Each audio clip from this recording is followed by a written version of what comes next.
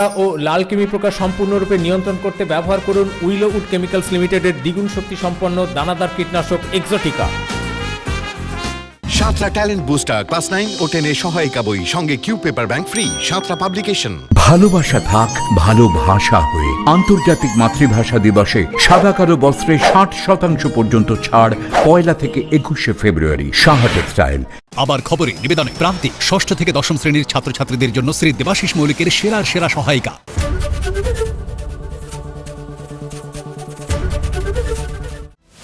কোন খবর 7-5 ভাবাচ্ছে? কোন খবর ছক ভাঙছে? কোন খবর স্পটলাইটে? সারাদিনের সব খবরের সব দিক 5টা থেকে 8টা, না হলে আমার সঙ্গে রাত 8টা থেকে বাছাই করা খবরের বিশ্লেষণে, আলোচনায়, পর্যালোচনায় অংশ নেবেন কি করে? এক মঞ্চ, সব পক্ষ। বিকেল 5টা থেকে লাগাতার, শুধুমাত্র এবিপি আনন্দে। এবিপি আনন্দ, এগিয়ে থাকে, এগিয়ে রাখে। আজ মোদী সরকারের বাজেট নভেম্বরের মতো পেশ করবে নির্মলা সীতারমণ। মূল্যবৃদ্ধি থেকে মিলবে সুরাহা? দাম বাড়বে কিসের, কমবে কি, তাকিয়ে গোটা দেশ। দিল্লি যাওয়ার আগে ফের গণেশ কুমারকে চিঠি মুখ্যমন্ত্রীর। ইসিআই পোর্টালে দখল নিচ্ছেন মাইক্রো অবজারভাররা। পেছনের দরজা দিয়ে নামবাদের চেষ্টা, আক্রমণ মমতার। পুরোটাই নাটক, পাল্টে বিজেপি। অভিষেককে মুখ্যমন্ত্রী করার স্বপ্নই থেকে যাবে মমতার। আক্রমণে অমিত শাহ। भतीजे को मुख्यमंत्री बनाने का मोतिया ऑपरेशन कर दे, सब दिखाई पड़े। দুর্ঘটনা নয়, তৃণমূল সরকারের দুর্নীতির ফল। নাজিরাবাদ কাণ্ডে আক্রমণ শাহের, পাল্টা অভিষেক। পানীয় জল খেয়ে 25 জন মারা গেছে ইন্দোরে, তার জন্য নরেন্দ্র মোদী দায়ী। শাহের সফরে মতুয়াদের নিয়েও তরজা তুঙ্গে। নবসূত্র মতুয়াদের ভয় দেখাচ্ছেন মমতা বন্দ্যোপাধ্যায়। আক্রমণ শাহের। শান্তনু ঠাকুর, অসীম সরকাররাই ভয় দেখাচ্ছেন, পাল্টা অভিষেক। ভোটের আগে ঘৃণা ভাষণ, মুখ্যমন্ত্রীর ঘাড়েই দায় ঠেললেন হুমায়ুন। মুখ্যমন্ত্রীর কথা রাখতে গিয়ে হিন্দু ভাইদের আঘাত পেয়েছিল, বড় জোরে ক্ষমা চেয়ে নিচ্ছি। মুখ্যমন্ত্রীর উস্কানিতে 70-30 মন্তব্য। হুমায়ুনের দাবি ঘিরে তোলপাড়। হুমায়ুনের কোনটা মুখ হুমায়ুনকে আগে ঠিক করতে বলুন। বেলডাঙ্গায় নৈরাজ্য তদন্তে নামলো এনআইএ। বেলডাঙ্গা থানা থেকে কেস ডায়েরি ও নথি সংগ্রহ এনআইএর। বড়ুয়া মোড়ে পুলিশের সঙ্গে গিয়ে ঘটনাক্রম বোঝার চেষ্টা। ইউএপিএতে মামলা রুজু। পুলিশে আরও এক ঝাঁক রদবদল। মুর্শিদাবাদের এসপি বদল, কুমার সানি রাজের জায়গায় ধৃতিমান সরকার। দার্জিলিং, বনগাঁ, বারাসাতে এসপিদেরও বদলি। কলকাতার একাধিক ডিভিশনেও রদবদল। আজ কেন্দ্রীয় বাজেট। ভোটের মুখে রাজ্যের কি প্রাপ্তি? মধ্যবিত্তের জন্য থাকবে বিশেষ ঘোষণা। সরাসরি সম্প্রচার, সঙ্গে তর্জমায় অভিরূপ সরকার। বাংলায় বাজেট আজ সকাল 9টায়। আগামী 2রা ফেব্রুয়ারি জাতীয় নির্বাচন কমিশনে যাচ্ছেন মুখ্যমন্ত্রী মমতা বন্দ্যোপাধ্যায়। তার আগে এসআইআর নিয়ে মুখ্য নির্বাচনী কমিশনারকে চিঠি দিলেন মুখ্যমন্ত্রী, এবং যেখানে তিনি মাইক্রো অবজারভার নিয়ে একাধিক প্রশ্ন তুলেছেন। আগেও চিঠি লিখেছি, একাধিক সমস্যার কথা জানিয়েছি। এসআইআর চলাকালীন এ পর্যন্ত প্রায় 140 জনের মৃত্যু হয়েছে। বিভিন্ন জায়গায় আইন শৃঙ্খলার সমস্যা তৈরি হচ্ছে। সম্প্রতি পশ্চিমবঙ্গে 8100 জন মাইক্রো অবজারভার নিয়োগ করেছে কমিশন। নির্বাচন কমিশনের ইতিহাসে এই প্রথম মাইক্রো অবজারভার নিয়োগ করা হয়েছে। আইন তৈরি ছাড়া এই ধরনের মাইক্রো অবজারভার নিয়োগ করতে পারে না কমিশন। অন্য কোনো রাজ্যে এই ধরনের মাইক্রো অবজারভার নিয়োগ করা হয়নি। ত্রিপুরা ক্যাডারের 4 আইএএস অফিসারকেও মাইক্রো অবজারভার নিয়োগ করা হয়েছে। কিছু মাইক্রো অবজারভার সিইও অফিসে বসে কাজ করছেন, কোনো আইনি অনুমোদন ছাড়াই ইসিআই পোর্টাল নিয়ন্ত্রণ করছেন। অসৎ উদ্দেশ্য নিয়ে তারা এসআইআর প্রক্রিয়া প্রভাবিত করতে তথ্যের গরমিল করছেন। বড় সংখ্যার ভোটারকে বাদ দিতে পেছনের দরজা দিয়ে চেষ্টা চলছে। গণেশ কুমারকে চিঠিতে লিখলেন মুখ্যমন্ত্রী মমতা বন্দ্যোপাধ্যায়। রাজ্য পুলিশের নতুন ভারপ্রাপ্ত ডিজি পীযূষ পাণ্ডে। রাজীব কুমারের অবসর, নতুন ভারপ্রাপ্ত ডিজিপি হলেন পীযূষ পাণ্ডে। ডিরেক্টর সিকিউরিটি থেকে ভারপ্রাপ্ত ডিজিপি পীযূষ পাণ্ডে। রাজ্যের ডিরেক্টর সিকিউরিটি হলেন মনোজ ভার্মা। কলকাতা সিপি থেকে ডিরেক্টর সিকিউরিটি হলেন মনোজ ভার্মা। কলকাতার নতুন পুলিশ কমিশনার সুপ্রতিম সরকার। এডিজি দক্ষিণবঙ্গ থেকে কলকাতার নতুন সিপি সুপ্রতিম সরকার। রাজ্যের নতুন এডিজি আইন শৃঙ্খলা বিনীত গোয়েল। এডিজি এসটিএফ থেকে এডিজি আইন শৃঙ্খলা হলেন বিনীত গোয়েল। আর রাজ্যের নতুন ADG STF Javed Shamim. ADG আইন শৃঙ্খলা থেকে এডিজি এসটিএফ হলেন জাভেদ শামীম। দমকলের নতুন ডিজি হলেন অনুজ শর্মা। কারা দপ্তরের ডিজি হলেন সিদ্ধিনাথ গুপ্ত। রাজ্য পুলিশের নতুন ভারপ্রাপ্ত ডিজি পীযূষ পাণ্ডে। রাজীব কুমারের অবসর, রাজ্য পুলিশের নতুন ভারপ্রাপ্ত DG Piyush Pandey. Director security থেকে ভারপ্রাপ্ত ডিজিপি পীযূষ পাণ্ডে। দায়িত্ব নেওয়ার পর কি বলেছেন তিনি? আমি জয়েন করেছি আজকে, আর এখানে আমার সব সহকর্মী বৃন্দ আছে, আর আমরা একটা টিমের হিসাবে কাজ করব। এখানে আপনাদের পাবলিকের জন্য আমরা আছি, পাবলিকের পুরো সহযোগিতা নিয়ে আমরা যেন প্রপার পুলিশিং করতে পারি, যেরকম আছে ওটাকে আমরা এগিয়ে নিয়ে যাব, এটাই আমাদের। দেখো, এটাকে এখানে আমার কিছু বলা উচিত হবে না, আগে আমাকে একটু বুঝতে দিন, তারপরে আমার যে বলা আছে অ্যাজ উই গো অলং আমরা বুঝতে থাকি। Thank you.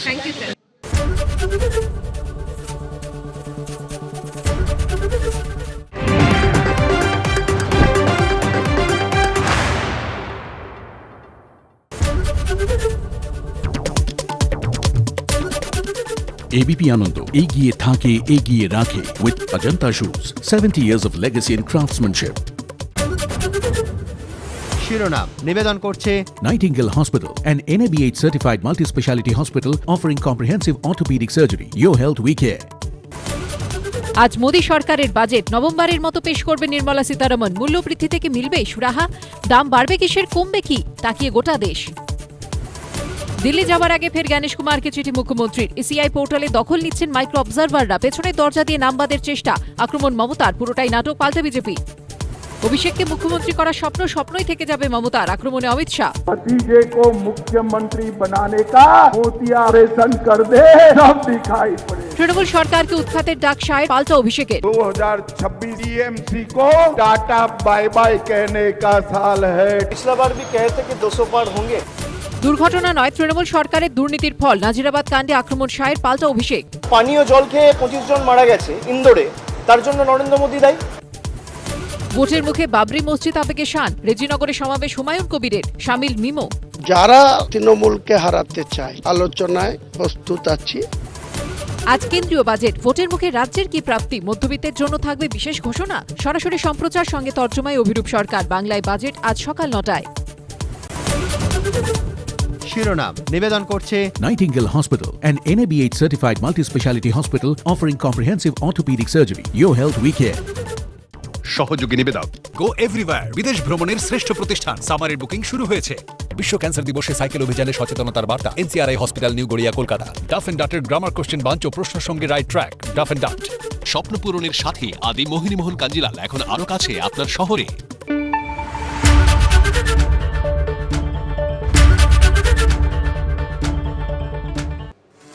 আজ 1 ফেব্রুয়ারি, প্রতিবারের মতো বেলা 11টায় এবারও বাজেট পেশ করবেন কেন্দ্রীয় অর্থমন্ত্রী নির্মলা সীতারমণ। 2026-27 সালে কি থাকতে চলেছে তার আগ্রহ কিন্তু রয়েছে গোটা দেশের মানুষের।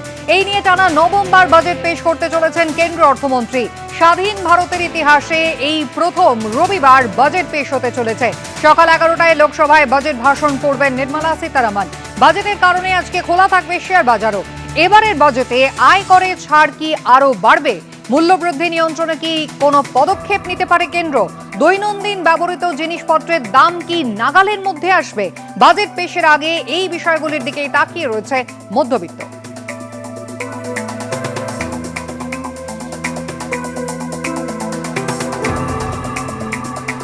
প্রতিবারের মতো আর্থিক সমীক্ষা রিপোর্ট আগেই পেশ করেছেন কেন্দ্রীয় অর্থমন্ত্রী। হালুয়া বিতরণ তাও কিন্তু হয়ে গিয়েছে। আর আজ একেবারে ঠাসা কর্মসূচি রয়েছে নির্মলা সীতারমণের। কথা বলবো আমাদের প্রতিনিধি বিজেন্দ্র সিংহের সঙ্গে। বিজেন্দ্র, সময় ধরে ধরে যদি আমাদের আজকের গোটা দিনের কেন্দ্রীয় অর্থমন্ত্রীর কর্মসূচি জানাও। দেখো কুসুমিতা, আজকে 9টা নাগাদ এটা মনে রাখতে হবে, গতবার অব্দি যে বাজেট পেশ করতেন নির্মলা সীতারমণ, সেটা তিনি নর্থ ব্লক থেকে বেরিয়ে প্রথমে রাষ্ট্রপতি ভবনে যেতেন, কিন্তু তার দপ্তর এখন শিফট হয়ে গেছে। এখন অর্থমন্ত্রক চলে এসেছে কর্তব্য ভবন 1-এ। আজকে 9টা নাগাদ কর্তব্য ভবন 1-এ প্রথম ফটো অফ হবে নির্মলা সীতারমণ অর্থমন্ত্রী, তার সঙ্গে তার প্রতিমন্ত্রী এবং বাকি সচিবদের সঙ্গে প্রথম ফটো অফ হবে 9টা নাগাদ। এবং সেখান থেকে কর্তব্য ভবন 1 থেকে বেরিয়ে রাষ্ট্রপতি ভবন যাবেন অর্থমন্ত্রী নির্মলা সীতারমণ। সেখানে রাষ্ট্রপতির সঙ্গে তার সৌজন্য সাক্ষাৎ হবে, যেখানে তিনি বাজেট পেশ করতে চলেছেন তার অনুমতি তিনি চাইবেন। এবং সেখান থেকে তিনি আসবেন সংসদ ভবনে 10টা নাগাদ। সংসদ ভবন মকদ্দোয়ারের কাছে তার ফটো অফ হবে, তার হাতে বাজেট থাকবে এবং সেই ফটো অফের পর তিনি সংসদ ভবনে যাবেন। এবং সংসদ ভবনের মধ্যে আজকে ক্যাবিনেট মিটিং হবে, যেখানে এই বাজেটকে কেন্দ্রীয় মন্ত্রিসভা অনুমোদন দেবে, ছাড় দেবে এবং তারপর 11টা থেকে তিনি লোকসভায় বাজেট ভাষণ স্টার্ট করবেন। এবং যেটা তুমি বললে, আশা রয়েছে যেহেতু জিএসটি এখন জিনিসপত্রের দামের উপর বড় ভূমিকা থাকে, জিনিসপত্রের খুব একটা দাম কমবে বা বাড়বে সেটা খুব একটা ইঙ্গিত আমরা পাবো না এই বাজেটে, কিন্তু সব থেকে বেশি আগ্রহ রয়েছে স্যালারিড ক্লাস যারা ইনকাম ট্যাক্সে কতটা স্ট্যান্ডার্ড ডিরেকশন কি কতটা বাড়ানো হচ্ছে, old tax regime new tax regime একটা রয়েছে, সেক্ষেত্রে ওল্ড ট্যাক্স রিজিম এবারও থাকবে নাকি ওল্ড ট্যাক্স রিজিম সরে যাবে এরকম একটা সম্ভাবনা রয়েছে। তবে নিউ ট্যাক্স রিজিমে নতুন কি ছাড় দিচ্ছেন নির্মলা সীতারামন সেটা দেখতে হবে। এনপিএস এর আওতায় যারা রয়েছেন, যারা এনপিএস এ টাকা জমা করেন তাদের জন্য কোনো বিশেষ সুবিধা রয়েছে কিনা এসব দেখতে হবে এই বাজেটের মধ্যে। এবং 11টা থেকে বাজেট পেশ করবেন নির্মলা সীতারামন লোকসভায় এবং তারপর 1টা নাগাদ রাজ্যসভায় তার বাজেট কপি লে করা হবে। বিজেন্দ্র, ধন্যবাদ। মধ্যবিত্তের মনে কিন্তু বাজেট নিয়ে হাজারো প্রশ্ন রয়েছে। কোন ক্ষেত্রে কি অপেক্ষা করছে জানতে সারা দেশের নজর আজ বাজেটের দিকে। বাজেট নিয়ে অর্থনীতিবিদরা তাঁদেরই বা কি আশা? আমার মনে হয় যেহেতু তেলের দাম বাড়বে এর ফলে এবং তেল বাদ দিয়ে আমাদের চলবে না, ফলে তেলের ভেতরে যে আভ্যন্তরীণ কর স্ট্রাকচার বা কর কাঠামো রয়েছে সেখানে একটা পরিবর্তন করা উচিত। অর্থাৎ সেস বা ইত্যাদি যেগুলো তেলের উপর ব্যবহার করা হয় সেটাকে একটু কমিয়ে রাখা উচিত। তেল কোম্পানিগুলো কিন্তু প্রভূত প্রফিট করে।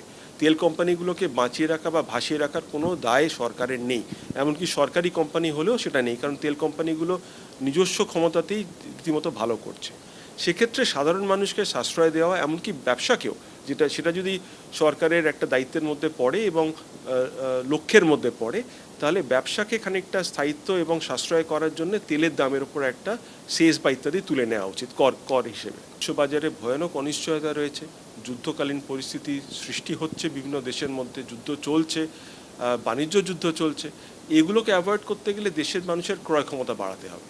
এই ক্রয় ক্ষমতা বাড়াতে গেলে কিন্তু আপনাকে দেশের মধ্যে জিএসটি কমিয়েও সেরকম কিন্তু মূল্য কমেনি, দ্রব্যমূল্য কমেনি। অর্থাৎ আপনি সাধারণ মানুষকে জিজ্ঞেস করলেই জানবেন যে প্রতিদিনের নিত্য প্রয়োজনীয় জিনিসের দাম কিন্তু কমেনি, কিন্তু জিএসটি কমানোর পরেও তা কেন কমে না? অর্থাৎ মধ্যস্বত্বভোগী আছেন কি না, অর্থাৎ মাঝখানে কোথায় আটকাচ্ছে দাম কমাতে, এই ব্যাপারে সরকারকে রীতিমতো প্রয়াস করে কিন্তু দাম কমানোর চেষ্টা করতে হবে। কেন্দ্রীয় বাজেট পেশের আগে চোখ রাঙাচ্ছে ডলারের তুলনায় টাকার অবমূল্যায়ন। সতর্ক ভারতীয় শেয়ার বাজারে বিনিয়োগকারীরা। আজ বাজেট পেশের পর কি শেয়ার বাজারের ছবিটা বদলাবে? 1 ফেব্রুয়ারি সংসদে বাজেট পেশ করতে চলেছেন কেন্দ্রীয় অর্থমন্ত্রী নির্মলা সীতারামন। মোদী সরকারের আমলে ফেব্রুয়ারি মাসের প্রথম দিনে কেন্দ্রীয় বাজেট পেশ করার নতুন নিয়ম চালু হওয়ার পর এবারই প্রথম রবিবার পেশ হবে কেন্দ্রীয় বাজেট। তার আগে পরপর 3 দিন ভারতীয় শেয়ার সূচকগুলি ঊর্ধ্বমুখী থাকলেও শুক্রবার 98.25 পয়েন্ট বা 0.39% কমে শেয়ার সূচক নিফটি 25,350-এর নিচে নেমেছে। আরেক শেয়ার সূচক সেন্সেক্স 296.59 পয়েন্ট বা 0.36% কমে দাঁড়িয়েছে 82,269.78-এ। একদিকে চোখ রাঙাচ্ছে ডলারের তুলনায় টাকার অবমূল্যায়ন, অন্যদিকে ভারতের রপ্তানির উপর আমেরিকার চাপানো 50% শুল্কে বৈদেশিক বাণিজ্যে প্রভাব। এই আবহে কেন্দ্রীয় বাজেট পেশের আগে ভারতীয় শেয়ার বাজারে সতর্ক বিনিয়োগকারীরা। ডলারের নিরিখে ভারতের টাকার দাম ক্রমাগত পড়ে যাচ্ছে বা ডলার আরও শক্তিশালী হচ্ছে। এটার কারণ হচ্ছে অনেকগুলো, একটা আন্তর্জাতিক স্তরের বিভিন্ন ধরনের চাহিদা এবং ভারসাম্যের ওপর নির্ভর করে। বিশ্ববাজারে ভয়ানক অনিশ্চয়তা রয়েছে, যুদ্ধকালীন পরিস্থিতি সৃষ্টি হচ্ছে, বিভিন্ন দেশের মধ্যে যুদ্ধ চলছে, বাণিজ্য যুদ্ধ চলছে। এগুলোকে অ্যাভয়েড করতে গেলে দেশের মানুষের ক্রয় ক্ষমতা বাড়াতে হবে। এই ক্রয় ক্ষমতা বাড়াতে গেলে কিন্তু আপনাকে দেশের মধ্যে জিএসটি কমিয়েও সেরকম কিন্তু মূল্য কমেনি। এই ব্যাপারে সরকারকে রীতিমতো প্রয়াস করে কিন্তু দাম কমানোর চেষ্টা করতে হবে। না হলে আভ্যন্তরীণ চাহিদা যদি না বাড়ে তাহলে বিশ্ববাজারে যে অনিশ্চয়তা রয়েছে সেটাকে সামলানোর কোনো রাস্তা আমাদের কাছে নেই। রাশিয়া ইউক্রেন যুদ্ধ সহ বিশ্বের বিভিন্ন অংশে চলা ভূ রাজনৈতিক অস্থিরতার জেরেও বিনিয়োগকারীরা জল মাপছেন বলে মনে করছেন বিশেষজ্ঞদের একাংশ। যারা ভারতবর্ষের বাজারে বিদেশি লগ্নিকারী যারা, তারা কিন্তু ভারতবর্ষের উপরে আর ভরসা রাখতে পারছেন না এবং তার জন্য কিন্তু তারা দায়ী করছেন ট্রাম্পকে। এবং ট্রাম্পের সঙ্গে ভারতবর্ষের যে বাণিজ্য চুক্তি সেটা সই হওয়ার আজকের দিনে কোনো সম্ভাবনা নেই এবং সেটা যতক্ষণ না আমরা ক্ল্যারিটি পাচ্ছি তাতে সাধারণ ভারতবাসীও যেরকম আশার আলো দেখতে পাচ্ছেন না, সেরকম বিদেশি লগ্নিকারী যারা ভারতবর্ষে লগ্নি করতেন তারাও কিন্তু সন্দিহান এবং তারা সেই জন্য ভারতবর্ষ থেকে তাদের ইনভেস্টমেন্টটা তুলে নিয়ে যাচ্ছেন এবং সেটারই এফেক্ট আমরা দেখছি ডলারে পড়ছে। অন্যদিকে গত কয়েক বছরে সোনা ও রূপোর দামের রকেট গতিতে উত্থান হলেও জানুয়ারির শেষ দিকে এসে উল্লেখযোগ্যভাবে গোত্তা খেয়েছে দুই ধাতুর দাম। শুক্রবার 10 গ্রাম পাকা সোনার দাম এক ধাক্কায় কমেছে 8,500 টাকার মতো। অন্যদিকে রূপোর কেজিতে দাম কমেছে 34,000 টাকারও বেশি। তবে গত কয়েক বছরে যে পরিমাণ দাম বেড়েছে তাতে এই পরিমাণ দাম কমাকে খুব একটা গুরুত্ব দিতে চাইছেন না স্বর্ণ ব্যবসায়ীরা। এখনো নামমাত্র সোনা কিনতে কালঘাম ছুটছে মধ্যবিত্তের। গোল্ড বা সিলভার একটা অল্টারনেট কমোডিটি কাম কারেন্সি হিসেবে কাজ করছে। সিলভার প্রায় 3x বেড়ে গেছে, গোল্ড প্রায় 2x মতন হয়ে গেছে। ফিউচারে যতদিন এই একটা গ্লোবাল আনসার্টি থাকবে, আমার তো দর্শকদের এটাই বলা যে তারা যেরকম যতটা পারে সেটা জুয়েলারি কিনে হোক, বার্স কয়েন্স কিনে হোক, ইটিএফে হোক, এনি ডিপ, তখন কিন্তু আমার মনে হয় কাস্টমারদের, দর্শকদের একটা চান্স পেলে বাই করে নেওয়া উচিত। এই নয় যে প্রত্যেক বছরই গোল্ড আর সিলভারের দাম ডাবল ট্রিপল হবে, কিন্তু হয়তো 4-5 বছরে আজকে আমরা যা দেখতে পাচ্ছি সেটা থেকে কিন্তু বেড়েই থাকবে, এবং গোল্ড সিলভারকে হেজ এগেইনস্ট ইনফ্লেশন বলে। এই পরিস্থিতিতে কি হবে কেন্দ্রীয় বাজেটে? নতুন কি ঘোষণা করবেন কেন্দ্রীয় অর্থমন্ত্রী? বিনিয়োগকারীদের উৎসাহ দিতেই বা নতুন বাজেটে কি থাকবে, এখন সেদিকেই নজর প্রত্যেকের। এদিকে 1 ফেব্রুয়ারি রবিবার হলেও কেন্দ্রীয় বাজেট পেশ হওয়ার কারণে খোলা থাকবে শেয়ার বাজার। অন্যান্য কাজের দিনের মতো এদিন শেয়ার কেনা বেচা করতে পারবেন বিনিয়োগকারীরা, তবে এক্ষেত্রে মানতে হবে কিছু নিয়ম। অরিত্রিক ভট্টাচার্যের রিপোর্ট, এবিপি আনন্দ। আর কিছুক্ষণ পরেই কেন্দ্রীয় অর্থমন্ত্রী নিজের বাসভবন থেকে বেরোবেন এবং তারপরে যাবেন বিত্তমন্ত্রকে। অবশ্যই প্রত্যেক মুহূর্তের খবরাখবরে আমরা নজর রাখবো। তবে যেহেতু সামনে পশ্চিমবঙ্গে নির্বাচন, আর তাকেই পাখির চোখ করে কেন্দ্রীয় স্বরাষ্ট্রমন্ত্রী অমিত শাহ গতকাল দক্ষিণবঙ্গ থেকে উত্তরবঙ্গ একদিনে জোড়া সভা করলেন। শিলিগুড়ির কর্মী সভা থেকে সোনার বাংলা গড়ার ডাক দিয়েছেন কেন্দ্রীয় স্বরাষ্ট্রমন্ত্রী। 2026 का साल टीएमसी को टाटा बाय बाय कहने का साल है। टाटा बाय बाय कहने, सोनार बांग्ला का निर्माण होने वाला है। 2014 में हमें सिर्फ 2 सीट मिली थी, 2019 में 41% वोट और 18 सीटें मिली। 2024 में 39% वोट मिला है और 2021 की विधानसभा में 38% वोट और 77 सीटें लेकर शुभेंदु अधिकारी हमारे विपक्ष के नेता बने हुए। विपक्ष के नेता ममता दीदी, अब हमें तो 38% से 45% का जंप लगाना है। आप एक बार देखना, भारतीय जनता पार्टी का वोट शेयर 50% से ज्यादा होने वाला है और प्रचंड बहुमत से हमारी सरकार बनने वाली है। শিলিগুড়ি সভা থেকে উত্তরবঙ্গের 28টি আসনে জেতার বার্তা দিয়েছেন কেন্দ্রীয় স্বরাষ্ট্রমন্ত্রী। और हमारे नेता नरेंद्र मोदी जी के दिल में सुकून नहीं है। इनके चेहरे पर तो मुस्कान उस दिन आएगी जिस दिन बंगाल में भारतीय जनता पार्टी की सरकार। यहां 28 सीटें हैं।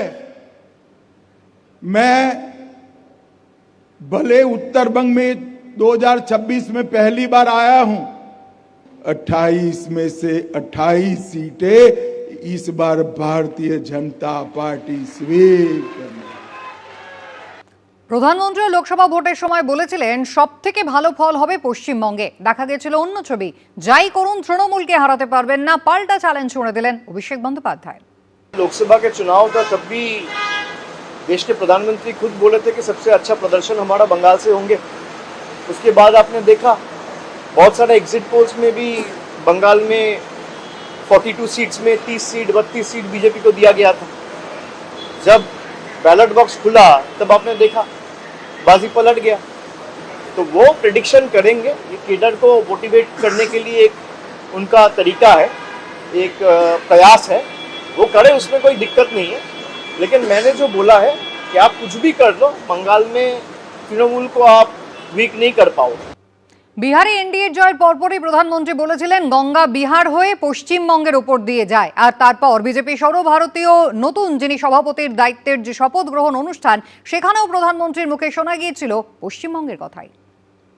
गंगा जी यहाँ बिहार से बहते हुए ही बंगाल तक पहुंचती है।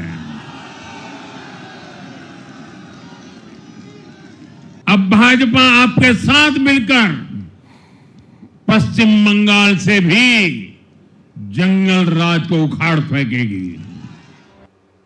একদিকে পশ্চিমবঙ্গে পৌঁছানোর আগেই যেমন অসম থেকে অনুপ্রবেশ নিয়ে সরব হয়েছেন গত পরশু অমিত শাহ, তারপরে দুর্নীতি ইস্যুতে কিন্তু তৃণমূল কংগ্রেসকে তীব্র আক্রমণ করতে শোনা গেল গতকাল। ভাইপোকে মুখ্যমন্ত্রী বানানোর স্বপ্ন তার চোখে ছানি ফেলেছে।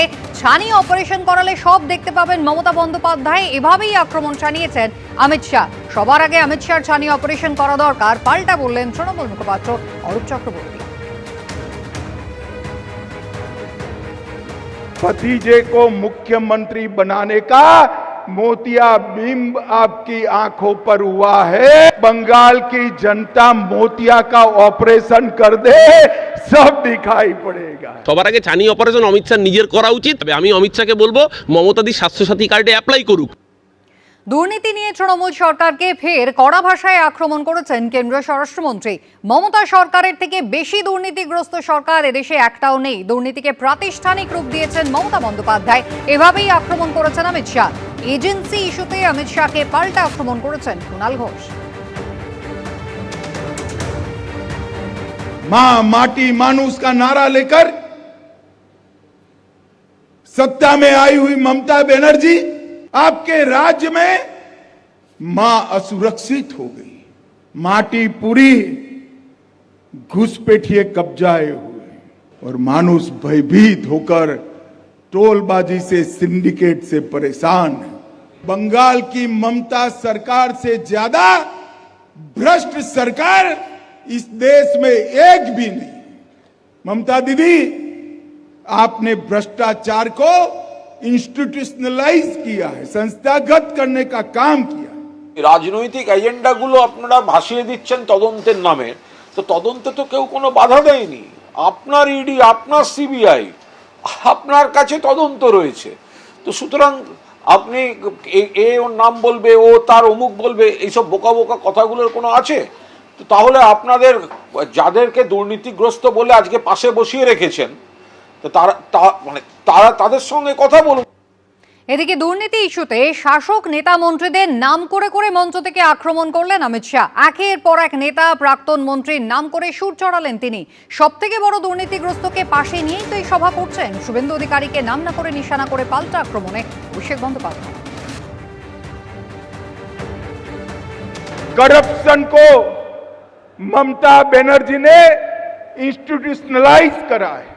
पार्थ चैटर्जी, ज्योति प्रिय मलिक, अनुव्रत मंडल, जीवन कृष्ण साहा, माणिक भट्टाचार्य, अजीत मैती, मदन मित्रा, चंद्रनाथ सिन्हा, परेश पाल, कुंतल घोष, अराबुल इस्लाम, फिरहाद हकीम, शोभन चैटर्जी, कुणाल घोष, ये सारे लोग जेल में गए। मैं ममता जी को चैलेंज देकर जाता हूं, आप में अगर हिम्मत है, आप भ्रष्टाचार का विरोध कर रही है, तो इन लोगों को टिकट न देने की हिम्मत करके बताना। टिकट न देने की वो नहीं कर पाएगी। अगर इन लोगों को टिकट नहीं दिया तो वो भतीजे का नाम उगल देंगे, भतीजे का नाम उगल। যাকে পাশে বসিয়ে বলছে সেই তো সব থেকে বড় দুর্নীতিগ্রস্ত। যারা দুর্নীতি নিয়ে তদন্ত করার কথা বলে, বিজেপির দুর্নীতির বিরুদ্ধে লড়াইয়ের কি নিদর্শন? গত 10-12 বছরে প্রত্যেকটা জয়েনিংয়ে এখানে বিরোধী দল নেতা, আসামে হিমন্ত বিশ্ব শর্মা, মহারাষ্ট্রে নারায়ণ রানে, কিছুদিন আগে উপমুখ্যমন্ত্রী মহারাষ্ট্রে একটা দুর্ভাগ্যজনক ঘটনায় মারা গেছে, আমি তার নাম করব না, কিন্তু একাধিক ভুরি ভুরি উদাহরণ রয়েছে। যারা এই কথাগুলো বলছে তারা লোক হাসানোর জন্য এসব কথা বলছে।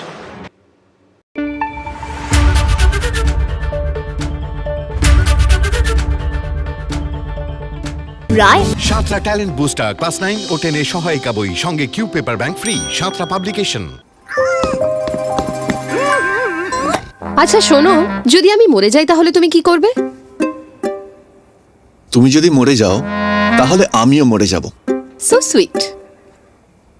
এত খুশি আমি কি করে সহ্য করব? বেস্ট ফার্ম গুগলি, এর টেস্টে আছে রেস্ট। সাতরা ট্যালেন্ট বুস্টার ক্লাস 6, 7, 8 এর সহায়িকা বই, সঙ্গে কিউ পেপার ব্যাংক ফ্রি। সাতরা পাবলিকেশন।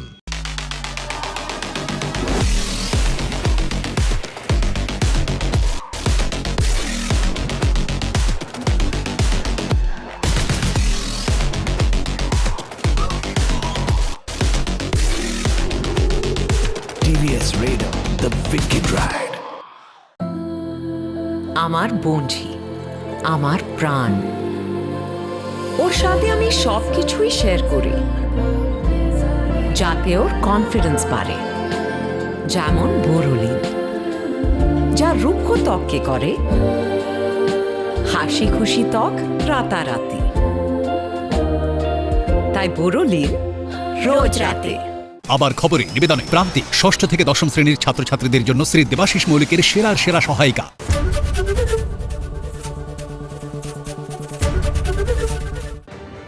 আগামী 2রা ফেব্রুয়ারি জাতীয় নির্বাচন কমিশনে যাচ্ছেন মুখ্যমন্ত্রী মমতা বন্দ্যোপাধ্যায়। তার আগে এসআইআর নিয়ে মুখ্য নির্বাচনী কমিশনারকে চিঠি দিলেন মুখ্যমন্ত্রী, এবং যেখানে তিনি মাইক্রো অবজারভার নিয়ে একাধিক প্রশ্ন তুলেছেন। আগেও চিঠি লিখেছি, একাধিক সমস্যার কথা জানিয়েছি।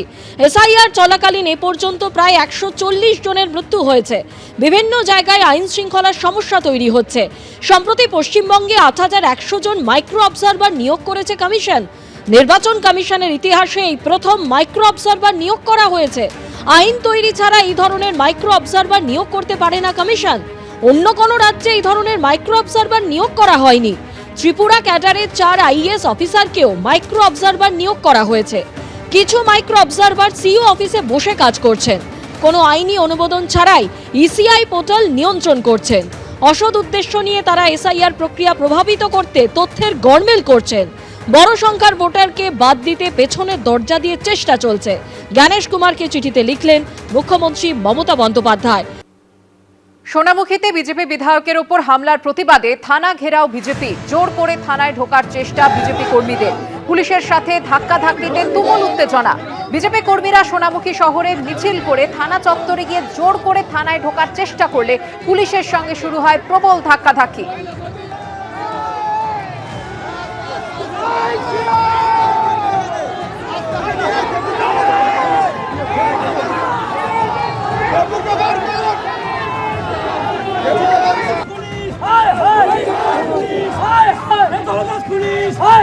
গত 26শে জানুয়ারি বাঁকুড়ার সোনামুখী ব্লকের মহেশপুর গ্রামে আক্রান্ত হন স্থানীয় বিজেপি বিধায়ক দিবাকর ঘরামি। আর সেই ঘটনার প্রতিবাদেই থানা ঘেরাও বিজেপির। জোর করে থানায় ঢোকার চেষ্টা বিজেপি কর্মীদের।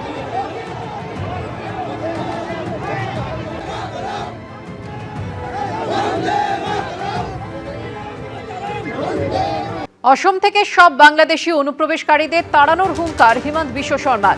কেউ মিয়াদের বিরুদ্ধে কিছু বললেই ওরা হইচই শুরু করে দেন। অসমিয়াদের বিরুদ্ধে কিছু বললে ওরা কিছু বলেন না। মিয়া মানে বাংলাদেশি অনুপ্রবেশকারী।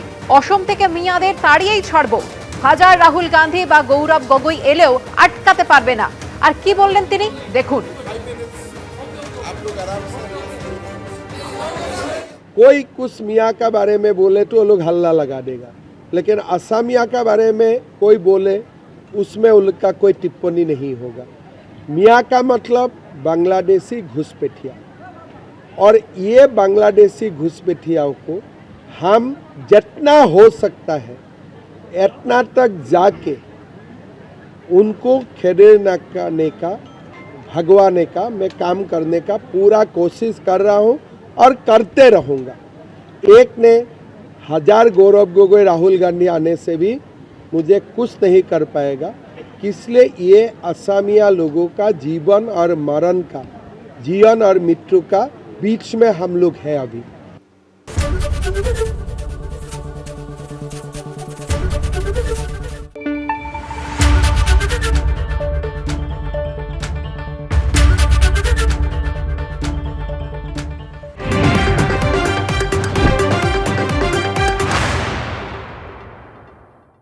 চাটা দে।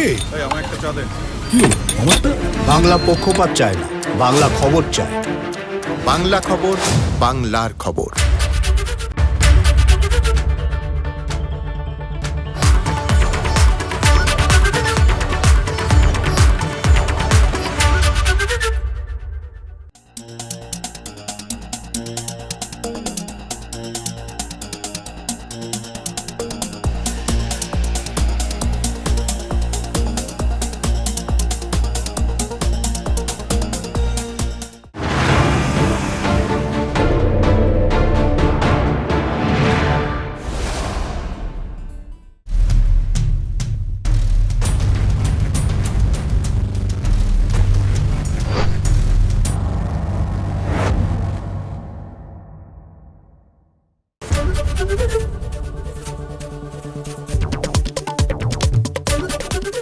ABP Ananda এগিয়ে থাকে এগিয়ে রাখে with Ajanta Shoes 70 years of legacy and craftsmanship. Salman Khan দিশা পাটানির পর এবার রোহিত শেঠির বাড়ি লক্ষ্য করে গুলি। মুম্বাইয়ের জুহুতে রোহিত শেঠির বাড়ি লক্ষ্য করে মোট 4 রাউন্ড গুলি চালায় অজ্ঞাত পরিচয় দুষ্কৃতীরা। তবে এই ঘটনায় কোনো হতাহতের খবর নেই বলে পুলিশ সূত্রে জানা গিয়েছে। সিসিটিভি ক্যামেরার ফুটেজ খতিয়ে দেখে দুষ্কৃতীদের খোঁজে তল্লাশি চালাচ্ছে ক্রাইম ব্রাঞ্চ। ইতিমধ্যেই ঘটনাস্থলে মোতায়েন হয়েছে পুলিশ বাহিনী।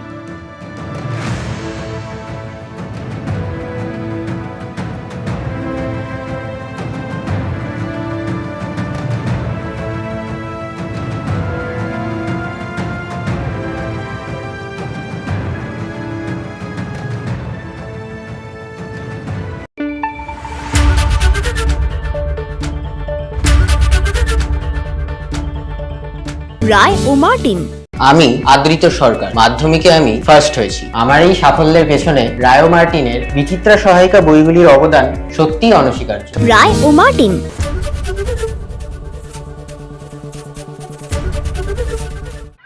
जाने दे, थोड़ा राइट जाने दे अभी काटू हाँ नहीं रुक जाए। आज तो अटके रहूंगा रे।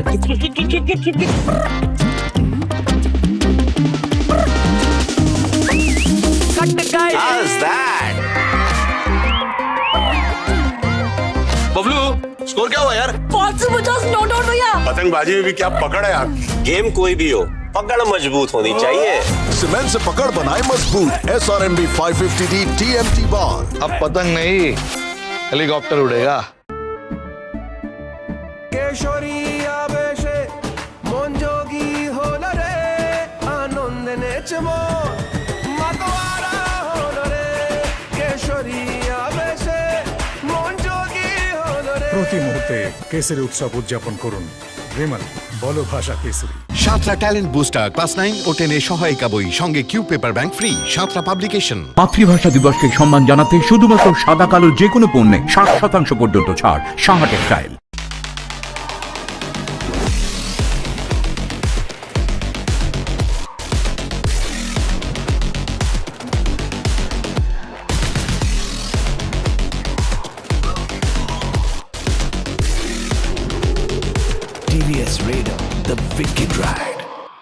আবার খবরে নিবেদনে প্রান্তিক 6ষ্ঠ থেকে 10ম শ্রেণীর ছাত্রছাত্রীদের জন্য শ্রী দেবাশিস মৌলিকের সেরা সহায়িকা।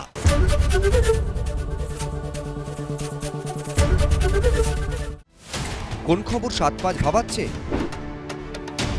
কোন খবর ছক ভাঙছে? কোন খবর স্পটলাইটে?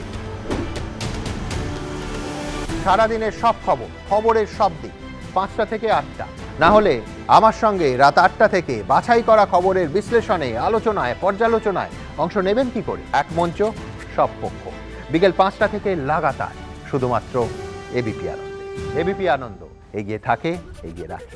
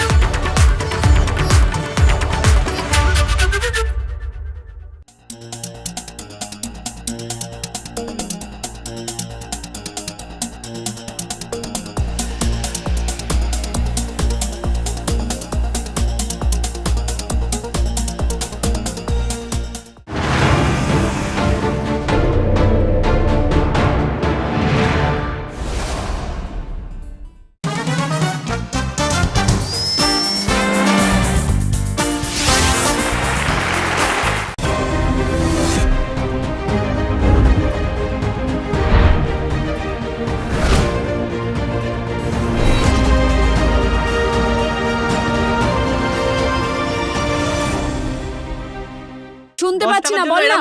হ্যালো, ব্যাপার নয়, আজকে বাংলা গলাবাজি চায় না, বাংলা খবর চায়। বাংলা খবর, বাংলার খবর।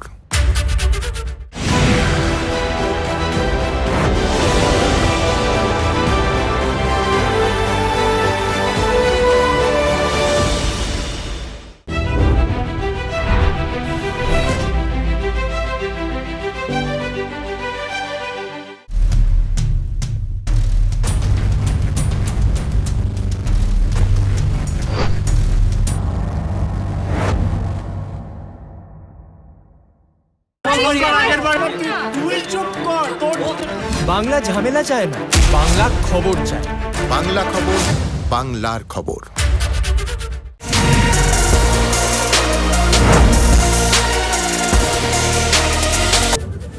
শিরোনাম নিবেদন করছে Nightingale Hospital, an NABH certified multi-speciality hospital offering comprehensive orthopedic surgery. Your health we care. আজ মোদী সরকারের বাজেট নভেম্বরের মতো পেশ করবেন নির্মলা সীতারমণ। মূল্যবৃদ্ধি থেকে মিলবে সুরাহা, দাম বাড়বে কোন জিনিসের, কমবে কিসে, তাকিয়ে দেশ। 1 ফেব্রুয়ারি বাজেট পেশের রীতি মোদী সরকারের। দেশের ইতিহাসে এই প্রথম রবিবারে বাজেট। পুরো সময়ের জন্য খোলা থাকছে শেয়ার বাজারও।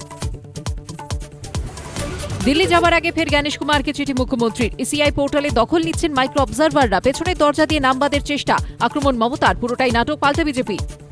অভিষেককে মুখ্যমন্ত্রী করার স্বপ্নই থেকে যাবে মমতার। আক্রমণে অমিত শাহ। भतीजे को मुख्यमंत्री बनाने का मोतिया ऑपरेशन कर दे, सब दिखाई पड़े। পুলিশে আরও এক ঝাঁক রদবদল। মুর্শিদাবাদের এসপি বদল, কুমার সানি রাজের জায়গায় ধৃতিমান সরকার। দার্জিলিং, বনগাঁ, বারাসাতে এসপিদেরও বদলি। কলকাতার একাধিক ডিভিশনেও রদবদল। আজ কেন্দ্রীয় বাজেট। ভোটের মুখে রাজ্যের কি প্রাপ্তি, মধ্যবিত্তের জন্য থাকবে বিশেষ ঘোষণা। সরাসরি সম্প্রচার, সঙ্গে তর্জমায় অভিরূপ সরকার। বাংলায় বাজেট আজ সকাল 9টায়। কি নিয়ে সরগরম রাজ্য রাজনীতি, কি বলছেন হীরকরাজ ও সভাসদরা। হীরকরাজার দরবার রাত 10:30টায়।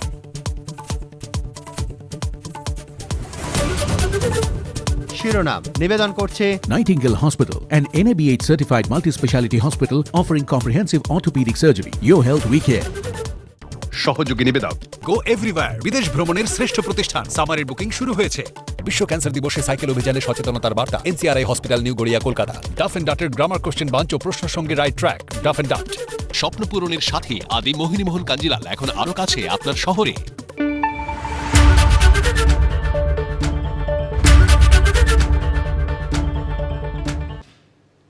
এই নিয়ে টানা নভেম্বর বাজেট পেশ করতে চলেছেন কেন্দ্রীয় অর্থমন্ত্রী নির্মলা সীতারমণ। স্বাধীন ভারতের ইতিহাসে এই প্রথম রবিবার বাজেট পেশ হচ্ছে।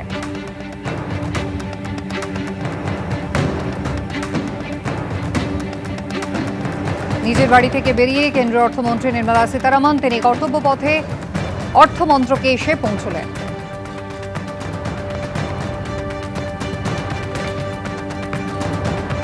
সকাল 11টায় লোকসভায় বাজেট ভাষণ পড়বেন কেন্দ্রীয় অর্থমন্ত্রী।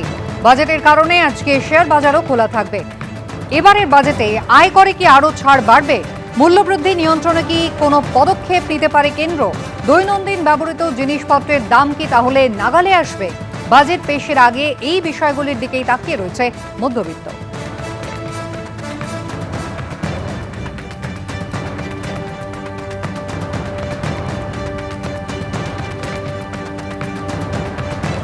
বাজেট পেশের আগে আজ কেন্দ্রীয় অর্থমন্ত্রীর ঠাসা কর্মসূচি রয়েছে। বাজেট পেশের জন্য নিজের বাসভবন থেকে তিনি রওনা দিয়ে ইতিমধ্যেই পৌঁছে গিয়েছেন অর্থমন্ত্রকে। কর্তব্য ভবনে যেখানে অর্থমন্ত্রক, সেখানে পৌঁছে গিয়েছেন কেন্দ্রীয় অর্থমন্ত্রী নির্মলা সীতারমণ।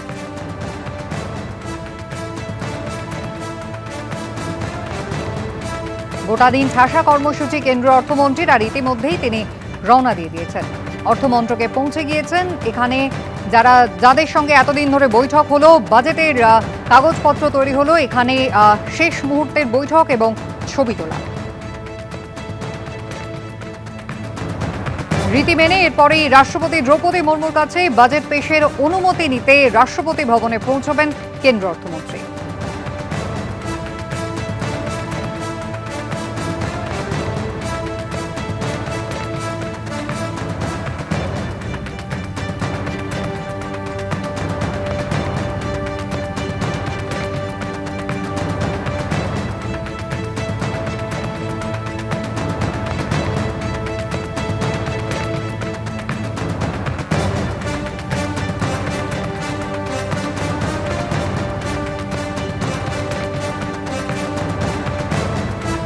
সকাল 10:15 কেন্দ্র মন্ত্রিসভার বৈঠক রয়েছে, যেখানে বাজেট পেশের অনুমোদন নেবেন কেন্দ্রীয় অর্থমন্ত্রী এবং তারপর বেলা 11টায় বাজেট ভাষণ পাঠ করবেন তিনি।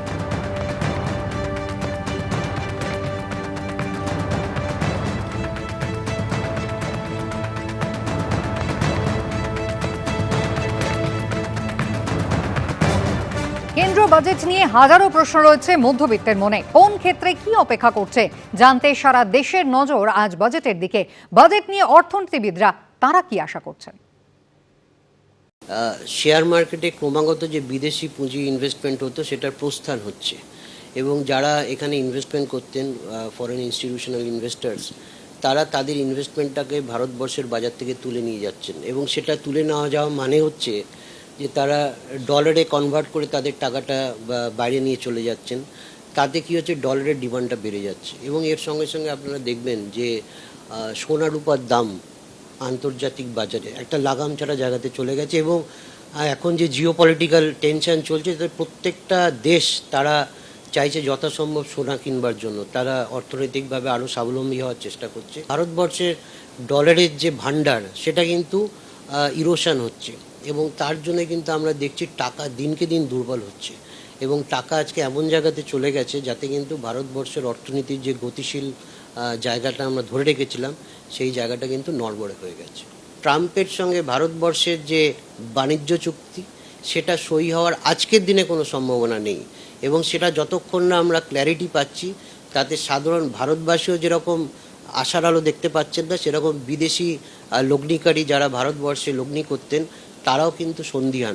সরকারের কিছু মানে কার্যপ্রণালী আছে, আরবিআই তার মধ্যে অন্যতম উইং, তারা কিন্তু চাইলে যে টাকার দামটাকে ধরে রাখার যে প্রক্রিয়া সেই প্রক্রিয়াটাকে শুরু করতে পারে এবং আমি বলবো সেটাই হয়তো আজকের দিনে দাঁড়িয়ে সেটাই হয়তো ডিমান্ড করে, যেখানে আরবিআই বা সরকার এমন কিছু পদক্ষেপ নেবে সাধারণ বাজেটে যার মাধ্যমে আমরা দেখব যে টাকার যে অবমূল্যায়ন সেটাকে যাতে বন্ধ করা।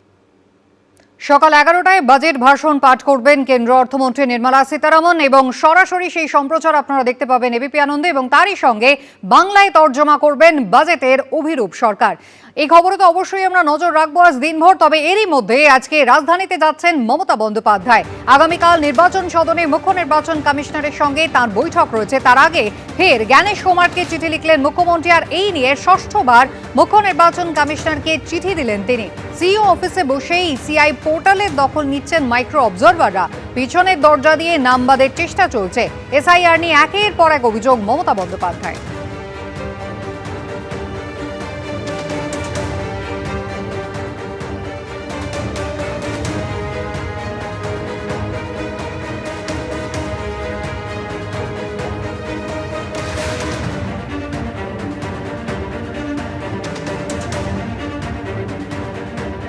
জ্ঞানেশ কুমারকে লেখা চিঠিতে মুখ্যমন্ত্রীর অভিযোগ, কয়েকজন মাইক্রো অবজারভার সিইও অফিসে বসে আইনি অনুমোদন ছাড়াই ইসিআই পোর্টাল নিয়ন্ত্রণ করছেন। এসআইআর প্রক্রিয়াকে প্রভাবিত করতে অসৎ উদ্দেশ্যে কাজ করছেন তারা। এমনকি মাইক্রো অবজারভারদের বিরুদ্ধে তথ্যের গরমিল করার মতো অভিযোগও করেছেন মমতা বন্দ্যোপাধ্যায়। তার আরও অভিযোগ, এভাবে বড় সংখ্যক ভোটারের নাম পিছনের দরজা দিয়ে বাদ দেওয়ার চেষ্টা চলছে।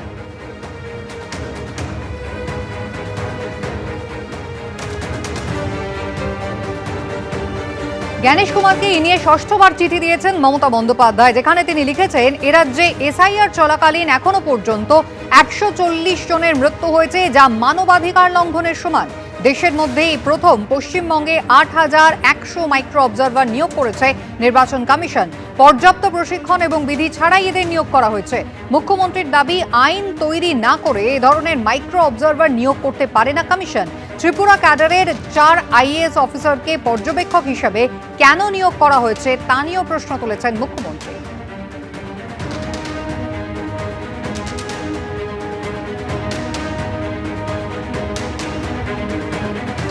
আর এ নিয়ে রাজনৈতিক মহলের কি প্রতিক্রিয়া দেখুন। যারা এসআইআর করে মানুষকে ভীত সন্ত্রস্ত ভয় দেখাতে চেয়েছিল, তারা আজকে বুঝতে পারছে যে এসআইআর করতে গিয়ে তাদের পায়ের তলার যেটুকু মাটি ছিল সেটুকু ছড়ে গেছে।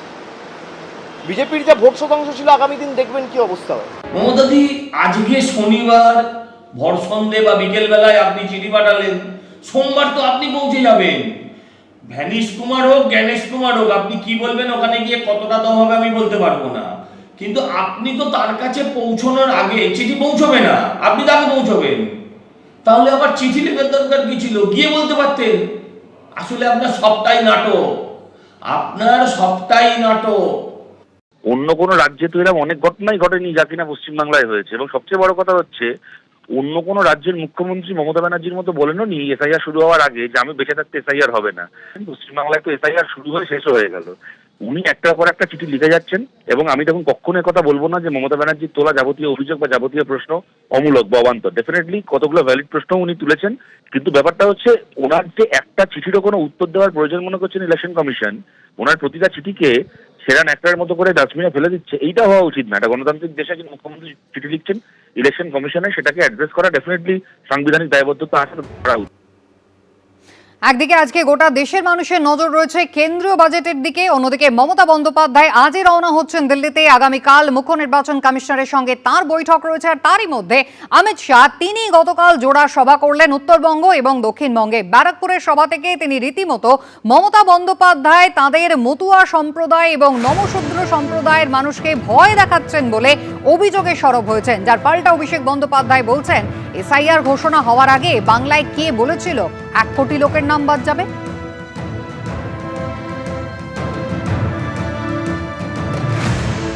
ममता बनर्जी जी हमारे मतुआ समाज के, नाम शूद्र समाज के लोगों को डरा रही है।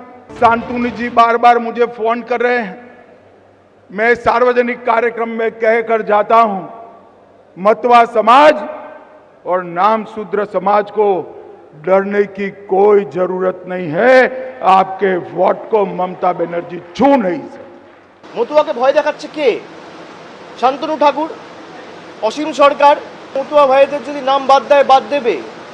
তৃণমূলকে আক্রমণ না করে বিজেপি আগে ডিসিপ্লিনারি অ্যাকশন, যে বিজেপির সাংসদরা মতুয়ার বিরুদ্ধে কথা বলে, বাংলায় কে বলেছিল এসআইআর ঘোষণা হওয়ার আগে যে 1 কোটি লোকের নাম বাদ যাবে?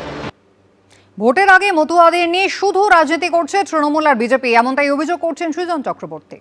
এতদিন ধরে এসআইআর এর কাজ হচ্ছে, মতুয়া মানুষ তাদেরকে ডাক দিয়েছে, তাদের নাম খারিজ করেছে। শান্তনু ঠাকুর এতদিন ধরে বলেছে 2-3 লক্ষ মানুষের নাম যদি বাদ যায় পরে দেখবো। এখন শুধু ভোটের দিকে তাকিয়ে বলছেন, কেননা বুঝে গেছেন মতুয়া মানুষ তাদের কাছে বিজেপি ধরা পড়ে গেছে। গতকাল ব্যারাকপুরের সভা থেকে নাজিরাবাদ অগ্নিকাণ্ড নিয়েও সরব হয়েছেন অমিত শাহ। বললেন এটা কোনো দুর্ঘটনা নয়, তৃণমূল সরকারের দুর্নীতির ফল। পাল্টা অভিষেক বন্দ্যোপাধ্যায় বলছেন তাহলে ইন্দোরে পানীয় জল খেয়ে মৃত্যুর ঘটনায় নরেন্দ্র মোদী দায়ী। कोई एक्सीडेंट नहीं है, आनंदपुर वेयर हाउस में अग्निकांड हुआ है, वो ममता बनर्जी सरकार के भ्रष्टाचार के चलते हुआ है। বিজেপি শকুনের মৃতদেহ খোঁজে আর মৃত্যুর রাজনীতি করে, শকুনের মতো লাশের রাজনীতি। জীবিকার টানে কলকাতায় এসে ঝলসে গেছে অনেকগুলো জীবন। আনন্দপুরের অদূরে নাজিরাবাদ অগ্নিকাণ্ডে শুধু যে মানুষগুলো শেষ হয়ে গেছে তাই নয়, পুরো ছাই হয়ে গেছে তাদের পরিবারের স্বপ্ন। ইতিমধ্যেই জানিয়ে উত্তাল রাজ্য রাজনীতিও। এই আবহেই শনিবার ব্যারাকপুরের সভা থেকে একাধিকবার অমিত শাহর মুখে উঠে এলো আনন্দপুর অগ্নিকাণ্ডের প্রসঙ্গ। শুধু তাই নয়, অগ্নিকাণ্ডে নিহত কর্মীদের শ্রদ্ধা জানিয়ে শুরু করলেন বক্তব্য। আক্রমণ শানালেন তৃণমূল সরকারকে। आनंदपुर वेयर हाउस में मोमो फैक्ट्री में लगी हुई आग में मारे गए सभी श्रमिकों को श्रद्धांजलि देकर मेरी बात की शुरुआत करना चाहता हूं। जो अग्निकांड हुआ है ये कोई एक्सीडेंट नहीं है। 25 लोगों की जान गई है, 27 लोग लापता है। अरे बंगाल के नागरिक मारे गए हैं, इसमें वोट बैंक की पॉलिटिक्स क्या कर रही हो ममता जी? आपको शर्म आनी चाहिए, शर्म आनी चाहिए। 32 घंटे बाद कोई मंत्री वहां पहुंचता है।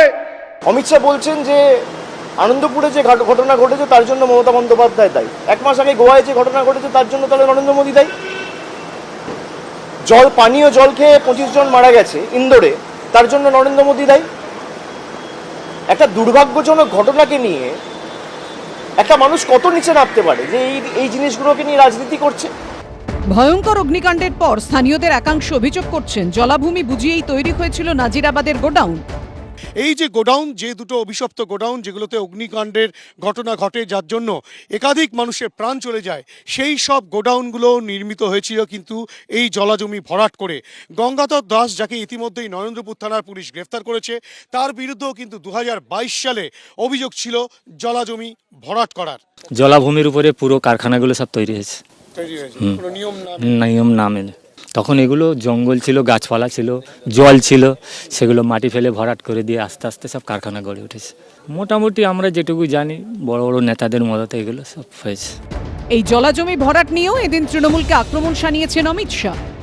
वेटलैंड पर गोडाउन बना है, गोडाउन बाहर से बंद था या खुला था? बंद था तो क्यों बंद कर दिया गया था? अंदर लोग जलते रहे, मरते रहे, चीखते रहे, बाहर नहीं आ पाए। और मैं आज ममता जी को कहने आया हूं, पर्दा डालना है तो डालो ममता जी, पर्दा डालना है तो डालो। अप्रैल के बाद भाजपा सरकार आएगी और अग्निकांड के आरोपियों को चुन चुन कर हम जहर की सलाखों के पीछे। জলাজমি ভরাটের অভিযোগে এদিন রুবি থেকে নাজিরাবাদের ঘটনাস্থল পর্যন্ত মিছিল করল কংগ্রেস। জলাজমি ভরাট করে যে এই যে কাণ্ড কারখানা চলছে, এতে 55 কোটি টাকা যে রেভিনিউ লস হচ্ছে, কার পকেটে যাচ্ছে? এবং যারা এই ডিপার্টমেন্টগুলো দেখে তাদের জেল হবে না কেন? আজকে আগুন লেগেছে বলে তুমি ম্যানেজারকে অ্যারেস্ট করে নিলে, এটা কোনো সুরাহার কাজ নয়। মোমো কারখানা থেকে খুব দুর্ভাগ্যজনক, কিন্তু সেটা নিয়ে রাজনীতি কেন করছেন অমিত শাহ? কয়েকদিন আগে আপনাদের গোয়ায় যখন নাইট ক্লাব দাউ দাউ করে জ্বললো এবং মৃত্যুর মিছিল হলো, তখন তো আমরা রাজনীতি করতে যাইনি। আপনাদের ইন্দোরে, মধ্যপ্রদেশের ইন্দোরে যখন পানীয় জলে বিষক্রিয়া হয়ে দূষিত জল ঢুকে যাচ্ছে পানীয় জলে, বারবার মানুষ বলেছে আপনারা সারাননি, সেখানে 25 জনের বেশি মৃত, তার থেকে কয়েক গুণ অসুস্থ। আমরা তো দুর্ঘটনা ধরে সেটা নিয়ে কোনো রাজনীতি করতে যাইনি। এদিন নিউ মার্কেটে ওয়াও মোমোর আউটলেটের সামনে বিক্ষোভ দেখায় যুব কংগ্রেস। শিবাশিস মৌলিক হিন্দলতে ও সুদীপ্ত আচার্যর রিপোর্ট, এবিপি আনন্দ। এদিকে নাজিরাবাদের অগ্নিকাণ্ডের 32 ঘন্টা পরে ঘটনাস্থলে পৌঁছেছিলেন দমকল মন্ত্রী সুজিত বসু, যার জবাব এবার তিনি দিয়েছেন। তিনি বলছেন তিনি সশরীরে না পৌঁছলেও সেই ভোর রাত 3টে থেকে কিন্তু গোটা ব্যবস্থাপনাটার দায়িত্বেই ছিলেন তিনি। বিরোধীরা শুধু শুধু রাজনীতি করছে, এই সমস্ত কথার উত্তর দেওয়ার প্রয়োজন তিনি মনে করেন না। কি বললেন দমকল মন্ত্রী দেখুন। 32 ঘন্টা পরের ব্যাপারটা না, আমি কিন্তু ঘটনার প্রথম থেকেই সারাক্ষণ ঘর থেকে বসে সমস্তটাই কন্ট্রোল করেছে। কাজে দমকলের কর্মীরা কিন্তু সবসময় সেখানে তারা কাজ করেছে। প্রথম 3টের পর থেকে ঘটনা যখন আমরা জানতে পেরেছি, আমি মনে করি এইসব কথার উত্তর দেওয়ার কোনো আছে বলে আমার মনে হয় না। কেন দেখুন, একটা প্রাইভেট জায়গার মধ্যে তার ভেতরে কত মানুষ সেখানে শুয়ে আছে কিংবা লোক রয়েছে সেটা তো আমাদের জানার কথা না। একটা সেখানে গোডাউন ছিল, কিন্তু আমাদের রেস্কিউ ব্যাপারে আমাদের লোকেরা যথেষ্ট তৎপরতার সাথে কাজ করে। আর যারা বলছে, আমি এসব কথা, কিছুদিন আগে তো গোয়াতেও একটা নাইট ক্লাবে 25 জন মারা গেছে। এসব নিয়ে আমার মনে হয় রাজনীতি করাটা উচিত না। রাজনীতিটা রাজনীতির জায়গায় থাকা ভালো। মৃত্যু নিয়ে রাজনীতিটা কখনোই সমীচীন না। আমি এবং আমাদের সরকারও খুব সফট, এতগুলো মানুষ চলে গেছে। চোখ রাখুন, নিবেদনে জিবিজি হেক্সা টিএমটি পাক্কা হ্যায়। আজ কেন্দ্রীয় বাজেট ভোটের মুখে রাজ্যের কি প্রাপ্তি, মধ্যবিত্তের জন্য থাকবে বিশেষ ঘোষণা। সরাসরি সম্প্রচার, সঙ্গে তর্জমায় অভিরূপ সরকার। বাংলায় বাজেট আজ সকাল 9টায়।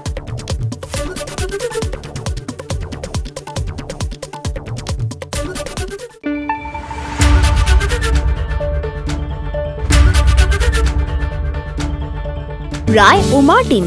আমি আদৃত সরকার, মাধ্যমিকে আমি ফার্স্ট হয়েছি। আমার এই সাফল্যের পেছনে রায় ও মার্টিনের বিচিত্রা সহায়িকা বইগুলির অবদান সত্যিই অনস্বীকার্য। রায় ও Martin.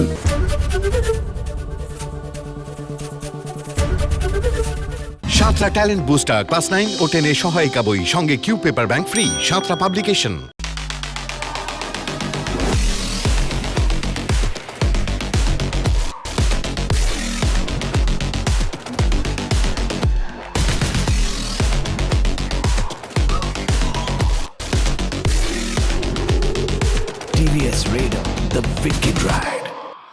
Santra talent booster class 6, 7, 8 এর সহায়িকা বই সঙ্গে Q paper bank free Santra publication.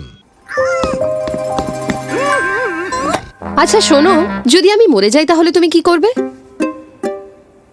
তুমি যদি মরে যাও তাহলে আমিও মরে যাব। So sweet.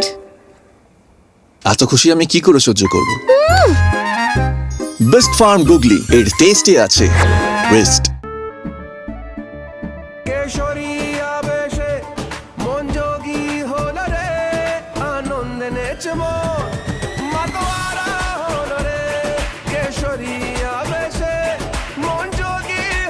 প্রতি মুহূর্তে কেসরি উৎসব উদযাপন করুন। রেমন বলো ভাষা কেসরি। আবার খবরে নিবেদনে প্রান্তিক 6ষ্ঠ থেকে 10ম শ্রেণীর ছাত্রছাত্রীদের জন্য শ্রী দেবাশিস মৌলিকের সেরা সহায়িকা।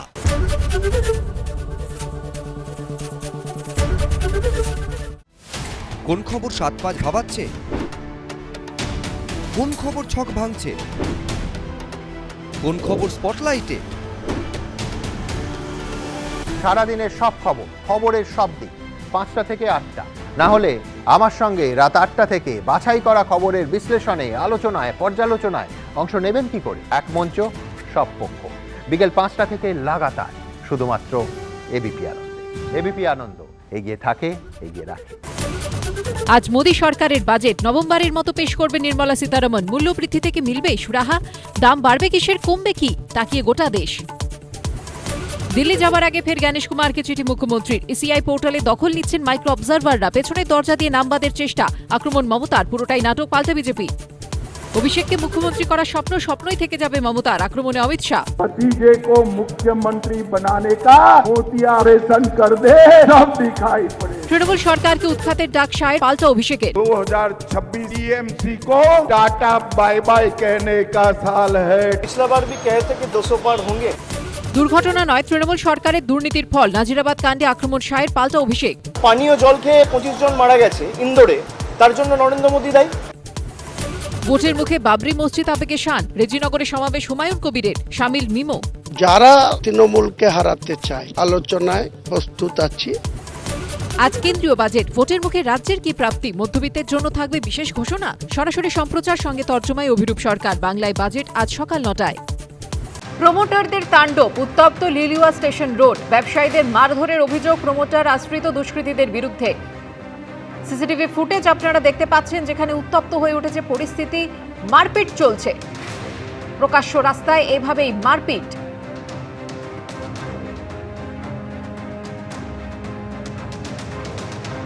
সিসি ফুটেজে প্রমোটারদের তাণ্ডবের ছবি, জখম হয়েছে বেশ কয়েকজন। দোকান ছেড়ে দেওয়ার জন্য হুমকি দিচ্ছিল প্রমোটার ও দলবল, এমনটাই অভিযোগ করেছেন ব্যবসায়ী।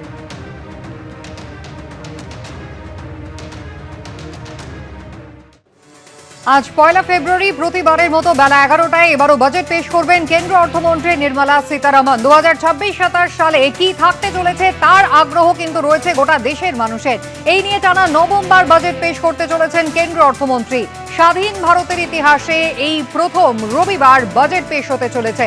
সকাল 11টায় লোকসভায় বাজেট ভাষণ করবেন নির্মলা সীতারমণ। বাজেটের কারণে আজকে খোলা থাকবে শেয়ার বাজারও। এবারের বাজেটে আয়করে ছাড় কি আরও বাড়বে? মূল্যবৃদ্ধি নিয়ন্ত্রণে কি কোনো পদক্ষেপ নিতে পারে কেন্দ্র? দৈনন্দিন ব্যবহৃত জিনিসপত্রের দাম কি নাগালের মধ্যে আসবে? বাজেট পেশের আগে এই বিষয়গুলির দিকে তাকিয়ে রয়েছে মধ্যবিত্ত।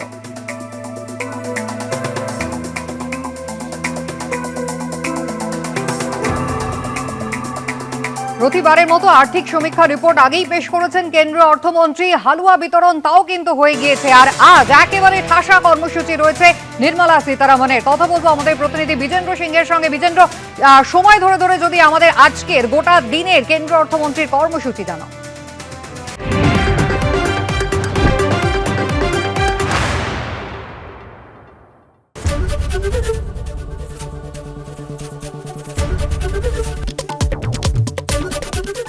ABP Ananda এগিয়ে থাকে এগিয়ে রাখে with Ajanta Shoes 70 years of legacy in craftsmanship. নির্ধারিত নৌমহড়ার ঠিক একদিন আগে বিকট বিস্ফোরণে কেঁপে উঠল ইরানের দুই শহর। ইরানের বন্দর আব্বাস ও আওয়াজ শহরে বিস্ফোরণে নিহত অন্তত 5, আহতের সংখ্যা 14-র বেশি। বিস্ফোরণের পরেই জিপিএস সিস্টেম ডিঅ্যাক্টিভেট করল ইরান সরকার। যদিও দমকল বিভাগের দাবি গ্যাস লিকের কারণে এই বিস্ফোরণের তীব্রতা এতটাই ছিল যে আবাসনের জানলা পর্যন্ত উড়ে যায়। গতকালই ইরানের আওয়াজ শহরে গ্যাস বিস্ফোরণের ঘটনায় অন্তত 5 জনের মৃত্যু হয়েছে।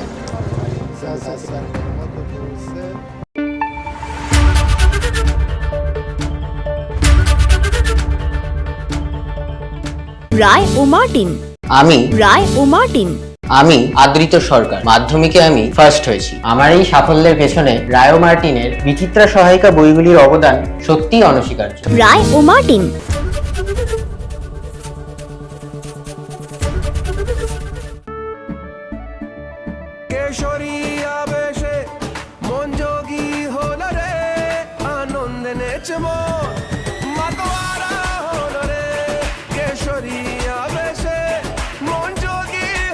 প্রতি মুহূর্তে কেসরি উৎসব উদযাপন করুন। রিমন বলো ভাষা কেসরি। ভালোবাসা থাক ভালোবাসা হয়ে। আন্তর্জাতিক মাতৃভাষা দিবসে সাদা কালো বস্ত্রে 60% পর্যন্ত ছাড় 1 থেকে 21 ফেব্রুয়ারি। Saha textile. Santra talent booster class 9 ও 10 এর সহায়িকা বই, সঙ্গে Q paper bank free. Santra publication.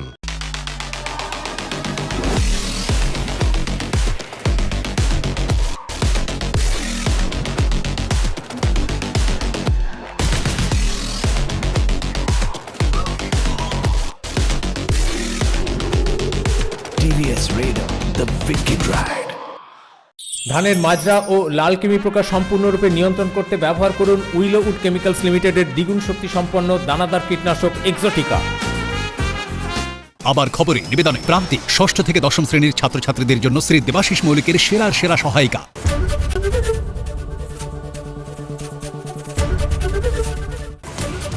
আজ মোদী সরকারের বাজেট নভেম্বরের মতো পেশ করবে নির্মলা সীতারমণ। মূল্যবৃদ্ধি থেকে মিলবে সুরাহা? দাম বাড়বে কিসের, কমবে কি, তাকিয়ে গোটা দেশ। দিল্লি যাওয়ার আগে ফের গণেশ কুমারকে চিঠি মুখ্যমন্ত্রীর। ইসিআই পোর্টালে দখল নিচ্ছেন মাইক্রো অবজারভাররা। পেছনের দরজা দিয়ে নামবাদের চেষ্টা, আক্রমণ মমতার। পুরোটাই নাটক, পাল্টা বিজেপি। অভিষেককে মুখ্যমন্ত্রী করার স্বপ্নই থেকে যাবে মমতার। আক্রমণে অমিত শাহ। भतीजे को मुख्यमंत्री बनाने का मोतियारेशन कर दे, सब दिखाई पड़े। তৃণমূল সরকারকে উৎখাতের ডাক শাহের, পাল্টা অভিষেকের। 2026 टीएमसी को टाटा बाय बाय कहने का साल है। पिछला बार भी कहे थे कि 200 पार होंगे। দুর্ঘটনা নয়, তৃণমূল সরকারের দুর্নীতির ফল। নাজিরাবাদ কাণ্ডে আক্রমণ শাহের, পাল্টা অভিষেক। পানীয় জল খেয়ে 25 জন মারা গেছে ইন্দোরে, তার জন্য নরেন্দ্র মোদী দায়ী। ভোটের মুখে বাবরি মসজিদ আবেগে শান। রেজিনগরে সমাবেশ হুমায়ুন কবিরের, শামিল মিমো। যারা তৃণমূলকে হারাতে চায় আলোচনায় প্রস্তুত আছি। আজ কেন্দ্রীয় বাজেট। ভোটের মুখে রাজ্যের কি প্রাপ্তি, মধ্যবিত্তের জন্য থাকবে বিশেষ ঘোষণা। সরাসরি সম্প্রচার, সঙ্গে তর্জমায় অভিরূপ সরকার। বাংলায় বাজেট আজ সকাল 9টায়। সোনামুখীতে বিজেপি বিধায়কের ওপর হামলার প্রতিবাদে থানা ঘেরাও বিজেপি। জোর করে থানায় ঢোকার চেষ্টা বিজেপি কর্মীদের। পুলিশের সাথে ধাক্কাধাক্কিতে তুমুল উত্তেজনা। বিজেপি কর্মীরা সোনামুখী শহরে মিছিল করে থানা চত্বরে গিয়ে জোর করে থানায় ঢোকার চেষ্টা করলে পুলিশের সঙ্গে শুরু হয় প্রবল ধাক্কাধাক্কি।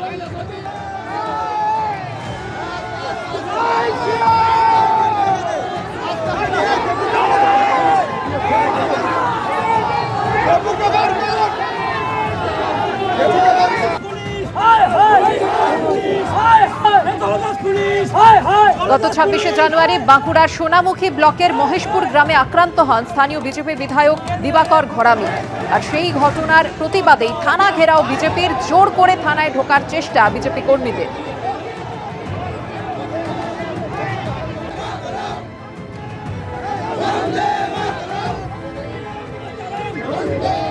অসম থেকে সব বাংলাদেশি অনুপ্রবেশকারীদের তাড়ানোর হুঙ্কার হিমন্ত বিশ্ব শর্মার। কেউ মিয়াঁদের বিরুদ্ধে কিছু বললেই ওরা হইচই শুরু করে দেন। অসমিয়াদের বিরুদ্ধে কিছু বললে ওরা কিছু বলেন না। মিয়া মানে বাংলাদেশি অনুপ্রবেশকারী। অসম থেকে মিয়াঁদের তাড়িয়েই ছাড়ব। হাজার রাহুল গান্ধী বা গৌরব গগৈ এলেও আটকাতে পারবে না। আর কি বললেন তিনি, দেখুন। कोई कुछ मियाँ का बारे में बोले तो वो लोग हल्ला लगा देगा, लेकिन असमिया के बारे में कोई बोले उसमें उनका कोई टिप्पणी नहीं होगा। मियाँ का मतलब बांग्लादेशी घुसपैठिया, और ये बांग्लादेशी घुसपैठियाओं को हम जितना हो सकता है इतना तक जाके उनको खेदने का भगवाने का मैं काम करने का पूरा कोशिश कर रहा हूँ और करते रहूँगा। एक ने 1000 गौरव गोगोई राहुल गांधी आने से भी मुझे कुछ नहीं कर पाएगा, इसलिए ये असमिया लोगों का जीवन और मरण का, जीवन और मृत्यु का बीच में हम लोग हैं अभी। আগামী 2রা ফেব্রুয়ারি জাতীয় নির্বাচন কমিশনে যাচ্ছেন মুখ্যমন্ত্রী মমতা বন্দ্যোপাধ্যায়। তার আগে এসআইআর নিয়ে মুখ্য নির্বাচনী কমিশনারকে চিঠি দিলেন মুখ্যমন্ত্রী, এবং যেখানে তিনি মাইক্রো অবজারভার নিয়ে একাধিক প্রশ্ন তুলেছেন। আগেও চিঠি লিখেছি, একাধিক সমস্যার কথা জানিয়েছি। এসআইআর চলাকালীন এ পর্যন্ত প্রায় 140 জনের মৃত্যু হয়েছে।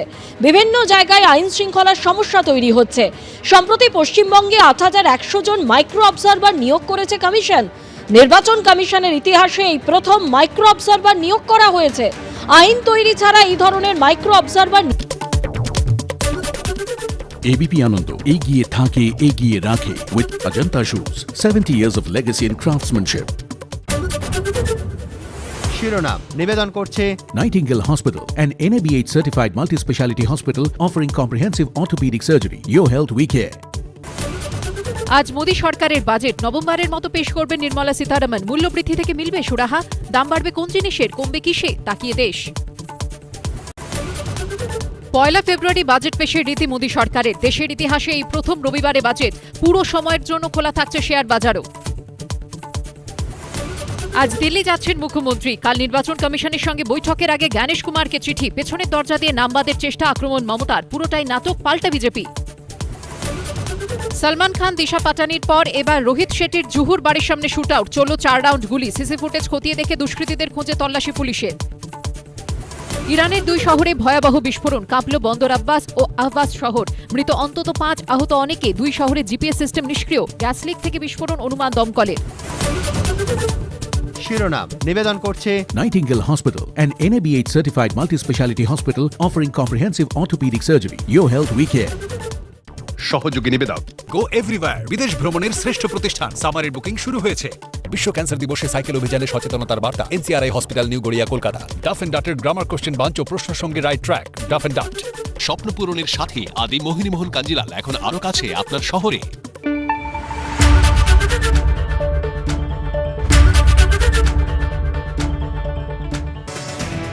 আজ 1 ফেব্রুয়ারি প্রতি বছরের মতো কেন্দ্রীয় বাজেট পেশ হওয়ার দিন। আর এই নিয়ে টানা নবমবার বাজেট পেশ করতে চলেছেন কেন্দ্রীয় অর্থমন্ত্রী নির্মলা সীতারমণ। এর আগে প্রাক্তন কেন্দ্রীয় অর্থমন্ত্রী পি চিদম্বরম তিনি 9 বার টানা বাজেট পেশ করেছিলেন। ইতিমধ্যেই নিজের বাসভবন থেকে বেরিয়ে কর্তব্যপথে অর্থমন্ত্রকে পৌঁছে গিয়েছেন কেন্দ্রীয় অর্থমন্ত্রী নির্মলা সীতারমণ। স্বাধীন ভারতের ইতিহাসে এই প্রথমবার ছুটির দিন রবিবার বাজেট পেশ হতে চলেছে। সকাল 11টায় লোকসভায় বাজেট ভাষণ পড়বেন কেন্দ্রীয় অর্থমন্ত্রী। আজ বাজেটের কারণে খোলা থাকবে শেয়ার বাজারও।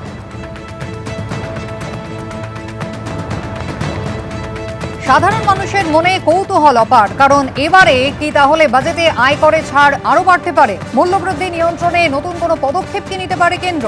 দৈনন্দিন ব্যবহৃত জিনিসপত্রের দাম কি তাহলে নাগালের মধ্যে আসবে? বাজেট পেশের আগে এই বিষয়গুলির দিকেই তাকিয়ে রয়েছে মধ্যবিত্ত।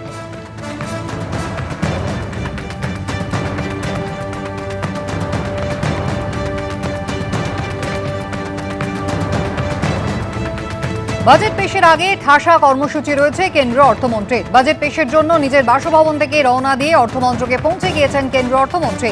এরপর রাষ্ট্রপতি দ্রৌপদী মুর্মুর কাছে বাজেট পেশের অনুমতি নিতে রাষ্ট্রপতি ভবনে পৌঁছবেন কেন্দ্রীয় অর্থমন্ত্রী।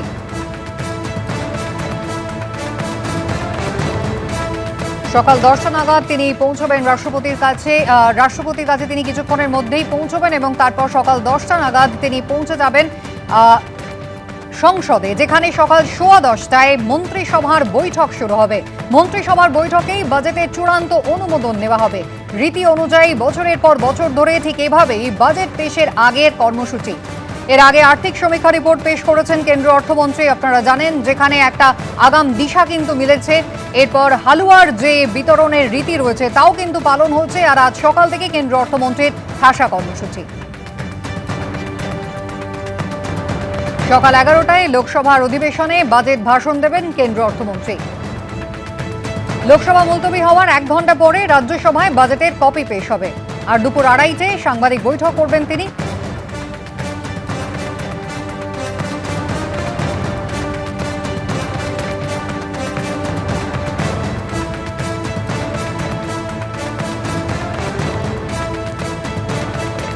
কেন্দ্র বাজেট নিয়ে সাধারণ মানুষের মনে তো হাজারো প্রশ্ন রয়েছে। কোন ক্ষেত্রে কি অপেক্ষা করছে আমাদের জন্য তা জানতে গোটা দেশের মানুষের নজর সকাল 11টা থেকে থাকবে টেলিভিশনের পর্দায়। কিন্তু অর্থনীতিবিদরা তারা কি আশা করছেন?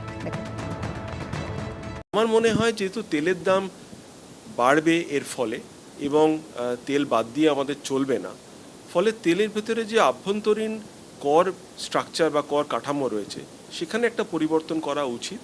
অর্থাৎ সেস বা ইত্যাদি যেগুলো তেলের উপর ব্যবহার করা হয় সেটাকে একটু কমিয়ে রাখা উচিত। তেল কোম্পানিগুলো কিন্তু প্রভূত প্রফিট করে। তেল কোম্পানিগুলোকে বাঁচিয়ে রাখা বা ভাসিয়ে রাখার কোনো দায় সরকারের নেই, এমনকি সরকারি কোম্পানি হলেও সেটা নেই, কারণ তেল কোম্পানিগুলো নিজস্ব ক্ষমতাতেই রীতিমতো ভালো করছে। সেক্ষেত্রে সাধারণ মানুষকে সাশ্রয় দেওয়া, এমনকি ব্যবসাকেও, সেটা যদি সরকারের একটা দায়িত্বের মধ্যে পড়ে এবং লক্ষ্যের মধ্যে পড়ে, তাহলে ব্যবসাকে খানিকটা স্থায়িত্ব এবং সাশ্রয় করার জন্য তেলের দামের উপর একটা সেস বা ইত্যাদি তুলে নেওয়া উচিত কর হিসেবে। বিশ্ববাজারে ভয়ানক অনিশ্চয়তা রয়েছে, যুদ্ধকালীন পরিস্থিতি সৃষ্টি হচ্ছে, বিভিন্ন দেশের মধ্যে যুদ্ধ চলছে, বাণিজ্য যুদ্ধ চলছে। এগুলোকে অ্যাভয়েড করতে গেলে দেশের মানুষের ক্রয় ক্ষমতা বাড়াতে হবে।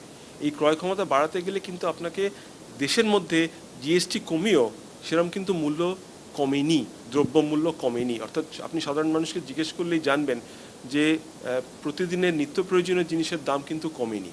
কিন্তু জিএসটি কমানোর পরেও তা কেন কমে না? অর্থাৎ মধ্যস্বত্বভোগী আছেন কি না, অর্থাৎ মাঝখানে কোথায় আটকাচ্ছে দাম কমাতে, এই ব্যাপারে সরকারকে রীতিমতো প্রয়াস করে কিন্তু দাম কমানোর চেষ্টা করতে হবে।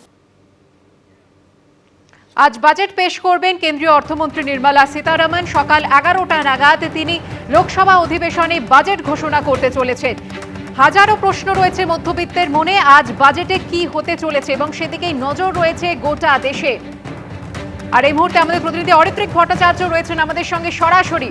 অরিত্রিক, মধ্যবিত্ত কিন্তু অনেক কিছু আশা করছে, সাধারণ মানুষ কি বলছেন তারা?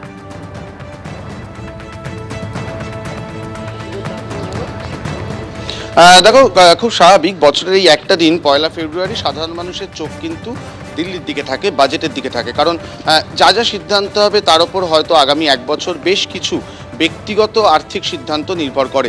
আমি কয়েকজনের সঙ্গে কথা বলবো। প্রথমেই জানতে চাইবো যে আজকে যখন কেন্দ্রীয় অর্থমন্ত্রী নির্মলা সীতারামন বাজেট পেশ করবেন, কোন প্রত্যাশা নিয়ে তাকাবেন?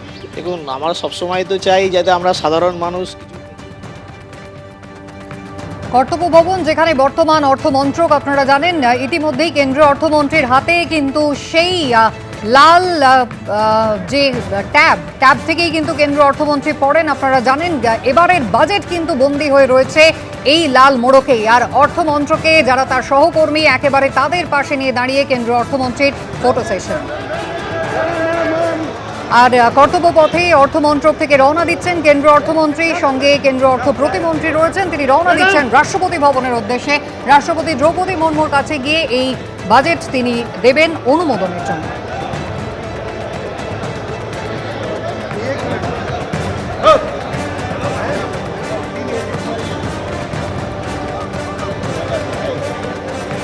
প্রতিবারের মতো ঘড়ি ধরে একেবারে পর যেভাবে পদ্ধতি মেনে ঠিক সেইভাবেই কিন্তু কেন্দ্রীয় অর্থমন্ত্রী নির্মলা সীতারামন আজ তার দিন শুরু করেছেন।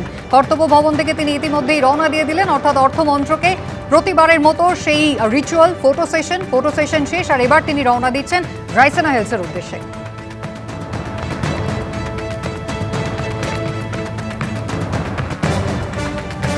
আমাদের প্রতিনিধি অরিত্রিক ভট্টাচার্য ছিলেন আমাদের সঙ্গে এবং সাধারণ মানুষের সঙ্গে কথা বলছিলেন আমাদের প্রতিনিধি। কি বলছেন সাধারণ মানুষ, দেখবো সরাসরি। অরিত্রিক,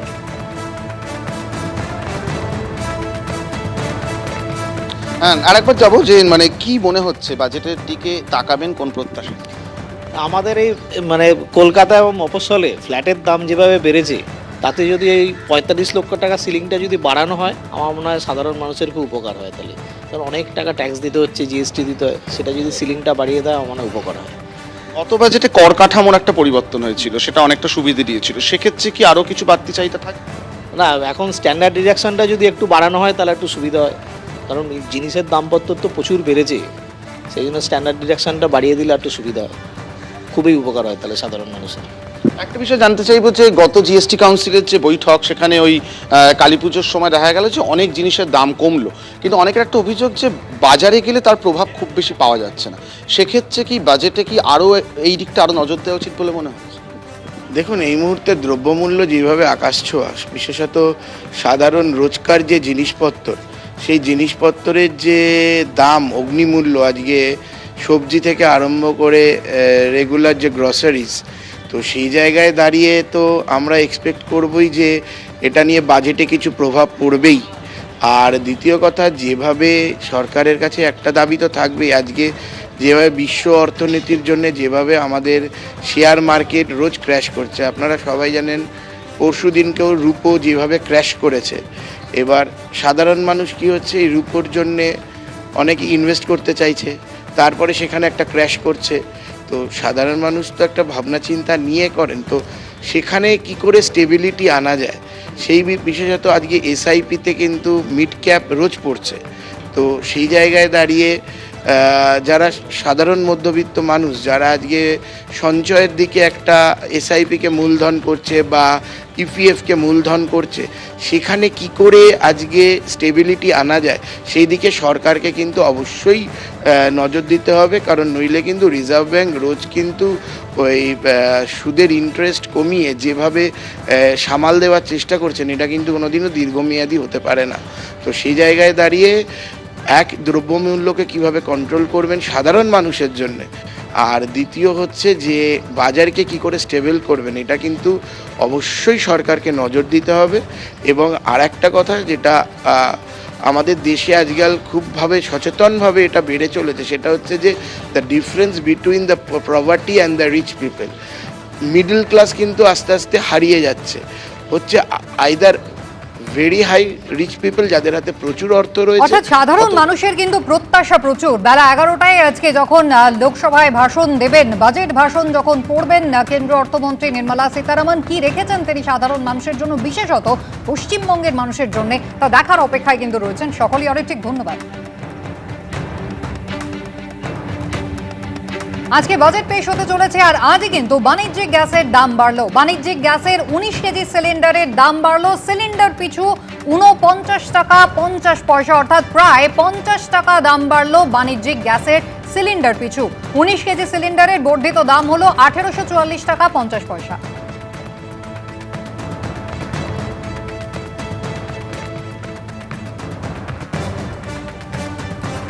আমি আলোচনায় আসবো। ইতিমধ্যেই ছবি আপনারা দেখতে পাচ্ছেন, রাইসিনা হিলসের উদ্দেশ্যে রওনা দিয়েছেন কেন্দ্রীয় অর্থমন্ত্রী নির্মলা সীতারামন।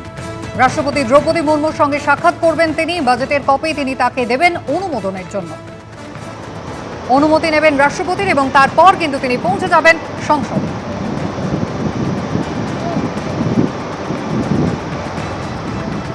আমি আলোচনায় আসবো। আমার সঙ্গে এই মুহূর্তে ট্যাক্স এক্সপার্ট অনির্বাণ দত্ত রয়েছেন। আমি অনির্বাণ দাকে দিয়ে আলোচনাটা শুরু করি। অনির্বাণ দা, খুব স্বাভাবিকভাবে মধ্যবিত্তের চাহিদা কিন্তু প্রচুর, এবং সম্ভবত গতবার অর্থাৎ নিজের 8 বারের বাজেটটা যখন পড়েছিলেন নির্মলা সীতারামন, আয় করে চাকরিজীবীদের জন্য যে বিপুল ছাড় তিনি ঘোষণা করেছিলেন, সেক্ষেত্রে মানুষের আশা বোধহয় আরও খানিকটা বেড়ে গিয়েছে। আজ মূলত কোন কোন দিকগুলোতে ফোকাস হতে পারে?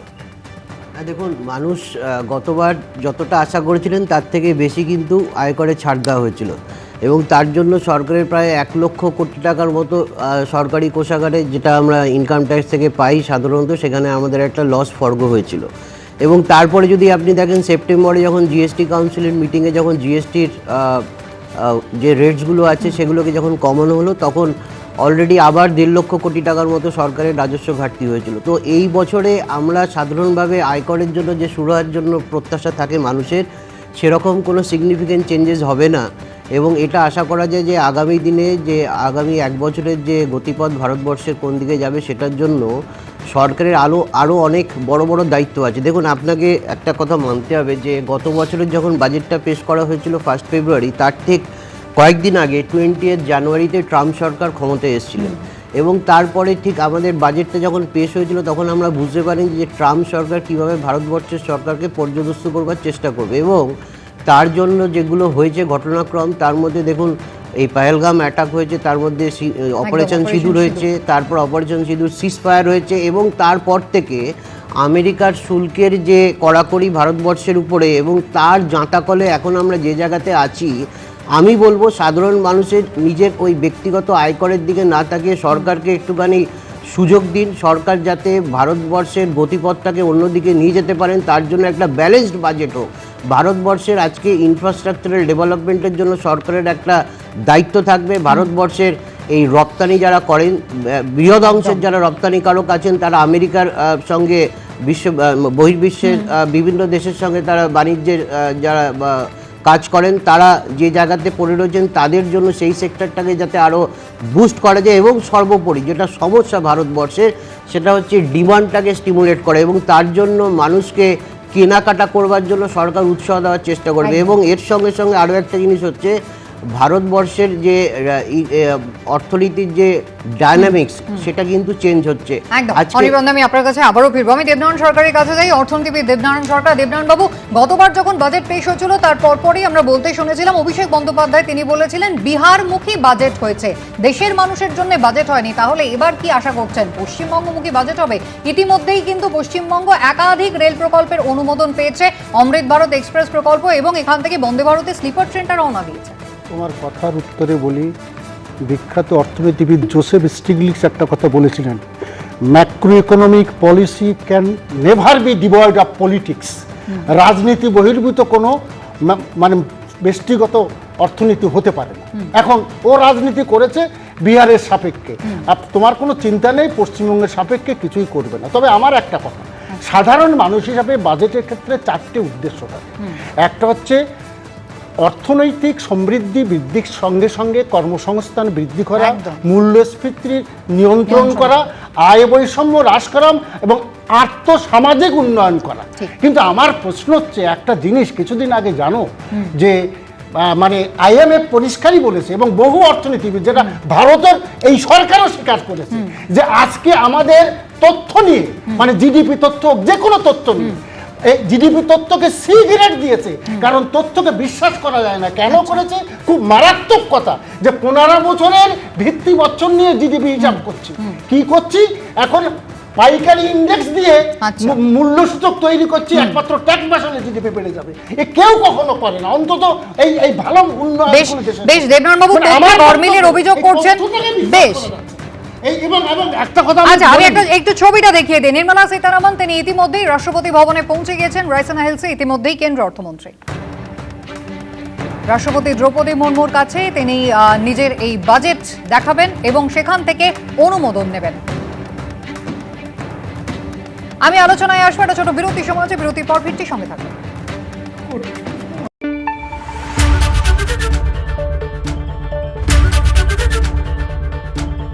রায় ও মার্টিন। আমি আদৃত সরকার, মাধ্যমিকে আমি ফার্স্ট হয়েছি। আমার এই সাফল্যের পেছনে রায় ও মার্টিনের বিচিত্রা সহায়িকা বইগুলির অবদান সত্যিই অনস্বীকার্য। রায় ও মার্টিন।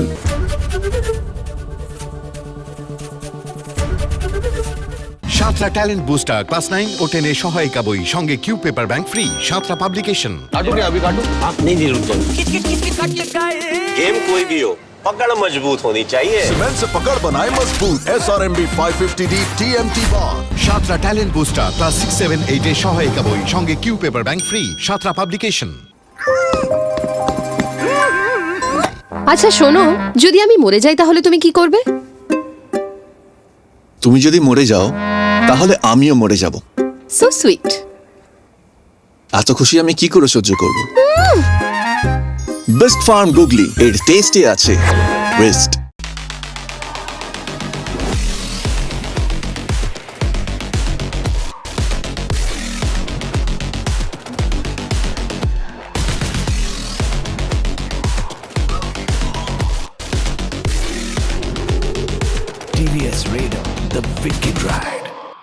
মাতৃভাষা দিবসকে সম্মান জানাতে শুধুমাত্র সাদা কালো যে কোনো পণ্যে 60% পর্যন্ত ছাড়। সাহা টেক্সটাইল।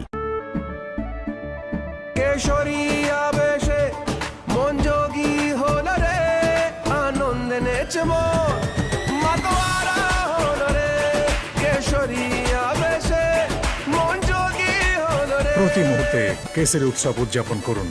রিমাল বলো ভাষা কেসরি। SCI Paints রং সম্বন্ধে ধারণাই বদলে দেয়। আবার খবরে নিবেদনে প্রান্তিক ষষ্ঠ থেকে দশম শ্রেণীর ছাত্রছাত্রীদের জন্য শ্রী দেবাশিস মৌলিকের সেরা সহায়িকা।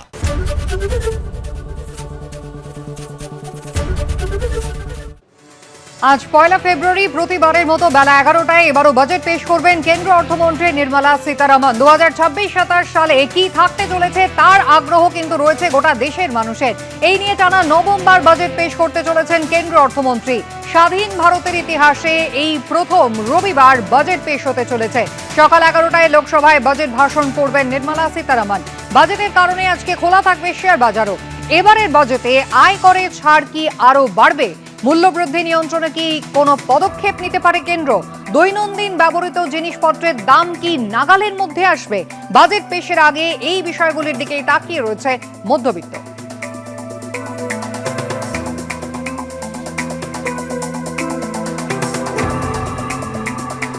প্রতিবারের মতো আর্থিক সমীক্ষা রিপোর্ট আগেই পেশ করেছেন কেন্দ্রীয় অর্থমন্ত্রী। হালুয়া বিতরণ তাও কিন্তু হয়ে গিয়েছে। আর আজ একেবারে ঠাসা কর্মসূচি রয়েছে নির্মলা সীতারামনের। কথা বলবো আমাদের প্রতিনিধি বিজেন্দ্র সিংহের সঙ্গে। বিজেন্দ্র, সময় ধরে ধরে যদি আমাদের আজকের গোটা দিনের কেন্দ্রীয় অর্থমন্ত্রীর কর্মসূচি জানাও। অসম থেকে সব বাংলাদেশি অনুপ্রবেশকারীদের তাড়ানোর হুঙ্কার হিমন্ত বিশ্ব শর্মার। কেউ মিয়াদের বিরুদ্ধে কিছু বললেই ওরা হইচই শুরু করে দেয়। অসমিয়াদের বিরুদ্ধে কিছু বললে ওরা কিছু বলেন না।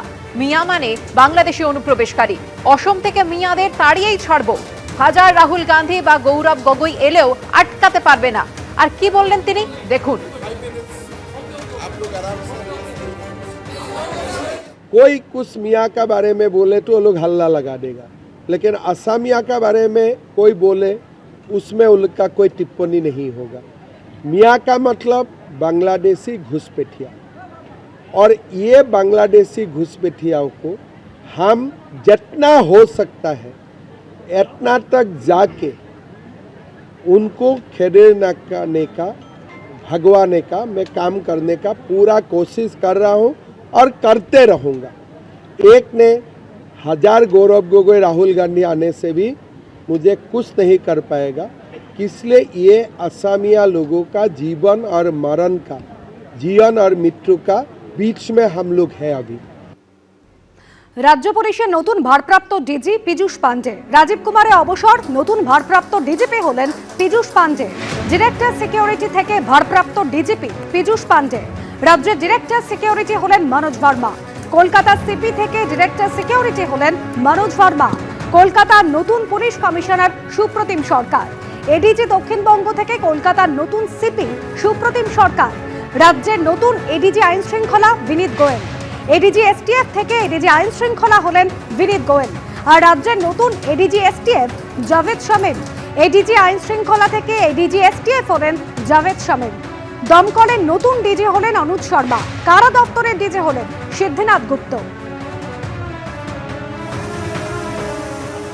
রাজ্য পুলিশের নতুন ভারপ্রাপ্ত ডিজি পীযূষ পান্ডে। রাজীব কুমারের অবসর, রাজ্য পুলিশের নতুন ভারপ্রাপ্ত DG Piyush Pandey. Director security থেকে ভারপ্রাপ্ত ডিজিপি পীযূষ পান্ডে। দায়িত্ব নেওয়ার পর কি বলেছেন তিনি? আমি জয়েন করেছি আজকে, আর এখানে আমার সব সহকর্মীবৃন্দ আছে, আর আমরা একটা টিমের হিসাবে কাজ করব। এখানে আপনাদের পাবলিকের জন্য আমরা আছি। পাবলিকের পুরো সহযোগিতা নিয়ে আমরা যেন প্রপার পুলিশিং করতে পারি, যেরকম আছে ওটাকে আমরা এগিয়ে নিয়ে যাব, এটাই আমার। দেখো, এটাকে এখানে আমার কিছু বলা উচিত হবে না। আগে আমাকে একটু বুঝতে দিন, তারপরে আমার যে বলা আছে অ্যাজ উই গো অলং আমরা বুঝতে থাকি। Thank you sir.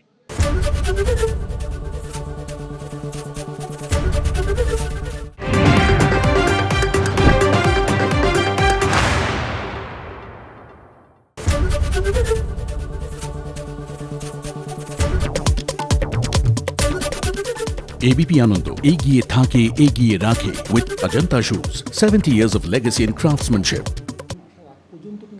আজ বাজেট পেশ হবে, আর তার আগে বাজার খুলতেই সোনার উপর দামে ফের পতন। 6% কমল দুধ হাতুড়ির দাম। কেজি প্রতি 17,000 টাকা পড়ল রূপোর দাম। 10 গ্রাম সোনার দাম কমল 9,000 টাকা।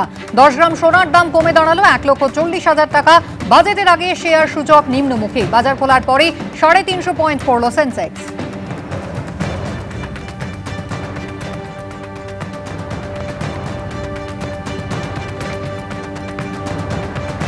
বেলা 11টায় বাজেট পেশ হবে, তার আগে এই সংক্রান্ত আলোচনা। প্রতি মুহূর্তের খবরাখবর নিয়ে ফিরবো, সঙ্গে থাকবে।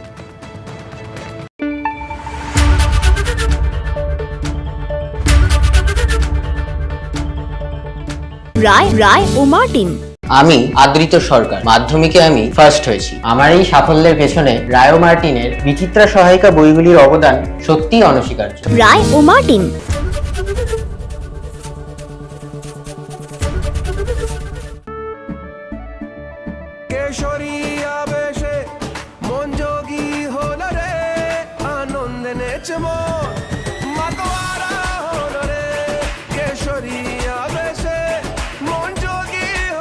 প্রতি মুহূর্তে কেসরি উৎসব উদযাপন করুন। বিমল, বলো ভাষা কেসরি।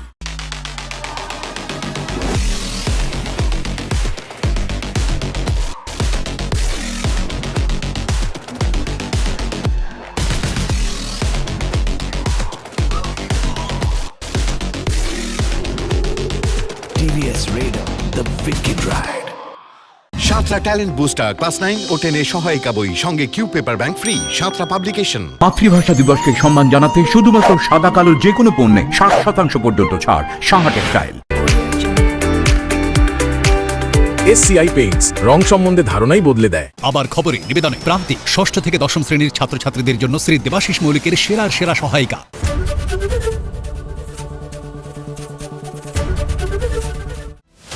কোন খবর 7-5 ভাবাচ্ছে? কোন খবর ছক ভাঙছে?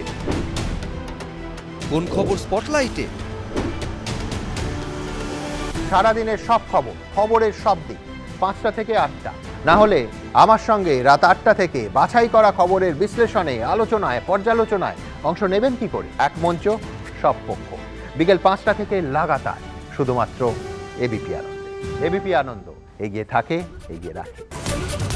আজ মোদী সরকারের বাজেট নভেম্বরের মতো পেশ করবেন নির্মলা সীতারামন। মূল্যবৃদ্ধি থেকে মিলবে সুরাহা, দাম বাড়বে কোন জিনিসের, কমবে কিসে, তাকিয়ে দেশ। 1 ফেব্রুয়ারি বাজেট পেশের রীতি মোদী সরকারের। দেশের ইতিহাসে এই প্রথম রবিবারে বাজেট। পুরো সময়ের জন্য খোলা থাকছে শেয়ার বাজারও। দিল্লি যাওয়ার আগে ফের জ্ঞানেশ কুমারকে চিঠি মুখ্যমন্ত্রীর। এসিআই পোর্টালে দখল নিচ্ছেন মাইক্রো অবজারভাররা। পেছনের দরজা দিয়ে নামবাদের চেষ্টা, আক্রমণ মমতার। পুরোটাই নাটক, পাল্টা বিজেপি।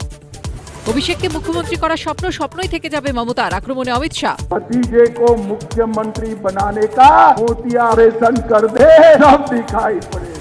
পুলিশে আরও এক ঝাঁক রদবদল। মুর্শিদাবাদের এসপি বদল, কুমার সানি রাজের জায়গায় ধৃতিমান সরকার। দার্জিলিং, বনগাঁ, বারাসাতে এসপিদেরও বদলি। কলকাতার একাধিক ডিভিশনেও রদবদল। আজ কেন্দ্রীয় বাজেট। ভোটের মুখে রাজ্যের কি প্রাপ্তি, মধ্যবিত্তের জন্য থাকবে বিশেষ ঘোষণা। সরাসরি সম্প্রচার, সঙ্গে তর্জমায় অভিরূপ সরকার। বাংলায় বাজেট আজ সকাল 9টায়। কি নিয়ে সরগরম রাজ্য রাজনীতি, কি বলছেন হীরকরাজ ও সভাসদরা? হীরক রাজার দরবার রাত 10:30টায়। এই নিয়ে টানা নভেম্বর বাজেট পেশ করতে চলেছেন কেন্দ্রীয় অর্থমন্ত্রী নির্মলা সীতারামন। স্বাধীন ভারতের ইতিহাসে এই প্রথম রবিবার বাজেট পেশ হচ্ছে।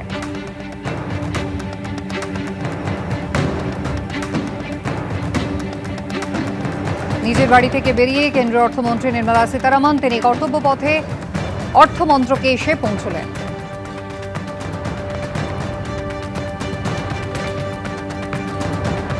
সকাল 11টায় লোকসভায় বাজেট ভাষণ পড়বেন কেন্দ্রীয় অর্থমন্ত্রী। বাজেটের কারণে আজকে শেয়ার বাজারও খোলা থাকবে। এবারের বাজেটে আয়করে কি আরও ছাড় বাড়বে? মূল্যবৃদ্ধি নিয়ন্ত্রণে কি কোনো পদক্ষেপ নিতে পারে কেন্দ্র? দৈনন্দিন ব্যবহৃত জিনিসপত্রের দাম কি তাহলে নাগালে আসবে? বাজেট পেশের আগে এই বিষয়গুলির দিকেই তাকিয়ে রয়েছে মধ্যবিত্ত।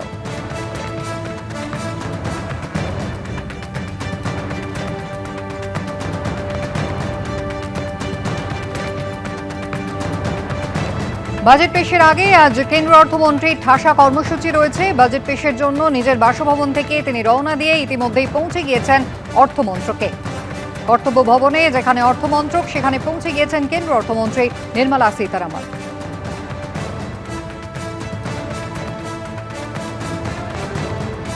গোটা দিন ঠাসা কর্মসূচি কেন্দ্রীয় অর্থমন্ত্রীর, আর ইতিমধ্যেই তিনি রওনা দিয়ে দিয়েছেন। অর্থমন্ত্রকে পৌঁছে গিয়েছেন। এখানে যাদের সঙ্গে এতদিন ধরে বৈঠক হলো, বাজেটের কাগজপত্র তৈরি হলো, এখানে শেষ মুহূর্তের বৈঠক এবং ছবি তোলা। রীতি মেনে এরপরেই রাষ্ট্রপতি দ্রৌপদী মুর্মুর কাছে বাজেট পেশের অনুমতি নিতে রাষ্ট্রপতি ভবনে পৌঁছবেন কেন্দ্র অর্থমন্ত্রী।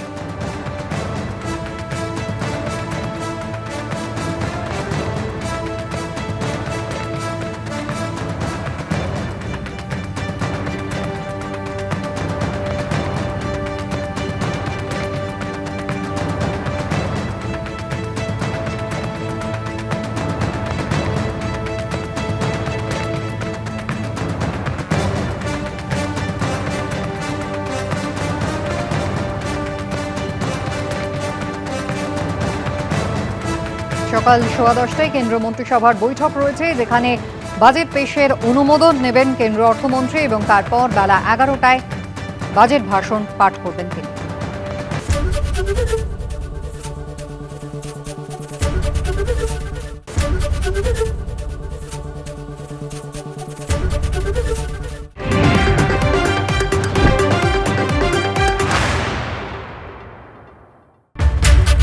শিরোনাম নিবেদন করছে Nightingale Hospital, an NABH certified multi-speciality hospital offering comprehensive orthopedic surgery. Your health we care. আজ মোদী সরকারের বাজেট নভেম্বরের মতো পেশ করবেন নির্মলা সীতারামন। মূল্যবৃদ্ধি থেকে মিলবে সুরাহা, দাম বাড়বে কোন জিনিসের, কমবে কিসে, তাকিয়ে দেশ। 1 ফেব্রুয়ারি বাজেট পেশের রীতি মোদী সরকারের। দেশের ইতিহাসে এই প্রথম রবিবারে বাজেট। পুরো সময়ের জন্য খোলা থাকছে শেয়ার বাজারও। আজ দিল্লি যাচ্ছেন মুখ্যমন্ত্রী। কাল নির্বাচন কমিশনের সঙ্গে বৈঠকের আগে জ্ঞানেশ কুমারকে চিঠি। পেছনের দরজা দিয়ে নামবাদের চেষ্টা, আক্রমণ মমতার। পুরোটাই নাটক, পাল্টা বিজেপি। সলমান খান, দিশা পাটানির পর এবার রোহিত শেট্টির জুহুর বাড়ির সামনে শুট আউট। চলল 4 রাউন্ড গুলি। সিসি ফুটেজ খতিয়ে দেখে দুষ্কৃতীদের খোঁজে তল্লাশি পুলিশের।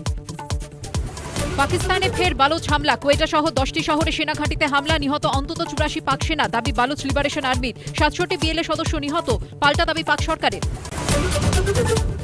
শিরোনাম নিবেদন করছে Nightingale Hospital, an NABH certified multi-speciality hospital offering comprehensive orthopedic surgery. Your health we care.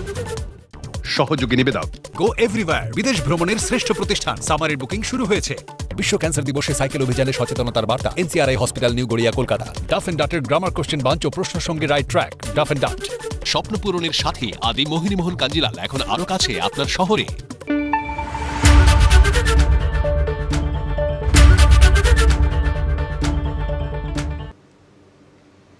রাষ্ট্রপতি ভবনে পৌঁছে গিয়েছেন কেন্দ্র অর্থমন্ত্রী নির্মলা সীতারামন। দেখতেই পাচ্ছেন সেই লাল ফাইল তিনি হাতে নিয়ে রেখেছেন, সেই ট্যাব যেখান থেকে এবারের 2026-27 বাজেট তিনি পড়বেন।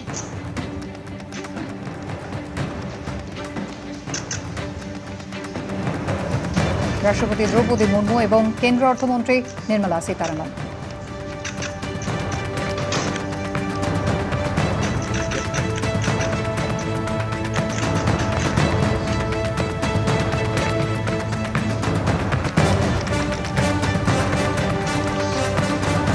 নিয়ম মেনে রাষ্ট্রপতি ভবনে ফটো সেশন।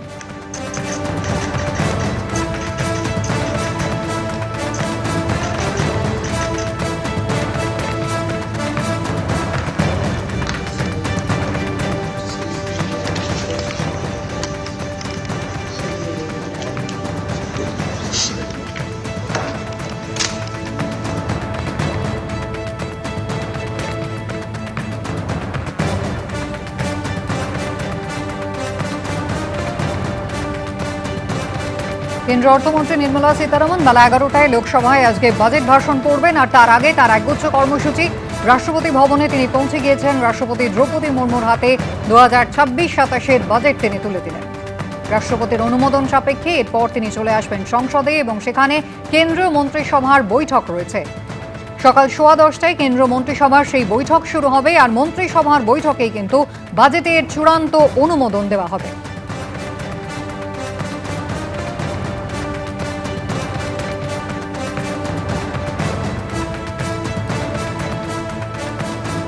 আমি আলোচনায় আসবো, অঙ্কনের কাছে যাব। অঙ্কন, দেবনারায়ণবাবু একেবারে বলছেন যে পরিসংখ্যানে গরমিল, একেবারে কেন্দ্রের পক্ষ থেকে জিডিপি সংক্রান্ত যা হিসেবপত্র দেওয়া হচ্ছে সবটাই ভুল। কিন্তু তৃণমূল কংগ্রেস একটা বিষয় খুব নিশ্চিত, 1.97 লক্ষ কোটি টাকা সেইটা কিন্তু বকেয়া রয়েছে, পশ্চিমবঙ্গকে বঞ্চনা করা হচ্ছে। আর যদি পশ্চিমবঙ্গের ঝুলি না ভরে তাহলে কিন্তু ভোটের আগে তৃণমূল কংগ্রেসের কাছে এটা বলার সুযোগ রইল যে পশ্চিমবঙ্গ বারবার বঞ্চিত। সৎসন্তানের মতো যাতে ব্যবহার না করেন, চন্দ্রিমা ভট্টাচার্য কিন্তু বৈঠকে আগেই বলেছেন। দেখুন, পশ্চিমবঙ্গকে যতটা উন্নয়নের প্রকল্প, যতটা ব্যয় বরাদ্দ এবং যা কিছু কেন্দ্রের সরকার দিতে চেয়েছেন, সেটা কিন্তু এই রাজ্যের সরকারের দুর্নীতি এবং অপদার্থতার কারণে রাজ্যবাসী বঞ্চিত হয়েছেন। আপনার মনে থাকবে 65টা রেলের প্রকল্প শুধুমাত্র আজকে পশ্চিমবঙ্গের মাটিতে ফলপ্রসূ হতে পারছে না, তার কারণ হচ্ছে এই রাজ্যের সরকারের ব্যর্থ জমি নীতি। আজকে পশ্চিমবঙ্গ সরকারের ব্যর্থতার কারণে কিন্তু চা বাগানের 6টি প্রকল্প যা চা শ্রমিকদের, প্রান্তিক চা শ্রমিকদের আয় বাড়াতে পারে, সেটা থমকে রয়েছে। মৎস্য চাষের সাথে যুক্ত যে সমস্ত আমাদের কৃষিজীবীরা রয়েছেন, তাদের জন্য কেন্দ্রের সরকার 30,000 কোটি টাকা রাজ্যকে পাঠিয়ে রেখেছে, কিন্তু রাজ্যের সেই টাকা খরচা করার সামর্থ্য নেই। তাহলে দিনের শেষে আমরা দেখতে পাচ্ছি এই পশ্চিমবঙ্গের সরকার এবং মমতা বন্দ্যোপাধ্যায় হচ্ছেন এই পশ্চিমবঙ্গের স্পিড ব্রেকারের নাম। মমতা বন্দ্যোপাধ্যায় যতদিন এই রাজ্যে থাকবেন ততদিন পশ্চিমবঙ্গের উন্নয়ন ব্যাহত হবে। আজকে আপনি বলছেন রেলের বাজেট ইউপিএ আমলে ছিল 4,000 কোটি টাকা, আজকে হয়েছে 14,000 কোটি টাকা। গ্রাম সড়ক যোজনা একসময় 6,000 কোটি টাকা ইউপিএ আমলে রাজ্য পেত, এখন পাচ্ছে 30,000 কোটি টাকা। অর্থাৎ কয়েক গুণ করে নরেন্দ্র মোদীর সরকার এই রাজ্যের সরকারকে পাঠাচ্ছে। কিন্তু দুর্ভাগ্যের বিষয় দেখুন, এই পশ্চিমবঙ্গের এই স্পিড ব্রেকার সরকার যদি থাকে, তাহলে উন্নয়নটা হবে কিভাবে? উন্নয়ন হবে কিভাবে? দেখুন, শ্রম দপ্তরের রিপোর্ট চেয়ে পাঠিয়েছে কেন্দ্র, যেখানে একেবারে আবাসের জন্য 100 দিনের কাজের টাকা যাতে তারা পাঠাতে পারে, আদালতও নির্দেশ দিয়েছে। বলুন। মানিক বন্দ্যোপাধ্যায়ের কথাই বলি, মিথ্যারও মহিমা আছে, হাজার হাজার মানুষকে পাগল করে দিতে পারে মিথ্যার মূল্য। আজকে যে কথাগুলো বললো একটা কথাও সত্য না,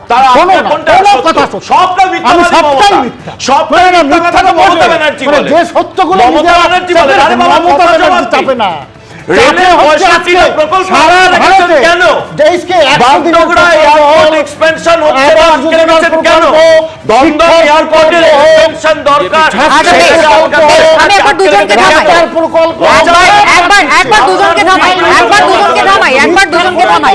আচ্ছা বেশ বেশ বেশ, দুজনকে একবার থামাই, একটার পর একটা প্রকল্পের একটা। আচ্ছা আচ্ছা আচ্ছা আচ্ছা আচ্ছা দুজনকে থামাই। একবার আশুতোষের কাছে যাই, 100 দিনের কাজই বলুন, রেশনই বলুন, আর যাই বলুন, প্রত্যেকটা ক্ষেত্রে কিন্তু একের পর এক বঞ্চনার অভিযোগ যেমন তৃণমূল কংগ্রেস করেছে, তার পাশাপাশি একেবারে দুর্নীতির পরিসংখ্যান সেটাও কিন্তু রাজ্যের মানুষ দেখেছেন। কিন্তু আশুতোষের কাছে আমার প্রশ্নটা হচ্ছে, এই যে আর্থিক সমীক্ষা রিপোর্ট যেটা কেন্দ্রীয় অর্থমন্ত্রী পেশ করলেন, সেখানে দেখা যাচ্ছে রাজ্যের যে অভ্যন্তরীণ, যেটা এনএসডিপি বলে, রাজ্যের অভ্যন্তরীণ উৎপাদন পশ্চিমবঙ্গের ক্ষেত্রে সেটা 2023-24 থেকে 24-25 বাড়লেও 9.85% বেড়েছে, কিন্তু তা সত্ত্বেও সেটা কিন্তু আমাদের যে পড়শি রাজ্যগুলো রয়েছে তার থেকে অনেক কম। পশ্চিমবঙ্গ তাহলে উৎপাদনে পিছিয়ে রয়েছে কেন? দেখো, পশ্চিমবঙ্গ উৎপাদনে কেন পিছিয়ে রয়েছে এটা তৃণমূল বলবে, এটা বিজেপি বলবে। তার কারণ উৎপাদন করার মতন যে জায়গাগুলো রয়েছে, এই ল্যান্ড ব্যাংকের নামে ভূত ব্যাংক আছে এখানে। তার কারণ এখানে ল্যান্ড গ্র্যাব হয় এবং সবথেকে বড় কথা, তোমায় চলে যেতে হবে আসানসোলের জন্য। হিন্দুস্তান কেবলস কে চালাচ্ছিল? ওখানে বিজেপির এমপি ছিল, পালিয়ে তৃণমূল হয়েছে। কোথায়? দীর্ঘদিন ধরে বন্ধ, অনেক লোক বেকার। ম্যানুফ্যাকচারিংটা হবে কোথা থেকে? এবং সবথেকে 2-3টে কথা জানতে হবে। আজকের যে বাজেট, এটা কি মোদিজির ট্রাম্প বাজেটে পরিণত হবে? আমরা সময়ের অপেক্ষা করছি। তার কারণ দেখো, মানরেগা প্রকল্প যেটা নিয়ে এখন তৃণমূল বিজেপি চেঁচামেচি করছিল, 1.11 লাখ করোড় ছিল 2020-21 অ্যালোকেশন, 1,11,00,000। এই যে টাকাটা কোথায় গেল? 1,11,00,000 কোটি টাকাটা কোথায় গেল? কমে কত করেছে? 85,000 কোটি টাকা করেছে 24-25-এ। 60-40 করে দিয়েছে এখন আবার ভিবিজি রামজি, শুধু নাম বদল, কাজ নেই। এবং নিজের হাতে রাখতে হবে। বিজেপির অন্য কেউ যদি সরকার চালায়, অবিজেপি সরকার যদি চলে, ডবল ইঞ্জিনের খাতা যেখানে আছে সেখানেই একমাত্র পাবে, বাকি জায়গায় পাবে না। এটা হচ্ছে চক্রান্ত। 43,000 কোটি টাকা ডিউ পশ্চিমবঙ্গে। যারা চুরি করেছেন বিজেপি সরকার তাদের প্রসিকিউট করছেন না কেন, ধরছেন না কেন? কিন্তু বাকি গ্রামের মানুষগুলোকে ভুকা পেয়াসা রেখে দেওয়ার যে পরিকল্পনা এই বিজেপি সরকার, এটা আমরা ধিক্কার জানাই। আমরা এটা তোমাদের জানিয়ে রাখি যে এতগুলো কথা বলছেন, এখানে সিডি নানা রকম আলোচনা হলো। আজকের দিনে সবথেকে বড় ঘটনা যেটা অর্থনৈতিক বিষয়, সেটা হচ্ছে যে রুপি, আমাদের টাকা 6.5% ডেপ্রিসিয়েশন করেছে। ভাবা যায় এটা? এবং যে 6.5% ডেপ্রিসিয়েশনকে দেখিয়ে এখন এই বিকশিত ভারত করতে গেলে, মোদিজির বিকশিত ভারতের স্বপ্ন করতে গেলে 8.5%-এর উপরে জিডিপি দরকার। ইকোনমিক সার্ভে বলছে 7 এবং 7-এর কমে রান করছে। তাহলে এই যে টার্গেটেড, এই টার্গেট তো কমপ্লিট হয় না, আমরা দেখেছি। এবং ইন্ডিয়ান ফার্মস যারা রয়েছে, ভারতীয় যে ফার্মগুলো রয়েছে, তাদের যে আউটওয়ার্ড ইনভেস্টমেন্ট $14 বিলিয়ন থেকে $24 বিলিয়ন পরিণত হয়েছে। একদম। আমি আশেপাশের এই জায়গা থেকে আমি একবার একটু অনির্বাণের কাছে হ্যাঁ বলুন। লাস্ট পয়েন্ট বলে আমি শেষ করব, সেটা হচ্ছে বিজেপির যারা শ্রমিক, মানে আমাদের বাংলার যারা শ্রমিক বিজেপির রাজ্যে খুন হচ্ছে, সেটা নিয়ে যাতে আজকে কিছু আলোচনা হয়, তার কারণ হচ্ছে শ্রমিক উৎপাদন, যে কথা আমরা বলছি উৎপাদনে কিন্তু শ্রমিকের বড় সহযোগিতা থাকে। আমি যাব অঙ্কনের কাছে, তবে আমি অনির্বাণের কাছে একবার যাই। অনির্বাণ, অবশ্যই আর্থিক বৃদ্ধি অর্থাৎ জিডিপি এবং কর্মসংস্থান এই দুটো ক্ষেত্রে আজকে কেন্দ্রীয় অর্থমন্ত্রী নির্মলা সীতারামন কি দিশা দেখাতে পারেন তার অপেক্ষায় কিন্তু মানুষজন রয়েছেন, এবং সেখানে বলা হচ্ছে এমএসএমইর উপরে জোর দেওয়া। গতবারও আমরা দেখেছি এমএসএমইর কথা বলা হচ্ছে, কিন্তু তার পাশাপাশি এমএসএমইতে গুরুত্ব যেমন দিতে হবে, অন্যদিকে আমরা বর্তমান জিওপলিটিক্যাল সিচুয়েশনটাকে মাথায় রেখে ইতিমধ্যেই যে ইউরোপীয় ইউনিয়নের 27টা দেশের সঙ্গে মুক্ত বাণিজ্য চুক্তি যেগুলো হয়েছে ভারতবর্ষের, এইটা পাশাপাশি কতটা জরুরি? না দেখুন, আজকে এখানে যারা আলোচনা করছি আমরা প্রত্যেকের একটা রাজনৈতিক মতাদর্শ আছে, তারা প্রত্যেকেই স্টেক হোল্ডার্স ভারতবর্ষের, তারা সবাই ভারতবর্ষের উন্নতির জন্য বলবেন, কিন্তু সরকারের কাছে কাজটা কিন্তু খুব কঠিন। আজকের দিনে দাঁড়িয়ে ট্রাম্পের চোখরাঙানি এবং তার সঙ্গে ভারতবর্ষের যে দৈনন্দিন নিত্যনৈমিত্তিক সমস্যা, সেই সমস্যাতে মেন সমস্যা যেটা মূল্যবৃদ্ধি, বেকারত্ব, সেটাকে সরিয়ে দিল। পারিপার্শ্বিক একটা রাজনৈতিক বাধ্যবাধকতা আছে। আপনারা জানেন যে ওইদিকে পাকিস্তান আছে, বাংলাদেশ আছে, তাদের সঙ্গে সীমান্তে একটা সংঘর্ষ হওয়ার পরিকল্পনা আছে, তার জন্য ডিফেন্সের জন্য একটা অ্যালোকেশন বাড়াতে হবে। তার সঙ্গে আজকে যেটা রুপি ডিভ্যালুয়েশন হয়েছে, এটা তো বাস্তব। এবং ভারতবর্ষে দাঁড়িয়ে আজকে রুপি ডিভ্যালুয়েশন কেন হচ্ছে বা কেন এই সোনার দাম বাড়ছিল বা রূপোর দাম বাড়ছিল, তার জন্য সরকারি কোনো, আমি বলবো, সতর্কবার্তা ছিল না। সরকারের কাছে সেরকম কোনো স্টেটমেন্টও নেই যেটা সাধারণ মানুষের কাছে গ্রহণযোগ্য হবে। কিন্তু আজকে অর্থনীতির লোক হিসেবে আমরা যেটা চাই সেটা হচ্ছে ডলারের উপরে যে আমাদের যে ডিপেন্ডেন্সি এবং ভারতবর্ষের যে বৈদেশিক মুদ্রার ভাণ্ডার, আগে তো সেটাকে সুরক্ষিত রাখতে হবে। ভারতবর্ষের জনগণকে, আমি এত স্টেক হোল্ডার সবাই সবার নিজের ব্যক্তিগত স্বার্থকে বলবেন আমাকে ইনকাম ট্যাক্সে ছাড় দিন, আমাকে জিনিসপত্রের দাম কমান, কিন্তু ভারতবর্ষে এত বড় একটা বৃহৎ অংশের 140 কোটির লোককে আমি বলবো সবাইকে সুরাহা দেওয়া সম্ভব না। কিন্তু ভারতবর্ষের যে গতিপথ আজকে যে জায়গাতে আমাদের দেখতে পাচ্ছি, সেই জায়গাতে দাঁড়িয়ে আমরা খুব ভালো আছি বলে যে ঢক্কানিদাদ হচ্ছে, যেটা অঙ্কনরা বারবার বলছে, সেটার থেকে দূরে সরে আসতে হবে এবং ভোটমুখী বাজেট হবে। আজকে অঙ্কনদের জন্য হয়তো হবে, আপনি অঙ্কন বলছিল স্পিড ব্রেকার, কিন্তু তা সত্ত্বেও অঙ্কনদের ভোটে যাতে ওরা উজ্জীবিত হতে পারে তার জন্য কিন্তু পশ্চিমবঙ্গের জন্য কিছু পরিকল্পিত ঘোষণা থাকবে, কিন্তু ঘোষণাগুলো বাস্তবায়িত হচ্ছে কিনা তার জন্য আমরা অ্যাকশন টেকেন রিপোর্ট দেখতে পাই না। গত বাজেটে যত কিছু পরিকল্পনা হয়েছে এখানে থাকবে, মেট্রো সম্প্রসারণ নিয়ে আজকে দেখবেন কিছুক্ষণ পরে হয়তো একটা অ্যানাউন্সমেন্ট থাকবে, কিন্তু সেই সম্প্রসারণটা কবে হবে, তার যারা বেনিফিশিয়ারি, কি ধরনের বাধা সেখানে তৈরি হচ্ছে, সেই বাধাগুলোকে কিভাবে কাটানো সম্ভব। একদম একদম। মূল্যবৃদ্ধি, বেকারত্ব, এটা নিয়ে প্রত্যেকটা মানুষ, সে আজকে টিভির পর্দায় যারা চোখ রেখেছেন তার বাড়িতে হয়তো তার রাজনৈতিক পরিচয় আছে, তিনি সিপিএম করেন, কংগ্রেস করেন, বিজেপি করেন বা তৃণমূল করেন, কিন্তু তিনি চান তার বাড়ির ছেলেটা যাতে দুধে ভাতে সংসার করতে পারে, তার যাতে বাড়ির ছেলেটা চাকরি পায়, তার বাড়িতে যাতে জিনিসপত্র কিনতে পারে, জিনিসের দামটা কম হয়। কিন্তু সকলে রয়েছেন। একদম। আমি সুকর্ণার কাছে চলে যাব সরাসরি, কারণ সোনার উপর দামে আজকে ঠিক কি বদল হলো জানবেন। একেবারে কুসুমিতা, বাজার খুলতেই আমরা দেখলাম যে সোনার উপর দামে ফের পতন, 6% কমলো 2 ধাতুর দামে। কেজি প্রতি 17,000 টাকা পড়লো রূপোর দাম। 10 গ্রাম সোনার দাম কমলো 9,000 টাকা। 10 গ্রাম সোনার দাম কমে দাঁড়ালো 1,40,000 টাকা। বাজেটের আগে শেয়ার সূচক নিম্নমুখী। বাজার খোলার পরে 350 পয়েন্ট নামলো সেন্সেক্স।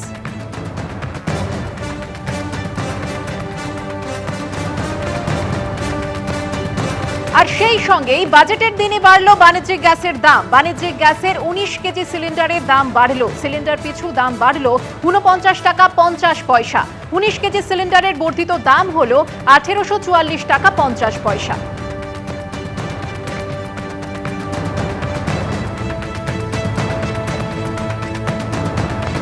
আমি অঙ্কনের কাছে এই জায়গায় আসবো। অঙ্কন, এমএসএমইর কথা হচ্ছিল, এমএসএমইর ক্ষেত্রে যদি ছোট যারা ব্যবসা করছেন তাদেরকে যাতে তারা সহজে লোন পান, সেই লোনের যে সুদ তার উপরে যাতে ভর্তুকি পাওয়া যায়, ওভারঅল একটা সামাজিক সুরক্ষা, আইন শৃঙ্খলা যথাযথ রয়েছে কিনা, তারা ব্যবসাটা করতে পারছেন কিনা, এই সবটা দেখার দায়িত্ব তো কেন্দ্র সরকার। না, আইন শৃঙ্খলা এখন পশ্চিমবঙ্গের আইন শৃঙ্খলা কে দেখবে? এই যে পশ্চিমবঙ্গে যেভাবে তোলাবাজি চলছে, সিন্ডিকেটের রাজত্ব চলছে, সেটা তো নরেন্দ্র মোদী দেখবেন না। সেটা রক্ষার দায়িত্ব তো পশ্চিমবঙ্গ সরকারের এবং পুলিশ মন্ত্রী মমতা বন্দ্যোপাধ্যায়। তো এই যে পশ্চিমবঙ্গে আজকে এমএসএমই সেক্টরে আমরা দিনের পর দিন পিছিয়ে যাচ্ছি, সেই হারে এমএসএমইর গ্রোথ হচ্ছে না। নাম্বার অফ এমএসএমই তে বাড়ছে, শাসক দল তো দাবি করে যে এমএসএমই তে দুরন্তভাবে এগিয়ে চলেছে সংখ্যা বাড়ছে, কিন্তু গ্রোথ তো হচ্ছে না। এমএসএমইর মধ্যে আপনার গ্রোথটা দেখতে হবে।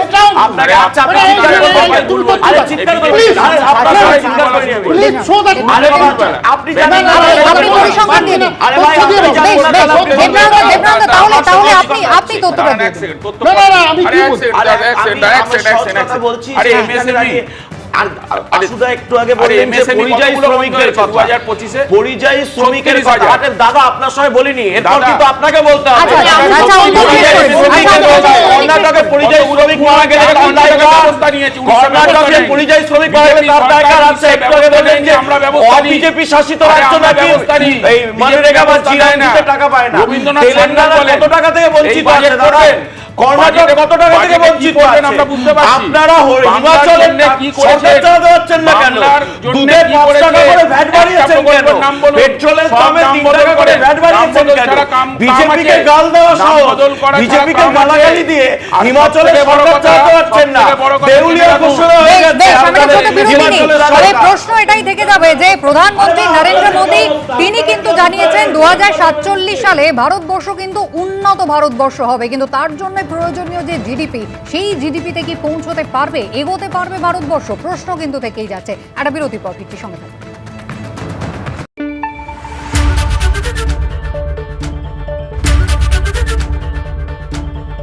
রায় ও মার্টিন। আমি আদৃত সরকার, মাধ্যমিকে আমি ফার্স্ট হয়েছি। আমার এই সাফল্যের পেছনে রায় ও মার্টিনের বিচিত্রা সহায়িকা বইগুলির অবদান সত্যিই অনস্বীকার্য। রায় ও Martin.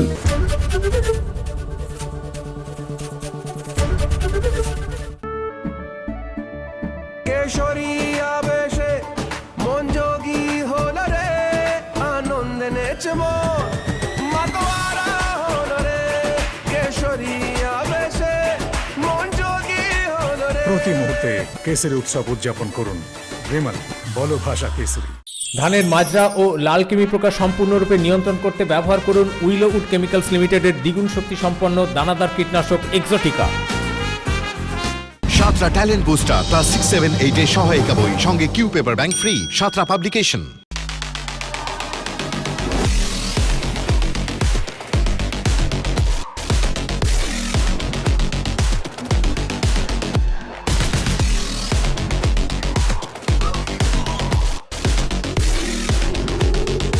TVS Raider, the wicked ride. আচ্ছা শোনো, যদি আমি মরে যাই তাহলে তুমি কি করবে?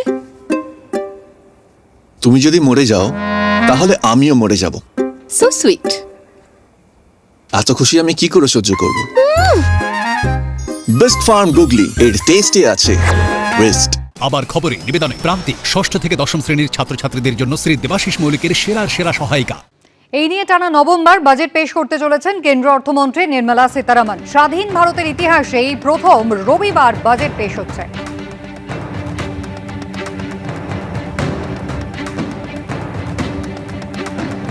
নিজের বাড়ি থেকে বেরিয়ে কেন্দ্রীয় অর্থমন্ত্রী নির্মলা সীতারামন তিনি কর্তব্য পথে অর্থমন্ত্রকে এসে পৌঁছলেন।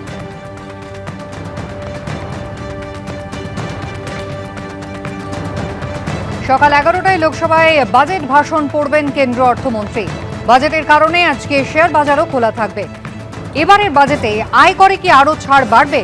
মূল্যবৃদ্ধি নিয়ন্ত্রণে কি কোনো পদক্ষেপ নিতে পারে কেন্দ্র? দৈনন্দিন ব্যবহৃত জিনিসপত্রের দাম কি তাহলে নাগালে আসবে? বাজেট পেশের আগে এই বিষয়গুলির দিকেই তাকিয়ে রয়েছে মধ্যবিত্ত।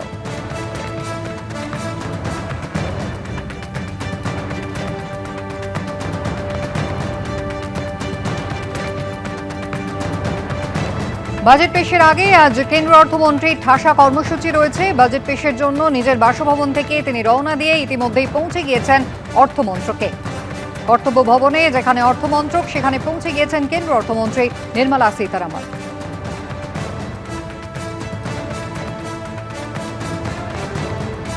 গোটা দিন ঠাসা কর্মসূচি কেন্দ্রীয় অর্থমন্ত্রীর, আর ইতিমধ্যেই তিনি রওনা দিয়ে দিয়েছেন। অর্থমন্ত্রকে পৌঁছে গিয়েছেন এখানে যাদের সঙ্গে এতদিন ধরে বৈঠক হলো, বাজেটের কাগজপত্র তৈরি হলো, এখানে শেষ মুহূর্তের বৈঠক এবং ছবি তোলা। রীতি মেনে এরপরেই রাষ্ট্রপতি দ্রৌপদী মুর্মুর কাছে বাজেট পেশের অনুমতি নিতে রাষ্ট্রপতি ভবনে পৌঁছবেন কেন্দ্র অর্থমন্ত্রী।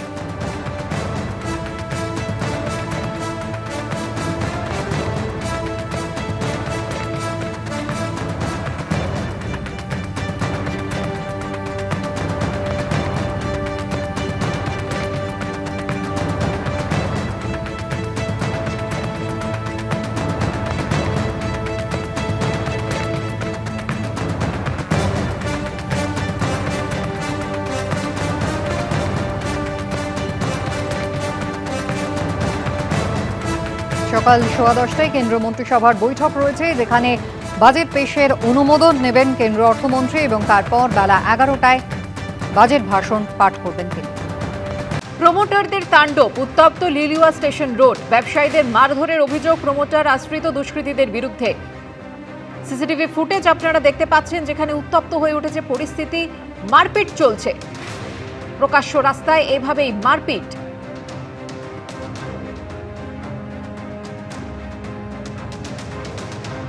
সিসি ফুটেজে প্রমোটারদের তাণ্ডবের ছবি, জখম হয়েছে বেশ কয়েকজন। দোকান ছেড়ে দেওয়ার জন্য হুমকি দিচ্ছিল প্রমোটার ও দলবল, এমনটাই অভিযোগ করেছেন ব্যবসায়ী।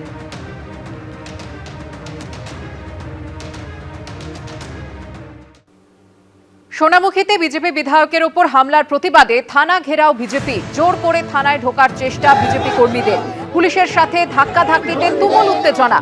বিজেপি কর্মীরা সোনামুখী শহরে মিছিল করে থানা চত্বরে গিয়ে জোর করে থানায় ঢোকার চেষ্টা করলে পুলিশের সঙ্গে শুরু হয় প্রবল ধাক্কাধাক্কি।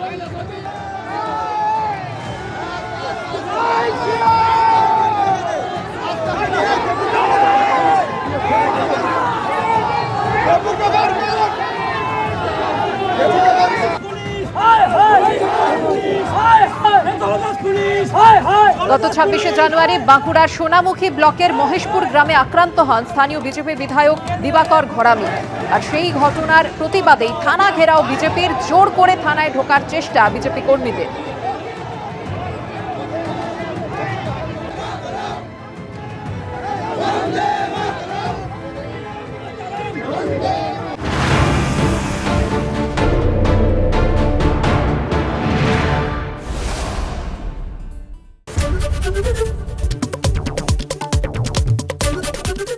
ABP Ananda এগিয়ে থাকে, এগিয়ে রাখে with Ajanta Shoes, 70 years of legacy in craftsmanship. রাষ্ট্রপতি ভবন থেকে সরাসরি সংসদে পৌঁছেছেন কেন্দ্র অর্থমন্ত্রী নির্মলা সীতারামন। কিছুক্ষণ আগেই তিনি পৌঁছে গিয়েছেন এবং আজ কিন্তু আগ্রহের কেন্দ্রবিন্দু তার হাতে থাকা এই লাল ফাইল। একেবারে এর মধ্যে কিন্তু রয়েছে সেই ট্যাব যেখান থেকে 2026-27 বাজেট পেশ করবেন কেন্দ্র অর্থমন্ত্রী। তার পাশে কেন্দ্র অর্থ প্রতিমন্ত্রী পঙ্কজ চৌধুরী। আর তার আগে রাইসিনা হিলসে গিয়েছিলেন কেন্দ্র অর্থমন্ত্রী, যেখানে একেবারে রীতি মেনে রাষ্ট্রপতি দ্রৌপদী মুর্মু তাকে দই চিনি খাইয়ে দিলেন।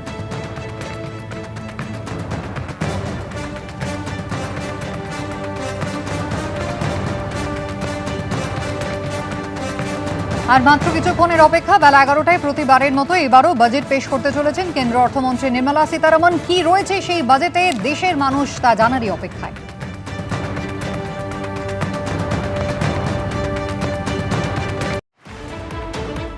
শিরোনাম এই মুহূর্তে, নিবেদনে SD Lion 600 EQR TMT বার, প্রতিটি নির্মাণের আসল সুরক্ষা।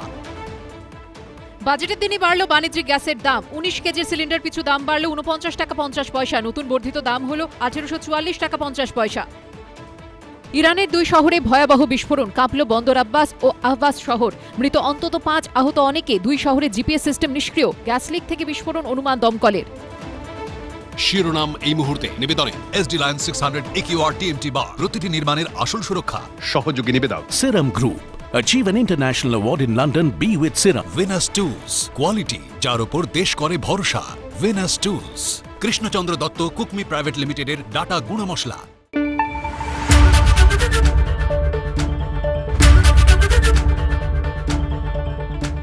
রায় ও মার্টিন। আমি আদৃত সরকার, মাধ্যমিকে আমি ফার্স্ট হয়েছি। আমার এই সাফল্যের পেছনে রায় ও মার্টিনের বিচিত্রা সহায়িকা বইগুলির অবদান সত্যিই অনস্বীকার্য। রায় ও মার্টিন।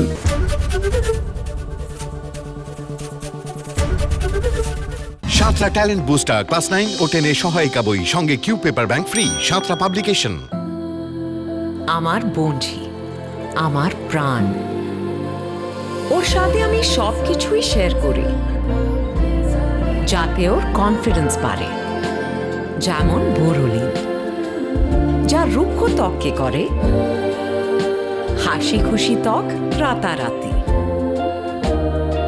তাই বোরোলিন রোজ রাতে। সাঁতরা ট্যালেন্ট বুস্টার ক্লাস 6, 7, 8 এর সহায়িকা বই সঙ্গে Q paper bank free. Santra publication. কেশরী আবেশে মন যোগী হল রে, আনন্দে নেচে মন মাতোয়ারা হল রে। কেশরী আবেশে মন যোগী হল রে। প্রতি মুহূর্তে কেসরি উৎসব উদযাপন করুন। বিমল, বলো ভাষা কেসরি। ভালোবাসা থাক ভালো ভাষা হয়ে। আন্তর্জাতিক মাতৃভাষা দিবসে সাদা কালো বস্ত্রে 60% পর্যন্ত ছাড় 1 থেকে 21 ফেব্রুয়ারি। শাহ টেক্সটাইল। আচ্ছা শোনো, যদি আমি মরে যাই তাহলে তুমি কি করবে? তুমি যদি মরে যাও তাহলে আমিও মরে যাব। So sweet. এত খুশি আমি কি করে সহ্য করব? বেস্ট ফার্ম গুগলি, এর টেস্টে আছে ওয়েস্ট। काटो क्या अभी काटो? आप नहीं निरुद्धन। गेम कोई भी हो, पकड़ मजबूत होनी चाहिए। सीमेंट से पकड़ बनाए मजबूत। SRMB 550D TMT bar।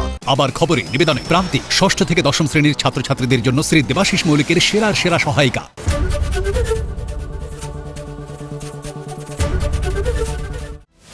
কোন খবর 7-5 ভাবাচ্ছে?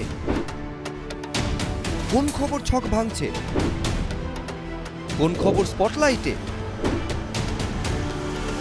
সারাদিনের সব খবর, খবরের সব দিক 5টা থেকে 8টা। না হলে আমার সঙ্গে রাত 8টা থেকে বাছাই করা খবরের বিশ্লেষণে, আলোচনায়, পর্যালোচনায় অংশ নেবেন কি করে? এক মঞ্চ, সব পক্ষ। বিকেল 5টা থেকে লাগাতার শুধুমাত্র এবিপি আনন্দে। এবিপি আনন্দ এগিয়ে থাকে, এগিয়ে রাখে। আজ মোদী সরকারের বাজেট নভেম্বরের মতো পেশ করবেন নির্মলা সীতারামন। মূল্যবৃদ্ধি থেকে মিলবে সুরাহা, দাম বাড়বে কোন জিনিসের, কমবে কিসে, তাকিয়ে দেশ। 1 ফেব্রুয়ারি বাজেট পেশের রীতি মোদী সরকারের। দেশের ইতিহাসে এই প্রথম রবিবারে বাজেট। পুরো সময়ের জন্য খোলা থাকছে শেয়ার বাজারও। আজ দিল্লি যাচ্ছেন মুখ্যমন্ত্রী। কাল নির্বাচন কমিশনের সঙ্গে বৈঠকের আগে জ্ঞানেশ কুমারকে চিঠি। পেছনের দরজা দিয়ে নামবাদের চেষ্টা, আক্রমণ মমতার। পুরোটাই নাটক, পাল্টা বিজেপি।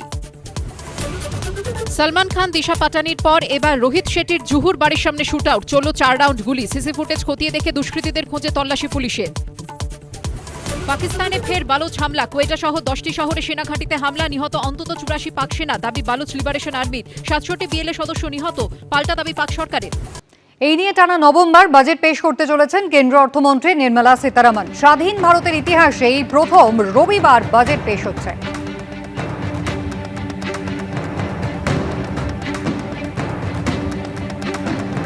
নিজের বাড়ি থেকে বেরিয়ে কেন্দ্রীয় অর্থমন্ত্রী নির্মলা সীতারামন তিনি কর্তব্য পথে অর্থমন্ত্রকে এসে পৌঁছলেন।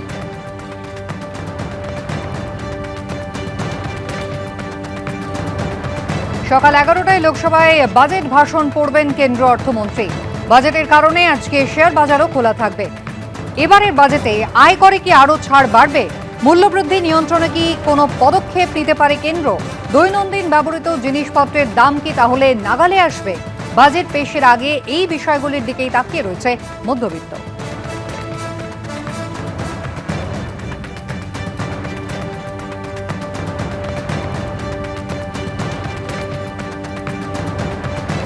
বাজেট পেশের আগে আজ কেন্দ্রীয় অর্থমন্ত্রীর ঠাসা কর্মসূচি রয়েছে। বাজেট পেশের জন্য নিজের বাসভবন থেকে তিনি রওনা দিয়ে ইতিমধ্যেই পৌঁছে গিয়েছেন অর্থমন্ত্রকে।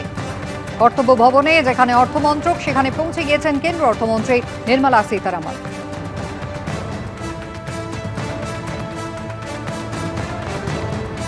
গোটা দিন ঠাসা কর্মসূচি কেন্দ্রীয় অর্থমন্ত্রীর, আর ইতিমধ্যেই তিনি রওনা দিয়ে দিয়েছেন। অর্থমন্ত্রকে পৌঁছে গিয়েছেন। এখানে যাদের সঙ্গে এতদিন ধরে বৈঠক হলো, বাজেটের কাগজপত্র তৈরি হলো, এখানে শেষ মুহূর্তের বৈঠক এবং ছবি তোলা। রীতি মেনে এরপরেই রাষ্ট্রপতি দ্রৌপদী মুর্মুর কাছে বাজেট পেশের অনুমতি নিতে রাষ্ট্রপতি ভবনে পৌঁছবেন কেন্দ্র অর্থমন্ত্রী।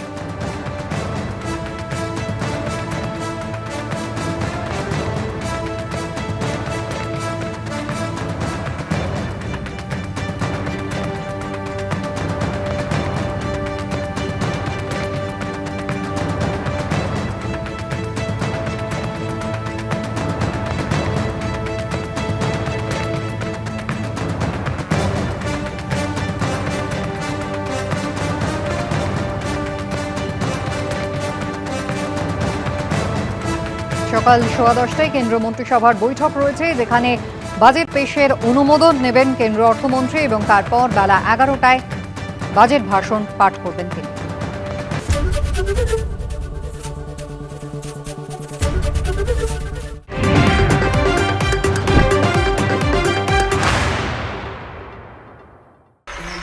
তাই নাকি? বাংলা গুজব। ABP Ananda এগিয়ে থাকে, এগিয়ে রাখে with Ajanta Shoes, 70 years of legacy in craftsmanship. শিরোনাম নিবেদন করছে Nightingale Hospital, an NABH certified multi-speciality hospital offering comprehensive orthopedic surgery. Your health we care. আজ মোদী সরকারের বাজেট নভেম্বরের মতো পেশ করবেন নির্মলা সীতারামন। মূল্যবৃদ্ধি থেকে মিলবে সুরাহা, দাম বাড়বে কোন জিনিসের, কমবে কিসে, তাকিয়ে দেশ। 1 ফেব্রুয়ারি বাজেট পেশের রীতি মোদী সরকারের। রবিবার ছুটির দিনে বাজেট পেশ করবেন নির্মলা সীতারামন। পুরো সময়ের জন্য খোলা থাকছে শেয়ার বাজারও। বাজার খুলতেই সোনার উপর দামে ফের পতন। প্রায় 6% কমল 2 ধাতুর দাম। 10 গ্রাম সোনার দাম কমল প্রায় 9,000। কেজি প্রতি 17,000 টাকা পড়ল রূপোর দাম। নিম্নমুখী শেয়ার বাজারও। বাজেটের দিনই বাড়ল বাণিজ্যিক গ্যাসের দাম। 19 কেজি সিলিন্ডার পিছু দাম বাড়ল 49 টাকা 50 পয়সা। নতুন বর্ধিত দাম হল 1844 টাকা 50 পয়সা। আজ দিল্লি যাচ্ছেন মুখ্যমন্ত্রী। কাল নির্বাচন কমিশনের সঙ্গে বৈঠকের আগে জ্ঞানেশ কুমারকে চিঠি। পেছনের দরজা দিয়ে নামবাদের চেষ্টা, আক্রমণ মমতার। পুরোটাই নাটক, পাল্টা বিজেপি। শিরোনাম নিবেদন করছে Nightingale Hospital, an NABH certified multi-speciality hospital offering comprehensive orthopedic surgery. Your health we care.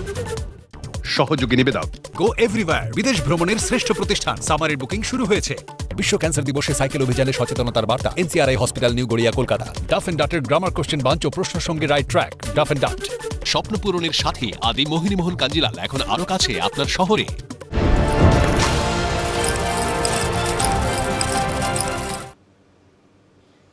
ঘড়ির কাঁটায় আর ঠিক 1 ঘন্টা বাকি, তারপর সকাল 11টায় টানা নভেম্বর বাজেট পেশ করতে চলেছেন কেন্দ্রীয় অর্থমন্ত্রী নির্মলা সীতারামন। বাজেটের কারণে আজ খোলা থাকছে শেয়ার বাজার। আর এবারের বাজেটে আয়করে কি আরো ছাড় বাড়বে? ফলে প্রত্যাশা রয়েছে একগুচ্ছ। সে প্রত্যাশার কতটা পূরণ হবে আর 1 ঘন্টা পরই সেটা স্পষ্ট হয়ে যাবে। দেখতে পাচ্ছেন সংসদ ভবন থেকে এই ছবি। সংসদ ভবনে নির্মলা সীতারামন পৌঁছে গেছেন। এটাকে রাষ্ট্রপতি ভবনে তিনি যান।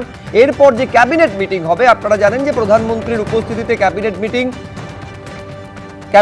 এই মুহূর্তে খবর পাচ্ছি শুরু হয়ে গেছে। প্রধানমন্ত্রী, কেন্দ্রীয় স্বরাষ্ট্রমন্ত্রী সেখান থেকে এই যে বাজেট, সেই বাজেটের মঞ্জুরির পর তা 11টার সময় পেশ করবেন সংসদে সর্বসমক্ষে দেশবাসীর উদ্দেশ্যে কেন্দ্রীয় অর্থমন্ত্রী নির্মলা সীতারামন। মূল্যবৃদ্ধি নিয়ন্ত্রণে বিশেষ কি কোনো পদক্ষেপ নেওয়া হবে? এই যে ট্যাব আপনারা দেখতে পাচ্ছেন, যা ফাইল বন্দি রয়েছে লাল রঙের কভারের মধ্যে, তার মধ্যে কি রয়েছে?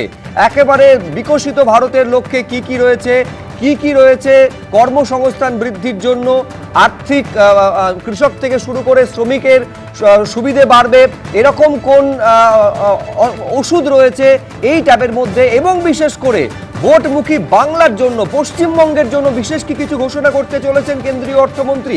নিঃসন্দেহে সেদিকে নজর থাকবে। দৈনন্দিন ব্যবহৃত জিনিসপত্রের দাম কি হাতের নাগালের মধ্যে আসবে?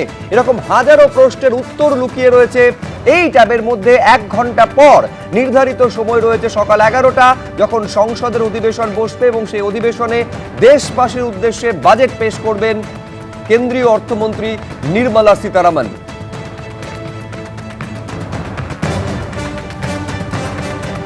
এখন প্রশ্ন হচ্ছে, আমার আপনার মতন সাধারণ মানুষ তারা বাজেট থেকে কি চাইছেন? আজকের বাজেটে কতটা আশা তারা দেখছেন?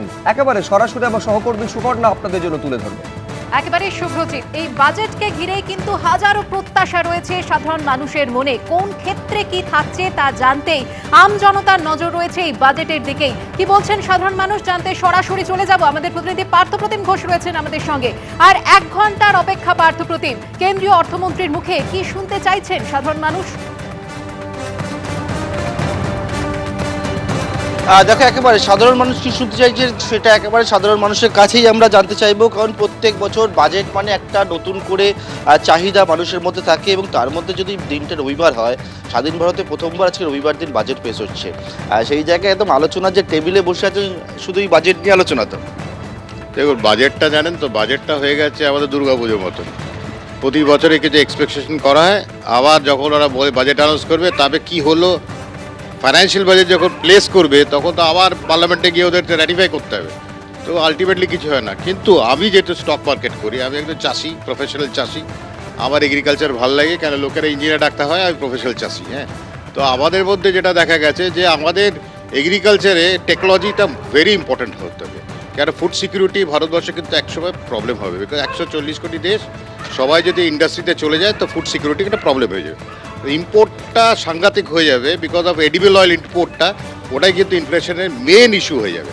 সেকেন্ড হচ্ছে প্রত্যেকটা বাঙালিকে বলবো, বেঙ্গলের লোককে বলবো যে আপনারা বেঙ্গলের জন্য কী চাইছেন সেটা তো গভর্নমেন্ট অফ ইন্ডিয়া করবে না, আপনারা নিজে ডিসাইড করুন আপনার রাজ্যে আপনি কী চাইছেন, সেটাকে আপনাদের মেম্বার অফ পার্লামেন্ট বা যারা আছে এনফোর্স করুন, এটা আমাদের লাগবে ইরেসপেক্টিভ এনি পলিটিক্স। সেকেন্ড হচ্ছে এখানে লোকে চাকরি চাকরি চাকরি, বেঙ্গল ইজ ইটসেলফ, তারা চাকরিজীবী লোক, তাদের এন্টারপ্রেনারশিপ আনতে হবে, এখানে এমএসএমই সেক্টরটাকে মারাত্মকভাবে প্রমোট করতে হবে। আপনার সঙ্গে কথা বলে নেবো একেবারে, মানে আপনি কিছুক্ষণ আগে বলছিলেন যে কয়েকদিন পর নির্বাচন আছে, হয়তো ভালো কিছু পেতে পারি। হ্যাঁ, সেটাই আমরা আশা করে আছি আজকের বাজেটে কি হয়, সেটা পশ্চিমবঙ্গের জন্য কি পাবো সেটা একটা দেখার। আর এই বাজেটে আমাদের পশ্চিমবঙ্গে অন্তত স্ট্যাম্প ডিউটি যেটা রেজিস্ট্রেশনের যেটা বিশাল খরচা, হ্যাঁ ওটাকে যদি একটু বাজেটে যদি কমে আমরা খুব খুশি হব। প্লাস আমরা যে জিএসটি দিই, এই জিএসটির কোনো ইনপুট পাচ্ছি না আমরা, এগুলো যাতে একটু পাই এই বাজেটে সেদিকেই তাকিয়ে বসে আছি। দ্রব্যমূল্য বৃদ্ধির কথা আপনার সঙ্গে শুনছি। হ্যাঁ, দ্রব্যমূল্য তো এখন সব কিছুতেই ইলেকট্রনিক আইটেমসের এই জিএসটি, আমার আগের বন্ধু যে কথাটা বললো, এটা ইলেকট্রনিক্স, এসি, এগুলোর উপর সাংঘাতিক জিএসটি। এই জিএসটিটা আমার মনে হয় সাধারণ মানুষের ক্ষেত্রে একটা চাপের ব্যাপার হয়ে যাচ্ছে। স্পেশালি যদি আপনি রিয়েল এস্টেট ডিভিশন দেখেন, যেটা উনিও বললেন, সেটা সব কিছুতে দাম কমুক জিনিসপত্রের একেবারে, এবং সবাই একসঙ্গে কিন্তু অপেক্ষা করে রয়েছে সার্বিকভাবে। এখন নজর বোধহয় 11টার সময়। হ্যাঁ, স্যার আমি খুব একটা ইন্টারেস্টেড নই, because I M a retired teacher. কোনোদিন কোনো বাজেটে এডুকেশনের ওপর এক্সট্রা কোনো মানে ফেসিলিটিস কোনো কিছু পাওয়া যায়নি, বরং আজকাল education has become a I mean business, সোজা কথা। একদম জিএসটি প্রত্যেক জায়গায় জিএসটি দিচ্ছে, স্পেশালি এগ্রিকালচার বা ফুড বিজনেস জিএসটি দিচ্ছে। 5% যেটা জিএসটি ফুড বিজনেসে দিচ্ছে, দ্যাট ইজ ওটা ইনপুটটা আমরা কিন্তু ক্রেডিট পাচ্ছি না। এবং সেই সবের দিকেই নজর রয়েছে একেবারে সাধারণ মানুষের। এবং আজকে রবিবার দিন, সেই রবিবার দিন একেবারে চায়ের ঠেক থেকে শুরু করে বিভিন্ন জায়গায় অফিস ছুটি, বন্ধুরা একসঙ্গে আড্ডা, এবং সেখানে একটাই আলোচনা যে আজকে কি পেতে চলেছে বাংলা, কি হবে বাজেটে, সেটা নিয়েই কিন্তু একেবারে। তুমি আমাদের সঙ্গে থাকো, আমরা বিভিন্ন জীবিকার মানুষের সঙ্গে কথা বললাম, সেখানে কোথাও উঠে এলো দ্রব্যমূল্য বৃদ্ধি থেকে শুরু করে জিএসটি নিয়ে প্রত্যাশা। স্টুডিওতে আলোচনা সকাল থেকেই আমাদের চলছে, তা দেখতেই আমরা সরাসরি চলে যাব শুভ্রজিতের কাছে। নিঃসন্দেহে পার্থ যেটা বলছিল যে স্বাধীন ভারতে এই প্রথম রবিবার দিন বাজেট পেশ হতে চলেছে। আমি যদি ইতিহাসটা একটু ঘাটা যায় তাহলে দর্শকেরা জানবেন যে এর আগেও একটা রবিবার দিন বাজেট পেশের সম্ভাবনা তৈরি হয়েছিল। সালটা ছিল 1999। প্রধানমন্ত্রী ছিলেন অটল বিহারী বাজপেয়ী এবং যশবন্ত সিনহা ছিলেন অর্থমন্ত্রী। সেইবার 28শে ফেব্রুয়ারি রবিবার পড়ায় আগের দিন বাজেট পেশ হয়েছিল 27শে ফেব্রুয়ারি। আমি বলছি অনির্বাণদা, দিনটার দিকে যদি তাকিয়ে থাকতে হয় তাহলে নিঃসন্দেহে আজকের দিনটা ঐতিহাসিক দিন। আজকে একটা রেকর্ড নিঃসন্দেহে তৈরি হচ্ছে যে স্বাধীন ভারতে প্রথমবার রবিবারে বাজেট পেশ হতে চলেছে। কোনো চমক কি আমরা প্রত্যাশা করতে পারি? দেখো, এই রবিবারই কিন্তু আদ্যপান্ত বাঙালি যারা, তারা সপ্তাহের বাজারটা করতে এখন বাজারে প্রবেশ করেছেন, এবং সেখানে তাদের বাজারের থলির যে ওজন, সেই ওজনটা কিন্তু প্রত্যেক রবিবারই তারা দেখছেন যে কমে যাচ্ছে। জিনিসের দাম বাড়ছে, বাজারের ব্যাগের যে ওজন, সেই ওজনটা কমে যাচ্ছে। কিন্তু সমস্যা যেটা সেটা হচ্ছে আজকের দিনে দাঁড়িয়ে এই যে লাল ট্যাবের কথা বলছিলেন না, লাল ট্যাবে হয়তো আজকের বাজেট আছে, আর আমার কাছে একটা কালো ট্যাব আছে যেখানে লাস্ট 2014 থেকে উনি নবারের জন্য বাজেট করছেন, কিন্তু তার আগে যিনি অর্থমন্ত্রী ছিলেন অরুণ জেটলি, একটা সময় পীযূষ গোয়েল, তাদের সবার বাজেট আছে। বাজেটে একটা আয় ব্যয়ের খসড়া তৈরি করা হয়, কিন্তু সেই জায়গাতে দাঁড়িয়ে এই যে আমরা সারা বছরে কি করব সেটার একটা প্রত্যাশা থাকে, সেটার একটা ঘোষণা থাকে, এবং আলটিমেটলি সেটা যাতে আমরা এক্সিকিউশনটা দেখতে পারি সেটার জন্য কিন্তু মানুষ বসে থাকে। কিন্তু এটারও আবার যে কার্যপ্রণালী 12 মাসের মধ্যে এমন এমন ঘটনা ঘটতে থাকে, যেরকম বিদেশি শত্রু ভারতবর্ষে অ্যাটাক করতে পারে, ভারতবর্ষের সঙ্গে বহির্বাণিজ্যের যে ডায়নামিক সেটা চেঞ্জ হতে পারে।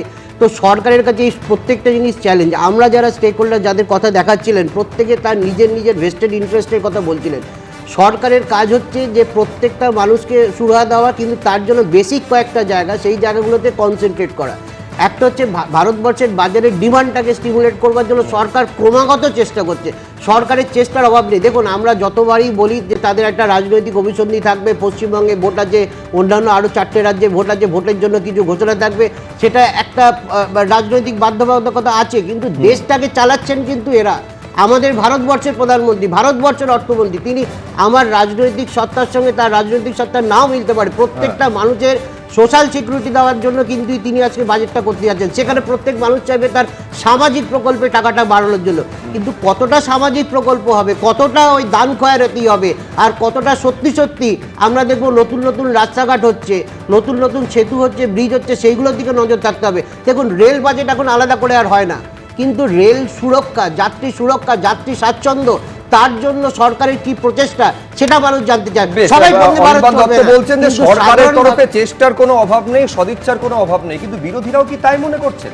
আমি অখিলেশ যাদব কি বলছেন একবার দেখাবো। जिस सरकार से कोई उम्मीद नहीं, उसके बजट से क्या उम्मीद होगी? ये बजट 1/20 लोगों के लिए बनता है, यानी 5% लोगों के साथ।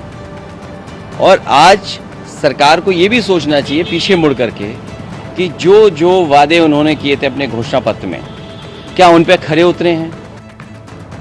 দেখুন আমরা সবসময় বাজেটের সাধারণ মানুষ কি চাইছেন, সাধারণ মানুষের প্রত্যাশা কতটা পূরণ করতে পারছে এই সরকার, সেদিকে গুরুত্ব দেওয়ার চেষ্টা করি।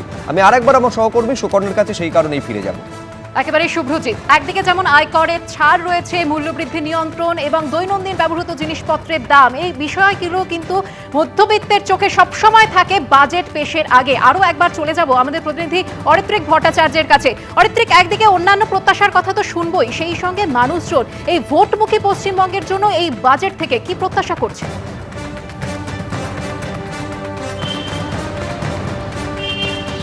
দেখো, আমি রোববারের সকাল, কিন্তু আজকের রোববারের সকাল যেরকমভাবে লোকজন একসঙ্গে কথা বলেন, আড্ডা মারেন, আজকের প্রেক্ষিত কিন্তু সম্পূর্ণ ভিন্ন, কারণ আজকে কেন্দ্রীয় বাজেট। আমি যারা রয়েছেন কয়েকজনের সাথে কথা বলবো, কি মনে হচ্ছে বাজেটের দিকে যখন তাকাবে কি প্রত্যাশা? আমরা আজকে বাজেট, সাধারণ বাজেট, আমরা সাধারণ মানুষ হিসেবে চাই আমাদের নিত্য প্রয়োজনীয় দ্রব্যের দাম নিয়ন্ত্রণ করুক সরকার। তাছাড়া আমরা ভারতবর্ষের কর্মসংস্থানের অবস্থা খুব খারাপ দেখতে পাচ্ছি।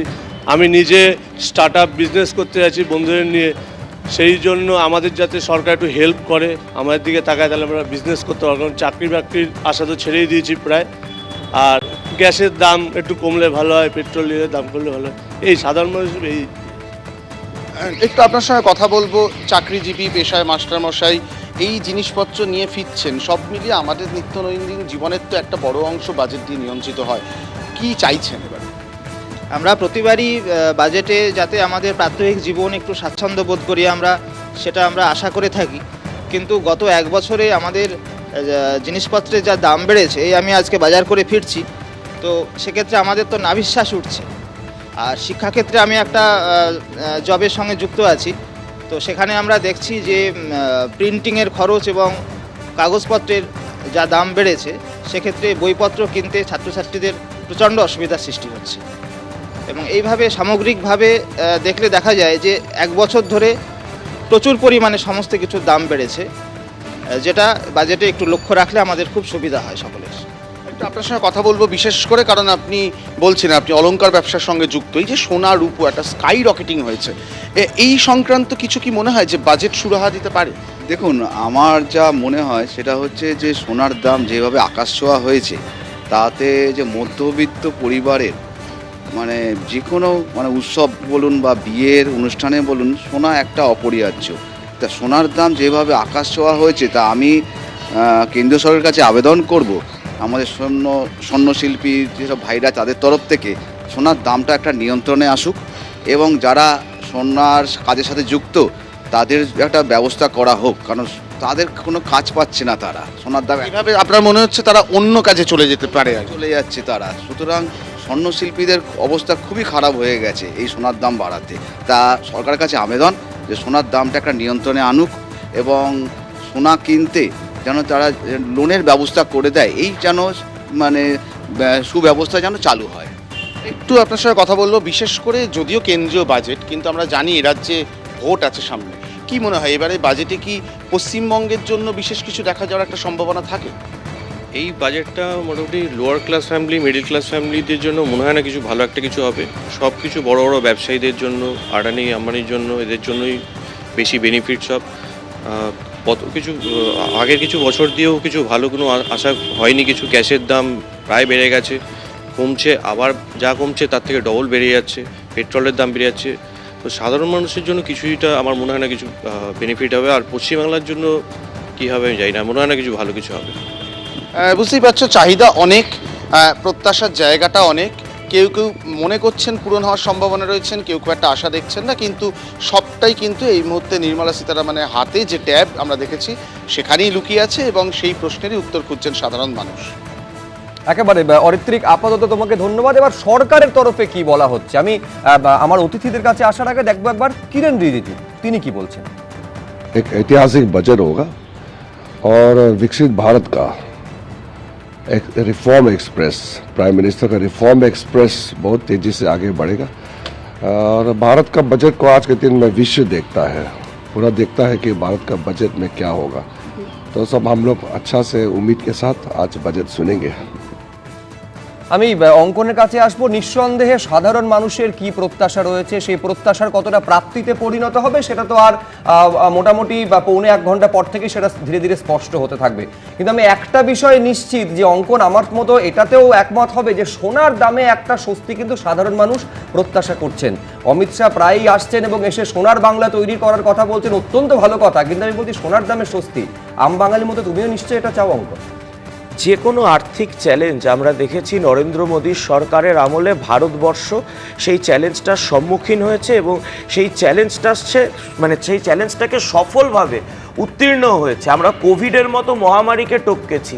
সুতরাং নিঃসন্দেহে যে সোনা নিয়ে যে একটা আবেগ উৎকণ্ঠা রয়েছে, সেই চ্যালেঞ্জও ভারতবর্ষের সরকার যশস্বী প্রধানমন্ত্রীর নেতৃত্বে আমরা এই চ্যালেঞ্জটাকে ওভারকাম করব।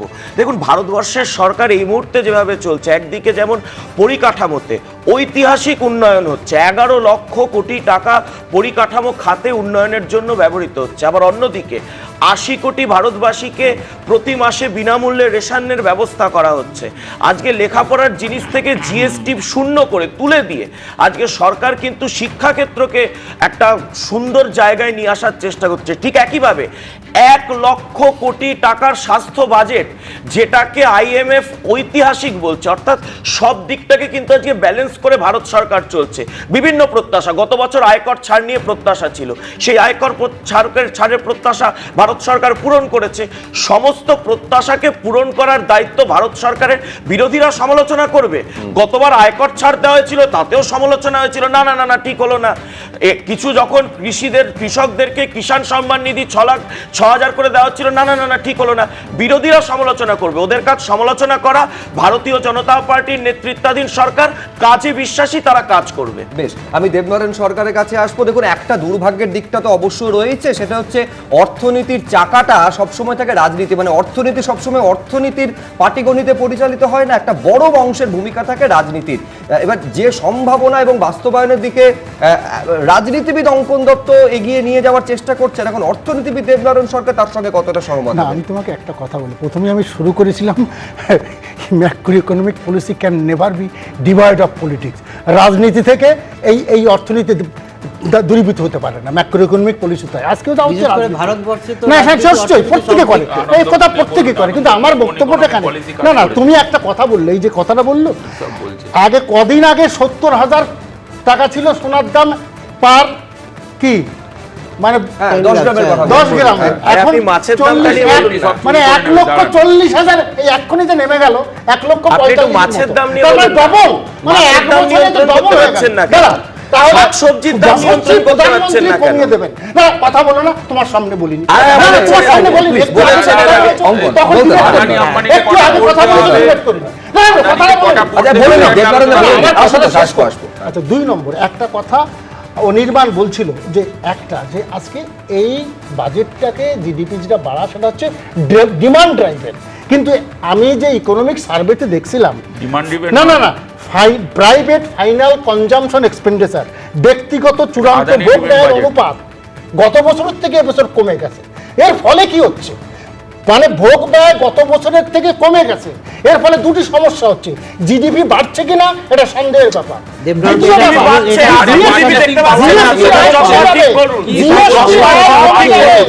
জিডিপির বৃদ্ধি যদি আপনি না দেখতে পান তাহলে চোখের চশমা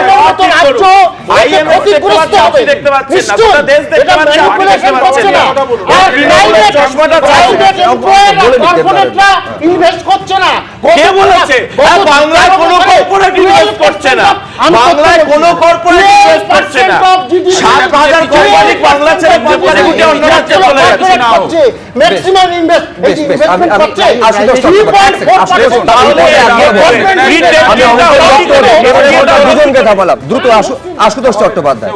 এই যে কোভিডের একটা প্রশ্ন এলো, এখন কোভিডের সময় আমরা দেখলাম মোদিজিকে নিজের ছবি লাগিয়ে ভ্যাকসিন বিক্রি করতে, কংগ্রেসের সময় কিন্তু কোনো ভ্যাকসিন বিক্রি হয়নি, শুনুন না, সবাইকে কিনতে হয়েছে মানুষকে, প্রচুর লাইন দিয়ে ফ্রি ভ্যাকসিন দেওয়া হয়েছে, ভ্যাকসিন কংগ্রেস করেছে, আপনি জানেন না, জেনে নিন, ফ্রি ভ্যাকসিন দেওয়া হয়েছে, এখানে যে টিকাটা আছে এটা কংগ্রেসের দেওয়া, আপনি যে টিকাটা নিয়ে বসে আছেন সেটা কংগ্রেসের দেওয়া, জন্য শুনে রাখুন। এবারে দেখুন, এখন আলোচনা এতগুলো হয়ে গেল, আচ্ছা মেক ইন ইন্ডিয়া বলে আমরা একটা কথা শুনেছিলাম, এটা হয়ে গেল ফেক ইন ইন্ডিয়া, তার কারণ টার্গেট কত ছিল 25%, এখন কত টার্গেট এসে দাঁড়িয়েছে 13%। আচ্ছা subsidy on food and fertiliser শুনুন না একটু 13% ফুলফিল হয়েছে, 13% ফুলফিল হয়েছে, আপনি পড়ে নিন একটু ভালো করে, আরে একটু পড়ে নিন 13% আপনি বলুন না subsidy on food and fertiliser, শুনে নাও ভাই, শুনে নাও, তারপরে তুমি বলুন। Subsidy on food and fertiliser ফিউয়েলে 5 লক্ষ কোটি টাকা করেছিল কখন 2022-23 সালে, সেটা কমে 25-26-এ কত দাঁড়াচ্ছে 3.8 লাখ করোড়, তার মানে কমাচ্ছে তো, মেন জায়গায় কমাচ্ছে। মানরেগা আমরা আগেই বলেছি,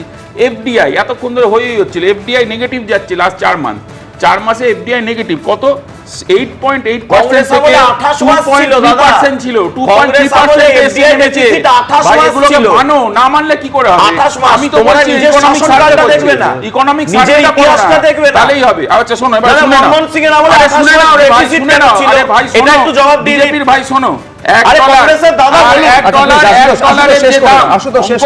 $1 যে দাম ভাই এখন কলকাতায়, আরে ডলার নিয়ে আপনারা চিন্তা করেন, 1 লিটার ডিজেলের দাম আর $1 দাম আপনাদের সময় বাড়েনি, এত অ্যাচিভমেন্ট, ডিজেলের দাম বাড়েনি, আচ্ছা ডিজেলে জিএসটি আনুন, বাজেট দেখছি, জিএসটি আনুন, হলিডে অন জিএসটির পক্ষে বাজেট হলিডে দেখছি আমরা বাজেট হলিডে দেখছি, রোববারে বাজেট, ওই জন্য না চেঁচিয়ে একে অপরটা আমরা বলি, সেটা হচ্ছে দেখো একটাই ভিকসিত ভারত নিয়ে আলোচনা হচ্ছে, দেখো 63 লাখ ইনফর্মাল এন্টারপ্রাইজ বন্ধ হয়ে গেছে ভারতবর্ষে, কেন বন্ধ হয়ে গেছে মোদিজি বলবেন আশা করি। দেখো 1.6 crore জব অলরেডি আউট, নেই, পাওয়া যাচ্ছে না, এবং এই যে ইউপিএ আমলে 15.6% আমরা করতে পেরেছিলাম ম্যানুফ্যাকচারিং ইন্ডাস্ট্রির কন্ট্রিবিউশন, সেখানে বিজেপি সরকার কত করেছে 12.8%। ইকোনমিক সার্ভে বলছে, চেয়েও না, ইকোনমিক সার্ভে বলছে। দেখো এমএসএমই কিন্তু আমরা যাই বলি না কেন 90% ওয়ার্কফোর্স কিন্তু এমএসএমই এমপ্লয় করে, এবং এমএসএমইর ক্ষেত্রে আমরা শুনেছিলাম মোদিজিকে পার্লামেন্টে দাঁড়িয়ে বলতে মুদ্রা লোন পাবেন, স্টার্ট আপ ইন্ডিয়া হবে, মেক ইন ইন্ডিয়া হবে। আচ্ছা এগুলোর এখন বাস্তবায়ন আমরা পশ্চিমবঙ্গে 17 কোটি কর্মসংস্থান হয়েছে, না জানলে জানবেন, প্রতিশ্রুতি এবং প্রতিশ্রুতির বাস্তবায়ন আমরা বাস্তবে কতটা দেখতে পাচ্ছি। আমি নিঃসন্দেহে আবারও বলবো যে আর 40 মিনিট বাকি রয়েছে, তারপর 11টার সময় বাজেট পেশ করবেন কেন্দ্রীয় অর্থমন্ত্রী। তার আগে একবার কি বলছেন গজেন্দ্র সিং শেখাওয়াত দেখে নিন। विश्वास रखिए कि जिस लक्ष्य को लेकर के देश की सरकार पिछले 11 साल से काम कर रही है कि हम भारत को विकसित भारत बनाएंगे, और 2014 से लेकर के निरंतर आने वाला हर बजट एक के बाद उस अनुक्रम में आगे बढ़ने की एक पायदान के अगली पायदान के रूप में होता है। इस बार का बजट भी भारत को विकसित भारत बनाने की दिशा में एक कदम और आगे बढ़ाने वाला होगा। দেখুন, নিম্ন মধ্যবিত্তরা তো মূলত এইটার দিকেই তাকিয়ে থাকে যে আয়করে ছাড়ের ক্ষেত্রে বাড়তি কোনো সুবিধা পাওয়া যাচ্ছে কিনা। আমি একটা পরিসংখ্যান দেখছিলাম, নিঃসন্দেহে সেই পরিসংখ্যান অনির্বাণদা সাধারণ মানুষ কতটা এই একেবারে ইনকাম ট্যাক্স রিটার্ন ফাইলের ক্ষেত্রে অংশগ্রহণ বাড়িয়েছে সেইটা স্পষ্ট করে দেখা যাচ্ছে। তার বড় কারণ হচ্ছে গত বছর আপনারা জানেন যে 12 লক্ষ টাকা আয়, তাতে একদম সম্পূর্ণ কর মকুব ছিল। তার সঙ্গে যদি 75,000 টাকা স্ট্যান্ডার্ড ডিডাকশন ধরেন সেটা 12,75,000।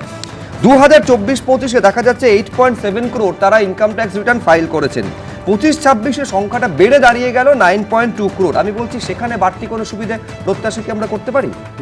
দেখো, তুমি যে সংখ্যাটা বললে 140 কোটি 142 কোটির জনগণ, হ্যাঁ, তার মধ্যে ওই 9 কোটির আশেপাশে এই বছরে হয়তো দেখা যাবে রিটার্নটা সাবমিট হচ্ছে। তার মধ্যেও এই যে পুরনো কর কাঠামো, নতুন কর কাঠামো, প্রায় 70% লোক এখন নতুন কর কাঠামোতে ইনকাম ট্যাক্স রিটার্ন দিচ্ছে এবং সরকারও চাইছে মানুষ যাতে সবাই ওই নতুন কর কাঠামোতেই তাদের ইনকাম ট্যাক্স রিটার্নটা দেন।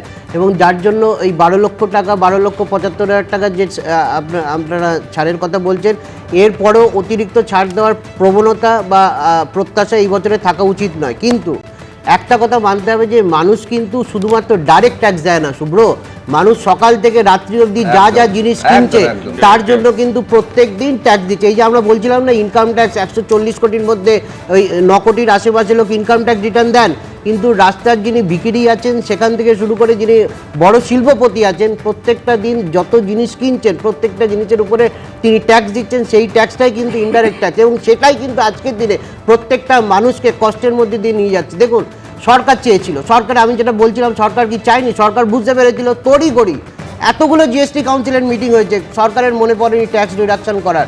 সরকার তড়িঘড়ি কিন্তু দিওয়ালির আগে ধামাকা দিল, জিএসটি কাউন্সিলের মিটিংয়ে 56তম জিএসটি কাউন্সিলের মিটিংয়ে দাম কমানো হলো। কিন্তু ইনডাইরেক্ট ট্যাক্সের একটা আবার আপন গতি আছে, যেখানে দাম যতটা কমানোর কথা সরকার ভাবে তার পুরোটা কিন্তু উপভোক্তা বা কনজিউমার বা বেনিফিশিয়ারি তার হাতে পৌঁছয় না। এটা হচ্ছে ইকোনমিক্সের নিয়ম। সরকারের এটাও বোঝা উচিত ছিল যে যারা মধ্যে আছেন, মিডলম্যান আছেন, তার মধ্যে উৎপাদক সংস্থা আছে, তারা কিন্তু ওই লাভের গুড়টা তারাও কিন্তু খেয়ে নিলেন।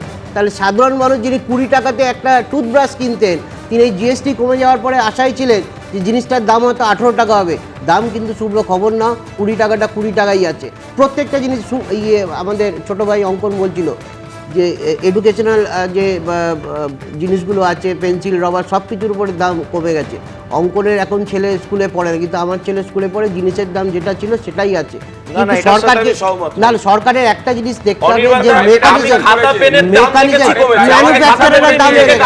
ম্যানুফ্যাকচারাররা দাম বাড়িয়ে দিচ্ছে, কিন্তু একটা জিনিস মাথায় রাখতে না, একটা জিনিস এর মধ্যে আমি বলছি যে দেবনানন্দা যেটা বলছিল এটা ঠিক, যে private investment in India by the so called investors houses সেটা কমেছে।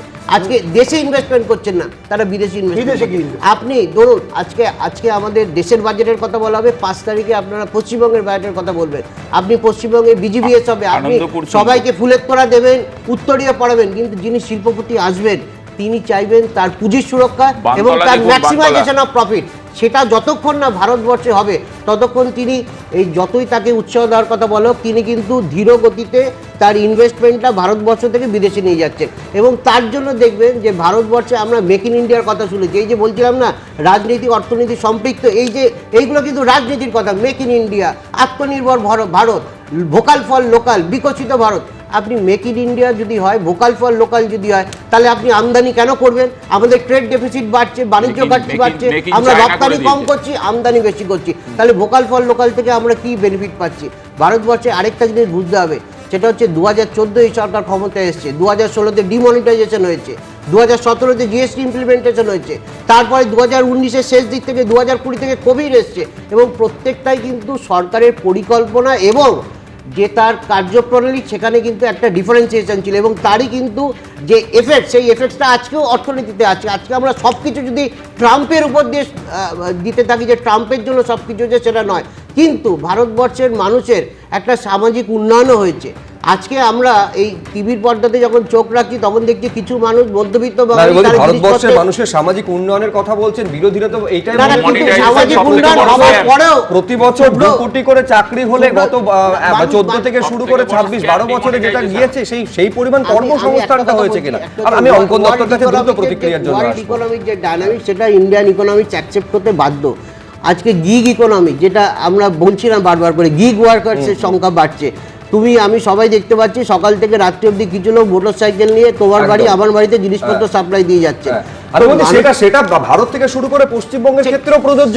তার কারণ হচ্ছে সিঙ্গুরে গিয়ে যখন মুখ্যমন্ত্রী বলেন এখানে একেবারে অ্যামাজন এবং ফ্লিপকার্টের জন্য এখানে একেবারে ব্যবস্থা করা হয়েছে, আমি বলছি সেখানে তো পরোক্ষে সেই গিগ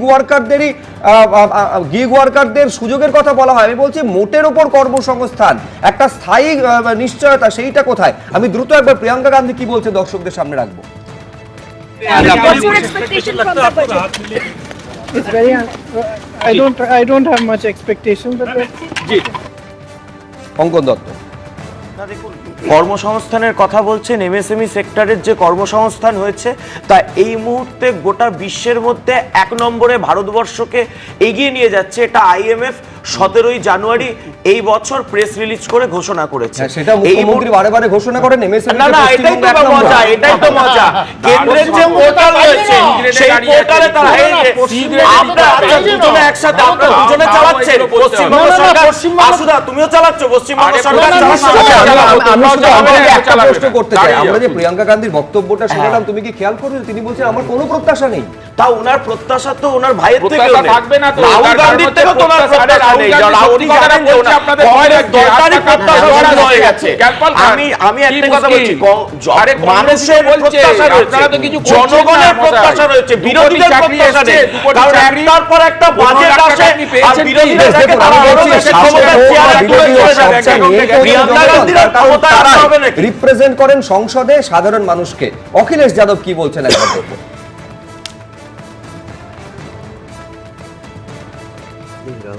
और बीजेपी को अपने घोषणा पत्र पढ़ने चाहिए और देखने चाहिए कि कितने स्मार्ट सिटी बने हैं। वो स्मार्ट सिटी जो दावा करता था कि सॉलिड वेस्ट मैनेजमेंट में सबसे अच्छा काम किया है, सबसे ज़्यादा अवार्ड मिले हैं, वहीं पर खराब पानी पीने से लोगों की जान चली गई। अंतर्राष्ट्रीय प्लेटफॉर्म जहाँ पर दुनिया के लोग अपनी अच्छाई बताने आते हैं, अपने देश की क्या अच्छाई है वो बताने आते हैं, वहाँ पर हमारी सरकार के लोगों को ये फेस करना पड़ा कि यहाँ की हवा ख़राब है, जिसकी वजह से निवेश नहीं आ सकता है। ये तो भगवान की कृपा है जो पानी बरस गया, हवा चल गई, नहीं तो हम और आप लोग सांस भी नहीं ले सकते थे यहाँ पे खड़े होकर के। सोचिए उससे कितना नुकसान हो रहा है, कितने लोगों की जान जा रही है, कितने लोगों को इन्फेक्शन हो रहा है। तो इसके लिए क्या किया? आप कह रहे खाद्यान्न में हम यहाँ पहुँच गए, वहाँ पहुँच गए, लेकिन किसान क्या उसकी आय दोगुनी हो गई इस महंगाई में? रोजगार के तमाम दावे किए गए, क्या रोजगार मिल रहा है? 12वां पास बच्चे को क्या रोजगार मिल रहा है? क्या नौकरी मिल जा रही है? और फिर सामाजिक न्याय के नाम पर जो आप झूठ बोल रहे हैं, लगातार झूठ बोल रहे हैं आप, उसका जवाब क्या है सरकार? সামাজিক সুরক্ষার কথা বারবার বলছে কেন্দ্র সরকার, যদিও বিরোধীরা তারা কিন্তু বলছেন যে মোটেই তারা আস্থা রাখতে পারছেন না। বায়ু দূষণ থেকে শুরু করে জল দূষণ, কৃষকদের বর্তমান পরিস্থিতি প্রত্যেকটাই কিন্তু আতশ কাচের নিচে, এমনটাই তাদের অভিযোগ। সাধারণ মানুষ কি বলছেন, এই রাজ্যের মানুষ কি বলছেন? কারণ আর কয়েকদিনের মধ্যেই, কয়েক মাসের মধ্যেই পশ্চিমবঙ্গে বিধানসভা নির্বাচন। কতটা প্রত্যাশা রয়েছে এবারের বাজেট থেকে? পার্থপ্রতিম ঘোষ সরাসরি আমাদের সঙ্গে। পার্থ, কি বলছেন সাধারণ মানুষ? দেখো, সকাল থেকেই সাধারণ মানুষ নানা প্রত্যাশা নিয়ে আছে, তাদের কাছেই কথা বলে নেবো আমি। যে বিভিন্ন প্রত্যাশার কথা আপনি বলছেন, আজকে আর আধ ঘন্টা পর বাজেট পেশ হবে, কি আশায় আছেন? দেখুন, আমরা সাধারণ লোক, আমরা সিনিয়র সিটিজেন, আমরা এটা চাইছি মার্কেট প্রাইস। যে আমাদের দেখুন সিনিয়র সিটিজেন, এখন আমাদের খাওয়ার খরচা থেকে মেডিকেল খরচাটা অনেক বেশি।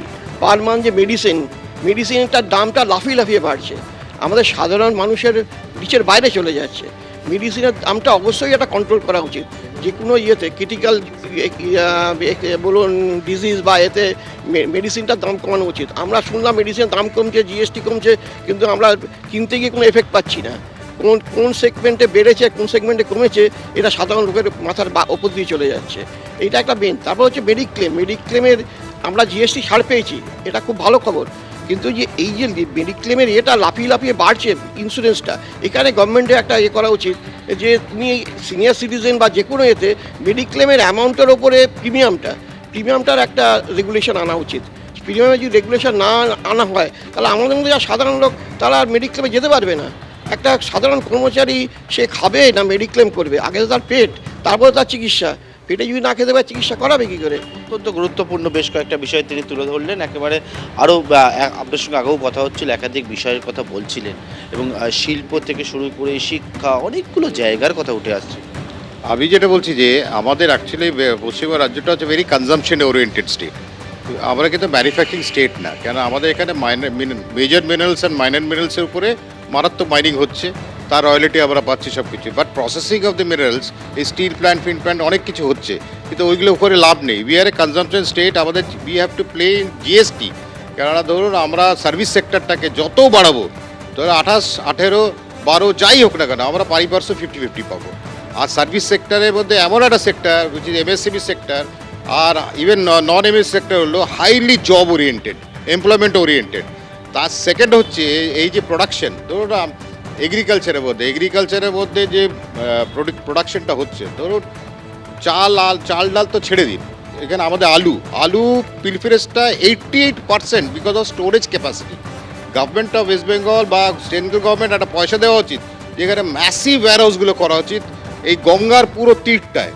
এই তীরটা যদি করা হয়, বিকজ এখন ইনল্যান্ড ওয়াটারওয়েজ এমনভাবে চলছে যে এখান থেকে মালটা চলে যাবে আলাহাবাদ ইউপি চলে যাচ্ছে, বিহার চলে যাবে থ্রু ইনল্যান্ড ওয়াটারওয়েজ।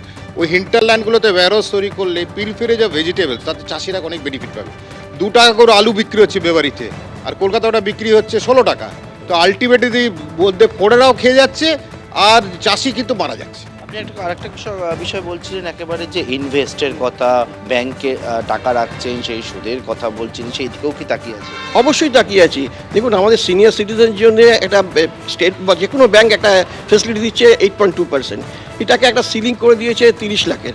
আমরা চাইছি সিলিংটা বাড়ুক, কারণ আমাদের তো দেখুন এই সিনিয়র সিটিজেন, আমরা তো আর শেয়ার মার্কেট বা এতে আমরা যেতে পারবো না, কিন্তু আমরা এখন নির্ভর করছি ব্যাংক ইন্টারেস্টের উপরে। কারণ সিনিয়র সিটিজেনরা এখন ইন্টারেস্টের উপর নির্ভর করছে, সেই ইন্টারেস্টটা যদি একটু বাড়ে সিনিয়র সিটিজেনের জন্য, আর ইয়েটাকে স্ল্যাবটাকে যদি একটু বাড়ানো হয়, 30 লাখের জায়গায় যদি একটু বেশি করা হয়, তাহলে পুরো সিনিয়র সিটিজেনরা একটু রিলিফ পায়। কথা শুনলে যে সাধারণ মানুষ নানা প্রত্যাশা নিয়ে আছে, আর কিছুক্ষণের অপেক্ষা এবং তার পরবর্তীকালে দেখা যাবে সাধারণ মানুষের যে প্রত্যাশাগুলো নিয়ে রয়েছে সেই প্রত্যাশা পূরণ হলো কিনা। পার্থ, ধন্যবাদ। আর এর মধ্যেই জানা যাচ্ছে বাজার খুলতেই একেবারে সেন্সেক্স চাঙ্গা, তার কারণ 2000 পয়েন্টের ওপরে সেন্সেক্স। এখন বাজার দরের মানে বাজেট পেশের আগে বাজার দরের এই যে একটা প্রভাব লক্ষ্য করা যাচ্ছে, যেখানে সেন্সেক্স 200 পয়েন্টের ওপরে, এটা কতটা ইন্ডিকেট বা কতটা ইঙ্গিত দেয়, নিঃসন্দেহে সেদিকে আমাদের আলোচনার বিষয়বস্তু থাকবে। কিন্তু সাধারণ মানুষের দৃষ্টিকোণ থেকে আজকের বাজেট, দেবনারায়ণ সরকার বলেছি আমাদের 5টা উদ্দেশ্য, তার মধ্যে দ্রব্য নিয়ন্ত্রণ একটা মস্ত বড়। দ্রব্য মূল্য নিয়ন্ত্রণ, দ্রব্য মূল্য নিয়ন্ত্রণ মানে এই নিয়ন্ত্রণ। আমি একটু কথা বলছিলাম যে আজকে যে প্রশ্নটা আসছে ঠিকই আছে, এই মেডিক্লেমের এটা কমিয়ে দিলাম, কতটুকু কমলো অনির্বাণ বলুন।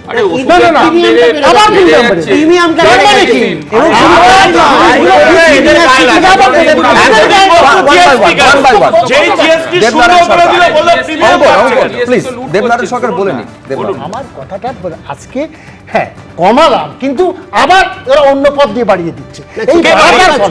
সরকার বাড়িয়েছে, সরকারের পদক্ষেপ দরকার।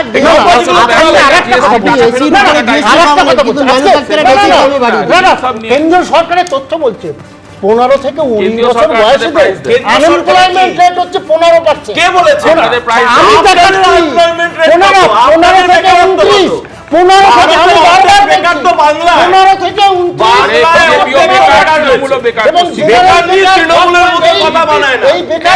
29। বেকার চেঁচালে হবে? লোকের হাতে 40% সবচেয়ে বড় বেকার এই রাহুল গান্ধী। আমরা জানি তো, আমরা জানি। 40% রাহুল গান্ধী আছে বলেই আপনাদের এখনো একটা কথা বলবো যে এই আশঙ্কাটা, আমি আশুতোষ তুমি আমার সঙ্গে একমত হবে যে এই আশঙ্কাটা তখন থেকেই ছিল। জীবন বীমা এবং স্বাস্থ্য বীমায় জিএসটির ক্ষেত্রে যখন একটা স্বস্তির কথা কেন্দ্রের তরফে ঘোষণা করা হয়েছিল, এই আশঙ্কাটা তখনই ছিল যে প্রিমিয়ামটা হঠাৎ করে বাড়িয়ে দেওয়া হবে কিনা, মানে সেইখানে কোথাও একটা নিয়ন্ত্রণ হলে সাধারণ মানুষেরই সুবিধে হতো। আশুতোষ দেখো, 83টা লাইফ সেভিং ওষুধের দাম বাড়িয়ে এখন বলছে কোথায় প্রিমিয়াম নিয়ে আলোচনা হবে। মানুষ যে দৈনন্দিন ওষুধটা পারচেস করছে, তুমি দেখো তো তাদের অবস্থাটা আজকে, সেখানে তো কই কিছু কমায়নি। 2 টাকার প্রিমিয়াম কমিয়ে 20 টাকার ক্রেডিট নেবে, ওই স্বচ্ছ ভারতের মতন 20,000 কোটি টাকা লাগিয়ে দিয়েছিল শুধু গান্ধীজির চশমা দিয়ে, বলেছিল আমরা সব গান্ধীজিকে ফলো করি এবং খুব সুন্দর আমাদের চলছে। অ্যাডভার্টাইজমেন্ট, শুধু অ্যাডভার্টাইজমেন্ট করো। ওই যে ট্যাপটাও একটা অ্যাডভার্টাইজমেন্ট আজকে। দেখো, গান্ধীজিকে বাদ দেওয়ার ক্ষমতা কারণ নেই, ছেড়ে দিও, আপনিও পারবেন না। প্রধানমন্ত্রী, আরে পারবে না, আপনি আবার চেঁচাচ্ছেন কেন? দাঁড়ান না, বলতে দিন। প্রধানমন্ত্রী কিষাণ মানধান যোজনা, ভালো করে শুনে না, 6% এলিজেবল ফার্মাররা পেল কেন? এগুলো উত্তর দিন, আসল কথায় আসুন, ডিজিটে আসুন। আপনি বাজেট নিয়ে আলোচনা করছেন আজকে। 58% যারা আউটস্ট্যান্ডিং এগ্রিকালচারাল লোন বাড়লো, কেন বাড়লো? উত্তর দেবেন না। এনপিএ বাড়ছে, এবং সবথেকে বড় কথা আজকের এই বাজেটে বলা উচিত যে যারা চোর ব্যবসাদার, যারা পালিয়ে চলে যায়, তাদের ঋণ মাফ হয়, ফার্মার লোন মাফ হয় না। কেন হয় না? আপনি ট্র্যাক্টরে 12% জিএসটি লাগাবেন, স্পেয়ার পার্টসে 28% লাগাবেন, অ্যামোনিয়া ইনপুটে 18% নিয়ে নেবেন। এগুলো মানুষ দেখছে। এবং 1 লাখ যে ফার্মার আছে, 1 লাখ কোটি টাকা দেওয়া হয়েছিল ফার্মারদের ক্ষেত্রে, কেন না? ওয়েলফেয়ার ফান্ড হিসেবে। সেটা পুরোটা সারেন্ডার হয়ে গেছে। ভাবুন, এত সুন্দর বাজেট বানিয়েছেন যে অ্যালোকেশান বাজেটের, যেটা দাদা বলছিলেন আমাদের, যে অ্যালোকেশান এবং ইমপ্লিমেন্টেশন, এই ইমপ্লিমেন্টেশনের যে অভাব প্রতিনিয়ত আমরা দেখতে পাচ্ছি। তার কারণ এই আলোচনাতেই উঠেছে একটা বিষয়, সেটা হচ্ছে যে রিপোর্ট, সেই রিপোর্টটা পাওয়া যায় না, এবং অনেক জায়গায় ক্যাগের কাছেও কিন্তু রিপোর্ট পৌঁছয় না। তো কি করবে? পুরো ভারতবর্ষটা এইভাবে চালাচ্ছে। এবার রাহুল গান্ধী প্রশ্ন করলে চোখে জল আসে। আচ্ছা, সহজ কথা হচ্ছে, যখন 300টা ওষুধের দাম কমানো হয় তখন এই কংগ্রেসের কাছে কিছু হয় না, তখন সেটা কাজের কাজ হয় না। কৃষক বন্ধন যোজনার যে কথাটা বললো, 4.5 কোটি কৃষক প্রকল্পের সুবিধা পেয়েছে। এইটা তো বিরোধীদের তরফে বলা হয় তুমি 10 টাকা বাড়িয়ে 2 টাকা কমাচ্ছ, আলটিমেটলি তো 8 টাকা দাম বেড়েই থাকছে। না, 10 টাকা বাড়িয়ে না, কৃষক বন্ধন যোজনায় 4.5 কোটি, কিষাণ সম্মান নিধিতে 11 কোটি কৃষকরা পাচ্ছে, তেলেঙ্গানার কৃষকরাও পাচ্ছে। ট্রাক্টরের সময় কৃষক যে ট্রাক্টর ব্যবহার করে, কংগ্রেস আমলে কত ছিল? 30%, সেটাকে কমিয়ে এনেছে এনডিএ সরকার 12%, তো 30 থেকে 12 করেছে। এদের গায়টা লাগছে, এদের গায়টা কেন লাগছে? দুধের দামের উপর হিমাচল প্রদেশের সরকার কেন 5 টাকা করে ট্যাক্স বসিয়েছে? কংগ্রেস জবাব দিতে পারবে? প্রতি লিটার দুধে 5 টাকা ট্যাক্স কেন বসিয়েছে? প্রতি লিটার পেট্রোলে 3 টাকা করে ট্যাক্স কেন বাড়িয়েছে কংগ্রেসের সরকার? কেন্দ্রের সরকার কমাবে, আর এই কংগ্রেসের সরকার হিমাচলে বাড়াবে। তৈরি করো, আমাদের বলার জায়গা, কিসের বলার জায়গা? আমাদের বলার জায়গা আছে, তোমরা তৈরি করছো, আমরা আমাদের বলার জায়গা আছে। আরে তোমরা কৃষকদের ঋণ মাফ করো না, কে বলেছে? তোমরা চোরেদের মহারাষ্ট্রে কৃষকের ঋণ মাফ 12,000 কোটি টাকা আমরা করেছি। রাজনৈতিক চাপানুতরে আলটিমেটলি কোনো সাধারণ মানুষের সুবিধা হবে কি? আমরা বারে বারে প্রশ্ন করে, এক হচ্ছে 3টে বিষয়। এক হচ্ছে বিকশিত ভারতের লক্ষ্যে কতটা আজকে এই বাজেট এগোবে, 1। 2 হচ্ছে একেবারে কর্মসংস্থান থেকে শিল্প সম্ভাবনা, দেশের সার্বিক অর্থনৈতিক স্বাস্থ্যের উন্নতির দিকে কতটা যাবে, এবং 3 অত্যন্ত গুরুত্বপূর্ণ, ভোটমুখী পশ্চিমবঙ্গের জন্য বিশেষ কোনো ঘোষণা আজকে থাকছে কিনা। অনির্বাণ দত্ত। এটাতে আমি বলবো, আমি পশ্চিমবঙ্গের লোক হিসেবে আমি উৎসাহী, এবং এটার মধ্যে কোনো অন্যায়ের কিছু নেই। কারণ আমরা বিগত এত বছর ধরে যত বাজেট দেখেছি, সেখানে ভোটমুখী বাজেট হয়েছে। বিহারের বাজেট যখন হয়েছিল তখন আমরা দেখেছি বিহারের জন্য করা হয়েছিল, পশ্চিমবঙ্গে, এবং এটা এতগুলো রাজ্য আছে, প্রত্যেকটা রাজ্যে যখন ভোট হবে তার জন্য যদি আলাদা কিছু পুরস্কার থাকে, থাকুক না। তাতে যদি অঙ্কনরা উজ্জীবিত হয়, তার জন্য যদি দেবনারায়ণ দ্বারা উজ্জীবিত হয়, হোক। আমি পশ্চিমবঙ্গের মানুষ হিসেবে, যারা পশ্চিমবঙ্গের মানুষ টিভির পর্দায় চোখ রেখেছেন, তারা বাহবা দেবেন যে পশ্চিমবঙ্গের জন্য যদি নতুন করে কিছু আলাদা করে প্যাকেজ থাকে। কিন্তু প্রশ্ন হচ্ছে, পশ্চিমবঙ্গ ভারতের বাইরে নয়, পশ্চিমবঙ্গ এবং ভারত, আমরা বলি পশ্চিমবঙ্গের উন্নয়ন হচ্ছে না, ভারতবর্ষের উন্নয়ন হচ্ছে, ভারতবর্ষের উন্নয়ন হচ্ছে না, পশ্চিমবঙ্গের উন্নয়ন হচ্ছে, এটা লং রানে হয় না, এটা লং রানে হয় না। কারণ ভারতবর্ষের আজকে প্রত্যেকটা রাজ্যে জিএসটি ইমপ্লিমেন্টেশন হয়ে যাওয়ার পরে রাজ্যের অর্থনৈতিক স্বাধীনতা কমে গেছে এবং রাজ্য বৃহৎ অংশে সরকার, কেন্দ্রীয় সরকারের উপরে নির্ভরশীল। আর আমরা যারা পশ্চিমবঙ্গে বসবাস করছি, আমাদের ক্ষেত্রে যদি বাবা হয় কেন্দ্রীয় সরকার, তাহলে মা হচ্ছে রাজ্য সরকার।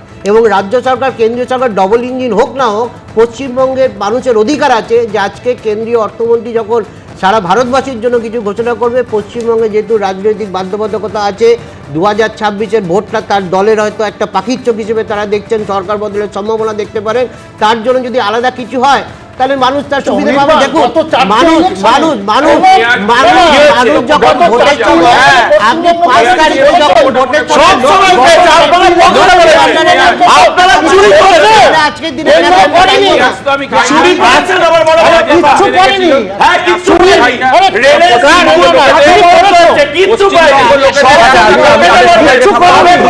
তৃণমূলের তরফে কি বলা হচ্ছে দর্শকদের সামনে রাখবো।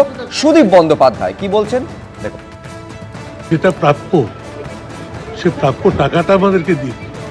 এত বড় বঞ্চনার শিকার ভারতবর্ষের পশ্চিমবঙ্গ ছাড়া অন্য কোনো রাজ্যের প্রতি হয়নি। বিহারে কি পরিমাণ টাকা দেওয়া হয়েছে, হোক, আপত্তি নেই, কিন্তু বাংলার ক্ষেত্রে একেবারে শ্বেতপ্রকাশ পত্র প্রকাশ করার দাবিও আমরা করেছি। কাল অমিত শাহ বললেন 10 লক্ষ কোটি টাকার উপরে আমরা বাংলাকে দিয়েছি।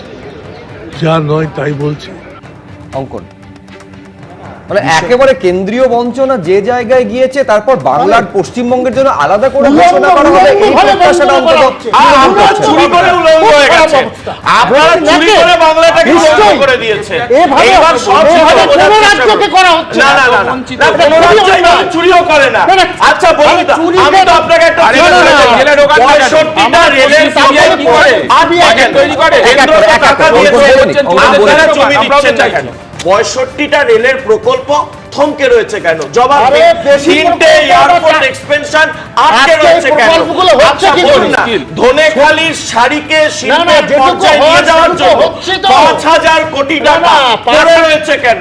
আচ্ছা আপনি বলুন, শিক্ষা খাতে 11টা নতুন স্কুল খোলার জন্য কেন্দ্র সরকার ফান্ড দিয়ে রেখেছে, আপনারা স্কুল খুলছেন না কেন?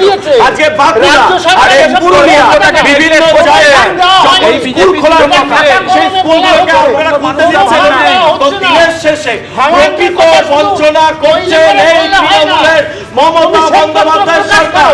চুরি করে রাজ্যটাকে আমি শুধু একটা কথা বুঝতে পারছি না যে অঙ্কন অভিযোগ করছে যে তৃণমূল একেবারে দুর্নীতি করে, চুরি করে সাধারণ মানুষকে তার প্রাপ্য থেকে বঞ্চিত করছে। আচ্ছা এই চুরির তদন্ত তো কেন্দ্রীয় সরকার এজেন্সি করছে, তারা কি করছে?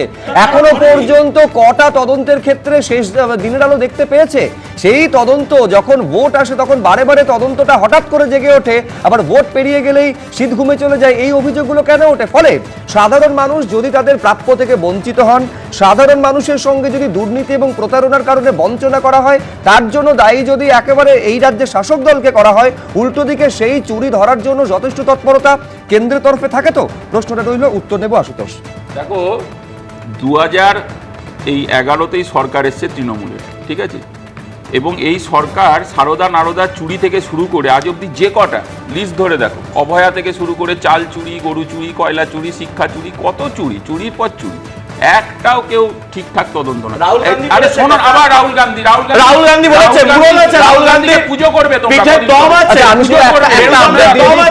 দর্শকদের জানালাম যে ক্যাবিনেটের মিটিং হচ্ছিল, যে ক্যাবিনেটের মিটিং এ বাজেটকে পেশ করা হয় এবং এই বাজেটে অনুমোদন দেওয়া হলো কেন্দ্রীয় মন্ত্রিসভার তরফে, অর্থাৎ আর ঠিক 15 মিনিট পর সকাল 11টার সময় সেই বাজেট দেশবাসীর উদ্দেশ্যে পেশ করতে চলেছেন কেন্দ্রীয় অর্থমন্ত্রী নির্মলা সীতারামন। হ্যাঁ আশুতোষ শেষ করে দেখো, শেষ করে দিচ্ছি এটাই বলে যে আমরা বলছি কি, কে বলছে, কোর্ট বলছে, কতবার থাপ্পড় খেয়েছি ডিসিবিআই বলো তো, এবং রিসেন্ট যে কটা মামলা কোনটা রিপোর্ট করেছে, ইডি তো ফাইল খুঁজে পায়নি, আরে মুখ্যমন্ত্রী ফাইল খুঁজে পেয়েছে, ইডি ফাইল খুঁজে পায়নি, এটাই আপনাদের অপদার্থতা। এবং বাংলার সেটা এখন অবধি রাহুল গান্ধী ফাইল খুঁজে পাওয়া যায়নি, রবার্ট বাদ্রার ফাইল খুঁজে পাওয়া যায়নি, রাহুল গান্ধীকে অনেক চোরের ফাইল খোঁজা বাকি আছে, বাংলার মানুষের সত্যি ইডি এখনো অনেক ফাইল খোলা বাকি আছে। শুভঙ্কর সরকার রবার্ট বাদ্রার একেবারে আন্দোলন করেন, পুজো করবেন সত্যি আপনারা কথা কদিন পরে। আপনি সত্যি কথা বলতে জানেন না, মিথ্যা কথা বলেন। ওই তো রবার্ট বাদ্রার ফাইলটা এখনো খুঁজে পায়নি। এই যে অমিত বাবু আপনি আছে, বলুন না আপনাদের অভিষেক মনু সিংভি কেন এই চোরেদের হয়ে ওকালতি করে?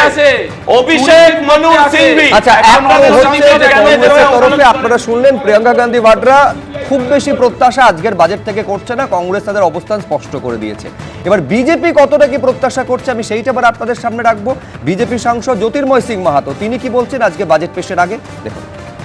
শুধু পশ্চিমবাংলায় নয়, ভারতবর্ষে জন্য আজকে বাজেট হচ্ছে, আর এটা বিকশিত ভারত বিকশিত বাংলার জন্য বাজেট হচ্ছে। এই বাজেটে আপনারা দেখতে পাবেন পশ্চিমবাংলা সমেত সারা ভারতবর্ষের জন্য কিভাবে মোদিজি নিয়ে আসছেন আজকে বাজেটের যে অবস্থা সারা দেশের জন্য আজকে আমরা সবাই সারা ভারতবাসী দেখতে পাবো। কিন্তু আসল বাজেট 2026-এর যে মে মাসের পরে যে আমরা প্রথম বাংলায় যে বিধানসভার অধিবেশনে ভারতীয় জনতা পার্টির নেতৃত্বে সরকার চলবে, সেই সময় দেখবেন বাংলার জন্য কি বাজেট হয়। 15 বছর ধরে যেভাবে শোষণ করেছে, 15 বছর যেভাবে অত্যাচার হয়েছে বাংলার মানুষ, এইবারে সেটা মুক্তভাবে মানুষ দেখতে পাবে। দেবনারায়ণ সরকার কল্পনার সত্য রাজ্য দেখায়নি তারে, বসাই নেই নির্জন আত্মার আধারে। এই কল্পনা থাকা ভালো। রবীন্দ্রনাথ এই কল্পনা দিয়ে লেখা যাবে না। এই কল্পনা ভালো, রবীন্দ্রনাথের লেখা আপনি তৃণমূলের জন্য ব্যবহার করবেন। কিন্তু ব্যাপারটা হচ্ছে তুমি কিছু করো রাজ্যকে। আচ্ছা, আপনি এখন অর্থনীতিবিদ হয়ে বলছেন না তৃণমূল হয়ে বলছেন? মারো তা করো, কিন্তু সাধারণ মানুষের টাকা সেটা চুরি করো না তৃণমূল। অনুরোধ করুন মমতা ব্যানার্জির কাছে সাধারণ মানুষের টাকা যেন চুরি না করে তৃণমূল। কিচ্ছু করোনি, চারটে ইলেকশন করেছো পর্যন্ত কিছু টাকা পড়ছে, পয়সাগুলো কে দিচ্ছে? সব টাকা আপনি দিয়েছেন। আমার হিসাবের মুখ্যমন্ত্রী করে দাও। 2021 টাকা বন্ধ। সভাপতি শুভঙ্কর সরকার বলেছেন তো সবাইকে ডাকবো, কোথায় এটা কোন ধরনের বাংলার মানুষের বঞ্চনা? আরে এই দাঁড়া আগে বলেছেন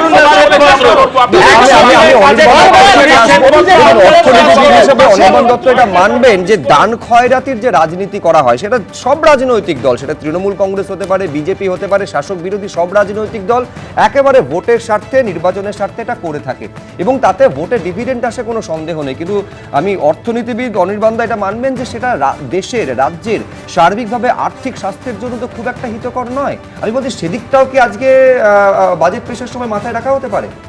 দেখুন, এটার একটা ব্যালেন্স দরকার, এই ভারসাম্যটা করতে হবে। আপনি দান খয়রাতি খারাপ, দান খয়রাতি করা যাবে না, এটা যাকে বলা হয় রেউড়ি পলিটিক্স। এটা নিয়ে তো সরকারের প্রধানমন্ত্রী একটা সময় অন্যান্য রাজ্যকে উনি বলতেন রেউড়ি সংস্কৃতি, কিন্তু পরে তো আমরা দেখেছি রেউড়ি সংস্কৃতি এখন অন্যান্য রাজ্য করছে। এবং আজকের দিনে দাঁড়িয়ে দেখুন, এই যে প্রধানমন্ত্রী গরিব কল্যাণ অন্ন যোজনা 80 কোটি মানুষকে কোভিডের সময় দেওয়া শুরু হয়েছিল, সেটার কি কোনো মনিটরিং সিস্টেম থাকবে না যে আজকের দিনে দাঁড়িয়ে তারা কারা যারা ওই সুযোগটা দরকার আছে, সুযোগটার দরকার নেই, কিন্তু ওই 80 কোটি মানুষকে এখনও আপনি ওই প্রধানমন্ত্রী গরিব কল্যাণ অন্ন যোজনাটা চালিয়ে যাচ্ছেন। তো সরকারের এই ক্লোজ মনিটরিং করে ব্যালেন্সিং করতে হবে। দেখুন, আত্মনির্ভর ভারতের কথা বলা হচ্ছে, কিন্তু আত্মনির্ভর দেশবাসীকে করার জন্য সেটা কতটা পদক্ষেপটা এগোচ্ছে? ভারতবর্ষের মানুষ যদি আত্মনির্ভর না হয়, তাকে যদি আপনি ওই রেউডি সংস্কৃতি দিয়ে তাকে যদি আপনি আনপ্রোডাক্টিভ করে রাখেন, তার কাজ করবার উৎসাহ যদি সে ফিরে না পায়, তাহলে সে জিডিপিতে কন্ট্রিবিউট করতে পারবে না। আপনি যদি বাড়িতে বসে টাকা পান, আপনি যদি কোনো কাজ না করেন, তাহলে আপনি দেশের জিডিপিতে আপনি কন্ট্রিবিউট করছেন না, ভারতবর্ষের অর্থনীতি দুর্বল হবে। কিছু মানুষ যিনি কাজ করতে পারবেন না, যারা কাজ করবার ক্ষমতা নেই, যার জন্য আপনি কোনো জব অপরচুনিটি ক্রিয়েট করতে পারছেন না, তার জন্য আপনি রেউডি সংস্কৃতি করুন। মানে এটা দেশ এবং রাজ্য দুই ক্ষেত্রে সমানভাবে প্রযোজ্য। দেখুন, আজকে বাস্তবতাটা কি জানো সুব্রত, তোমার অফিসে আসবার আগে আমি তোমার অফিসের নিচে চায়ের দোকানে চা খাচ্ছিলাম, ভদ্রমহিলা বলছেন আজকে বাজেট আছে, আচ্ছা লক্ষ্মীর ভাণ্ডার বাড়বে। তিনি জানেন না কেন্দ্রীয় বাজেট কি, কেন্দ্রীয় বাজেটের পরে 5 দিন পরে রাজ্য বাজেট আছে, এই রাজ্য বাজেটে তিনি কিন্তু উৎসাহে লক্ষ্মীর ভাণ্ডার নিয়ে। এবং আজকে যারা কেন্দ্রীয় সরকারের তরফ থেকে এই বাজেটটা প্রস্তুত করছেন, তারা হয়তো পশ্চিমবঙ্গের জন্য কি বাজেট করবেন আমি জানি না, কিন্তু 5 দিন পরে 4 দিন পরে যে 5 তারিখের বাজেটটা, তার কিন্তু যে ভিত্তিটা সেই আমি বলছি অনির্বাণ দা, তার মানে এইটা সমালোচনা করছেন আপনি অর্থনীতির দৃষ্টিকোণ থেকে, কিন্তু রাজনীতির দৃষ্টিকোণ থেকে এটা তো একটা সাফল্য, এটা বাস্তব এবং এটা সাফল্য যে তারা একটা বেনিফিশিয়ারি ক্লাস তৈরি করতে পেরেছে। রাজনীতির লোকেরা তারা ক্ষমতা চান, তারা রাজনীতির ভোটে জিততে চান, এবং ভোটে জিততে গেলে তারা এটা পরীক্ষিত সত্য যে আপনি যদি কাউকে টাকা দেন তিনি সেটা ভোট বাক্সে তার কৃতজ্ঞতা প্রকাশ করেন, এবং সেটার জন্য আপনি যখন লক্ষ্মীর ভান্ডারের পরে লাডলি বায়না হয়েছে, আজকে বিহারে আমরা দেখেছি ভোটের আগে টাকা দেওয়া হয়েছে, আমরা দেখছি আসামে বিহু উৎসবের জন্য টাকা দেওয়া হচ্ছে। তো এই জায়গাতে যদি আজকে ভারতবর্ষে এটা যদি ট্র্যাডিশন হয় এবং সেটার যদি কোনো মনিটরিং সিস্টেম না থাকে, আর্থিক সমীক্ষাতে বলা হয়েছে যে আপনি যদি প্রত্যেকটা লোককে যদি আপনি এই প্রত্যেক দান খয়রাতি করতে থাকেন এবং তার জন্য যদি কোনো কন্ডিশন না লাগান, তাহলে সেটা আর্থিকভাবে ভারতবর্ষকে দুর্বল করবে। সব দলই এটাকে একেবারে আঁকড়ে ধরে, সবটা হচ্ছে রাজনীতির স্বার্থে। অঙ্কন দত্ত, না দেখুন, লক্ষ্মীর ভান্ডার দিচ্ছি মানে লক্ষ্মীর ভান্ডার পাওয়া মায়ের ঘরের ছেলেটা চাকরি পাচ্ছে না, এইটা ভারসাম্য রক্ষা নয়। যেখানে লাডলি বাহিনা চলছে সেখানে কিন্তু লাখ লাখ বেকার ছেলে সরকারি চাকরি পাচ্ছে, এখানে কিন্তু সেটা হচ্ছে না। যদি কোনো জায়গায় 80 কোটি মানুষকে প্রধানমন্ত্রী অন্ন যোজনায় রেশন দেওয়া হচ্ছে প্রতি মাসে, তেমনি কিন্তু 12 লক্ষ কোটি টাকার পরিকাঠামো উন্নয়নে খরচা হচ্ছে, 6.5 লক্ষ কোটি টাকার কিন্তু প্রতিরক্ষা খাতে খরচা হচ্ছে। তো এই যে ব্যালেন্সটা এই রাজ্যের সরকার করতে পারে না, এই রাজ্যের সরকার মনে করে আমি লক্ষ্মীর ভান্ডার দেবো, তারপর বলবো লক্ষ্মীর ভান্ডার দিচ্ছি তোমার মাঠে, ওই 1000 টাকা নাও, সেই টাকা থেকে ঘুগনি বিক্রি করো স্টেশনে প্ল্যাটফর্মে দাঁড়িয়ে। এই যে এটা আজকে গরম ইনফ্রাস্ট্রাকচার ছেড়ে দিন, আপনি বলুন কটা বেকারের চাকরি দিয়েছেন আপনি এই রাজ্যে, জবাব দিতে পারবেন না। তাকে আমি শুধু দর্শকদের মনে করাবো 8 মিনিট বাকি রয়েছে, সকাল 11টা 52 বাজে, ঠিক 8 মিনিট পরে কেন্দ্রীয় অর্থমন্ত্রী নির্মলা সীতারামন তিনি বাজেট পেশ করতে চলেছেন।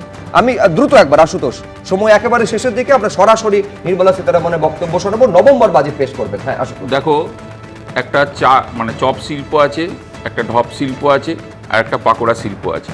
এই তিনটে শিল্পর ভেতরে বাংলার মানুষকে এবং যুব সমাজকে ঠেলে দেওয়া হয়েছে, ভারতবাসীকে তো ঠেলে দেওয়া হয়েছে। তার কারণ না, রাজনীতি একটা বড় শিল্প শুধু নয়, 2 কোটি চাকরির শিল্প যেটা ছিল, আর আলু থেকে সোনা বের করার শিল্পটা কি? আরে তোমরা কিছু করো না রে, আলু থেকে সোনা বের করার শিল্প। আচ্ছা, বাংলার যারা আলু থেকে সোনা বের করার শিল্প, ওটা কি হলো? তোমার দলেও আছে, তৃণমূলেও আছে, ভাই তোমার দলে নেও আছে, আমার দলে কোনো চোর নেই। দেখাও কোন চোর আছে। বাবা, শুভেন্দু অধিকারীর নাম শুনেছো? শুভেন্দু অধিকারীর নাম শুনেছো? 3G 4G কমনওয়েলথ পেশা কতগুলো বলবো? বাজেটটা তো জিরামজিতে পাঠিয়ে দিয়েছো পুরো। মানরেগাটা তো খেয়ে নিয়েছো, ভালো তো, মানরেগাটা তো খেয়ে নিয়েছো, তোমাদের মানরেগাটা তো খেয়ে নিয়েছো, কাটা লাগছে কেন? বাংলায় 100 দিনে 125 দিন কাজ পাবে বলে, আর কৃষকরা বঞ্চনা বাঁশি বাজাচ্ছে, মজদুররা কাজ পাবে বলে বাঁশি বাজাচ্ছে, চাষিরা কাজ পাবে বলে। সর্বদলীয় মিটিং আমি এইখানে একবার বাংলার মানুষকে এইভাবে রাজ্য সভাপতি, রাজ্যসভার সাংসদ শ্রমিক ভট্টাচার্য আজকের বাজেট নিয়ে তিনি কি বলছেন? সোশ্যাল ওয়েলফেয়ার প্রজেক্টের সঙ্গে সঙ্গে ভারতীয় অর্থনীতিকে গতি আনতে এবং ভারতবর্ষকে তৃতীয় অর্থনৈতিক শক্তিতে উঠিয়ে নিয়ে যাওয়ার জন্য সমস্ত ধরনের প্রচেষ্টা আমরা আশা করছি এই বাজেটে থাকবে। ভারতীয় অর্থনীতিকে আরও শক্তিশালী করা, উদার করা, উন্মুক্ত করা, একটা শিল্পে সুস্থ প্রতিযোগিতা গড়ে তোলার এবং ভারতবর্ষে যাতে বিনিয়োগ আসে, সমস্ত রাজ্যে সেই বিনিয়োগ যাতে বিকেন্দ্রীকৃত অবস্থায় থাকে, সেটাই এই বাজেট থেকে আমি এবার একটা বিবর্তন আপনাদের সামনে রাখি। নভেম্বর বাজেট পেশ করছেন কেন্দ্রীয় অর্থমন্ত্রী, কিভাবে একেবারে যেটা শুরুতে ছিল বহি খাতা সেখান থেকে আজকে ট্যাবে এসে দাঁড়িয়েছে। পরপর আপনাদের সামনে রাখছি।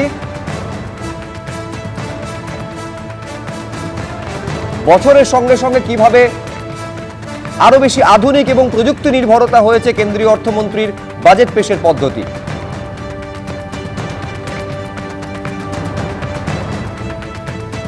আর এরই মধ্যে ঠিক আর 6 মিনিট পরে কেন্দ্রীয় অর্থমন্ত্রী নির্মলা সীতারামন তিনি বাজেট পেশ করতে চলেছেন এবং বাজার খুলতেই আজকে সকাল থেকে যেটা দেখা গেছে যে সোনার উপর দামে একটা পতন লক্ষ্য করা গেছে। 6% কমেছে এই দুটি ধাতুরই দাম। কেজি প্রতি 17,000 টাকা পড়েছে রূপোর দাম এবং 10 গ্রাম সোনার দাম কমেছে 9,000 টাকা। তারপরেও অঙ্কটা দাঁড়িয়ে রয়েছে 1,40,000 টাকায়। সোনার দামের ক্ষেত্রে একটা বিশাল আমি বলছি জাম্প লক্ষ্য করা গেছে। আমি পরিসংখ্যানটা দর্শকদের সামনে রাখি।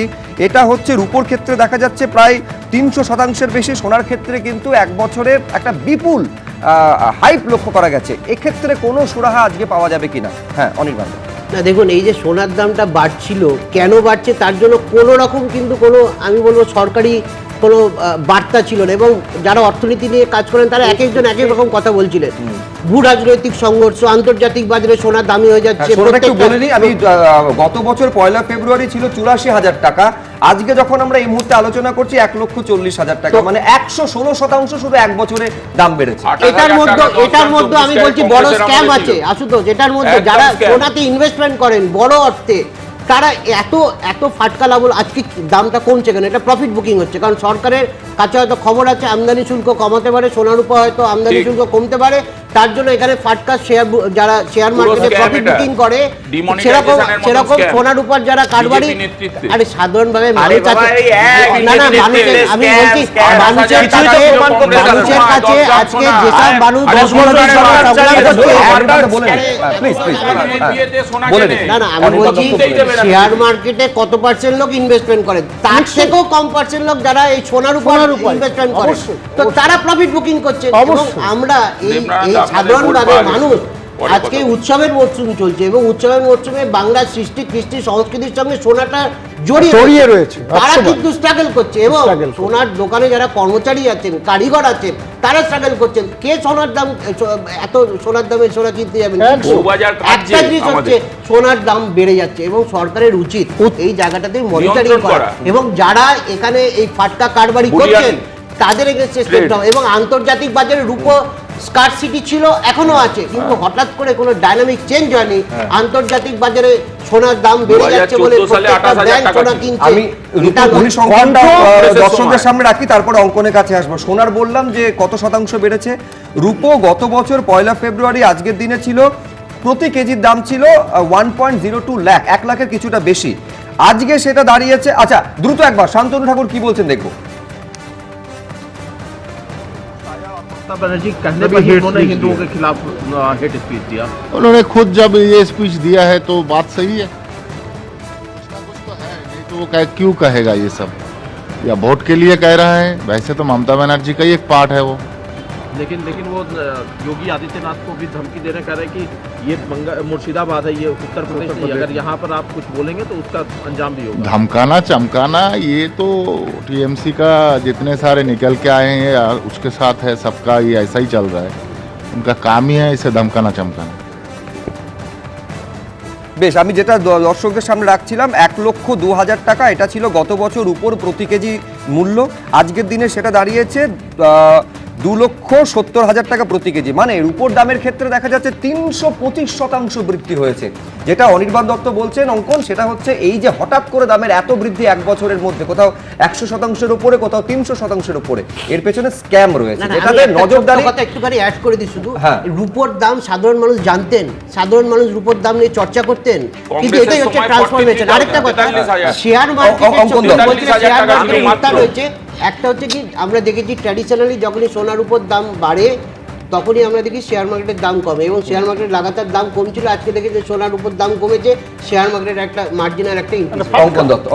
আচ্ছা, ইউএসএ তে সেখানে তো অন্তত বিজেপির সরকার চলছে না, সেখানে এই মুহূর্তে এক মাসে সোনার দামের মানে ভ্যালু বেড়েছে 134%। 134% ওখানে বেড়েছে, আর এটা আন্তর্জাতিক সংকট। আলোচনা আপাতত এখানে থামাতে হবে, তার কারণ ঘড়ির কাঁটা 11টার দিকে এগোচ্ছে। গুটি গুটি পায়ে নির্মলা সীতারামন এইবারে তিনি সংসদের ভেতরে বাজেট পেশ করতে চলেছেন। আজকের এই বাজেট কতটা বিকশিত ভারতের লক্ষ্যে হবে, আজকের এই বাজেট সাধারণ মানুষকে, দেশবাসীকে কতটা আত্মনির্ভরতার পথে এগিয়ে দেবে, এবং আজকের এই বাজেটে বিশেষ করে ভোটমুখী পশ্চিমবঙ্গের জন্য বিশেষ কোনো ঘোষণা থাকবে কিনা নিঃসন্দেহে নজর। 10:59 ঠিক 11টার সময় কেন্দ্রীয় অর্থমন্ত্রী নির্মলা সীতারামন তিনি বাজেট পেশ করতে চলেছেন, নবম বাজেট। দেখতে পাচ্ছেন যে বাজেট পেপার ইতিমধ্যে সাংসদদের মধ্যে ডিস্ট্রিবিউট করার জন্য যে মুহূর্তে এসে পৌঁছয় সংসদ ভবন চত্বরে, সেই মুহূর্তের ছবি। ঠিক 11টার সময় বাজেট পেশ হতে চলেছে, এবং আজকের এই বাজেট, নবম বাজেটে বিশেষ কোনো চমক খেয়াল রাখতে হবে। স্বাধীন ভারতে প্রথমবার ছুটির দিন রবিবার বাজেট পেশ করতে চলেছেন কেন্দ্রীয় অর্থমন্ত্রী। আজকে বাজেটে বিশেষ কোনো আকর্ষণ থাকছে কিনা, কোনো চমক থাকছে কিনা সেদিকে নজর। ঘড়ির কাঁটা 11টা ছুঁয়েছে। সরাসরি আপনাদের আমরা সংসদ ভবনে নিয়ে যাব। সংসদ ভবনের অধিবেশন বসছে এবং সেখানে কেন্দ্রীয় অর্থমন্ত্রী নির্মলা সীতারামন কিছুক্ষণের মধ্যে স্পিকার চলে আসবেন।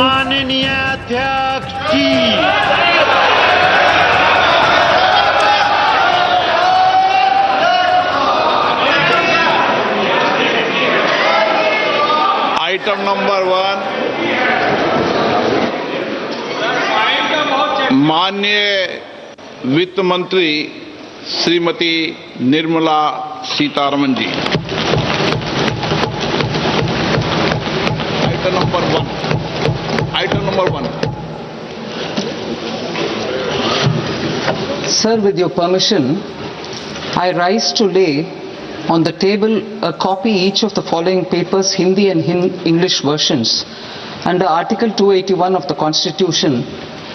Report for 2026 to 2031, Volume 1, Main Report of the 16th Finance Commission. 2. Report for 2026-2031, Volume 2, Annexures of the 16th Finance Commission. Number 3. Explanatory memorandum as to the action taken on the recommendations contained in the above report. Item number 2 माननीय वित्त मंत्री निर्मला सीतारमन जी।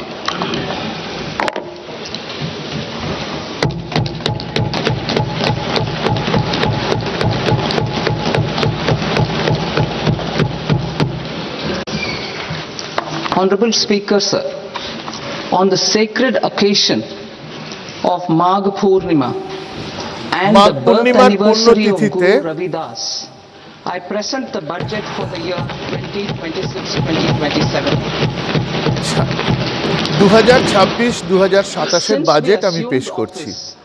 12 years ago, India's economic trajectory has been marked by stability, fiscal discipline, ভারতীয় অর্থনীতিতে এখন স্থিতি এসেছে এবং মূল্যবৃদ্ধি নিয়ন্ত্রণের অধীন। Uncertainty and disruption.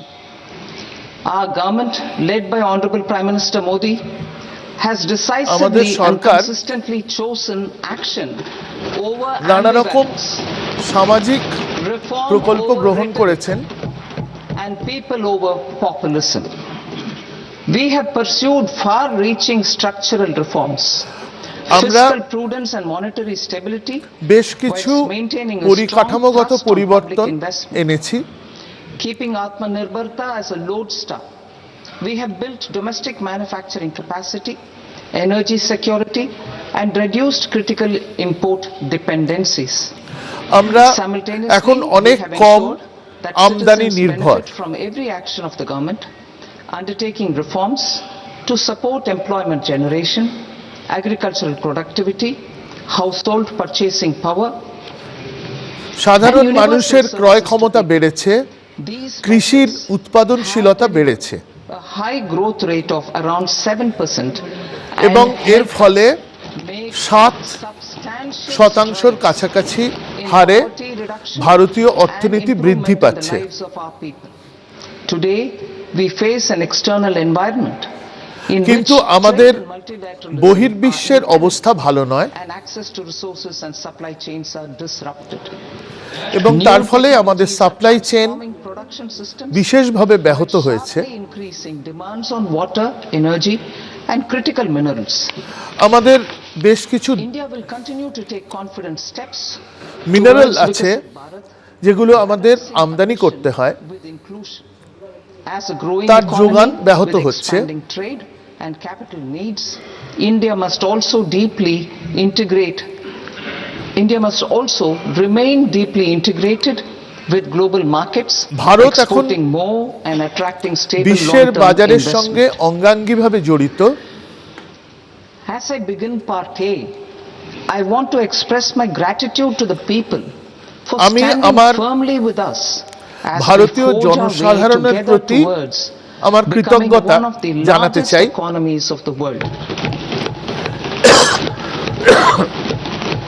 এবং Our aim is to transform জনগণই aspiration into আমাদের achievement অন্যতম and potential into বৃহত্তম performance অর্থনীতি as we ensure that the বানিয়েছে। dividends of growth reach every farmer, the scheduled caste, the scheduled আমরা tribes, চাই the nomads, the youth, বৃদ্ধির the সুফল poor and the women. কৃষক, In Viksit Bharat Young পিছিয়ে Leaders পড়া Dialogue জনজাতি, 2026, several innovative মহিলা ideas were shared সবার কাছে পৌঁছক। with our Prime Minister, which have inspired many of the proposals, আমাদের making this a unique প্রধানমন্ত্রী driven budget. অনেকগুলি প্রস্তাব এনেছেন। Our government's sankalp is to focus on our poor, underprivileged and the disadvantaged. আমাদের To সংকল্প deliver on this sankalp, পিছিয়ে and given পড়া that this is the first গরিব budget prepared in Kartavya ভারতবাসীর Bhavan, প্রতি we are inspired by দায়বদ্ধতা। three Kartavya.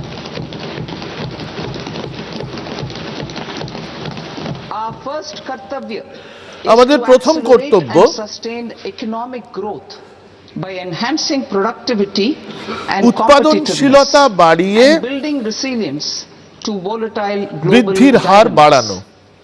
Our second Kartavya আমাদের is দ্বিতীয় to কর্তব্য fulfill aspirations of our people and build their capacity, সাধারণ মানুষের making them প্রত্যাশা strong মেটানো। partners in India's path to prosperity.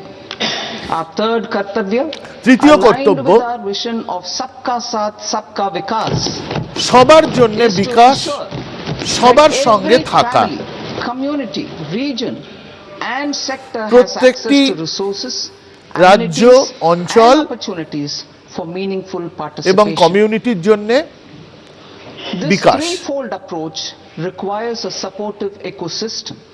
The first requirement is to sustain the momentum of structural reforms. এর জন্য আমাদের কিছু পরিকাঠামোগত Second, পরিবর্তন দরকার। and resilient financial sector is central to mobilizing savings, allocating এবং capital efficiently একই সঙ্গে and managing একটা risks. Financial sector Third, cutting edge technologies যা including AI applications can serve সুষ্ঠুভাবে as সাধারণ force মানুষের multipliers সঞ্চয় for better governance. Reform শিল্পের কাছে Express. পৌঁছে দিতে পারবে। Our government has undertaken comprehensive reforms towards creating এই employment, সবের জন্য আমরা boosting productivity কয়েকটি and accelerating growth. Reform After নিয়ে the এসেছি। Prime Minister's announcement on Independence Day in 2025, over 350 reforms have been rolled out. 2025 simplification, স্বাধীনতা দিবসে unification of labor codes, অনেকগুলি and rationalization of সংস্কারের কথা mandatory quality বলা control হয়েছিল। orders. High-level committees তার have been মধ্যে formed, and in parallel, শ্রম the সংক্রান্ত central সংস্কার government is working with the state governments on deregulation আমরা and reducing লাগু করতে compliance পেরেছি। requirements. The Reform Express is well on its way and will maintain its momentum to help us fulfill our এই kartavya. সংস্কারগুলি I now move to specific proposals. এখন Under our first লাগু kartavya, হয়েছে। to accelerate and sustain economic growth, আমার I প্রথম propose প্রস্তাব interventions in 6 areas. বৃদ্ধি বাড়ানোর জন্য 6টি Scaling up manufacturing in দিকে 7 strategic and নজর দেওয়া। frontier sectors. 2. Rejuvenating প্রথমত legacy industrial উৎপাদন sectors. শিল্পে 3. নজর দেওয়া। Creating champion MSMEs. এমএসএমই বাড়ানো। Delivering a powerful push for infrastructure. পরিকাঠামো বাড়ানো Ensuring long-term security and stability. And 6. এবং দীর্ঘমেয়াদী developing city economic regions. স্থিতিশীলতা বাড়ানো। Scaling up of manufacturing in 7 strategic and frontier sectors. 7টা Biopharma ক্ষেত্র আমরা দেখব। meaning biopharma strategy Biopharma for health advancement through knowledge, technology and innovation. India's disease burden is observed to be shifting towards non-communicable diseases আমরা like diabetes, cancer and autoimmune disorders. Biologic medicines Non-communicable are key to disease, longevity ডায়াবেটিসের and মতো quality of life ভারতবাসীদের মধ্যে ছড়িয়ে পড়েছে। To develop India as a global biopharma manufacturing hub. এর জন্য ভারতকে বায়োফার্মা ম্যানুফ্যাকচারিং হাব হিসেবে তৈরি করতে চাই। With an outlay of 10,000 crores over the 10,000 কোটি টাকা বায়োফার্মা শক্তি প্রকল্পে দেওয়া হলো। The ecosystem for domestic production of biologics and biosimilars. The strategy will include a biopharma focused network with 3 new national institutes of pharmaceutical education and research, popularly known as NIPERS, and upgrading 7 existing ones. It will also create a network of 1,000 accredited India clinical trials sites. We propose to strengthen the central drug standard control organization India clinical drug sites তৈরি হবে। Approved timeframes through and approval timeframes through a dedicated scientific review cadre and specialists. এবং স্পেশালিস্টরা বিশেষজ্ঞরা India semiconductor mission এদিকে নজর দেবেন। Expanded India's semiconductor sector capabilities. Building on Semiconductor আরেকটা sector to produce equipment and materials, design full stack Indian IP and fortify supply chains. We will also focus on industry led research and training centers এখানে to আমরা develop technology and skilled workforce. শিল্পরা যাতে গবেষণা করতে পারে তার দিকে নজর দেব। Launched in April 2025 with an outlay of 22,919 crores, already has investment commitments at double the targets. We propose to increase the outlay to 40,000 crores to capitalize on this momentum. এই ব্যাপারে 40,000 কোটি টাকা বরাদ্দ করছি। A scheme for rare earth permanent magnets was launched in 2025 November. We now propose to support the mineral-rich states of Odisha, Kerala, Andhra Pradesh and Tamil Nadu to establish dedicated rare earth corridors to promote এর জন্য অন্ধ্রপ্রদেশ, কেরালা, তামিলনাড়ু এবং Orissa to enhance domestic chemical production and reduction import dependency and reduce import dependency. We will launch a scheme to support states in establishing 3 dedicated chemical parks through challenge route on a dedicated chemical park তৈরি হবে এর জন্য। Strong capital goods. Strong capital good.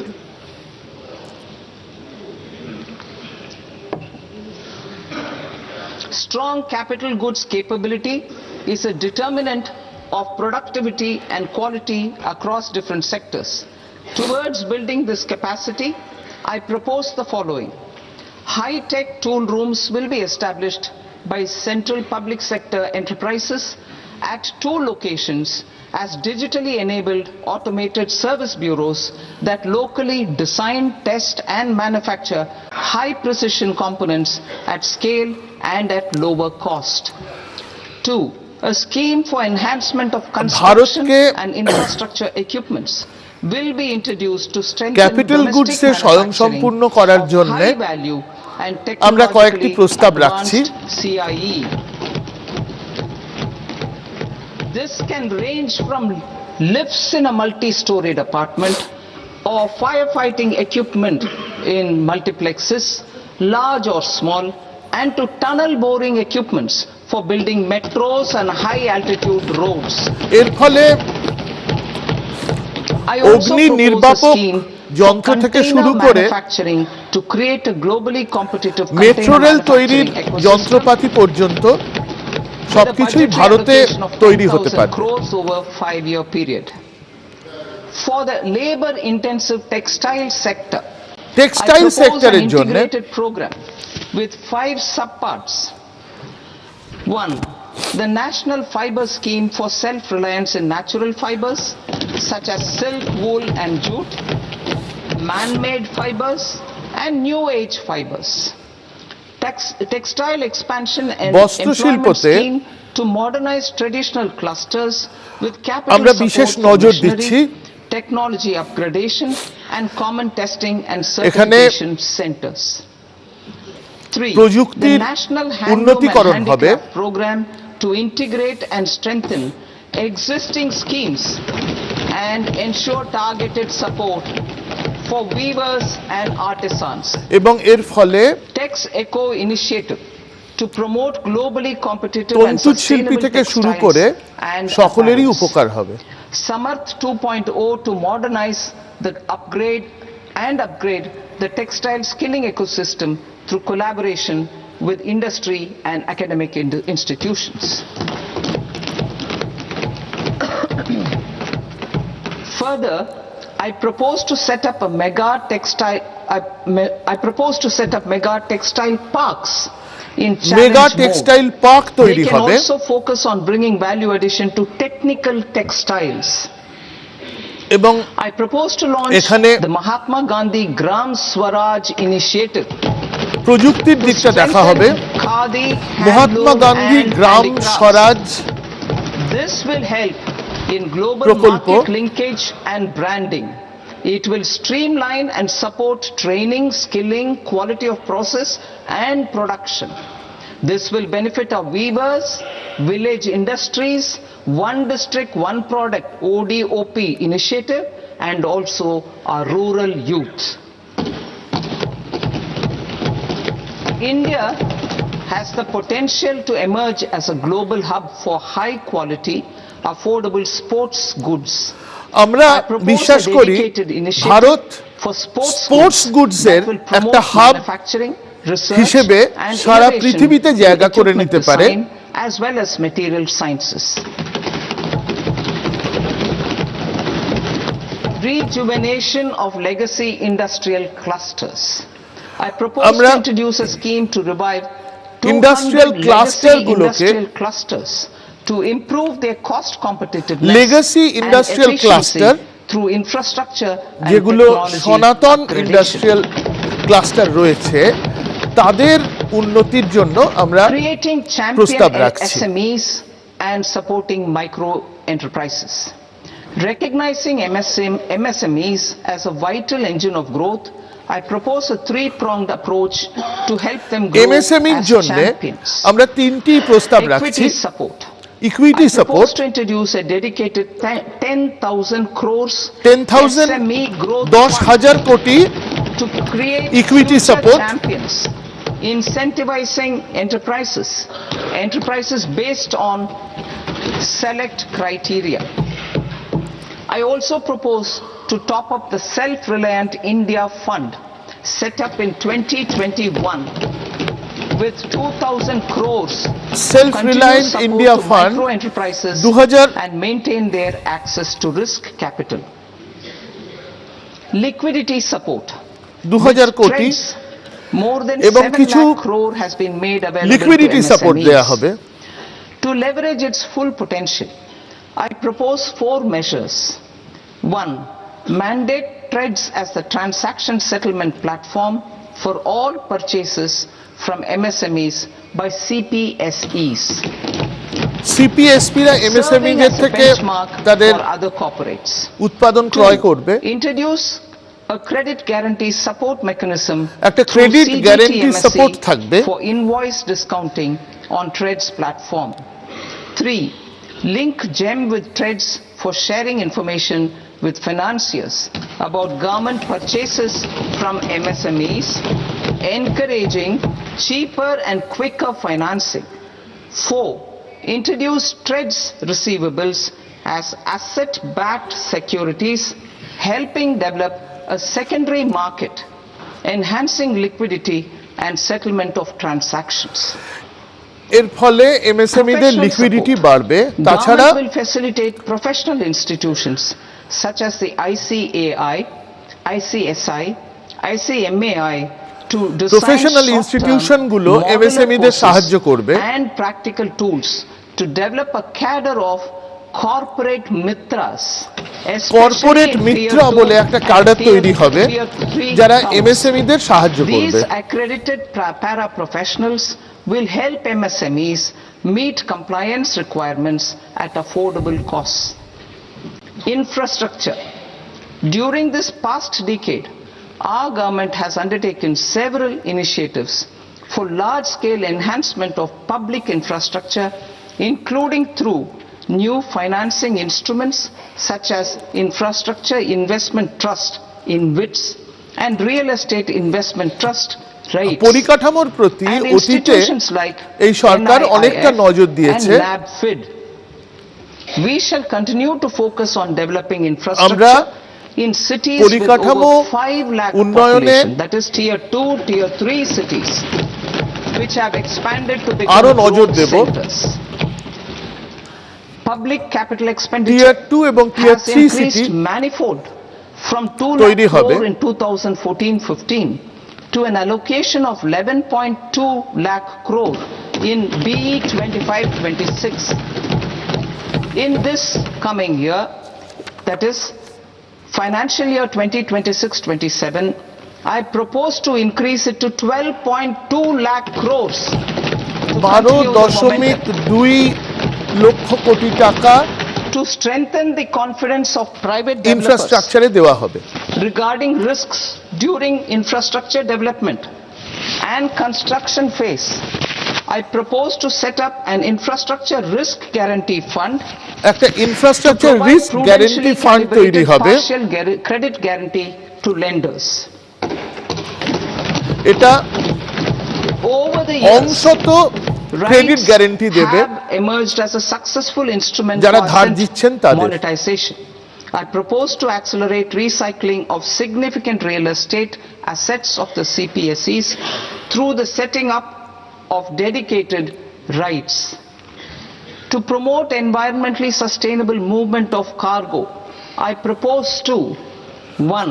Cargo, establish new dedicated freight মালপত্র corridors connecting যাতায়াতের জন্য Dankuni দুটি in the east to Surat in the freight west. ক্যারিডোর Operationalize 20 new national waterways Dankuni over the next থেকে 5 years, একটি starting with National Waterways 5 in Orissa to connect mineral-rich areas of Talcher and Angul এবং and Orissa থেকে industrial centers like Kalinga Nagar to the ports of Paradip and Dhamra. Kalinganagar থেকে Training Paradip institutes will অবধি be set up as regional centers of freight corridor excellence তৈরি হবে। for development of required manpower for these waterways.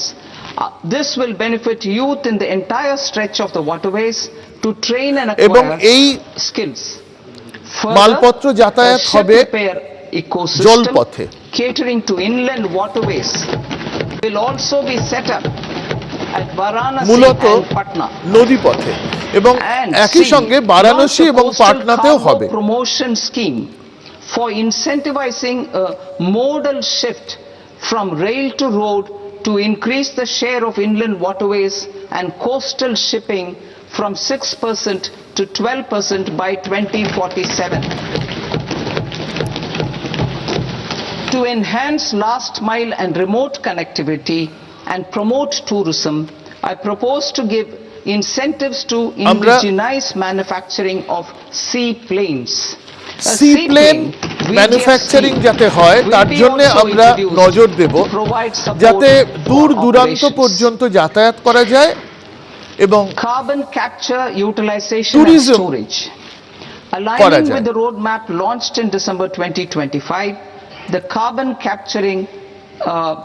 carbon capture utilization and storage technologies at scale will achieve higher readiness and in end-use application across 5 industrial sectors, including power, steel, cement, refineries, and chemicals.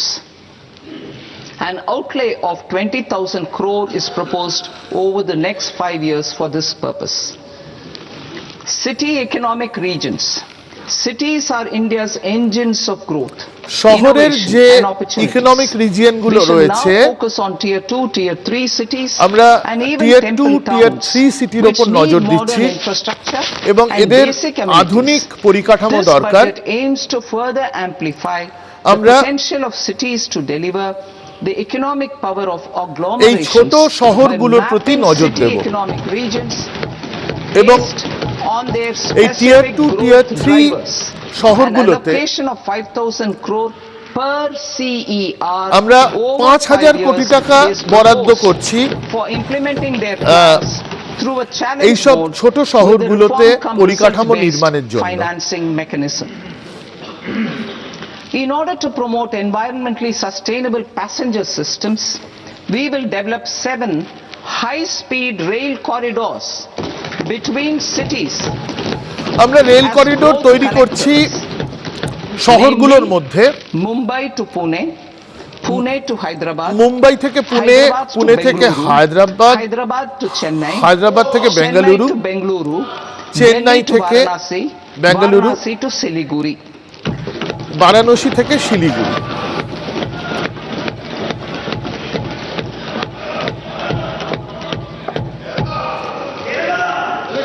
Financial sector. The Indian banking sector এবার financial today is sector, characterized by strong balance sheet, historic highs in এখন আমাদের profitability, banking sector improved অত্যন্ত asset শক্তিশালী quality, হয়েছে and coverage exceeding 98% of villages in the country. এবং At this 98% juncture, গ্রামে we are placed to futuristically তারা পৌঁছে evaluate গেছে। the measures needed to continue on the path of reform-led growth of this sector.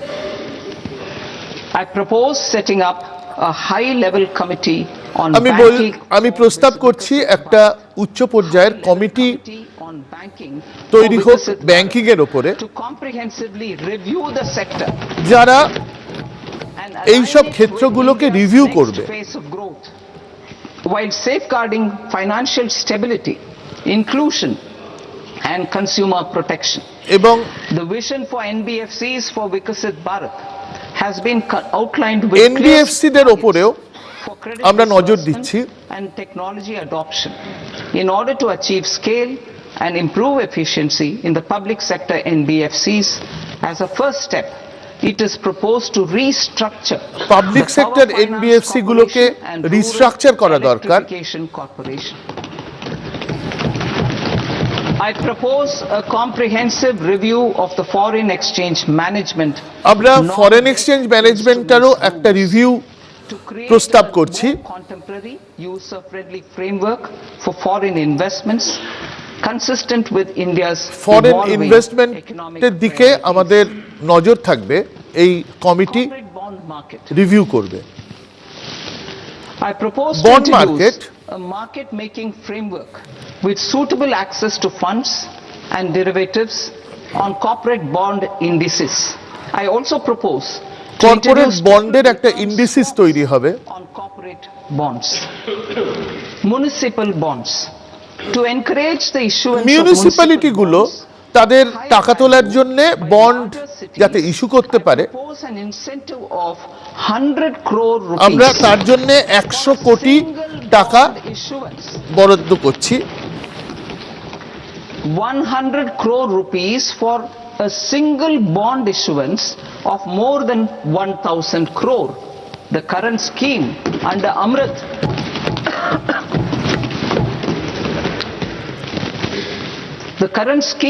Amrit which incentivizes issuances up to 200 crores only, will also continue to support smaller and medium towns.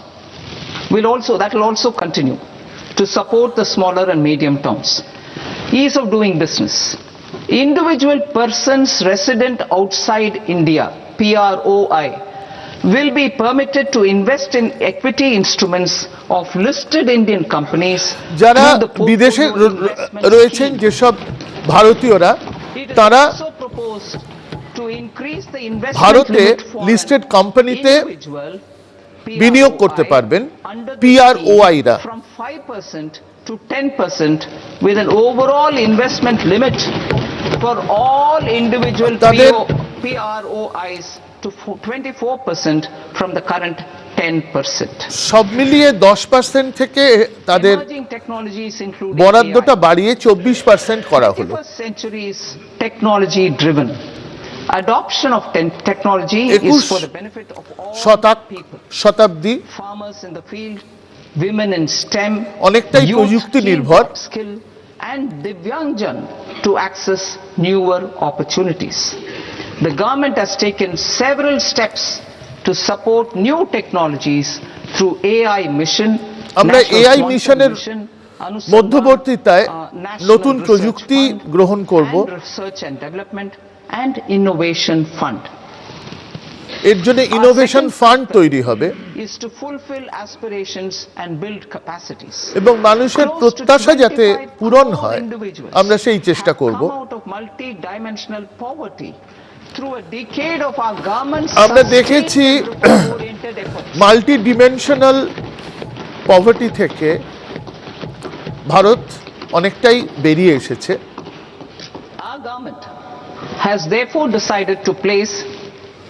আমাদের সরকার নতুন করে service সেক্টরের উপর জোর দেবে। Of a youthful India with the following measures. I propose to set up a high-powered education to employment and enterprises standing committee. একটা committee তৈরি হবে that focus on services sector as a core driver of Viksit Bharat. যারা বিকশিত ভারতে service সেক্টরের ভূমিকা নিয়ে with a 10% global share by 2047. কাজ করবেন। The committee will prioritize areas to optimize the potential for growth, employment and exports. They will also কর্মসংস্থান assess the আছে impact of emerging technologies including AI on jobs and skill service requirements সেক্টরে and propose committee measures সেদিকে নজর thereof. দেবে। To create a range of skilled career pathways, a new এবং range of নতুন career pathway কোথায় আছে সেটাও খুঁজে বার করবে। in the following sectors: health, existing এবার institutes স্বাস্থ্য, for allied health professionals will be upgraded and new AHP institutions established in private and government sectors. নতুন AHP This will cover 10 selected প্রতিষ্ঠান তৈরি হবে, including optometry, radiology, anesthesia, তার OT মধ্যে technology, applied psychology and behavioral health, and add 1 lakh AHPs over the next 5 years. A strong care system covering geriatric and allied care services will be built.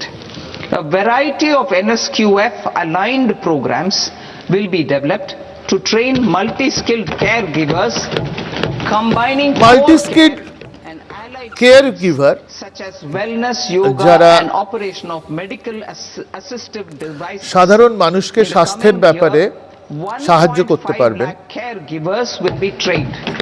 তাদের প্রশিক্ষণ দেওয়া হবে। Hubs for medical value tourism. Medical value ট্যুরিজমের জন্য কিছু কিছু কেন্দ্র hub তৈরি হবে। To launch a scheme to support states in establishing 5 regional medical hubs. রাজ্যগুলি 5টা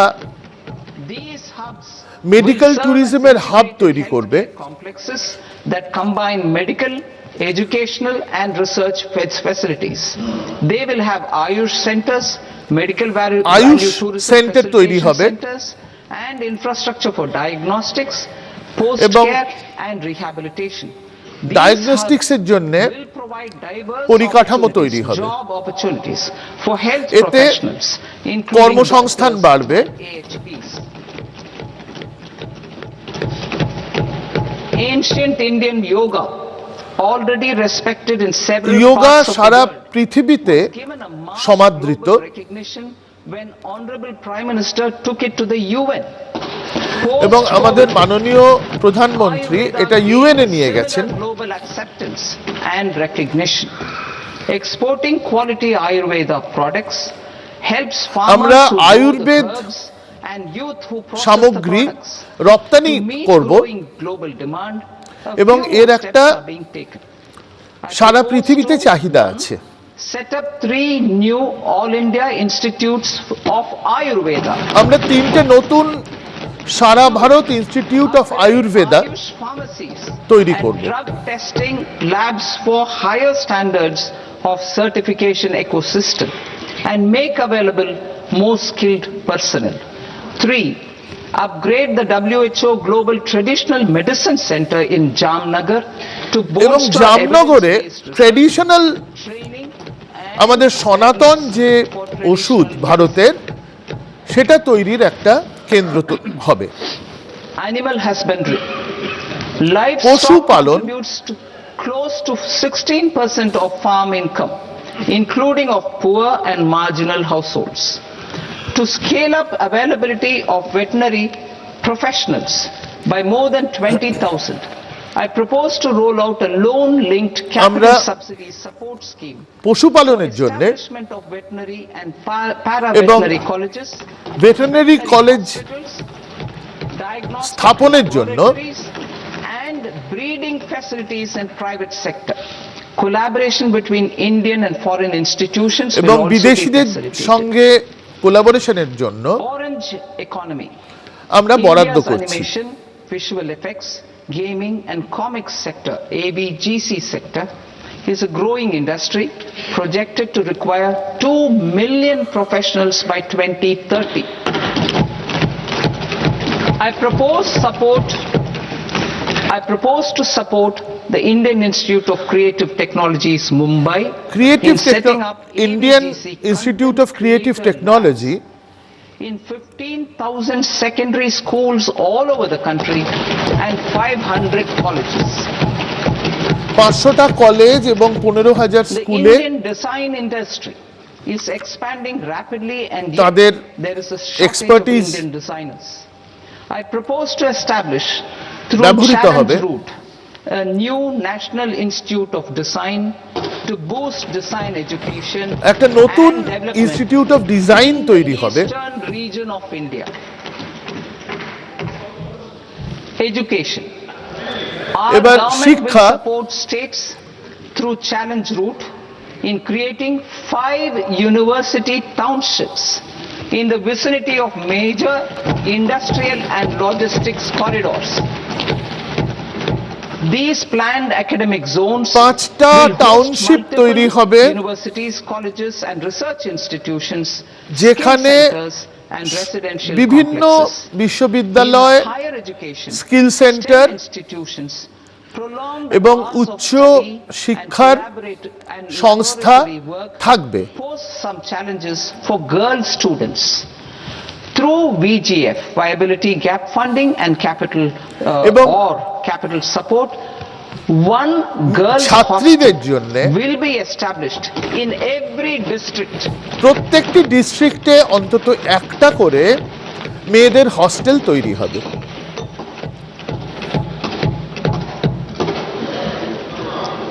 To promote astrophysics and astronomy.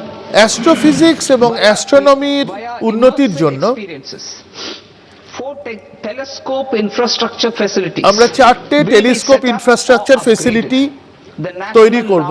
Solar telescope, the National Large Optical Infrared Telescope, the Himalayan Chandra Telescope and the Cosmos 2 Planetarium.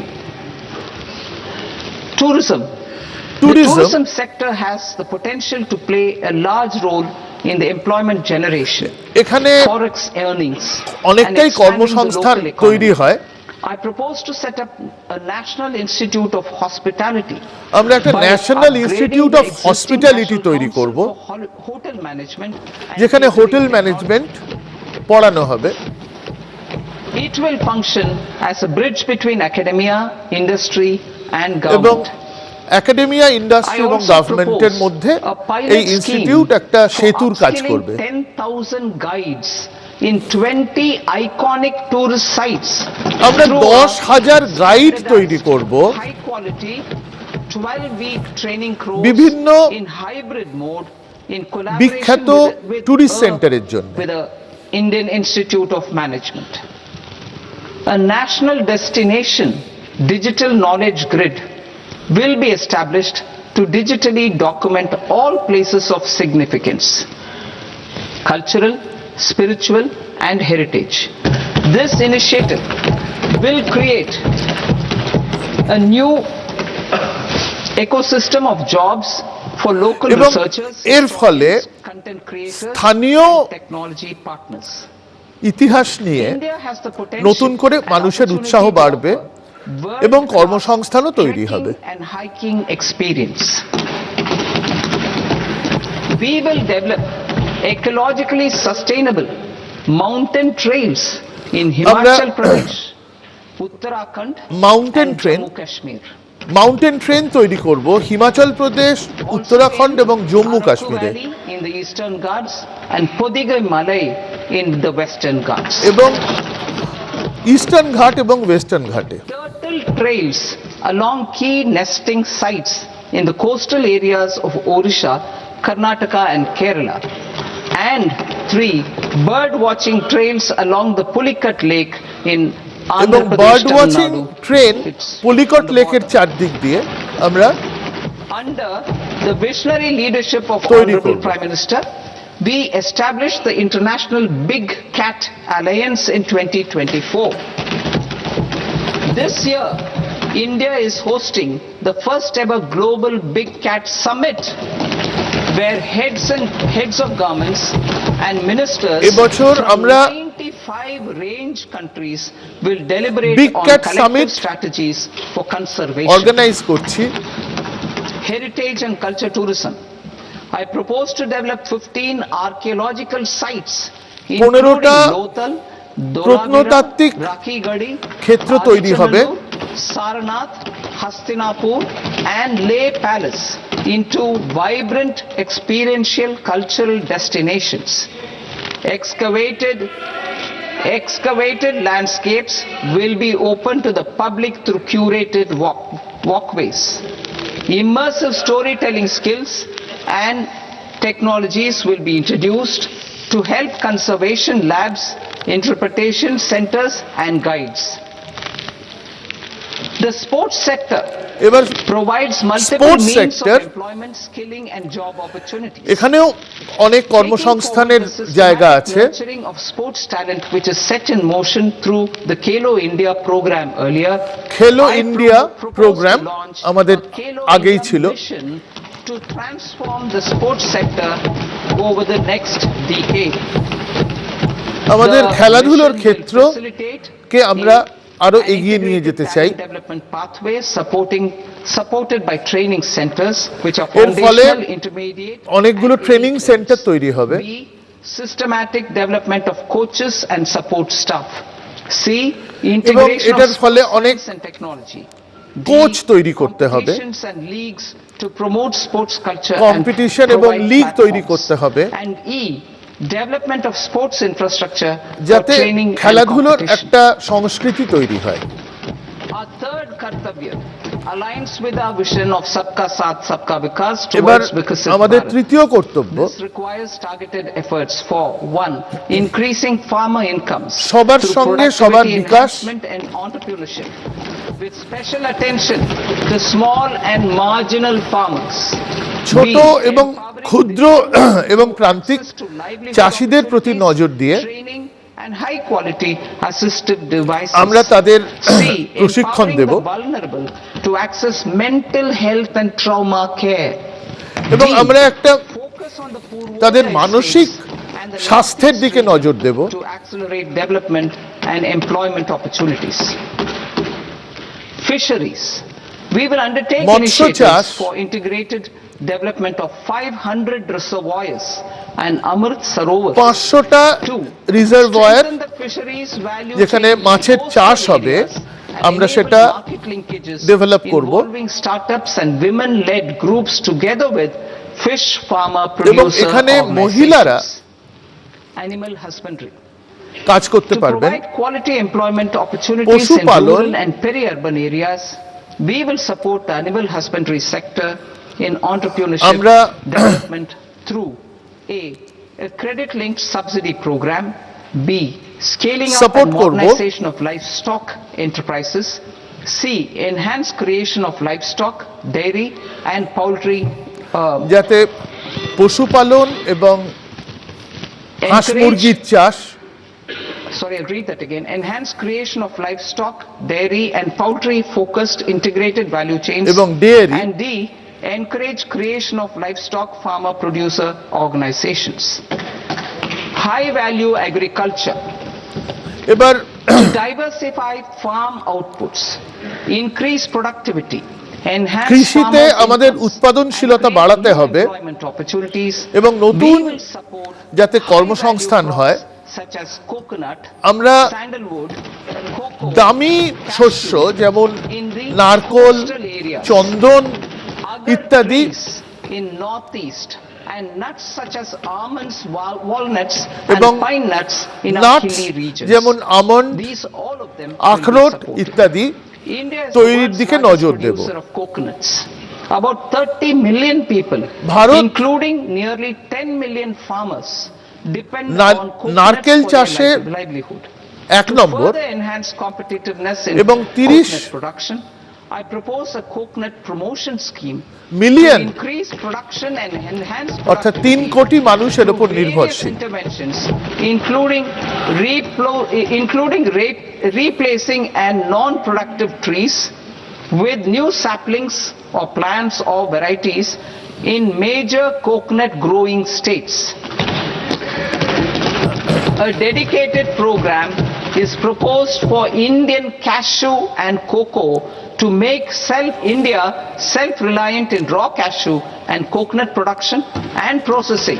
একইভাবে Enhance আমরা export competition কাজু বাদাম তৈরির দিকে and transform উৎসাহ দেব। Indian cashew and Indian cocoa into premium global brands by 2030. যাতে এরা সারা পৃথিবীতে একটা ব্র্যান্ড তৈরি করতে পারে। India's social and cultural heritage. Chandan Our government will partner with state governments to promote focused cultivation ভারতের and post-harvest processing to সনাতন restore the সংস্কৃতির glory of the সঙ্গে Indian যুক্ত sandalwood ecosystem. আমরা Rejuvenate old, চন্দন কাঠ low-yielding তৈরির orchards and expand উৎসাহ দেব। high-density cultivation of walnuts, almonds, and pine nuts. We will support a একইভাবে dedicated আমরা program to pine enhance nuts farmer incomes আখরোট and এবং bringing value addition by almond engaging youth. বাদাম Bharat Vistar, তৈরির দিকে that is উৎসাহ দেব। virtually integrated system to access agricultural resources. I propose to launch Bharat Vistar, a Bharat multilingual বিস্তার AI tool একটা that will AI integrate tool the AgriStack portals and the ICAR package on agricultural practices with AI systems. This will enhance farm productivity, enable better decisions for farmers, and reduce risk by providing customized advisory support. She marts for rural women-led enterprises.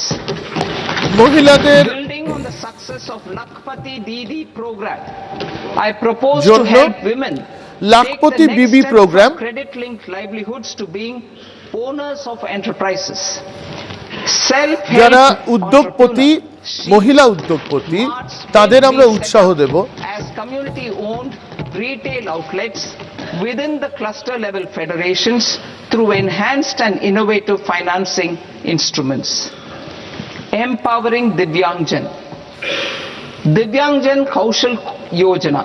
বিদ্যাঞ্জন কৌশল যোজনা ABGC sectors, এটা informational technology, hospitality and food and beverages sectors, এর থেকে often food beverage sector task-oriented and process-driven roles which are suitable for Divyangjan. We will ensure dignified livelihood opportunities through industry-relevant and customized training specific to each Divyangjan group. Divyang Sahara Yojana. Timely access to Divyang Sahara high-quality Yojana. assistive devices for all eligible Divyangjan is a fundamental need. I propose বিদ্যাঞ্জনদের জন্য to, 1. Support the Artificial Limbs Manufacturing Corporation of India, Alimco, to set up Artificial and to limbs scale up manufacturing production of assistive devices. সাহায্য দেয়া হবে। Invest in R&D and AI integration. Strengthen PM Divyasha Kendras and support setting up of assistive technology marts as modern retail style centers where Divyangjan and senior citizens can see, try and purchase assistive products. reaffirming our commitment to mental health and trauma. আমরা mental health এবং ট্রমার There are no দিকে national নজর দেব। institutes for mental health care in North India. We will therefore উত্তর set up ভারতে NIMHANS 2 and also upgrade national mental health institutes দুটি ইনস্টিটিউটকে উন্নতি করব এবং একটি নতুন as regional apex institutions. Emergencies expose families, particularly the poor and vulnerable, to unexpected গরিবদের জন্যে expenditure. We will strengthen and increase these capacities by 50% in district hospitals by establishing emergency and trauma care centers. Emergency এবং trauma care centre ডিস্ট্রিক্টের মধ্যে Purvodaya states and northeastern develop regions. করার জন্য Purvodaya. আমরা বরাদ্দ রাখছি। I propose the development of an integrated East Coast industrial corridor একটা east coast industrial corridor তৈরি হোক, creation of 5 tourism destinations যাতে 5টা tourism destination and the provision of 4 cover করা যায় buses. এবং এর জন্য ই বাস চলবে। Northeastern region. The এবার northeastern নর্থ region ইস্টের is a জন্য civilizational confluence of Theravada and Mahayana or Vajrayana traditions. I propose to launch a scheme for development of Buddhist circuits in Arunachal এখানে Pradesh, অরুণাচলে Sikkim, Assam, Manipur, বৌদ্ধ ধর্মের Mizoram and বিকাশের Tripura. জন্য The scheme centre will তৈরি cover হবে। preservation of temples and monasteries, pilgrimage interpretation centers, connectivity and pilgrim amenities. 16th Finance Commission. এবার On 16th 17th Finance November Commission 2025, the 16th Finance Commission submitted its report to the President. Report As mandated জমা দেওয়া under হয়েছে Article 281 of the Constitution, প্রেসিডেন্টের the কাছে। government is to lay the report along with the explanatory memorandum on the action taken report on the recommendations of the Commission in Parliament, which, Sir, Honourable Speaker, you've allowed me to do at the commencement of this session. The government has accepted the recommendation of the Commission Sarkar to কমিশনের retain the vertical share of devolution at প্রস্তাবগুলো 41%, গ্রহণ করেছে। 16th finance কমিশনের প্রস্তাবগুলো as recommended by the Commission. Commission বলছে 1.4 lakh crores of rupees to the states for the year 2026-2027. 1.4 lakh crore Finance Commission grants.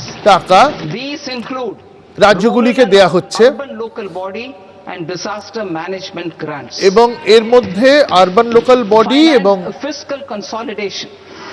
Government has been Disaster delivering on our management fiscal commitments এর মধ্যেই ধরা রয়েছে। consistently without compromising on social needs. To strive towards accepted standards of fiscal management in Budget 25-26, I had indicated that the central government would target reaching a debt to GDP ratio Debt to of GDP 50 ratio plus or minus 1% by 2030-31.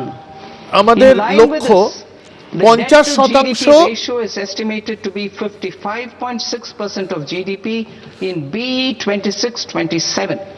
compared to 26-27 এর 56.1% of GDP in আমাদের RE লক্ষ্য 25-26. Date GDP ratio 55% করা। আমরা 2030 এর মধ্যে এটাকে 50%-এ নামিয়ে আনতে চাই। Priority sector lending and expenditure by reducing the outgo on interest payments. One of the main operational instruments for debt targeting is the fiscal deficit. Interest payment I'm happy to কমবে। inform this August House সরকারের that I fulfilled my commitment made in অর্থনৈতিক অবস্থার উন্নতি 2021-2022 হবে। to reduce fiscal deficit below 4.5% of GDP. আমরা আমাদের লক্ষ্য ছিল ফিসক্যাল ডেফিসিট 4.5% এর কম আনা। 25-26, the fiscal deficit has been estimated at par with এবার BE of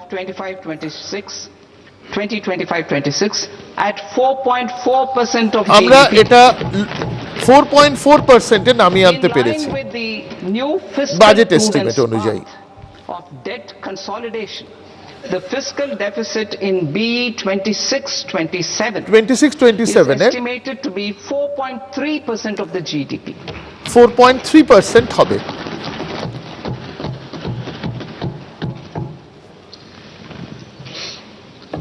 The revised estimates of the non-debt receipts are 34 lakh crore rupees, of which the centre's net tax receipts are 26.7 lakh crore.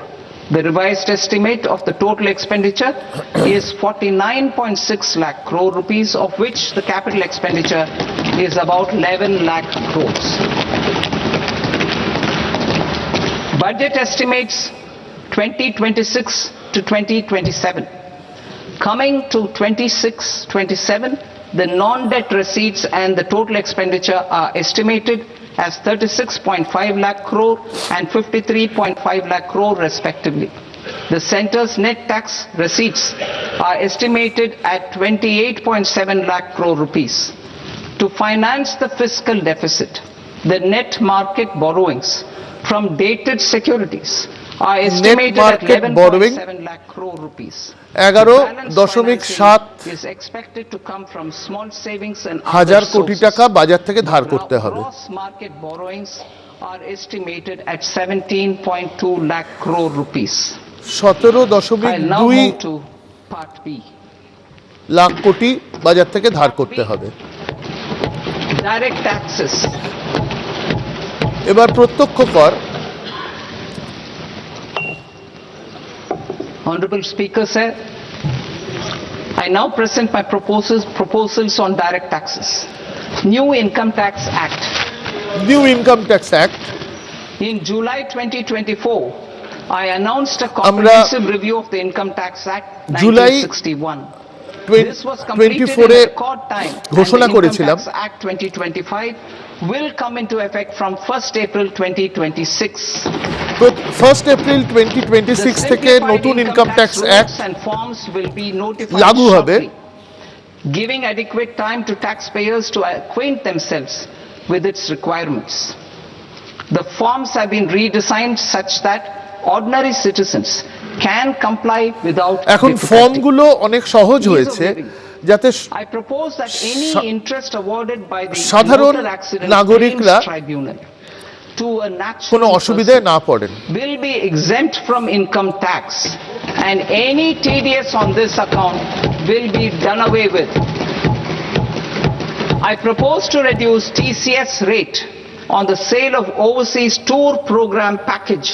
TCS rate overseas tour program package to 2% without any stipulation of amount.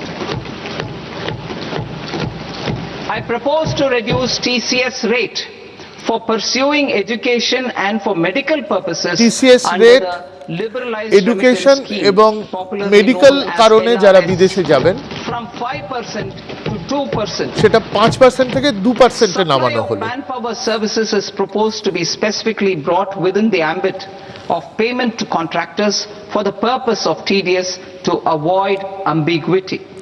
Thus, TDS on these services will be at the rate of either 1% or 2% only. I propose a scheme for small taxpayers wherein a rule-based automated process will enable obtaining a lower or nil deduction certificate instead of filing an application with the assessing officer. ছোট ট্যাক্সপেয়ারদের জন্য কিছু সুবিধা দেওয়া হলো। Holding securities in multiple companies, I propose to enable depositories to accept Form 15G or Form 15H from the investor and provide it directly to various relevant companies. 15G I propose to extend time available for revising returns from 31st December to up to 31st March with the payment of a nominal fee. I also propose to stagger the timeline for filing of tax returns. Individuals with ITR 1 and ITR 2 returns individual ITR till 31st July and non 1 এবং 2 31st July অবধি are proposed to be allowed time till tax 31st August. Return জমা দিতে পারবেন। TDS on sale of immovable property by a non-resident is proposed to be deducted and deposited through resident buyers and his or her PAN-based challan instead of requiring a TAN, which is a temporary accounting number. To address practical issues of small taxpayers like students, ছোট young ট্যাক্সপেয়ারদের professionals, জন্য tech employees, relocated NRIs, and such others, I propose to introduce a one-time 6-month foreign asset disclosure scheme for these taxpayers. Foreign asset disclosure scheme or assets below a certain size. প্রস্তাব দেওয়া হলো। This scheme would be applicable for two categories of taxpayers, namely A, who did not disclose their overseas income or assets, overseas and income B, যারা who disclosed দেখাননি their তাদের জন্য overseas income and or paid due tax but could not declare the asset acquired. For category A, the limit of undisclosed income or asset is proposed to be up to 1 crore rupees. They need to pay 30% of fair market value of asset or 30% of undisclosed income as tax and 30% as additional income tax in lieu of penalty, and would thereby get immunity from prosecution. For category B, asset value is proposed to be up to 5 crore rupees. Here, immunity from both penalty and prosecution will be available with a payment of fee of 1 lakh rupees. একটা 6 মাস সময়ের মধ্যে penalty and prosecution. সেটা declare করতে পারবেন। 30% যদি 1 কোটি টাকা অবধি অ্যাসেট থাকে 30% ট্যাক্স এবং 30% পেনাল্টি দিতে হবে। For both, there will be no interest liability on the taxpayer on the penalty amount for the period of appeal before the first appellate authority, irrespective of the outcome of appeal process. Further, quantum of prepayment is being reduced from 20% to 10% and will continue to be calculated only on core tax demand. As an additional measure for reducing litigation, I propose to allow taxpayers to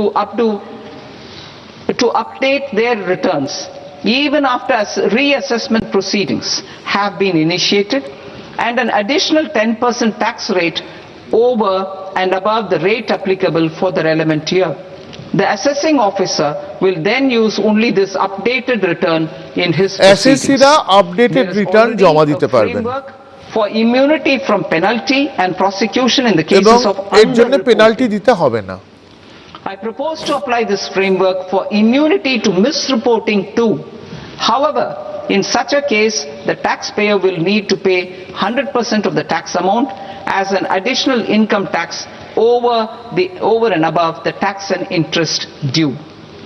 Penalties for certain technical defaults, such as failure to get accounts audited, non-furnishing of transfer pricing audit report, and default in furnishing statement account audit না করতে পারার জন্য to be converted into fee. যেসব penalty ছিল সেগুলোকে ফি বলা হবে।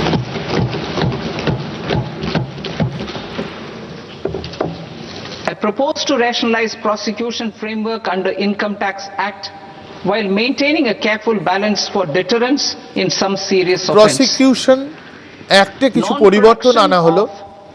Books of account and documents and requirement of TDS payment where payment is made in kind are being decriminalized. Further, minor offences will attract fine only. The remaining prosecutions will be graded commensurate with the quantum of offence. They will entail only simple imprisonment with maximum imprisonment reduced to 2 years and power বড় offence হলে সেটাকে criminal offence মনে করা হবে। There is no penalty. There is no penalty presently for non-disclosure of non-immovable foreign assets with aggregate value less than 20 lakh rupees. I propose to also provide them with immunity বিদেশি asset থাকলে সেটা declare করার দরকার নেই, কোনো penalty হবে না তার জন্য। Cooperatives. Deduction is already allowed to a primary cooperative society engaged in supplying milk, oil seeds, fruits or vegetables raised or grown by its members. I propose to extend this deduction to also include supply of cattle feed and cotton seed produced by its যারা members. দুধ I propose to যোগান দেন allow তাদের জন্য inter-cooperative এবার সেটা society cattle dividend ফিডেও income as প্রযোজ্য deduction হবে। under the new tax regime to the extent it is further distributed to its members. I further propose to allow exemption for a period of 3 years to dividend income received by a notified national cooperative federation on their investments made in companies up to 31/1/2026. This exemption would be allowed only for dividends further distributed to its member cooperatives. Supporting IT sector as India's growth engine. India is a global leader in software development services, IT-enabled services, knowledge process outsourcing services, and contract R&D services relating to software development. These businesses and their segments Software are development. quite interconnected with each other. All these services are proposed to be clubbed under a single category of information technology services with a বিভিন্ন common ধরনের safe harbor information margin technology services একটা ছাতার নিচে আনা হলো। The threshold for availing safe harbor for IT services is being enhanced substantially from 300 crore rupees to 2,000 crore rupees. Safe harbor for IT services shall be approved by an automated rule-driven process without any need for tax officer to examine and accept the application. Once applied by an IT services company, the same safe harbor can be continued for a period of 5 years at a stretch at its choice. For IT services companies who want to conclude advanced pricing agreement (APA), IT service I propose to fast track unilateral APA যারা process then for IT services and endeavor to conclude it within a period of 2 years. The period of 2 years can be extended by a further period of 6 months on taxpayers' request. I propose to extend the facility of modified কিছু returns সুবিধা দেয়া হবে। available to the entity entering APA to its associated entities also. Attracting global business and investment. Recognizing the need to enable critical infrastructure and boost investment in data centers. Investment data সেন্টারে ইনভেস্টমেন্টের জন্য I propose to provide tax holiday till একটা 2047 tax holiday দেওয়া to হলো। any foreign company that provides cloud services যে কোনো বিদেশি company যারা ক্লাউড সার্ভিস দেবে তাদের ট্যাক্স হলিডে দেওয়া হলো 2027 It অবধি। will, however, need to provide services to Indian customers through an Indian reseller entity. I also propose to provide a safe harbor of 15% on cost in case the company providing data center services from India is a related entity.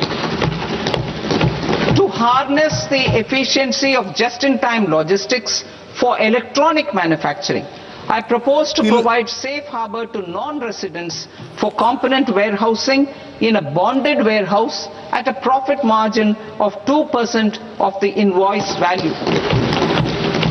The resultant tax of about 0.7% will be much lower than in competing jurisdictions.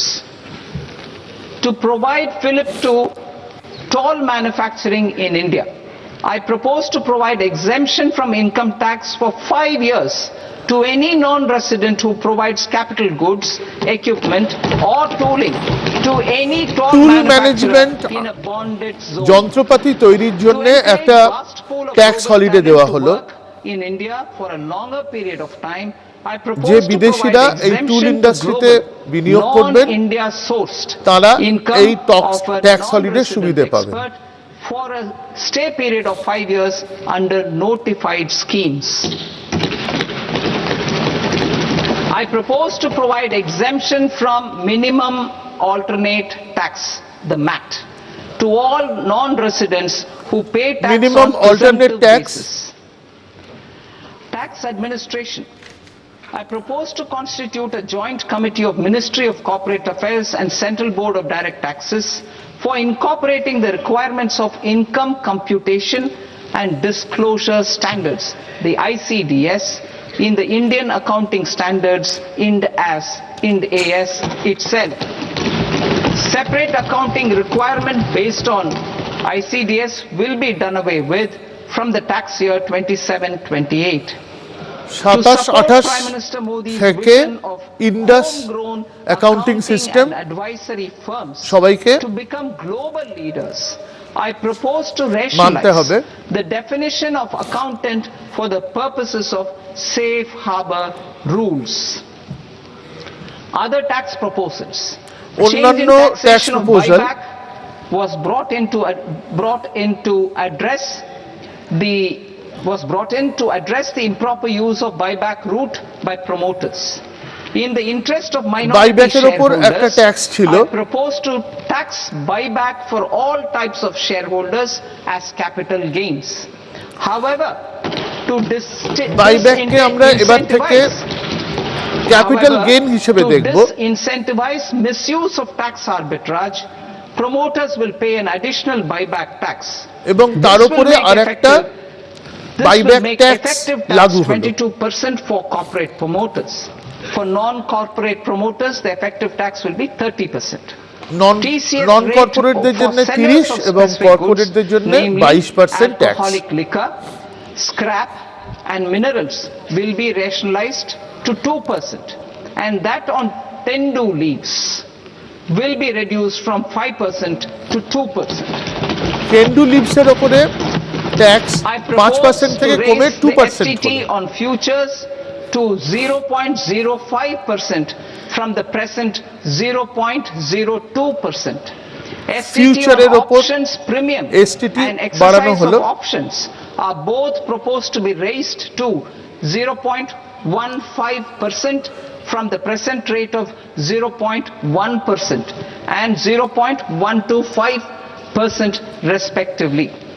We reformed the taxation landscape for corporates in 2019 by providing them a simplified regime with lower tax rate so that they could productively focus on business rather than on claim of deductions and exemptions.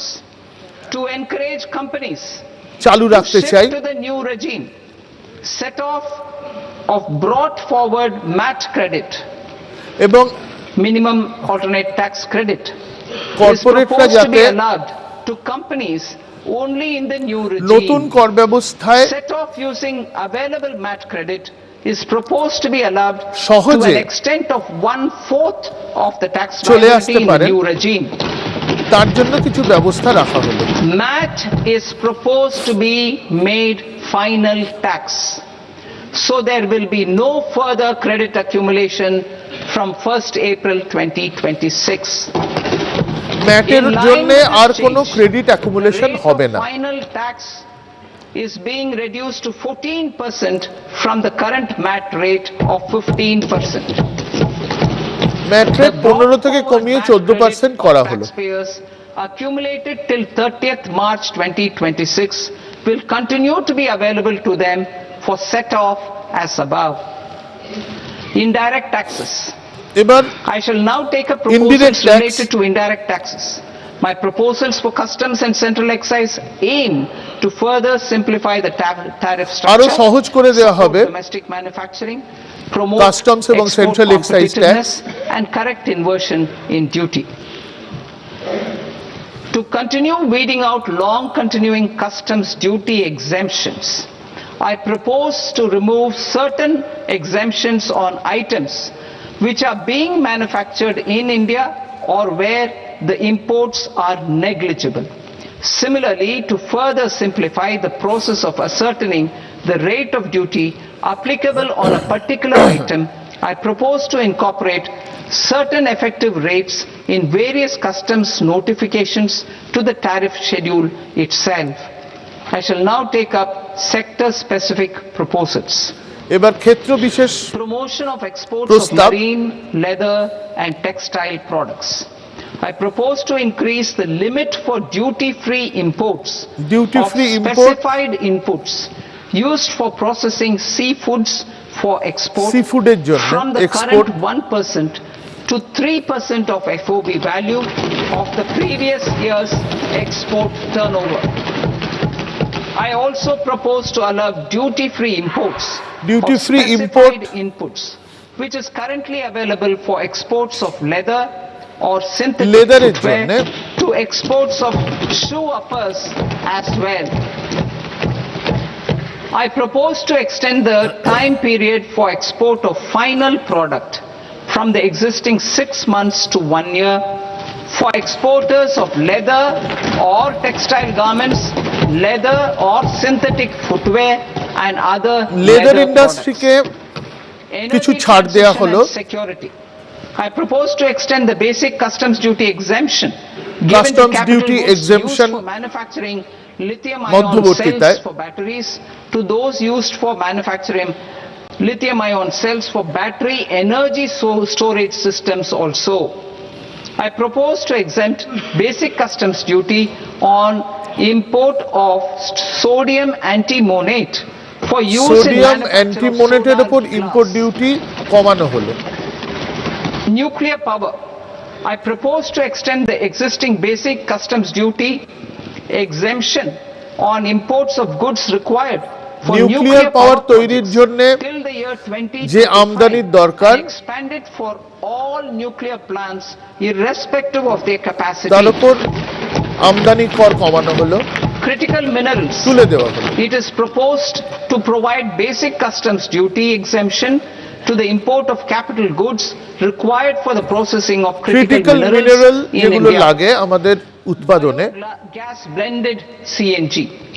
I propose to exclude the entire value of biogas while calculating the central excise duty payable on biogas blended CNG. এবং সিএনজির উপরে Civil and defense aviation. I propose to exempt basic customs duty on components and parts required for the manufacture of civilian training and other aircrafts. Aircraft civilian training এবং অন্যান্য এয়ারক্রাফটের উপরে customs duty কমানো হলো imported for the manufacture of parts of aircraft to be used in maintenance, repair or overall requirements by units in the defense sector. Electronics. To deepen value addition in the consumer electronics sector, I propose to exempt basic customs duty on specified parts used in the manufacture of microwave ovens. Special economic zone.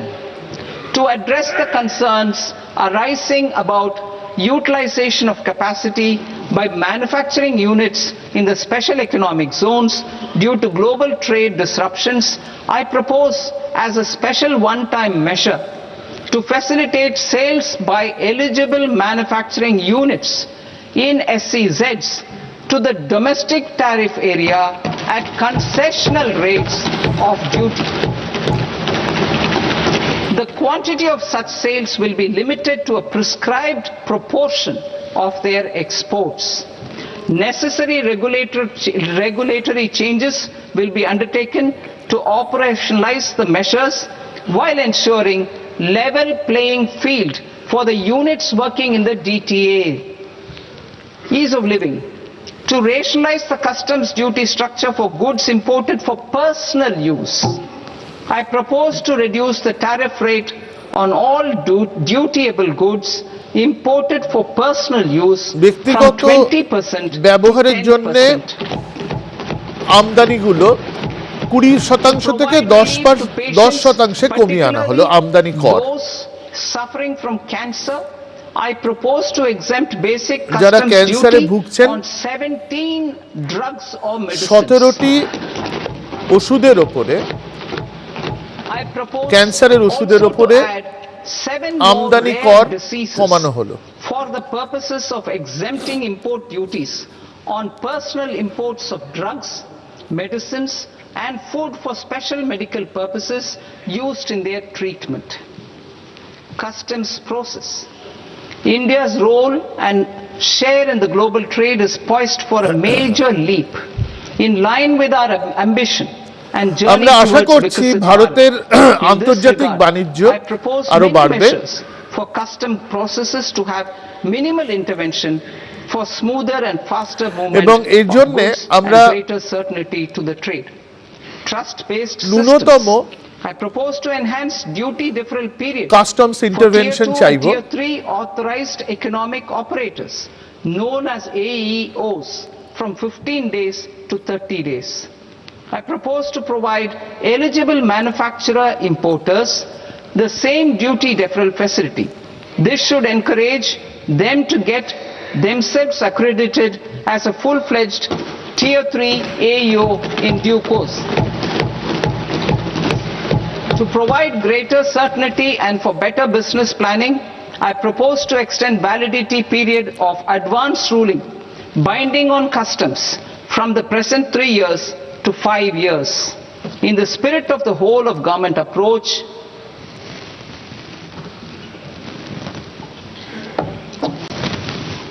government agencies will be encouraged to leverage AEO accreditation for preferential treatment in clearing their cargo.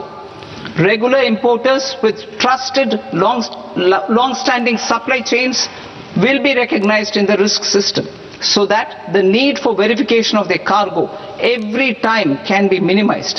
Export cargo using electronic sealing. Export cargo using electronic sealing will be provided through clearance from the factory premises to the ship. For import of goods not needing any compliance, filing of bill of entry by a trusted importer and arrival of goods will automatically notify customs for completing their clearance formalities. This will enable goods to be released immediately on arrival. The customs warehouse framework will be transformed into a warehouse operator-centric system with a self-declarations, electronic tracking and risk-based audit. These reforms will move away from the current system of officer-dependent approvals and reduce transaction delays শুল্ক and বিভাগে compliance costs. কয়েকটা সংস্কার আনা হলো যাতে Ease of doing business. Approvals required ব্যবসা for বাণিজ্য cargo আরো clearance সহজ from হয় various government agencies will be seamlessly processed through a single and interconnected digital window by the end of the financial year. Processes involved in clearance of food, drugs, plant and animal and wildlife products accounting for about 70% of interdicted cargo will be operationalized on this system by April 2026 itself. For goods not having any compliance requirement, clearance will be done by customs immediately after online registration is completed by the importer, subject to the payment of duty. Customs integrated system will be rolled out in 2 years as a single integrated and integrated system 2 বছরের মধ্যে লাগু হবে customs processes. Utilization of non-intrusive scanning with advanced imaging and AI technology for risk assessment will be expanded in a phased manner with the objective to scan every container across all the major ports. New export opportunities to support Indian fishermen to fully harness the economic value সম্ভাবনা of marine resources beyond our territorial waters. আমাদের Following measures will be taken. মৎস্য চাষ A. Fish catch by an Indian fishing vessel in exclusive economic zone or on the high seas will be made free of duty. মাছ ধরা ভারতীয় Such fish on foreign port will be treated as সমুদ্রে export of goods. Safeguards will be put in place to prevent misuse রপ্তানিকর during fish মুক্ত catch, করা হলো transit or transshipment. To support aspirations of India's small businesses, artisans and startups ব্যবসার to জন্য access global markets through e-commerce, I am pleased to announce complete removal of the current value cap of 10 lakh rupees per consignment on courier exports. In addition, handling of rejected and returned consignments will be improved with effective use of technology for ছোট ক্ষুদ্র identifying শিল্পের such consignments.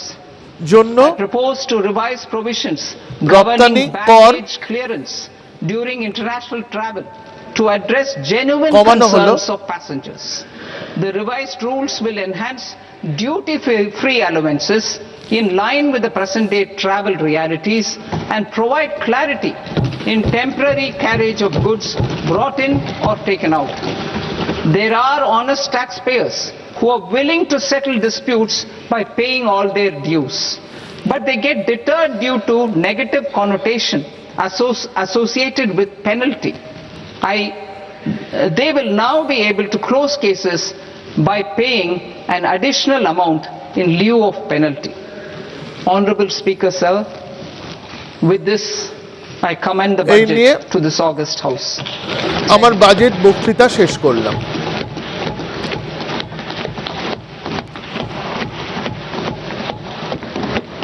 One and a half hours. Item number 3 माननीय वित्त मंत्री जी।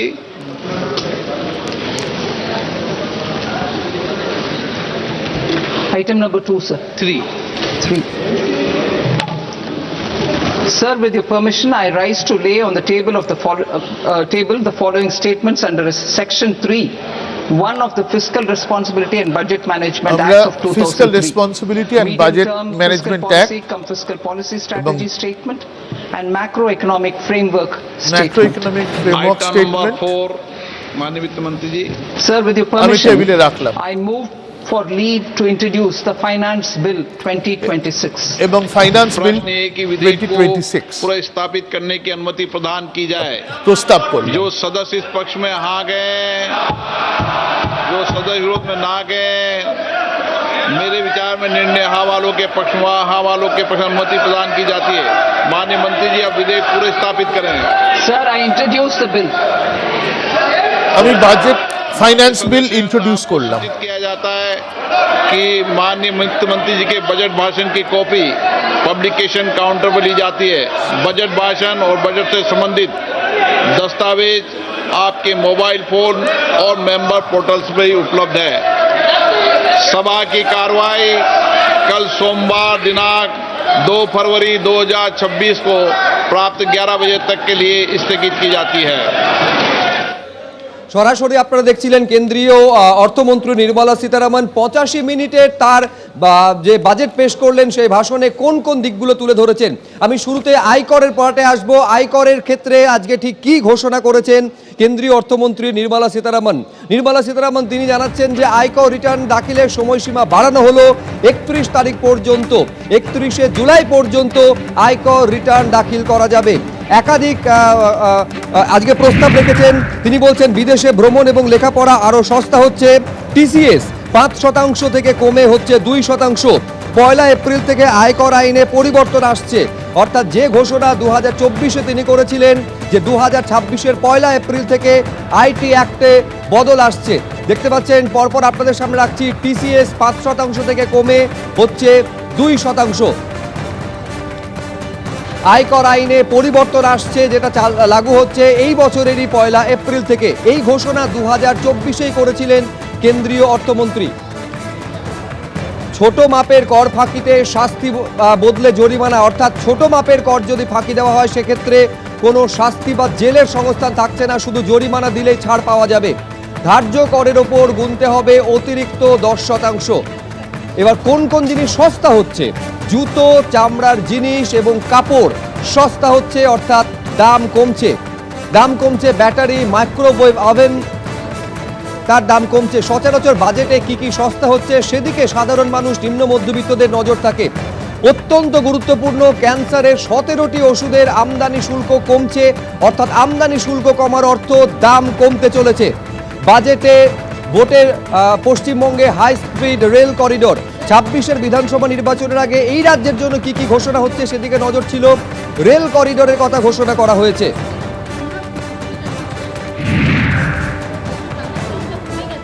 অর্থাৎ দেখতেই পেলেন যে ইতিমধ্যেই কিন্তু বাজেট পেশ করে দিয়েছেন কেন্দ্রীয় অর্থমন্ত্রী নির্মলা সীতারামন, এবং যে ক্ষেত্রে আয়কর রিটার্নের সময়সীমা কিন্তু বেড়েছে, 31শে জুলাই পর্যন্ত হয়েছে। আমরা কি পেলাম? মোটের ওপর মধ্যবিত্ত আজকে অপেক্ষা করেছিল 2026-27-এর জন্য বাজেটে কি পেতে চলেছি আমরা। অভিরূপ সরকার এতক্ষণ আমাদের সঙ্গে ছিলেন, বাংলায় বাজেটের তর্জমা করছিলেন। অভিরূপদা, সামগ্রিকভাবে দেখতে গেলে আমরা কি পেলাম? দেখুন, আমি সাধারণ মানুষের দিক থেকে যদি দেখি খুব একটা কিছু পেলাম না, বলার মতো তেমন কিছুই পেলাম না। এই আয়কর রিটার্ন জমা দেওয়ার সময়সীমাটা একটু বাড়লো, সেইটুকু সুবিধে। সত্যি কথা বলতে কি, আমি বিরাট একটা কিছু এক্সপেক্টও করছিলাম না। গত বছরেই একটা আয়করে ছাড় দেওয়া হয়েছে, তারপর আবার একটা ছাড় দেওয়া হবে, এটা এক্সপেক্টেড ছিল না। কিন্তু যেটা আমার বলার একটু রাজনৈতিক কথা, সেটা হচ্ছে যে এটা অনেকেই বলছিলেন যে যেহেতু সামনে ইলেকশন আসছে, যেসব রাজ্যে ভোট, সেসব রাজ্যে আলাদা করে কিছু দেওয়া হতে পারে। এবং যেহেতু পশ্চিমবঙ্গেও ইলেকশন আসছে, অনেকেই আশা করছিলেন যে পশ্চিমবঙ্গে আলাদা করে কিছু দেওয়া হতে পারে। পশ্চিমবঙ্গে ওই ডানকুনির একটা ফ্রেট করিডোর ছাড়া আর আরেকটা শিলিগুড়ি বারাণসী একটা ট্রেন লাইন ছাড়া আর খুব একটা কিছু পাওয়া যায় না। একেবারে 7টি হাই স্পিড রেল করিডোরের ঘোষণা হয়েছে, যার মধ্যে বারাণসী থেকে শিলিগুড়ি পর্যন্ত একটি, ডানকুনি থেকে সুরাতের ফ্রেট করিডোর এবং পূর্বোদয় যেখানে নর্থ ইস্ট ইন্ডাস্ট্রিয়াল করিডোরের সঙ্গে দুর্গাপুরকে যুক্ত করা হয়েছে। মোটের ওপর প্রাপ্তি কিন্তু এমনটাই মনে করছেন সকলে। আমি অর্থনীতিবিদ এই মুহূর্তে আমাদের সঙ্গে মহানন্দা কাঞ্জিলাল রয়েছেন, আমি মহানন্দাদির কাছে যাব। মহানন্দাদি, কর্মসংস্থান যেটা বারবার বলা হচ্ছিল যে আর্থিক বৃদ্ধি এবং কর্মসংস্থান, এবার কিন্তু বাজেটে এটাই ফোকাস হতে পারে, আমরা কি পেলাম? দেখো, স্পেসিফিক্যালি কর্মসংস্থানটা তো উৎপাদনের সঙ্গে যুক্ত, এবং এখন যা ভূ রাজনৈতিক অস্থির পরিবেশ, এখানে যেটা প্রয়োজন সেটা হচ্ছে যে আমাদের যোগান সেক্টর বা সাপ্লাই সেক্টরটাকে গুরুত্ব দেওয়া অত্যন্ত দরকার। ম্যানুফ্যাকচারিং ইন্ডাস্ট্রি আরও বাড়ানো দরকার, কর্মনিযুক্তি কিন্তু তাতে বাড়বে। কিন্তু খুব দুঃখের বিষয়, আমি একটা জিনিস বলছি যে একটা ডেটাতে আমরা পাচ্ছি যে 83% ইঞ্জিনিয়ারিং গ্র্যাজুয়েট আনএমপ্লয়েড গত বছরের ডেটা। এটা একটা ভয়াবহ পরিস্থিতি। কাজে এটার দিকে জোর দিতে হবে যে কি করে কর্মসংস্থানটা বৃদ্ধি করা যায়।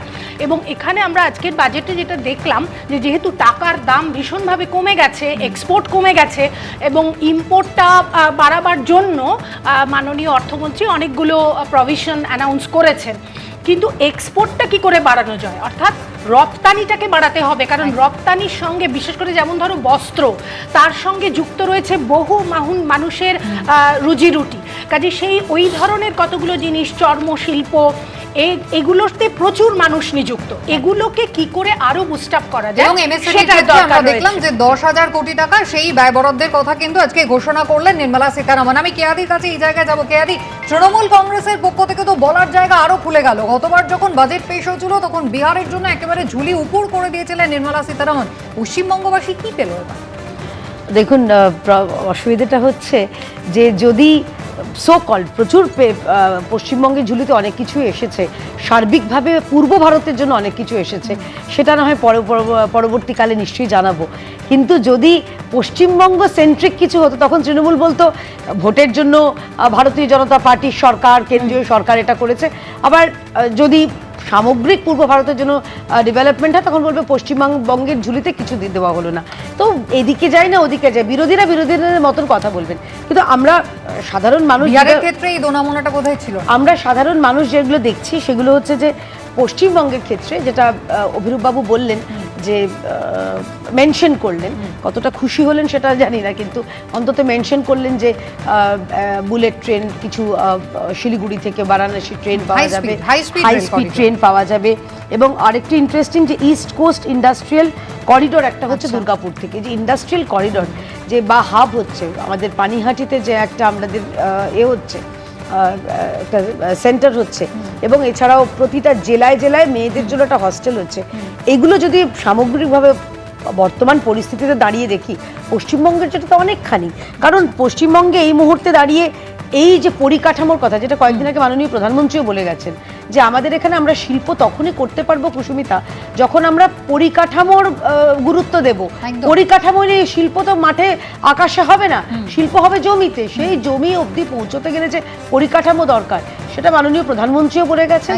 আজকে আমরা বাজেটেও শুনলাম যে যেগুলো এই যে রাস্তা তৈরি হবে সুরাট পর্যন্ত, অর্থাৎ পুরো পূর্ব থেকে একদম পশ্চিমকে যে দেশের মাঝমধ্যি খান দিয়ে নিয়ে যাওয়ার যে ইন্ডাস্ট্রিয়াল একটা করিডোর, সেটা তো পশ্চিমবঙ্গের ভবিষ্যতের কথা ভেবেই তৈরি করা হয়েছে। তো সামগ্রিকভাবে পশ্চিমবঙ্গের ভবিষ্যতের কথা ভেবেই তৈরি করা হয়েছে। প্রধানমন্ত্রী সিঙ্গুরে এসে কি বলেছিলেন আমাদের সকলেরই মনে আছে। আশা কিন্তু সিঙ্গুরবাসীও দেখেননি, আর আজকে পশ্চিমবঙ্গের মানুষ যারা অপেক্ষা করেছিলেন, বা যদি বলা যায় যে মধ্যবিত্ত, আয়করের ক্ষেত্রে আর কিছু সুরাহা হয় কিনা বা সুদের উপরে কোনো ছাড় সত্যিই হয় কিনা, বয়স্ক মানুষরাও যে অপেক্ষা করেছিলেন সেই অপেক্ষা বোধহয় মিটল না।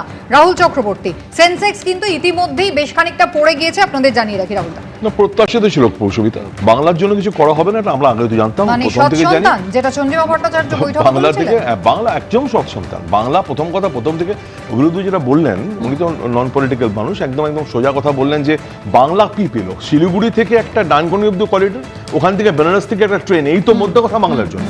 তো বাংলা পেল কি? যারা ঢক্কানি নাচ করে বলছে সোনার বাংলা বানাবো আমি দিনে আমরা এসে, তো মানুষ তো প্রশ্ন করছে সুদের ক্ষেত্রে কি ছাড় হলো, মানুষ তো প্রশ্ন করছে কর্মসংস্থানে কি হলো, মানুষ তো প্রশ্ন করছে ভাই আজকে প্রত্যেকটা ম্যানুফ্যাকচারিং ইন্ডাস্ট্রি বন্ধ হয়ে যাচ্ছে তার সুরাহা কি হলো, কোনো উত্তর তো নেই, বাংলা নিয়ে একটা শব্দও নেই। তাহলে বাংলাকে যারা আগামী দিনে সোনার বাংলা বানাবে বলছে, তাদের কাছে বাংলার জন্য ঝুলিতে কি আছে? কিছু নেই, শূন্য ঝুলি। তো এটাই তো স্বাভাবিক। বাংলার জন্য ওদের কোনো প্ল্যানই নেই, কারণ বাংলাকে ওরা পরিত্যক্ত করে রেখেছে, বাংলা নিয়ে কোনো মন্তব্যই নেই, কারণ বাংলাকে ওরা লিস্টের মধ্যে ধরেই না। প্রথম থেকে মমতা বন্দ্যোপাধ্যায়, অভিষেক বন্দ্যোপাধ্যায় যা বলে আসছেন যে বাংলা হচ্ছে সৎ সন্তান, যেটা বলেছি আজকে তাই প্রমাণ হলো। বাংলা নিয়ে এদের কোনো মাথা ব্যথা নেই, কুসুমিতা কিছু করবে না। আজকে তোমাকে যদি বলি আমি কুসুমিতা, বিহার বাজেটের আগে কি আমরা বিহারে ভোটের আগে আমি এটা দেখতে পেয়েছি? বিহার তাহলে কি মানে প্রিয় সন্তান? তো আজকে সেটাই, আমি কোনো প্রাদেশিকতার কথাই যাচ্ছি না, কিন্তু বাংলার ক্ষেত্রে কি পেলাম আমরা? আজকে কর্মসংস্থান নিয়ে মানুষ তাকিয়েছিল, আজকে যারা সিনিয়র সিটিজেন তারা তাকিয়েছিল সুদের জন্য কি করবে। আজকে বাংলার ক্ষেত্রে সার্বিকভাবে কি বাজেটে কি একটা শব্দ নেই, এটাই তো জানতাম আমি এটাই হবে, তো সেন্ট্রাল হবে এটাই করবে।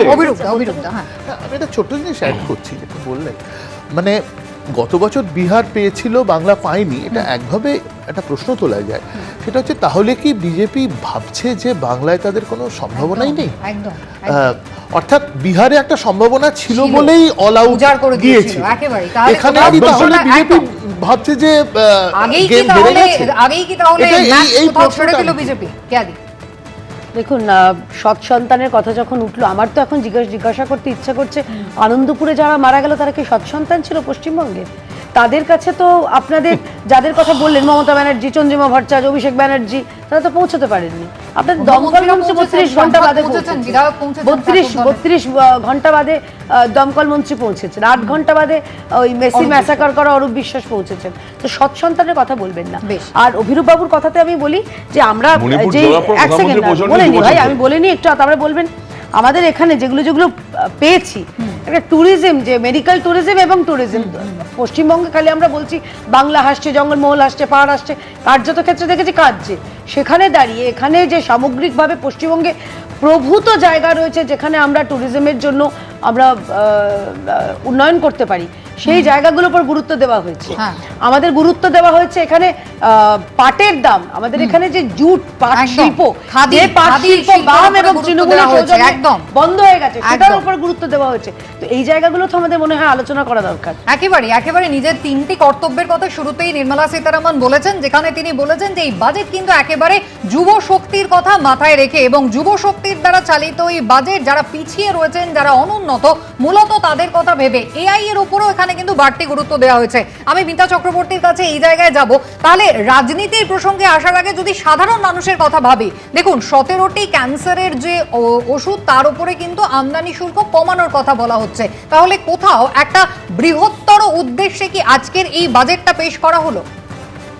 আপনি বলছেন যুব শক্তির কথা ভেবে এই বাজেটটা পেশ করা হয়েছে, নির্মলা সীতারামন বলেছেন।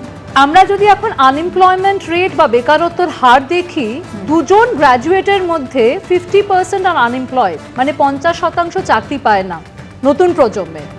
আনএমপ্লয়মেন্ট রেট যদি দেখি ইয়াং ওমেনদের মধ্যে, অর্থাৎ কম বয়সী মহিলাদের মধ্যে, সেই রেটটা হচ্ছে 26.3%।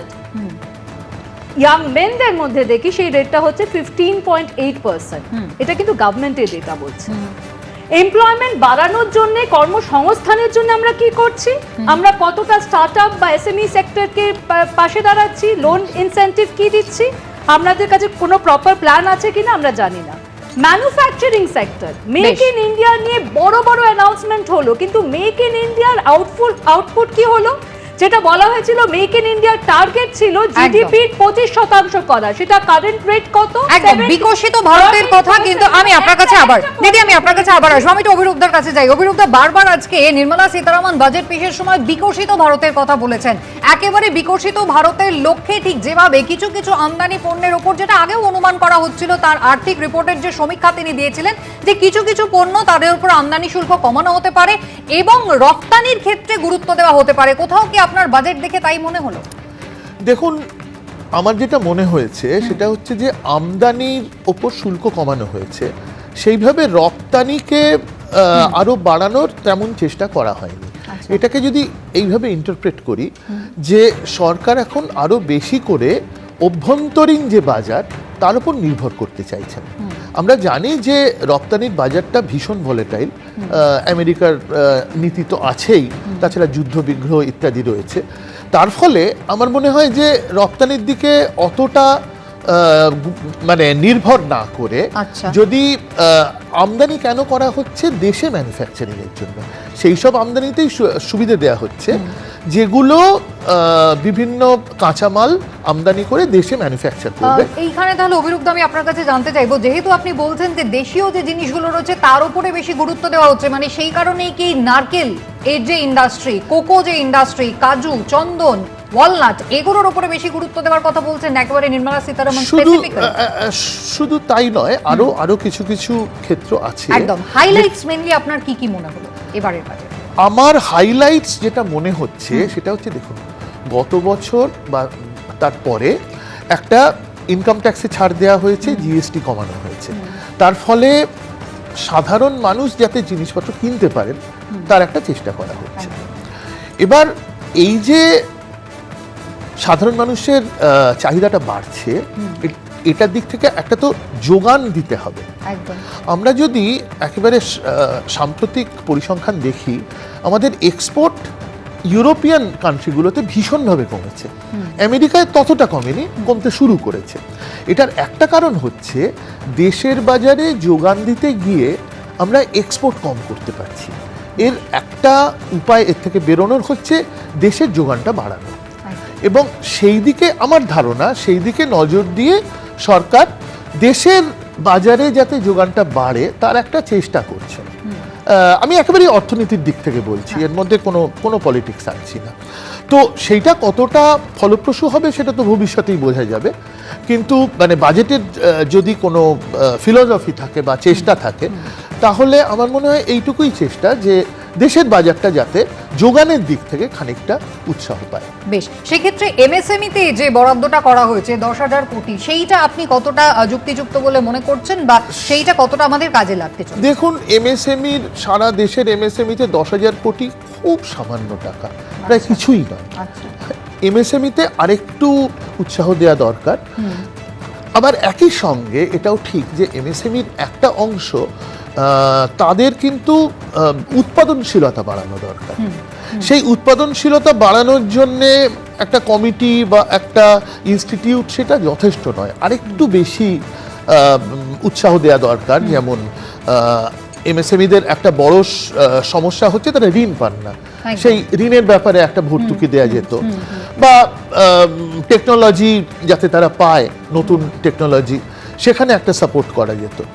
তো আমার যেটা মনে হয় এমএসএমইকে 10,000 কোটি টাকা দেওয়া হয়েছে সেটা যথেষ্ট নয়, সেটাকে আরেকটু বাড়ানো অবশ্যই উচিত। অভিরূপদা, এইখানে আমি আরেকটা জিনিস জানতে চাইবো, একদিকে যখন দেশের মানুষ কর্মসংস্থানের কথা বলছেন, অর্থাৎ যুব সমাজ তাদের আরো বেশি চাকরির জায়গা করে দেওয়া হোক, তার জন্য পরিকাঠামো তৈরি করা হোক, তার জন্য সরকার অর্থের যোগানের ব্যবস্থা করুক, সেটা তহবিল তৈরি করে হোক বা যাই করে হোক, তার পাশাপাশি আমরা দেখলাম নির্মলা সীতারামন এবারের বাজেটে কিন্তু খুব গুরুত্ব দিলেন এআই এর উপর। হ্যাঁ, এখন দেখুন, এআই ব্যাপারটা একটু গোলমেলে, এই অর্থে যে এআই আপনি যখন ইন্ট্রোডিউস করছেন তখন সরাসরিভাবে কিছু কর্মসংস্থান কমে যাচ্ছে, একদম। কোনো সন্দেহ নেই। একদম। কিন্তু এআই ব্যবহার করার ফলে কোম্পানিগুলোর এফিসিয়েন্সি বাড়ছে, প্রফিট বাড়ছে এবং তারা আরো বেশি বিনিয়োগ করছে, এবং আরো বেশি বিনিয়োগ করলে কিন্তু ভবিষ্যতে কর্মসংস্থান তৈরি হয়। অর্থাৎ এই যে মানে যন্ত্রের সঙ্গে মানুষের বিরোধ, এটা তো আজকের নয়, এটা ইন্ডাস্ট্রিয়াল রেভলিউশনের সময় থেকে শুরু হয়েছে। তখন নতুন করে যে যখন যন্ত্র ইন্ট্রোডিউস করা হয়েছিল তখন সাময়িকভাবে কর্মসংস্থান কমে গেছিল, কিন্তু পরে কর্মসংস্থান সাংঘাতিক বেড়েছে, স্ট্যান্ডার্ড অফ লিভিং বেড়েছে। অতএব এআই কে বর্জন করে কিছু করা মুশকিল। এই মুহূর্তে এআইটা ইন্ট্রোডিউসড হলে কিছু সমস্যা নিশ্চয়ই হবে, এবং সেই সমস্যার সমাধান অন্যভাবে করতে হবে। যেমন এমএসএমইতে আমার মনে হয় আরেকটু নজর দিলে ভালো হবে। বেশ, গতবারের বাজেটে আমরা যখন দেখেছিলাম অবিরুদ্ধ, যেখানে একটা আয়কর ছাড়ে একটা বড়সড় সুরাহা সাধারণ মানুষ পেয়েছিলেন, এবং তারপরে সেপ্টেম্বর মাসে আমরা দেখেছিলাম যে জিএসটিতে প্রায় 170টা মতো নিত্য প্রয়োজনীয় জিনিসের ওপর থেকে জিএসটি উঠেছিল। এমনকি সব থেকে বেশি সুরাহা যেটাতে হবে মানুষ মনে করেছিলেন লাইফ ইন্স্যুরেন্স আর হেলথ ইন্স্যুরেন্স। সেক্ষেত্রে একটা বড়সড় 18% জিএসটি উঠে গেলে মানুষ সুবিধা পাবেন। সরকার কিন্তু বারবার বলেছিল এই পুরো সুযোগ সুবিধাটাই যেন কোনো কোম্পানি নয়, সাধারণ মানুষ, দেশের মানুষ পান। সার্বিকভাবে আমরা দেখেছি প্রচুর অভাব অভিযোগ, মানুষ কিন্তু সমস্যায় রয়েছেন, সুবিধে যেটা হওয়ার কথা ছিল সেটা তারা পাননি। তাহলে কি মনে হচ্ছে এই যে এবারের এখনো পর্যন্ত যে প্রস্তাব, এবং যেখানে এই যে 17টা ক্যান্সারের ওষুধ, তার উপরে আমদানি শুল্ক কমানোর কথা বলা হচ্ছে, মানুষ উপকৃত হবেন তো আখেরে? না, নিশ্চয়ই, মানে 17টা ক্যান্সারের ওষুধের দাম যদি কমে মানুষ নিশ্চয়ই উপকৃত হবেন, কিন্তু মানে ক্যান্সার রোগী তো মানে দেশের একটা সামান্য অংশ। আমরা যদি অন্যদের কথা ভাবি, সেখানে দেখুন মূল সমস্যাটা হচ্ছে যে এই যে আমরা ইয়েটা কমাচ্ছি, আমরা যে জিএসটি কমালাম, এটার ফলে অর্থনীতির তত্ত্ব অন্তত বলে একটা ট্যাক্স কমলে কনজিউমার এবং প্রডিউসার দুজনেই উপকৃত হয়। হ্যাঁ, মানে পুরো বেনিফিটটা কনজিউমারদের কাছে আসবে এমন কথা কেউ কোথাও বলতে পারে না। হ্যাঁ, সেক্ষেত্রে আমার মনে হয় যে সুবিধাটা 18% থেকে কমেছে ইত্যাদি, সেটা কনজিউমাররা কিছু সুবিধা পেয়েছেন, প্রডিউসাররা কিছু সুবিধা পেয়েছেন, এটা ভাগ হয়ে গেছে। এখন ট্যাক্স গত বছর কমানো হয়েছে, জিএসটি কমানো হয়েছে, তার ফলে একটা কনজিউমার ড্রিভেন গ্রোথ আমরা দেখতে পেয়েছি 7%-এর কাছাকাছি। এবার সেইটাকে সাস্টেন করতে গেলে যোগানের দিকটা দেখতে হবে বলে আমার বিশ্বাস, এবং আমার মনে হয় নির্মলা সীতারামন সেই দিকটাই দেখছেন। বেশ, তবে বাজেট পেশের পরেই কিন্তু শেয়ার বাজার রীতিমতো হতাশ। গত কয়েকদিনের মতো শেয়ার বাজার কিন্তু খুব উল্লেখযোগ্যভাবে আজকে বাজেট যখন পেশ হচ্ছে তার পরপরই 1300 পয়েন্ট পড়েছে। সেন্সেক্স আর নিফটিতেও কিন্তু পতন। খুব উল্লেখযোগ্য ঘটনা যে বাজেট পেশের পরে কিন্তু শেয়ার বাজারে 1300 পয়েন্ট ডাউনফল, যেখানে সেন্সেক্স পড়লো নিফটিও। আমি এই জায়গায় অভিরূপদার কাছে যাব। অভিরূপদা, ঠিক 20 বছর আগে যেমনটা পরিসংখ্যান বলছে ইউপিএ 1-এর সময় এমন ঘটনা ঘটেছিল, আজকে যেখানে বাজেট পেশ হচ্ছে সেখানে শেয়ার বাজারের এই চেহারা। এটার মূলত কারণ হচ্ছে যে বিদেশিরা আমাদের শেয়ার বাজার থেকে বেরিয়ে যাচ্ছে, এবং সেই কারণেই মূলত আমাদের শেয়ারের দাম পড়ছে। এবার বিদেশিরা বেরিয়ে যাচ্ছে, তার কারণ হলো টাকার দাম পড়ছে। ধরুন আমি যে টাকা দিয়ে বিনিয়োগটা করেছি, আমি তো টাকাতেই বিনিয়োগের রিটার্নটা পাবো। এবার টাকার দামটা যদি কমে যায় তাহলে আমার তো ডলারের টার্মসে বিরাট ক্ষতি। এবার এই বাজেটে এমন কিচ্ছু নেই যাতে টাকার দামটা ধরে রাখা যায়। যদি রপ্তানির ওপর আরেকটু ইনসেন্টিভ দেয়া যেত, সেটা অবশ্য বাজেটে কতটা দেয়া যেত আমি জানি না, দেয়া যেত হয়তো, সেরকম কোনো চেষ্টা করা হয়নি। ওই কোকোনাট বা চন্দন ইত্যাদি সেগুলোর রপ্তানি আর কতটুকু হবে? আমাদের মূল রপ্তানি হচ্ছে ধরুন ফার্মাসিউটিক্যালস, কেমিক্যালস, সেখানে কিছু টাকা রাখা হয়েছে ঠিকই। বায়োফার্মার ক্ষেত্রে যেটা আপনি বলছেন, বায়োফার্মা 10,000 কোটি, বায়োফার্মা শক্তি একদম। হ্যাঁ, কিন্তু সেখানে আমার মনে হয় বাজেটের থেকেও অনেক বেশি গুরুত্বপূর্ণ এই ইউরোপিয়ান ইউনিয়ন বা আমেরিকার সঙ্গে ট্রেড প্যাক্ট যেগুলো হবে, বাণিজ্য চুক্তি, সেগুলো অনেক বেশি গুরুত্বপূর্ণ। এখন সেই রকম কিছু না হলে বিদেশিরা মনে করবেন যে টাকার দাম পড়তেই থাকবে, এবং টাকার দাম এই ধরনের এক্সপেকটেশন যতদিন থাকবে টাকার দাম অর্থাৎ সম্বন্ধে কোথাও একটা ভরসার অভাব হয়ে যাচ্ছে। অবশ্যই ভরসার অভাব, এবং তখন বিদেশিরা তাদের বিনিয়োগ তুলে নেবেন এবং সেটাই হচ্ছে, এবং তার জন্য সেন্সেক্স পড়ছে। একদম। আমি এই মুহূর্তে একবার বাজেটের হাইলাইটস দেখতে সরাসরি চলে যাব নিউজ রুমে। অমৃতা রয়েছে। একেবারে গোটা দেশের নজর ছিল কুসুমিতা আজকের এই বাজেটের দিকে। আর কোন কোন গুরুত্বপূর্ণ ঘোষণা হলো আজকের বাজেটে, অবশ্যই বলতেই হয় যে যেদিকে সবার নজর থাকে সেই আয়কর কাঠামো কিন্তু অপরিবর্তিতই রইল। তবে আয়কর ফাইলের যে সময়সীমা, আয়কর রিটার্ন ফাইলের যে সময়সীমা, সেই সময়সীমা কিছুটা বাড়লো, সেই সময়সীমা বেড়ে হলো 31শে জুলাই পর্যন্ত। এছাড়াও আরো একাধিক গুরুত্বপূর্ণ ঘোষণা রয়েছে আজকের বাজেটে, যার মধ্যে অবশ্যই স্বাস্থ্য ক্ষেত্রে বিশেষভাবে নজর ছিল। সেখানে অবশ্যই জানাতে চাইবো যে যে ঘোষণা রয়েছে আজকের বাজেটে। ক্যান্সারের 17টি ওষুধের আমদানি শুল্ক কমলো। এছাড়াও লেখাপড়া ও চিকিৎসার খরচও কমছে। বিদেশে ভ্রমণ এবং লেখাপড়ার খরচ কমছে। টিসিএস 5% থেকে কমে হচ্ছে 2%।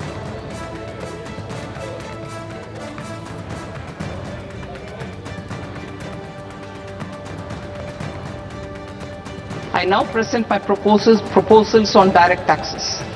New Income Tax Act. In July 2024, I announced a comprehensive review of the Income Tax Act 1961. This was completed in a record time, and the Income Tax Act 2025 will come into effect from 1st April 2026. The simplified income tax rules and forms will be notified shortly, giving adequate time to taxpayers to acquaint themselves with its requirements. The forms have been redesigned such that ordinary citizens can comply without difficulty. আমি আলোচনায় আসবো মহানন্দাদির কাছে যাব। মহানন্দাদি, একেবারে direct ট্যাক্সের ক্ষেত্রে তো ঝুলি ফাঁকাই রইল। অর্থাৎ সেক্ষেত্রে মানুষ যেটুকু আশা করেছিলেন, গতবার যেভাবে একটা আশাতীত আয়কর ছাড় পাওয়া গিয়েছিল নির্মলা সীতারামনের কাছ থেকে, স্বাভাবিকভাবে মানুষের প্রত্যাশা কিছুটা তো ছিল, একেবারেই ঝুলি শূন্য থেকে গেল। হ্যাঁ, এবারে ট্যাক্সের ব্যাপারে কিছুই নেই, সেটাই আর কি। কিছু জিনিসে ট্যাক্স ছাড় হয়েছে, সেটা মূলত যেটা স্যার বললেন যে আমদানি কিছু দ্রব্যের ওপরে। কিন্তু সমস্যাটা কিন্তু অনেক মানে বৃহৎ। সেটা হচ্ছে যে ডাভোসে যে ইকোনমিক কনফারেন্স হলো কিছুদিন আগে, সেখানে তারা কিন্তু কতগুলো ব্যাপারে ভারতীয় অর্থনীতি সম্বন্ধে যেটা বলা হয়েছে, যে একটা বিশাল ব্যাপার হচ্ছে যে ভারত তোমার 5th লার্জেস্ট ইকোনমিতে পরিণত হয়েছে। এটা খুবই ভালো কথা, শুনতেও ভালো লাগে। কিন্তু তার সঙ্গে তারা এটাও মেনশন করেছে যে মাথাপিছু আয় কিন্তু 200 দেশের মধ্যে আমাদের 158, কাজে খুব ভালো জায়গায় আমরা নেই। এবং আরেকটা কথা যেটা একেবারে আলোচিত হয় না এবং আলোচিত হলো না, আমি সেটা বলবো, সেটা হচ্ছে যে তারা বলেছে যে ভারতবর্ষকে কিন্তু পরিবেশ সচেতনতা, দূষণ নিয়ন্ত্রণে জোর দিতে হবে। এটা খুব গুরুত্বপূর্ণ কথা। বহু রিসার্চ হচ্ছে যে পরিবেশ দূষণ কিন্তু অর্থনৈতিক প্রগতিকে পিছিয়ে দেয়। এবং ভয়ঙ্কর ব্যাপার যেটা আমরা দেখতে পাচ্ছি যে এই পরিবেশের জন্য আমাদের এখানে এনভায়রনমেন্ট যে ইন্ডেক্স, পারফরমেন্ট ইন্ডেক্সে ভারতের স্থান 180টা দেশের মধ্যে 176, মানে কতটা নিচে চিন্তা করো।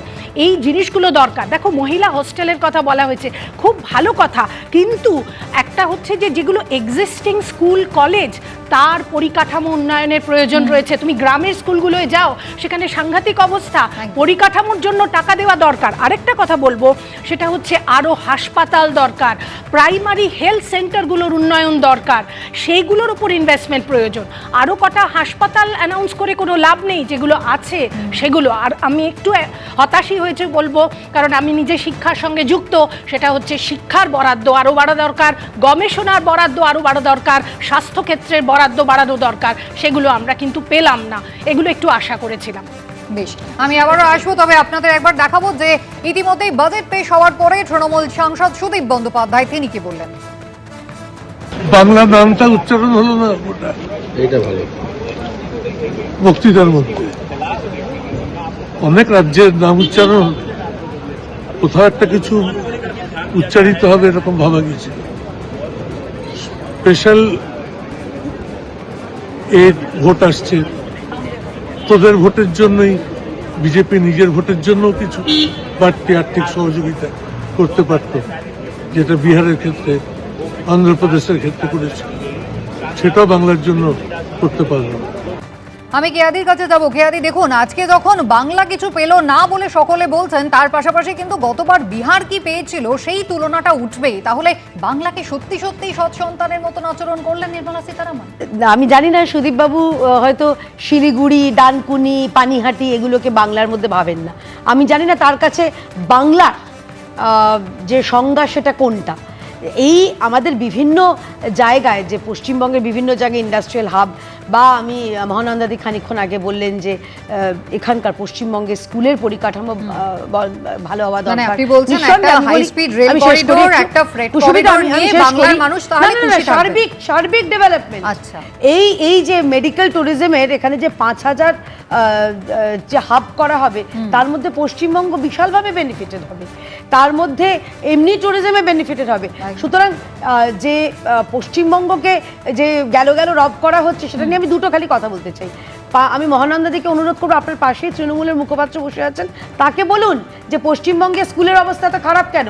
আমরা নিজে বিভিন্ন জেলায় যাই তো আমরা জানি স্কুলের নামে সেখানে কি চলে। কয়েকদিন আগে গেছিলাম নাকাশিপাড়ায়, সেখানে স্টেট জেনারেল হাসপাতাল, সেখানে মানুষের বিছানায় কুকুর শুয়ে থাকে। সেটা অবশ্য কলকাতাতেও SSKM এ মানুষের তো মেশিনে সেখানে কুকুরের ডায়ালিসিস আলাদা কথা। আর আমি অভিরূপবাবু, তিনি অত্যন্ত পণ্ডিত মানুষ। আমি খালি একটা জিনিস, আমাকে একজন পাঠালেন, তিনি অর্থনীতি নিয়ে নাড়াঘাটা করেন আর কি। উনি বললেন যে এই যে শেয়ার বাজারের ধস, এটা একটা অপশন, একটা কারণ হতে পারে।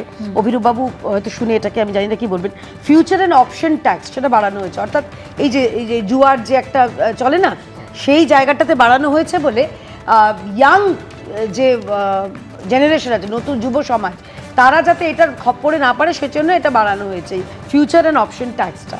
সেটার কারণে সাময়িকভাবে, আমি শেষ করি, সাময়িকভাবে হয়তো ট্যাক্স বাজারে, শেয়ার বাজারে একটা ধস নামছে, কিন্তু লং রান এটা ভারতের পক্ষে বেনিফিশিয়াল। দেখুন, অপশনের উপর যে ট্যাক্সটা বাড়ানো হচ্ছে এটা খুব সামান্য, মানে তার জন্য এতটা ধস নামবে বলে আমার মনে হয় না। যে কারণে ধসটা নামছে, শেয়ার বাজারে যারা বিনিয়োগ করেন তারা হয়তো আশা করেছিলেন যে যেহেতু শেয়ার বাজার বেশ কিছুদিন ধরে ভালো পারফর্ম করছে না, বাজেটে কিছু সুরাহা পাওয়া যাবে, অর্থাৎ বাজেট কিছু কিছু উৎসাহ দেবে বিনিয়োগকারীদের, সেইটা নেই বাজেটে। এবং তার ফলে হতাশ হয়ে আমার মনে হয় শেয়ার বাজারের ইয়েটা ফল করছে। আমি এইখানে একটা জিনিস জানতে চাইবো, আপনার কাছে একটু ক্লারিফাই করতে চাইবো। শেয়ার বাজারের ক্ষেত্রে আমরা বারবার দেখছিলাম, এই আলোচনাটা যখন হচ্ছিল বাজেটের আগে, তখন বলা হচ্ছিল যে শেয়ার বাজারে যারা ইনভেস্ট করেন তাদেরকে বিভিন্ন স্টেপ বাই স্টেপ সুদ দিতে হয়, এবং সেখানে কোথাও কিছু মানুষজন তারা হয়তো আগ্রহ, তাদের ঘাটতি পড়ছে। এক তো তাদের ট্রানজাকশনের ক্ষেত্রে বিভিন্ন রকমের টাকা অর্থ ব্যয় করতে হয়, এবং তারপর যখন তারা ফাইনালি টাকাটা তোলেন, তখন সেই সময় যে সুদটা হয়, দীর্ঘমেয়াদী হোক বা স্বল্পকালীন হোক, সেক্ষেত্রে একটা বড়সড় পার্সেন্টেজ বাদ যায়। কোথাও সেইটা কি আগ্রহের অভাবের একটা কারণ হতে পারে? না, সুদ দেখুন, আমি সাধারণ মানুষের কথা বলছি, মানে সেখানে যদি একটা ভর্তুকি পাওয়া যেত তাহলে হয়তো ইন্টারেস্টেড। না, আমি বলি, ধরুন একজন সাধারণ মানুষ ব্যাংকে টাকা রাখলে যে সুদটা পান, তার উপরে তার যে আয়করের যে রেট আর কি, সেটা 30% অব্দি যেতে পারে, ততটাই সুদ দিতে হয়। সেখানে শেয়ার বাজারে লং টার্ম গেনের উপরে তো 12.5%, অনেকটাই কম। অতএব সেইটাই শেয়ার বাজারে বিনিয়োগ করার মূল কারণ। সমস্যাটা হচ্ছে যে শেয়ার বাজার গত বছর অবধিও যেভাবে বাড়ছিল, গত এক বছরে একেবারেই বাড়েনি। মানে যদি রিটার্নটা ক্যালকুলেট করেন, মোটামুটি 2-3% রিটার্ন।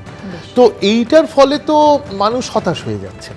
হ্যাঁ, এবং অনেকেই হয়তো ভেবেছিলেন যে কিছু উৎসাহ আরো দেওয়া হবে, যেটা আপনি বললেন, যেমন 12.5টা কমিয়ে যদি 10% করা হতো বা কিছু একটা, তাহলে হয়তো শেয়ার বাজার খানিকটা চাঙ্গা হতে পারে।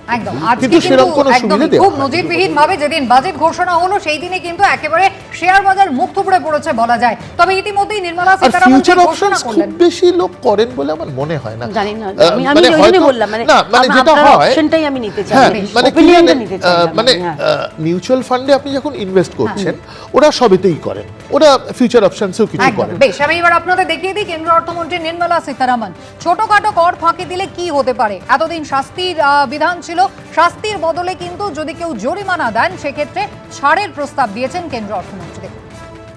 To address practical issues of small taxpayers like students, young professionals, tech employees, relocated NRIs, and such others, I propose to introduce a one-time 6-month foreign asset disclosure scheme for these taxpayers to disclose income or assets below a certain size. This scheme would be applicable for two categories of taxpayers, namely A, who did not disclose their overseas income or assets, and B, who disclosed their overseas income and or paid due tax but could not declare the asset acquired. For category A, the limit of undisclosed income or asset is proposed to be up to 1 crore rupees. They need to pay 30% of fair market value of asset or 30% of undisclosed income as tax and 30% as additional income tax in lieu of penalty and would thereby get immunity from prosecution. আজ budget পেশ হলো এবং অবশ্যই বাজেটে যে বিষয়গুলোর দিকে বিশেষভাবে নজর ছিল, মধ্যবিত্তের প্রত্যাশা কতটা পূরণ হলো, যে বিষয়গুলির দিকে বিশেষভাবে নজর থাকে, নিত্য প্রয়োজনীয় জিনিস একই সঙ্গে দ্রব্যমূল্য বৃদ্ধি সেটা কতটা নিয়ন্ত্রণে আনা সম্ভব হলো, একাধিক দিকে আজকে নজর ছিল অবশ্যই। এবং আপনাদের জানিয়ে রাখবো আজকের বাজেটের যে মূল বিষয়গুলো, যেখানে আয়কর কাঠামো অপরিবর্তিত রইল, কর ফাঁকিতে জেলের বদলে জরিমানা হবে, পড়াশোনা চিকিৎসার ক্ষেত্রে টিসিএস কমে হলো 2%। অবশ্যই চিকিৎসার ক্ষেত্রে কোন কোন পরিবর্তন এলো, সস্তা হচ্ছে ক্যান্সারের 17টি ওষুধ, ব্লাড সুগারের ওষুধও সস্তা হচ্ছে, কোন কোন জিনিসের দাম কমলো এবং কোন কোন জিনিসের দাম বাড়লো সেটাও আপনাদের সামনে রাখবো। দাম কমছে ব্যাটারি সিএনজির, এছাড়াও দাম কমছে সোলার পাওয়ার, কাপড়ের দাম কমছে, মাইক্রোওয়েভ ওভেনের, লেখাপড়া এবং চিকিৎসার খরচও কমছে, সস্তা হচ্ছে ক্যান্সারের 17টি ওষুধ, বিদেশ ভ্রমণের ক্ষেত্রে এবং লেখাপড়ার খরচের ক্ষেত্রেও খরচও কমছে।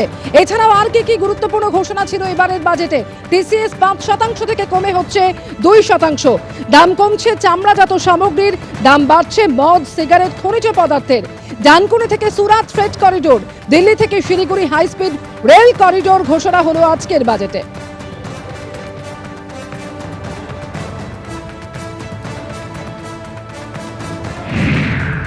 In order to promote environmentally sustainable passenger systems, we will develop 7 high-speed rail corridors between cities as growth connectors, namely Mumbai to Pune, Pune to Hyderabad, Hyderabad to Bengaluru, Hyderabad to Chennai, Chennai to Bengaluru, Delhi to Varanasi, Varanasi to Siliguri.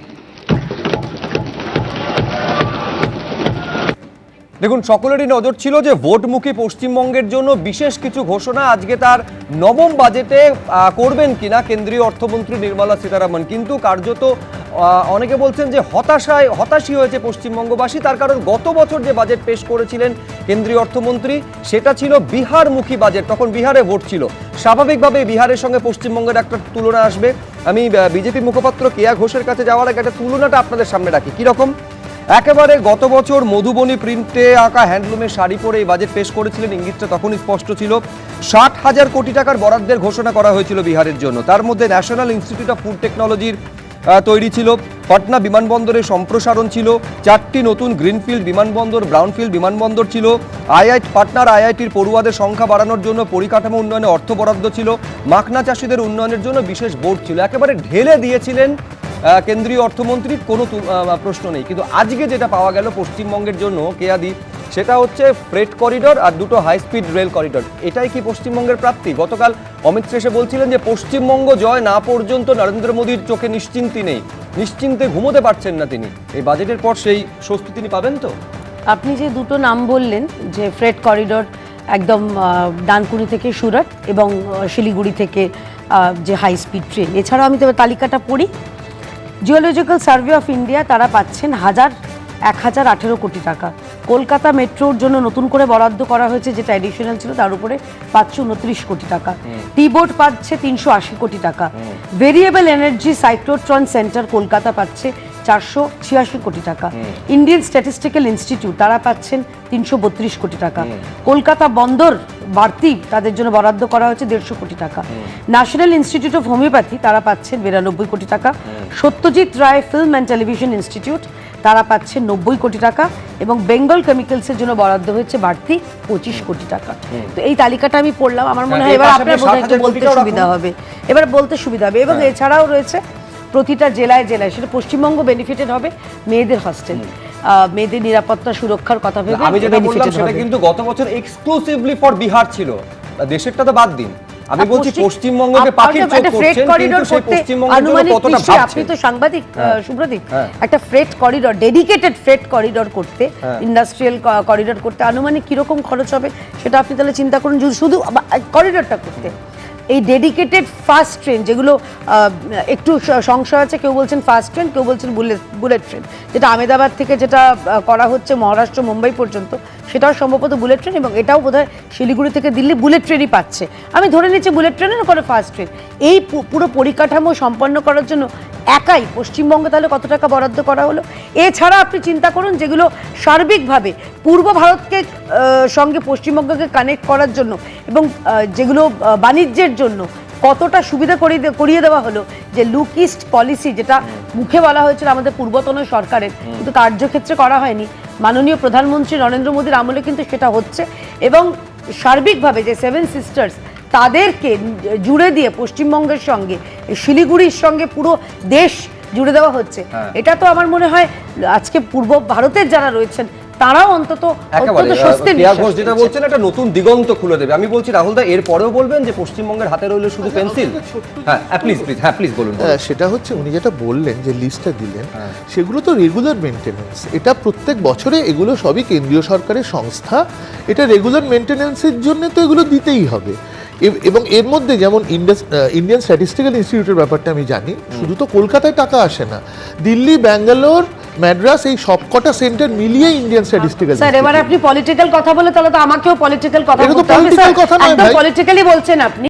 আপনি পশ্চিমবঙ্গের, আপনি যে finance কমিশনের chairperson আছেন, এটা তো সবাই জানে। আপনি স্বাভাবিকভাবে আবার হয়তো রিনিউ হবে, হু নোজ, বাট আপনার পাণ্ডিত্যকে আমি একেবারেই চ্যালেঞ্জ করছি না। আমি এটুকু বলছি, আপনি যদি পলিটিক্যাল কথা বলেন তাহলে স্যার আমাকেও তো আমি বলছি সরকার কিন্তু এখানে অর্থনীতিবিদ হিসেবে এসেছেন, কোনো রাজনৈতিক দলকে পাশে দাঁড়ানোর জন্য আসেননি, ফলে তার বক্তব্য একেবারে ইকোনমিক্সের পয়েন্ট অফ ভিউ থেকে দেখা উচিত। কিন্তু আমি একেবারে নিখাদ রাজনীতির পার্টে আসবো, যেটা কেয়া ঘোষ বলছেন যে বাংলাকে বঞ্চনা করা হয়েছে, এই তথ্যটা বিরোধীদের এই দাবিটা সম্পূর্ণ ভুল, তার সপক্ষে কিছু তথ্য কেয়া ঘোষ দিচ্ছিলেন। রাহুল দা, এরপরেও বলবেন যে বাংলার বঞ্চনার ধারা এখনো অপরিবর্তিত রইল এই বাজেটেও? দেখো, বাংলাকে শুধু বঞ্চনা না, বাংলাকে যেটা বলেছেন চন্দ্রবাবু আগের দিন, সৎ ছেলে, বাংলা হচ্ছে সৎ ছেলে। কারণ বাংলাকে তুমি দেখো, এই যে এতগুলো কথা বললো কেয়া, এগুলো টোটাল ব্যাপারটাই মানে তোমার এই করা হয় এবং সেগুলোকে ডিভাইড করা হয় পুরো ভারতবর্ষে। নতুন করে কিছু নয়, এটা শুধু বাংলার ক্ষেত্রে নয়, প্রত্যেক জায়গায় মেনটেন্যান্সের জন্য পুরো ভারতবর্ষে ডিভাইড করে দেওয়া টাকাটা, এটা প্রতি বছর আমরা জানি, নতুন কিছু না। একটা ফেক করিডোর দিয়ে আর একটা ওই বেনারস থেকে শিলিগুড়ি ট্রেন চড়িয়ে এবং বুলেট ট্রেন যদি আমি ধরে নিলাম চললো, তাতে সাধারণ মানুষের কি বলবো? আজকে তুমি বলো, যারা তাকিয়ে ছিল, যেসব বয়স্ক মানুষ সুদের দিকে তাকিয়ে, তারা কোথায় যাবে, তারা কি পেলো? আর যারা তাকিয়ে ছিল কর্মসংস্থান দিয়ে, তারা কি পেলো? আজকে দাঁড়িয়ে ম্যানুফ্যাকচারিং ইন্ডাস্ট্রিগুলো দিনের পর দিন বন্ধ হচ্ছে, তা নিয়ে একটা কোনো আলোকপাত নেই। ইলেকট্রাল মহানন্দী বলে ইঞ্জিনিয়ারিং সার্ভিসে পুরো কাজ নেই, সেটার দিকে কোনো আলোকপাত নেই। আজকে তুমি ভাবো, যারা একটু আগে বলছিলেন বোধহয় মিতালি, যে একটা সময় মেক ইন ইন্ডিয়া বলে চিৎকার করে যারা মনে করেছিলাম 25% জিডিপি কমিয়ে, কোথায় গেল সেটা? আজকে কোনো উল্লেখই নেই। আজকে তুমি বলো, এই যে ভবিষ্যতের কথা বলছি আমরা অভিরুদ্ধা, ভবিষ্যতে তাকে ডিজিটাইজেশন, এবং আজকে যেটা সবচেয়ে বড় দরকার সেটা দীর্ঘ মেয়াদী স্থায়িত্ব, তার কোনো রিফ্লেকশন নেই বাজেটে। তো আজকে বাংলার ক্ষেত্রে কি পেলাম আমরা? বাংলা ঝুলিতে নীল, বাংলার কথাটা পর্যন্ত উচ্চারণ করলো না যারা, তারা নাকি এখানে সোনার বাংলা বানাবে। শিলিগুড়িতে বাংলার বাইরে, শিলিগুড়িতে বারে বারে দেখুন এই আলোচনায় শিলিগুড়ির প্রসঙ্গ উঠছে। শিলিগুড়ির ক্ষেত্রে আমি দর্শকদের একেবারে স্পেসিফিক্যালি বলি, একটা হচ্ছে Delhi Siliguri high speed rail corridor এবং একই সঙ্গে হচ্ছে Varanasi Siliguri high speed rail করিডরের কথা কেন্দ্রীয় অর্থমন্ত্রী ঘোষণা করেছেন। এবারে যারা সাধারণ মানুষ, যারা সেখানকার স্থানীয় বাসিন্দা, তারা কিভাবে দেখছেন, তাদের প্রতিক্রিয়া নিঃসন্দেহে সেটাও সমান গুরুত্ব দিয়ে সামনে রাখা উচিত। দেখুন একবার। বারাণসীটা হচ্ছে বাঙালি, বিশেষ করে হিন্দু ধর্মাবলম্বী মানুষের আবেগ। সেই আবেগের সাথে শিলিগুড়ি যুক্ত হচ্ছে, এটা আমার কাছে একটা বিরাট পাওনা। এর সাথে শিলিগুড়ি বা উত্তরবঙ্গের মানুষ বারাণসীর সাথে যোগাযোগটা আরও বাড়বে, আমরা তীর্থক্ষেত্রের কাছে পৌঁছে যাব। তো এটার জন্য যারা এটা করেছেন তাদেরকে ধন্যবাদ জানাচ্ছি এবং আশা করি যে এই অঞ্চলের মানুষ খুব স্বতঃস্ফূর্তভাবে এই প্রকল্পটাকে গ্রহণ করবেন এবং আশীর্বাদ করবেন। হিসেবে তো ভালোই লাগছে যে শিলিগুড়ি থেকে যারা আপনার বেনারসে যাবেন তারা তো কর্মস্থানে যাবেন, খুব ভালো কথা, কিন্তু সুষ্ঠু পরিষেবা মানে দিলেই আরও ভালো লাগবে। কারণ অনেকগুলো শুধু ট্রেনের জায়গায় ট্রেন নামানো হচ্ছে কিন্তু মানুষ সুষ্ঠু পরিষেবা পাচ্ছেন না। রেল দপ্তরের উচিত সুষ্ঠু পরিষেবা দিয়ে যেন ট্রেনটা চালু করা হয়। পরপর আপনাদের সামনে রাখছি যে এই বাজেটের ফলে কোন কোন জিনিস সস্তা হচ্ছে। 17টি ক্যান্সারের ওষুধ সেটা সস্তা হচ্ছে, নিঃসন্দেহে সাধারণ মানুষের কাছে সেটা স্বস্তির, এবং বিরল 7টি এরকম রোগ রয়েছে যে রোগের ওষুধ সেটাও সস্তা হচ্ছে, ব্লাড সুগারের ওষুধ সেগুলো সস্তা হচ্ছে, এটা সস্তারও তালিকা রয়েছে। আমি এইখানে মহানন্দা কাঞ্জিলালের কাছে আসবো। আজকে যে বাজেট মোটের ওপর প্রায় আজকে 85 মিনিটের বাজেট বক্তৃতা নির্মলা সীতারামনের নবম বাজেটে, কি পেল? দেখো, যেটা আমরা আশা করেছিলাম যে এখন ভূ রাজনৈতিক পরিস্থিতিটা খুবই দোলাচলের মধ্যে রয়েছে এবং তার সবথেকে যে বড় সমস্যাগুলো ভারতীয় অর্থনীতি সেগুলোকে অ্যাড্রেস করা, আমরা এটা একটু আশা করেছিলাম। যেটা স্যার খুব সুন্দরভাবে এক্সপ্লেন করেছেন যে শুল্ক যুদ্ধ, সেটাকে আমরা কিভাবে ভারতীয় অর্থনীতি ট্যাকল করব। যেমন ইম্পোর্টের উপরে কতগুলো ছাড়ের কথা উনি বলেছেন, সেটা সত্যি খুব প্রয়োজনীয়, কিন্তু তার সঙ্গে ভারতীয় অর্থনীতির এখন প্রয়োজন যোগানের উপর জোর দেওয়া, ম্যানুফ্যাকচারিং। চায়না যে এত গোটা পৃথিবী দখল করেছে তার একমাত্র কারণ হচ্ছে 95% তার হচ্ছে ম্যানুফ্যাকচার ইন্ডাস্ট্রি থেকে আসে। কাজে ভারতবর্ষকে কিন্তু সেই জায়গাটা দখল করার চেষ্টা করতে হবে। বলছি না যে একদিনে হয়ে যাবে, তার জন্য কি কি ব্যবস্থা নেওয়া হয়েছে। আরেকটা কথা বলবো, যেটা এআই এর কথা বলা হচ্ছে। দেখো, কিছু দিনের মধ্যে কিন্তু এআই বাবল হতে চলেছে। আমাদের ভারতবর্ষ সেইটাকে কিভাবে দেখবে বা তার জন্য কি ব্যবস্থা নিচ্ছে। একটা কথা বলি, আমরা তো বলি ডিজিটাল ইন্ডিয়া, কিন্তু তথ্য কি বলছে? তথ্য বলছে 26% মানুষ ডিজিটালি টাকার ব্যবহার করে ভারতবর্ষে, 43% সোশ্যাল মিডিয়া ইউজ করে, আর অনলি 40% ইমেল ইউজ করে। তাহলে ভারতবর্ষের সামগ্রিক চিত্রটা কি?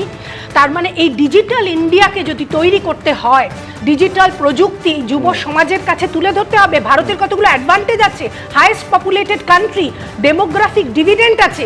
এই যুব সমাজকে ডিজিটালি ইকুইপ করতে হবে, তাদের ট্রেনিং দিতে হবে। সেই ধরনের ট্রেনিং এই বাজেটে কিন্তু যুব সমাজের উপর বিশেষ গুরুত্ব দেওয়া হচ্ছে, সেটাও নির্মলা সীতারামন তার বাজেট বক্তৃতায় বলছেন। আমি এইখানে আরেকটা বিষয়, বাংলার প্রাপ্তি, পশ্চিমবঙ্গের প্রাপ্তি, সেদিকেও আপনাদের দেখাবো ঠিক কি বলেছে নির্মলা সীতারামন। নতুন একটা ডেডিকেটেড ফ্রেট করিডোরের প্রস্তাব তিনি রেখেছেন। ডানকুনি থেকে সুরত আরেকটি ফ্রেট করিডোর, পরিবেশ বান্ধব পণ্য পরিবহনের জন্য এই নতুন ফ্রেট করিডোর। কি বললেন দেখুন। To promote environmentally sustainable movement of cargo, I propose to 1.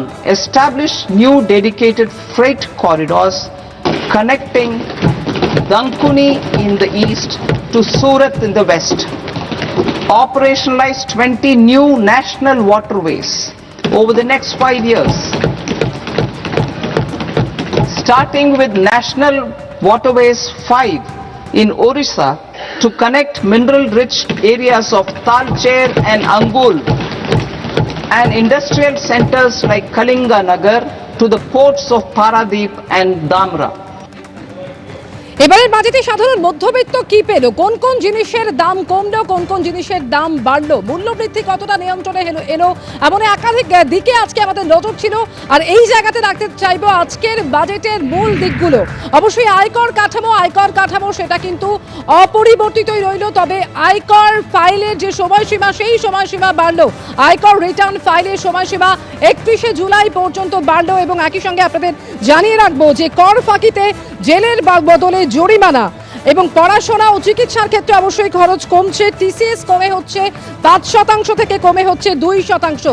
অবশ্যই চিকিৎসার ক্ষেত্রে নজর ছিল কোন কোন অসুখের ওষুধ, সেই সমস্ত ওষুধগুলো সস্তা হচ্ছে। এর মধ্যে অবশ্যই ক্যান্সার এবং ডায়াবেটিসের ওষুধ যা সস্তা হচ্ছে। দাম কমছে কোন কোন জিনিসগুলির? ব্যাটারি, সিএনজির দাম কমছে সোলার পাওয়ার, কাপড়ের দাম কমছে, মাইক্রোওয়েভ ওভেনের, এছাড়াও চামড়াজাত সামগ্রীর দাম কমছে। আপনাদের জানিয়ে রাখবো যে দাম বাড়ছে কোন কোন জিনিসগুলির। সিগারেট, মদ, খনিজ পদার্থের দাম বাড়ছে। অবশ্যই এবারের বাজেটে পশ্চিমবঙ্গ কি পেল জানিয়ে রাখবো আপনাদের যে ডানকুনি থেকে সুরাত ফ্রেট করিডোর ঘোষণা হয়েছে এবারের বাজেটে। দিল্লি থেকে Siliguri high speed rail corridor ঘোষণা হয়েছে এবারের বাজেটে। তবে এবারের বাজেটের পরেই শেয়ার বাজারে কিন্তু শেয়ার বাজার হতাশ, তার কারণ সেন্সেক্স এবং নিফটির ক্ষেত্রে পতন লক্ষ্য করা যাচ্ছে।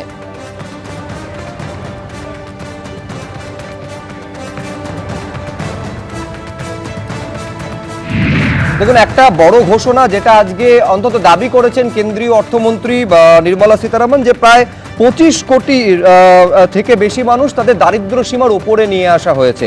আমি এখানে কংগ্রেস মুখপাত্র মিতা চক্রবর্তীর কাছে আসবো। আমি মনে করিয়ে দেবো দর্শকদের, 71 সালে ইন্দিরা গান্ধীর স্লোগানই ছিল যে গরিবি হটাও দেশ বাঁচাও। আজকে যদি দেখা যায় 25 কোটিকে দারিদ্র সীমার ওপরে নিয়ে আসা হয়েছে, মানে মোট পপুলেশনের মিতাদি প্রায় 1/6 মানে দারিদ্র সীমার বাইরে বের করা হয়েছে। তার মানে এটা যদি উন্নয়ন না হয় তাহলে কোনটা? এমন উন্নয়ন যে তার সত্ত্বেও 80 কোটি মানুষকে ফ্রি রেশন দিতে হচ্ছে। আপনি একটু আগে বলছিলেন যে বিহার কি পেয়েছে। বিহার গত বছর বিহার স্পেসিফিক 60,000 কোটি টাকার বাজেট ডিক্লেয়ার হয়েছিল এবং এই বছরে এখন একটু আগে বিজেপির মুখপাত্র যে প্রকল্পগুলো কথা বললেন সেগুলো বেশিরভাগ ক্ষেত্রেই কিন্তু মেনটেন্যান্স, আর সেগুলো বেশিরভাগ ক্ষেত্রে শুধু বাংলা স্পেসিফিক নয়, পুরো ভারতবর্ষের ডিফারেন্ট ইনস্টিটিউটসের মেনটেন্যান্স বাজেট। এবার আমি বলি এখানে গ্রোথ নিয়ে।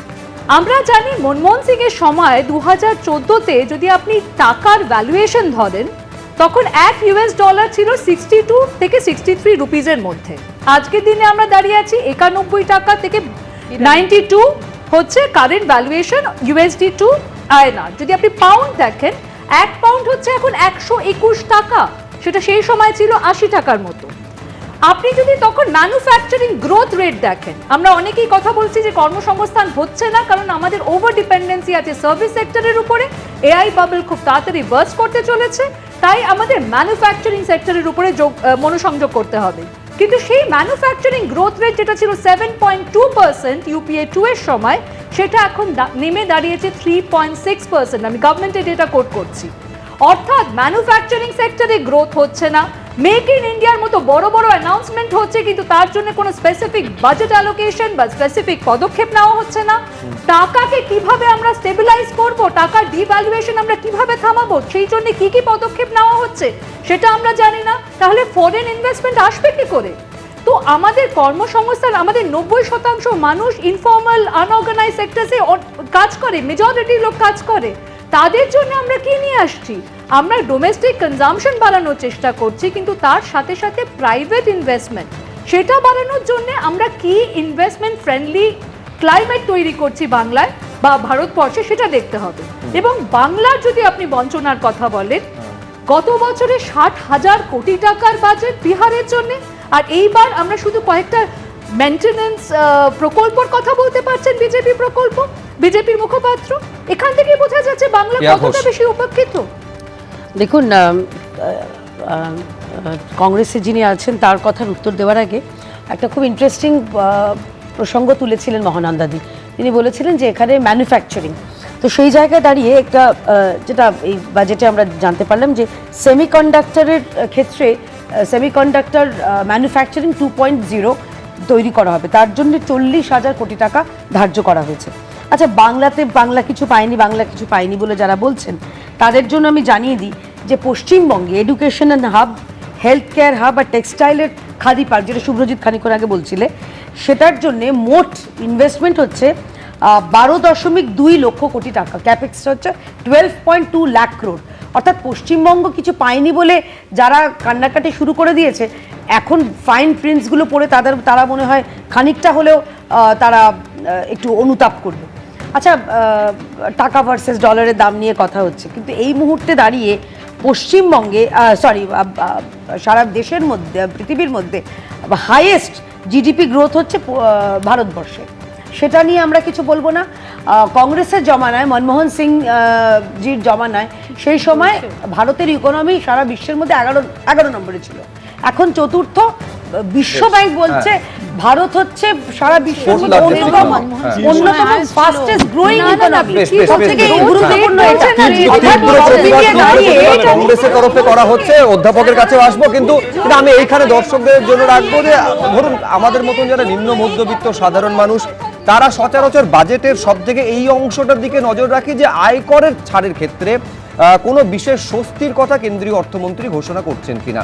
আয়কর ছাড়ের ক্ষেত্রে যে পুরনো কর কাঠামো ছিল গত বছরে, সেটাই কিন্তু এবছরও অপরিবর্তিত রইল। কিছু ঘোষণা যারা আয়কর ছাড় মকুবের ক্ষেত্রে বা ছোটখাটো অপরাধের ক্ষেত্রে বলেছেন, স্বস্তি কিছু দিয়েছেন। কি বলেছেন আমি এখানে রাখবো দর্শকদের সামনে।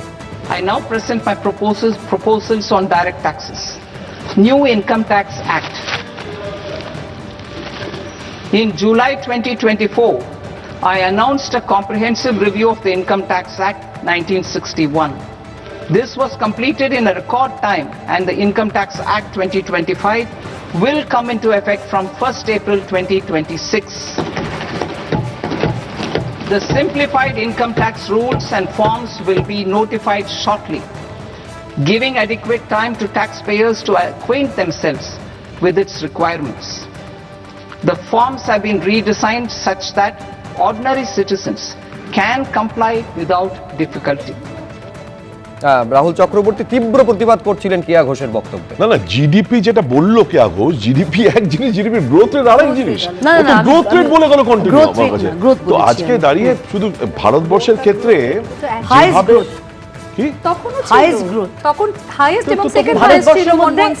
বিশ্বের মধ্যে ভারতবর্ষ ছিল একটা সময়। এখন এই মুহূর্তে আমাদের কত বিলিয়ন ডলার রিজার্ভ আছে বলুন তো। আর কংগ্রেসের সময় সোনা আমাদের দেশ থেকে বন্ধক দেওয়া হয়েছিল, আপনি সেটা বলুন, সেটা বলুন।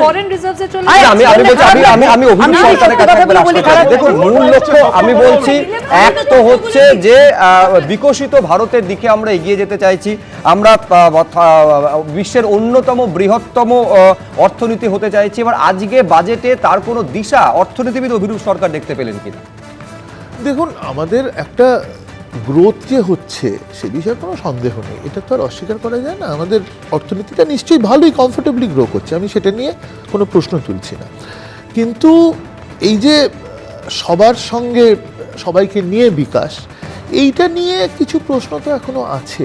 আমাদের তো এখনো এই যে এত কোটি মানে দারিদ্র সীমা থেকে ওপরে উঠেছেন ইত্যাদি বলা হচ্ছে, সেই হিসেবগুলো নিয়ে আমার কিছু সংশয় আছে।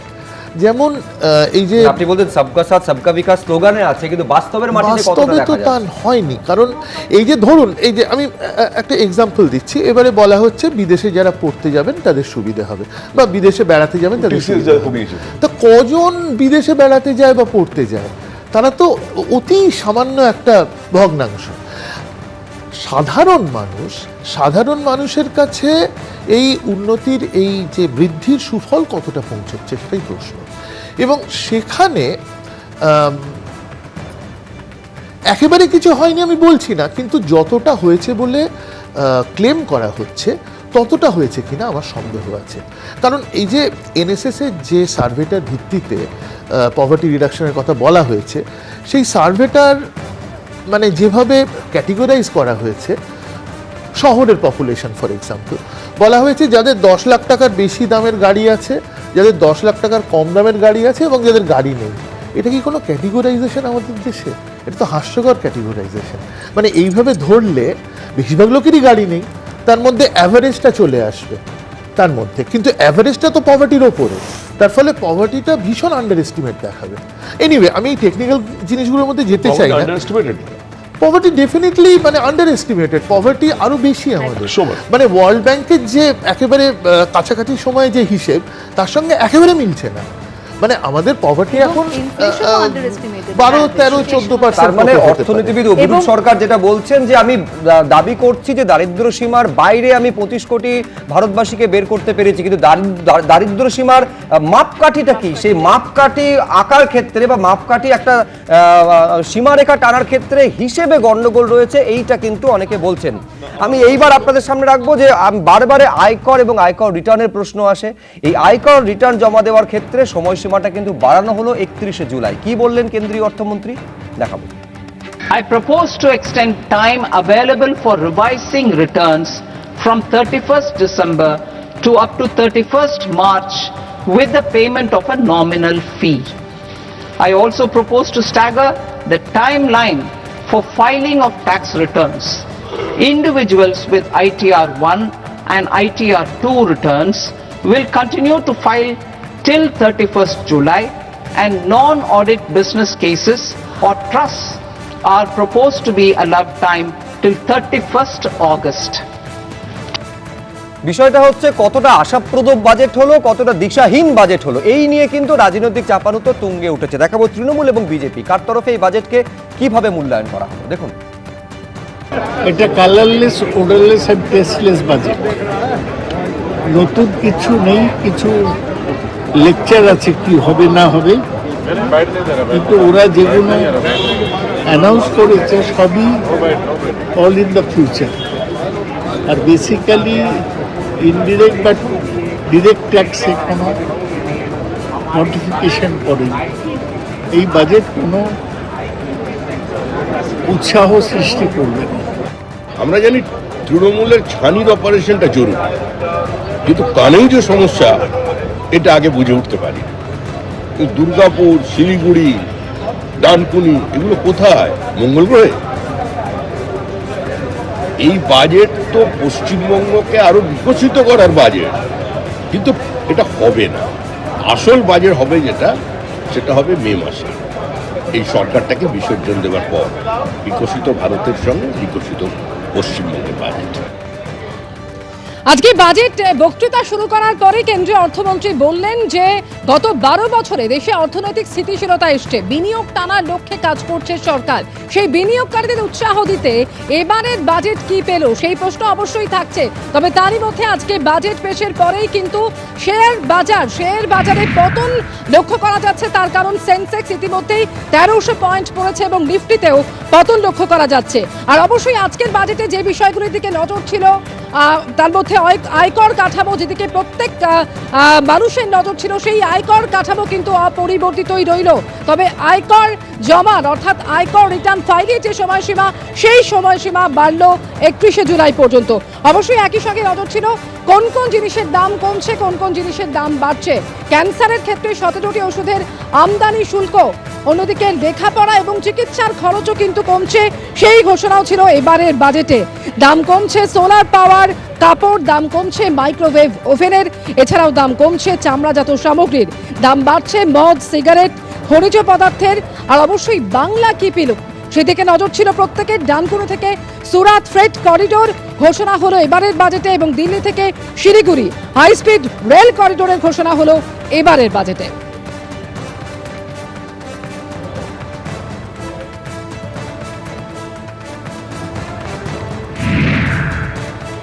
এবার দেখাবো আপনাদের ছোটখাটো কর ফাঁকিতে যেটা শাস্তির সংস্থান এতদিন ছিল, সেইটা বদলে গিয়ে জরিমানা যদি দেওয়া হয় সেক্ষেত্রে ছাড় পাওয়া যাবে। এই কথা আজকে বাজেটে ঘোষণা করেছেন কেন্দ্রীয় অর্থমন্ত্রী। কর ফাঁকিতে জেলের বদলে অতিরিক্ত 10% জরিমানা দিলেই ছাড়। ছোটখাটো ফাঁকিতে জেল নয় জরিমানা, ধার্য করের যে 10% অতিরিক্ত শুধু সেটুকু দিলেই হবে। কি বললেন দেখুন একবার।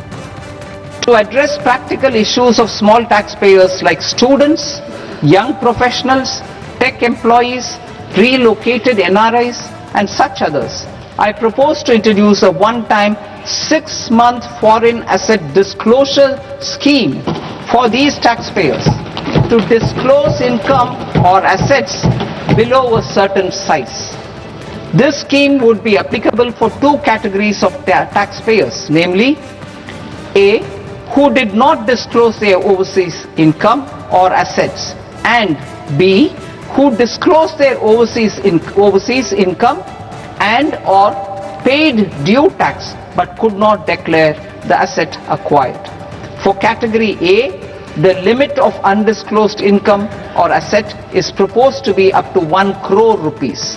They need to pay 30% of fair market value of asset or 30% of undisclosed income as tax and 30% as additional income tax in lieu of penalty and would thereby get immunity from prosecution.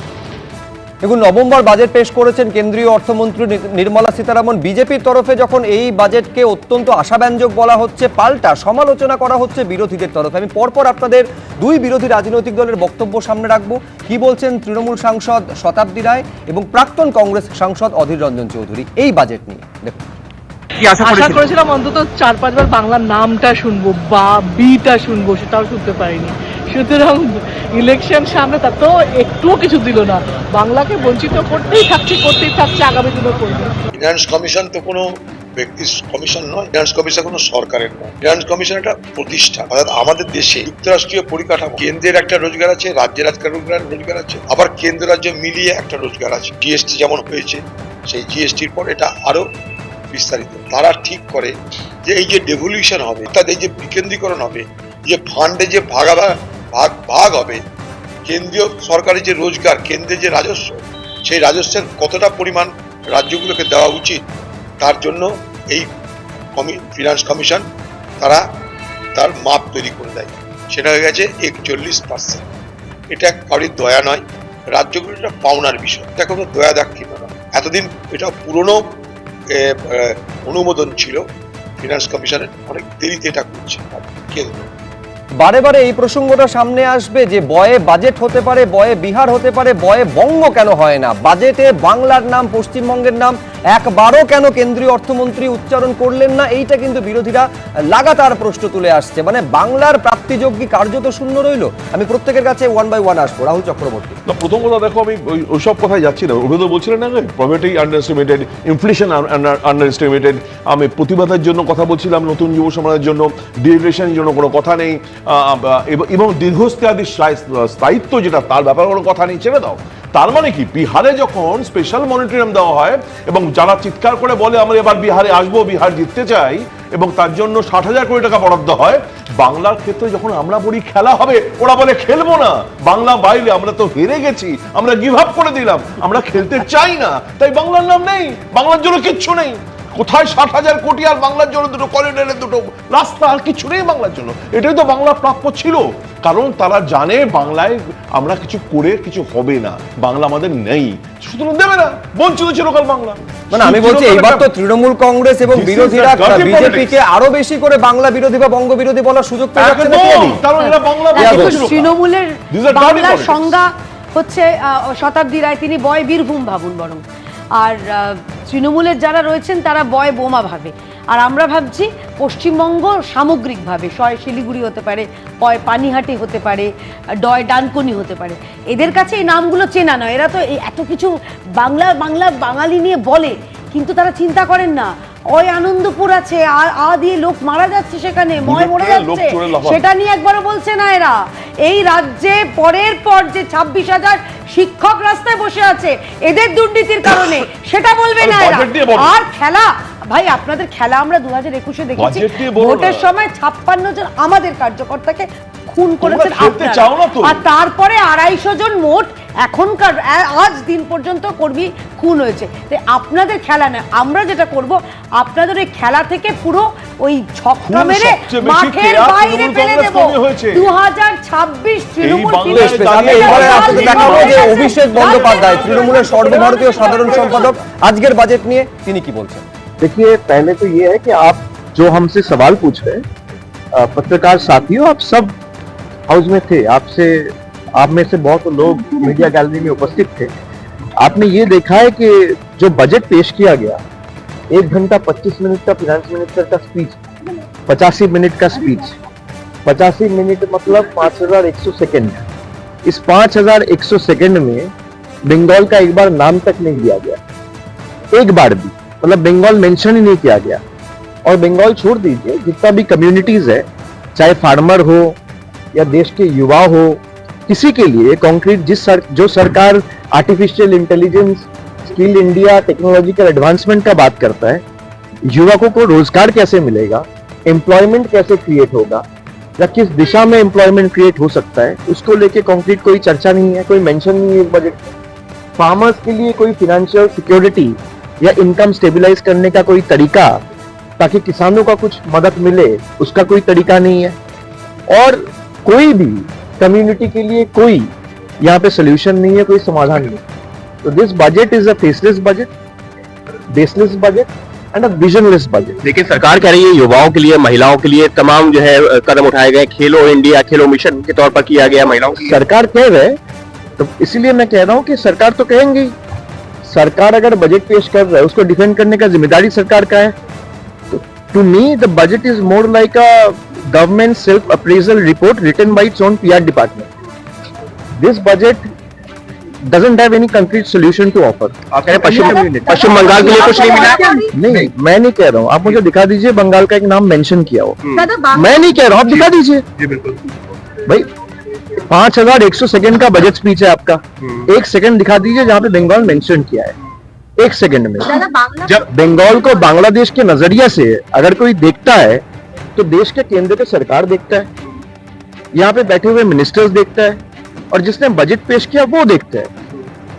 हम लोग को अगर बांग्लादेशी कोई बोलता है तो यहाँ पे बैठ के जो बजट पेश किया है और जो बजट लिखा है, जिस सरकार ने पेश किया है, वो सरकार देखता है। नहीं तो आपका 85 मिनट का बजट स्पीच में बंगाल का एक बार मेंशन भी नहीं होगा। कुछ रेलवे पिछला बार जो वादे किए थे, जल जीवन मिशन का 2525 करोड़ जो बजट में प्रॉमिस था, वो आपने रोक के रखा है। तो जो लास्ट ईयर आपने वादा किया था वही नहीं निभाया, अब नया वादा क्या करेंगे? ज्यादा घोषणाएं होती है तो कहा जाता है चुनावी बजट है, क्या ये वजह रही क्या? नहीं, चुनावी बजट तो वो तो आप कहेंगे, लेकिन हम लोग आशा नहीं करते इस सरकार से। 2021 के बाद से बीजेपी के सरकार जिस तरीके से बंगालियों को अत्याचार किया है, तो हम लोग की तरफ से कोई चुनाव का प्रत्याशा नहीं था, क्योंकि इनको पता है बंगाल में खर्चा भी करेंगे तो हारेंगे। तो from their perspective if you see, they have preferred not to spend any money on Bengal because they know they are going to lose the state lock stock and barrel to Trinamool. দেখুন, বাংলাকে বঞ্চিত হতে হবে এমনটা কিন্তু জানাই ছিল। কি বলছেন মুখ্যমন্ত্রী সরাসরি দেখব।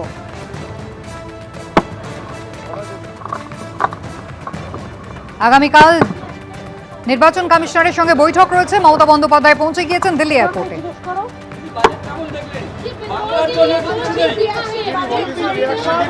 Nothing, it is I will tell you later on. This financial budget of 26 and 27 placed by central government, it is totally full of sound and fury.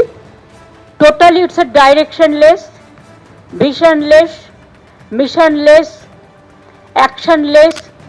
Economy is derailed, anti-women, anti-poor, anti-farmers, anti-women, anti-youth, anti-communers, anti-SC, anti-ST, anti-OBC. Education funds, education subsidy declined, social security subsidy declined, fertilizer subsidy declines. It is totally garbage of lies and incompetence, Himalayan incompetence.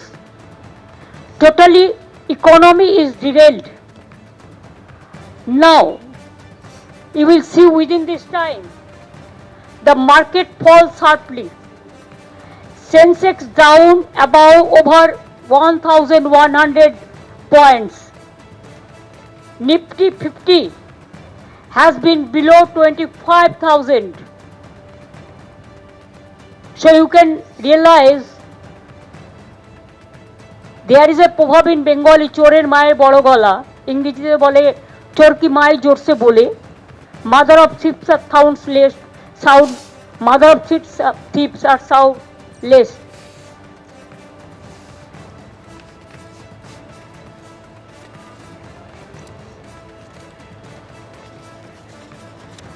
Now, for Bengal, what they have given? Nothing. Talking big, কিছু দেয়নি। যে freight করিডোরের কথা বলেছে ডানকুনি থেকে, ওটা আমার railway বাজেটে 2009-এ I place the budget. There you will see I have mentioned about Dankuni and Amritsar. That is not there pending about these 15 years. Number 2, regarding 3 corridors they announced. We have already announced 6 economic corridors. It will include Dankuni to Bardhaman, to Bakura, to Durgapur, to Purulia. Other is Kalyani to Bardhaman, Birbhum, Malda, Siliguri, Kuchbihar. Other we have announced 6 economic corridors which will cover throughout the country, throughout the state. So what they said about 3 corridors, that is absolutely a garbage of lies, blatant lies. It is already on process and we have started working there. And already we will see that in Jungle Mahal, Jungle Sundari project in Purulia, for this economic corridor, 72,000 crores are going to be invested. And already there are so many people, they are setting investment, they are setting their cement hub. Now Bengal have become cement hub, the coal hub, the leather hub, the skill hub, even the Amazon Flipkart, like this. All are doing business side of this Dankuni, Kalyani and other place. So it is already started. They have not given a single paisa to Bengal. Only one tax is there, GST. They are taking away our money and saying big talk. They are giving us money. It is our money. Now only one tax is there. What they are collecting from Bengal, they are not giving our food funds. We will get about more than 2 lakh crores from the central government. So they don't have any moral authority to run the government and to finish the country like this. They want to destroy the economic structure of the country, the constitutional structure of this country, the independent agency, including the infrastructural facilities, the economy, the social sector, the economic sector, the federal sector, all is been vanished. Only talking too much and less work. What they do, only they use some jugglery of words which cannot affect. You have to give the advantage to the people, which common people can enjoy the facilities. সাধারণ মানুষের জন্য কিছু করেনি, তপশিলীদের জন্য কিছু নেই, আদিবাসীদের জন্য কিছু নেই, যুবকদের জন্য কিছু নেই, চাষিদের জন্য কিছু নেই, মহিলাদের জন্য কিছু নেই। ফার্টিলাইজার সাবসিডি বাড়িয়ে দিয়েছে, সামাজিক সুরক্ষায় কিছু নেই, শিক্ষা দপ্তরে কিছু নেই। আর যে 3টে ফ্রেট করিডোরের কথা বলেছে, আমরা 3টে নয় 6টা করছি সারা বাংলাকে জুড়ে। কাজেই টোটালটাই মিথ্যে কথার ফুলঝুরি, humpty dumpty budget.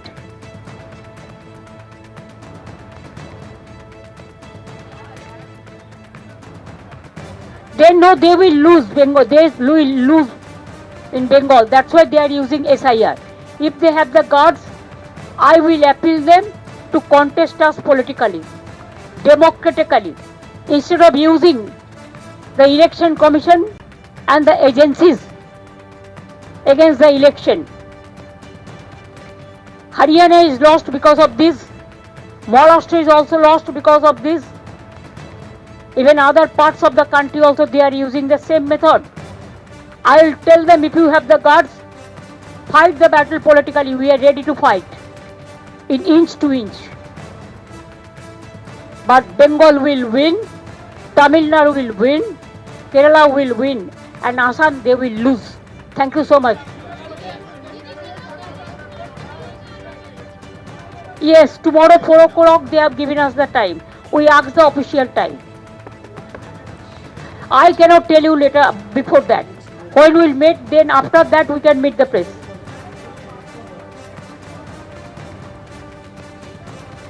Please don't tell me all these things.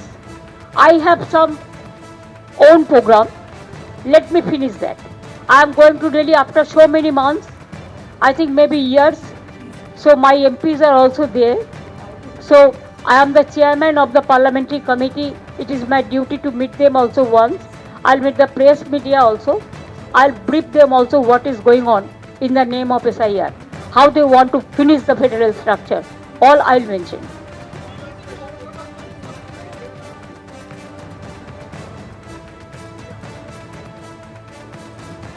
भाई जो हमने कर दिया उसका बाद में तो कुछ नहीं हुआ.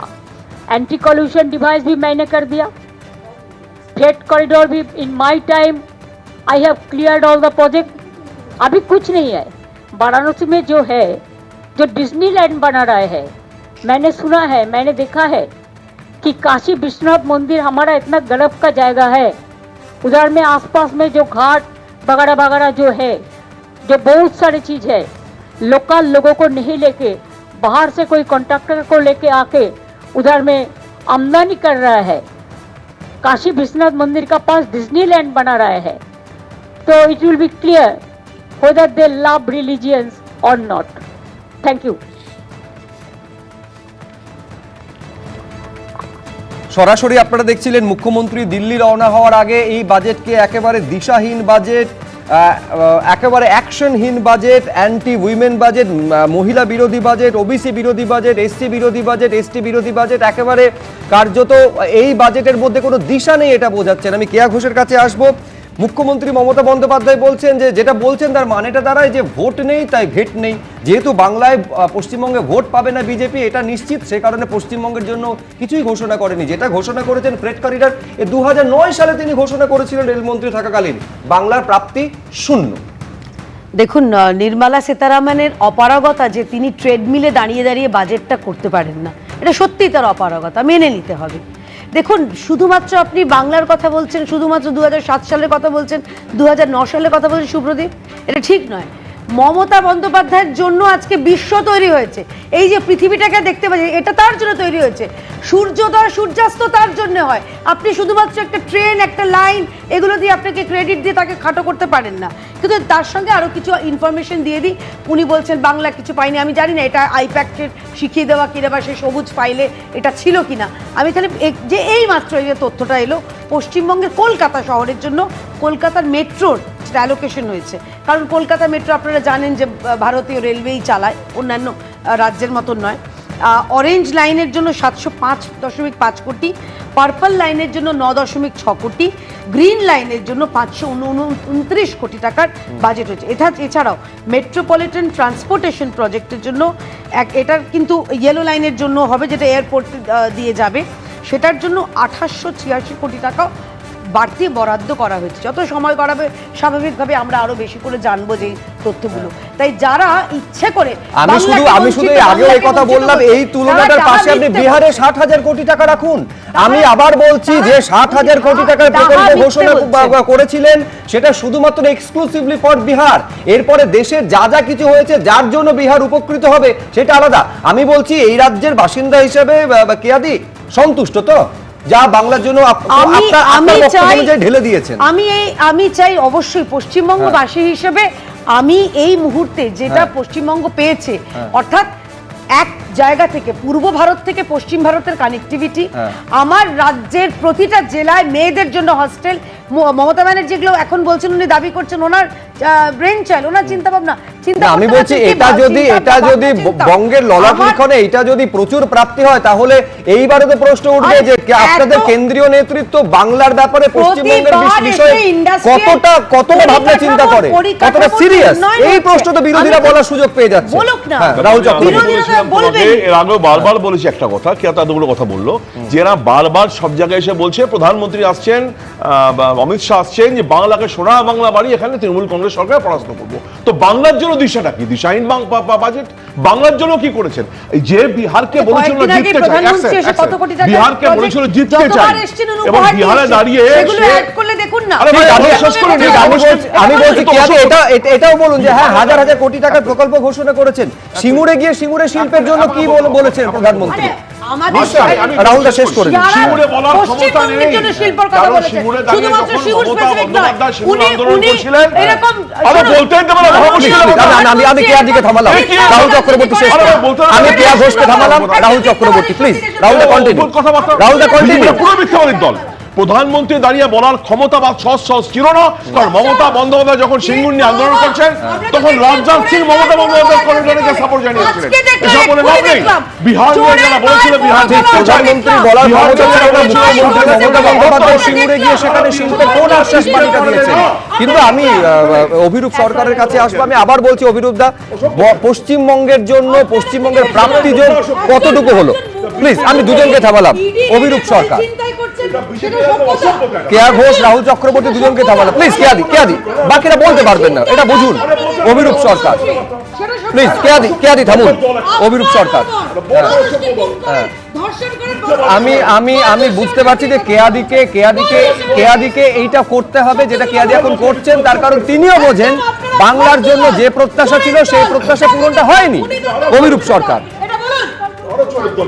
প্লিজ, অভিরূপ সরকার। আচ্ছা দেখুন, আলাদা করে পশ্চিমবঙ্গের জন্য খুব কিছু দেওয়া হয়নি, এটা তো পরিষ্কার। এটা কিন্তু আপনি প্রশ্ন করতে পারেন যে এই বাজেট থেকে পশ্চিমবঙ্গ, ভারতের তো একটা রাজ্য, পশ্চিমবঙ্গ কতটা সুবিধে পাবে।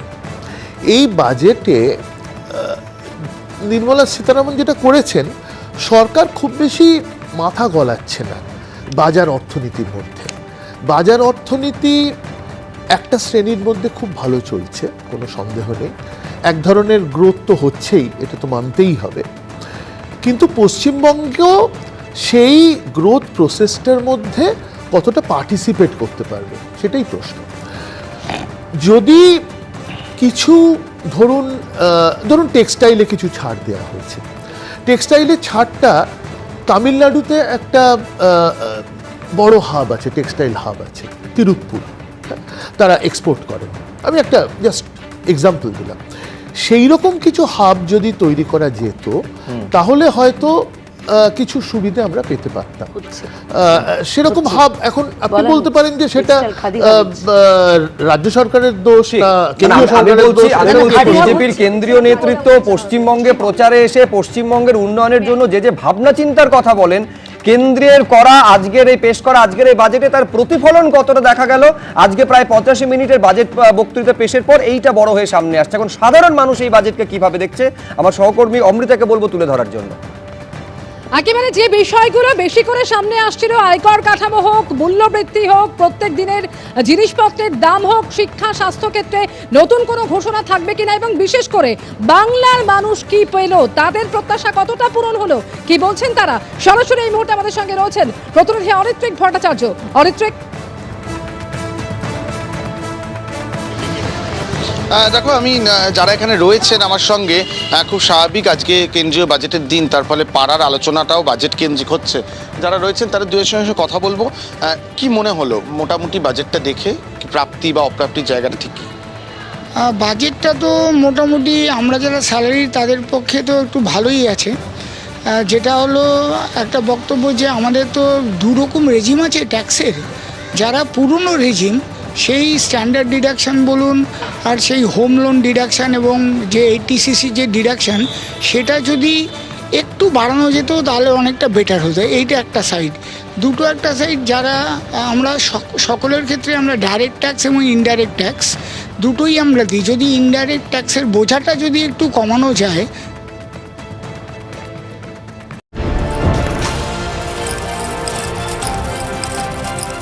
রায় ও মার্টিন। আমি আদৃত সরকার, মাধ্যমিকে আমি ফার্স্ট হয়েছি। আমার এই সাফল্যের পেছনে রায় ও মার্টিনের বিচিত্রা সহায়িকা। রায় ও মার্টিন। আমি আদৃত সরকার, মাধ্যমিকে আমি ফার্স্ট হয়েছি। আমার এই সাফল্যের পেছনে রায় ও মার্টিনের বিচিত্রা সহায়িকা বইগুলির অবদান সত্যিই অনস্বীকার্য। রায় ও মার্টিন।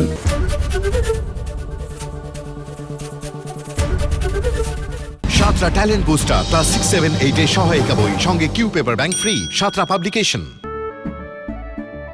কেশরী আবেশে মন যোগী হল রে, আনন্দে নেচে মন মাতোয়ারা হল রে। কেশরী আবেশে মন যোগী হল রে। প্রতি কেসরি উৎসব উদযাপন করুন।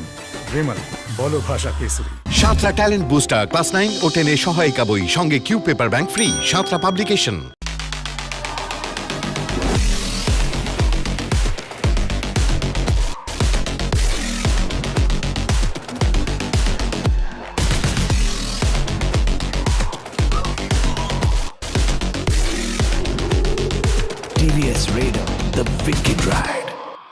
ভালোবাসা থাক ভালোবাসা হয়ে। আন্তর্জাতিক মাতৃভাষা দিবসে সাদা কালো বস্ত্রে 60% পর্যন্ত ছাড় 1 থেকে 21 ফেব্রুয়ারি। সাহা টেক্সটাইল। আচ্ছা শোনো, যদি আমি মরে যাই তাহলে তুমি কি করবে? তুমি যদি মরে যাও তাহলে আমিও মরে যাব। So sweet. এত খুশি আমি কি করে সহ্য করব?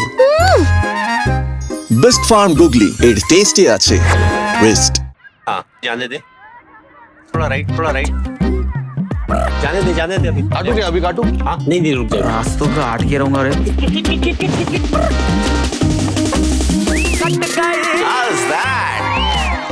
बबलू स्कोर क्या हुआ यार? 550 नोट आउट भैया। पतंगबाजी में भी क्या पकड़ है आपकी? गेम कोई भी हो, पकड़ मजबूत होनी चाहिए। सीमेंट से पकड़ बनाए मजबूत। SRMB 550D TMT बार। अब पतंग नहीं, हेलीकॉप्टर उड़ेगा। SCI পেইন্টস রং সম্বন্ধে ধারণাই বদলে দেয়। ধানের মাজরা ও লাল কৃমি পোকা সম্পূর্ণরূপে নিয়ন্ত্রণ করতে ব্যবহার করুন উইলো উড কেমিক্যালস লিমিটেডের দ্বিগুণ শক্তি সম্পন্ন দানাদার কীটনাশক এক্সোটিকা। আবার খবরে নিবেদনে প্রান্তিক 6ষ্ঠ থেকে 10ম শ্রেণীর ছাত্রছাত্রীদের জন্য শ্রী দেবাশিস মৌলিকের সেরা সহায়িকা।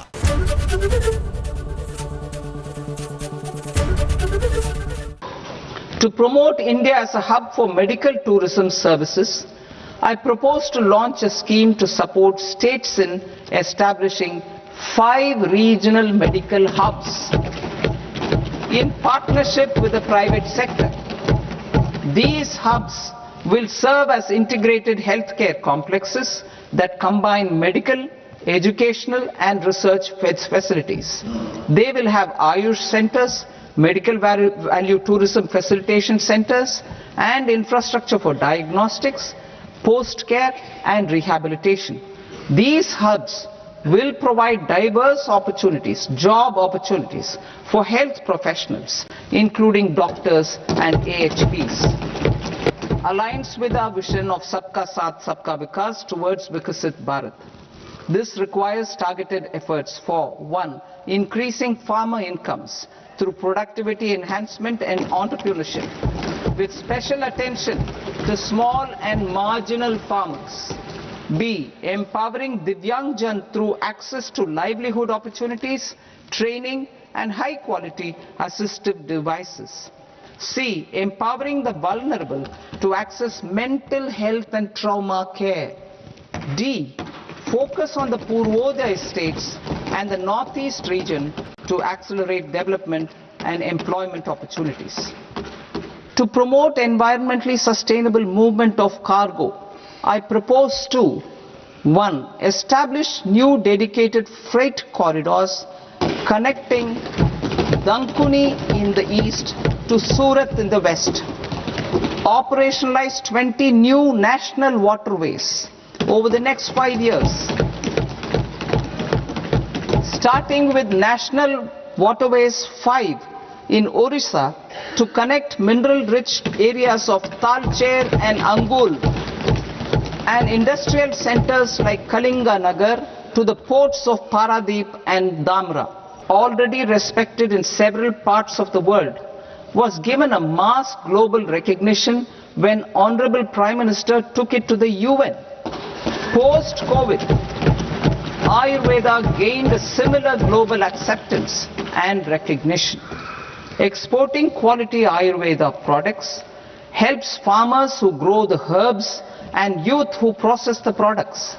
To meet growing global demand, a few more steps are being taken. I propose to 1. Set up 3 new All India Institutes of Ayurveda. 2. Upgrade Ayush pharmacies and drug testing labs for higher standards of certification ecosystem and make available more skilled personnel. 3. Upgrade the WHO Global Traditional Medicine Center in Jamnagar to bolster evidence-based research, training and awareness for traditional medicine.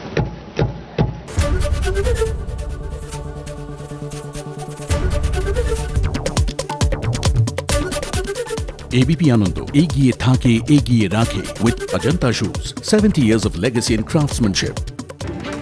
1 ঘন্টারও বেশি সময় ধরে budget পেশ করেছেন কেন্দ্রীয় অর্থমন্ত্রী নির্মলা সীতারামন। লক্ষ্য ছিল যে আর 2-3 মাস পরে যেখানে ভোট হতে চলেছে পশ্চিমবঙ্গের জন্য বিশেষ কোনো ঘোষণা করবেন কি, কিন্তু কার্যত হাত খালি রইল বাংলার।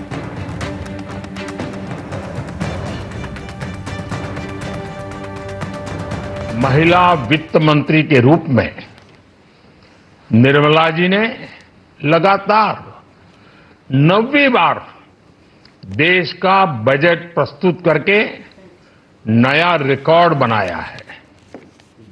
ये बजट अपार अवसरों का राजमार्ग है। ये बजट वर्तमान के सपनों को साकार करता है और भारत के उज्जवल भविष्य की नींव को सशक्त करता है।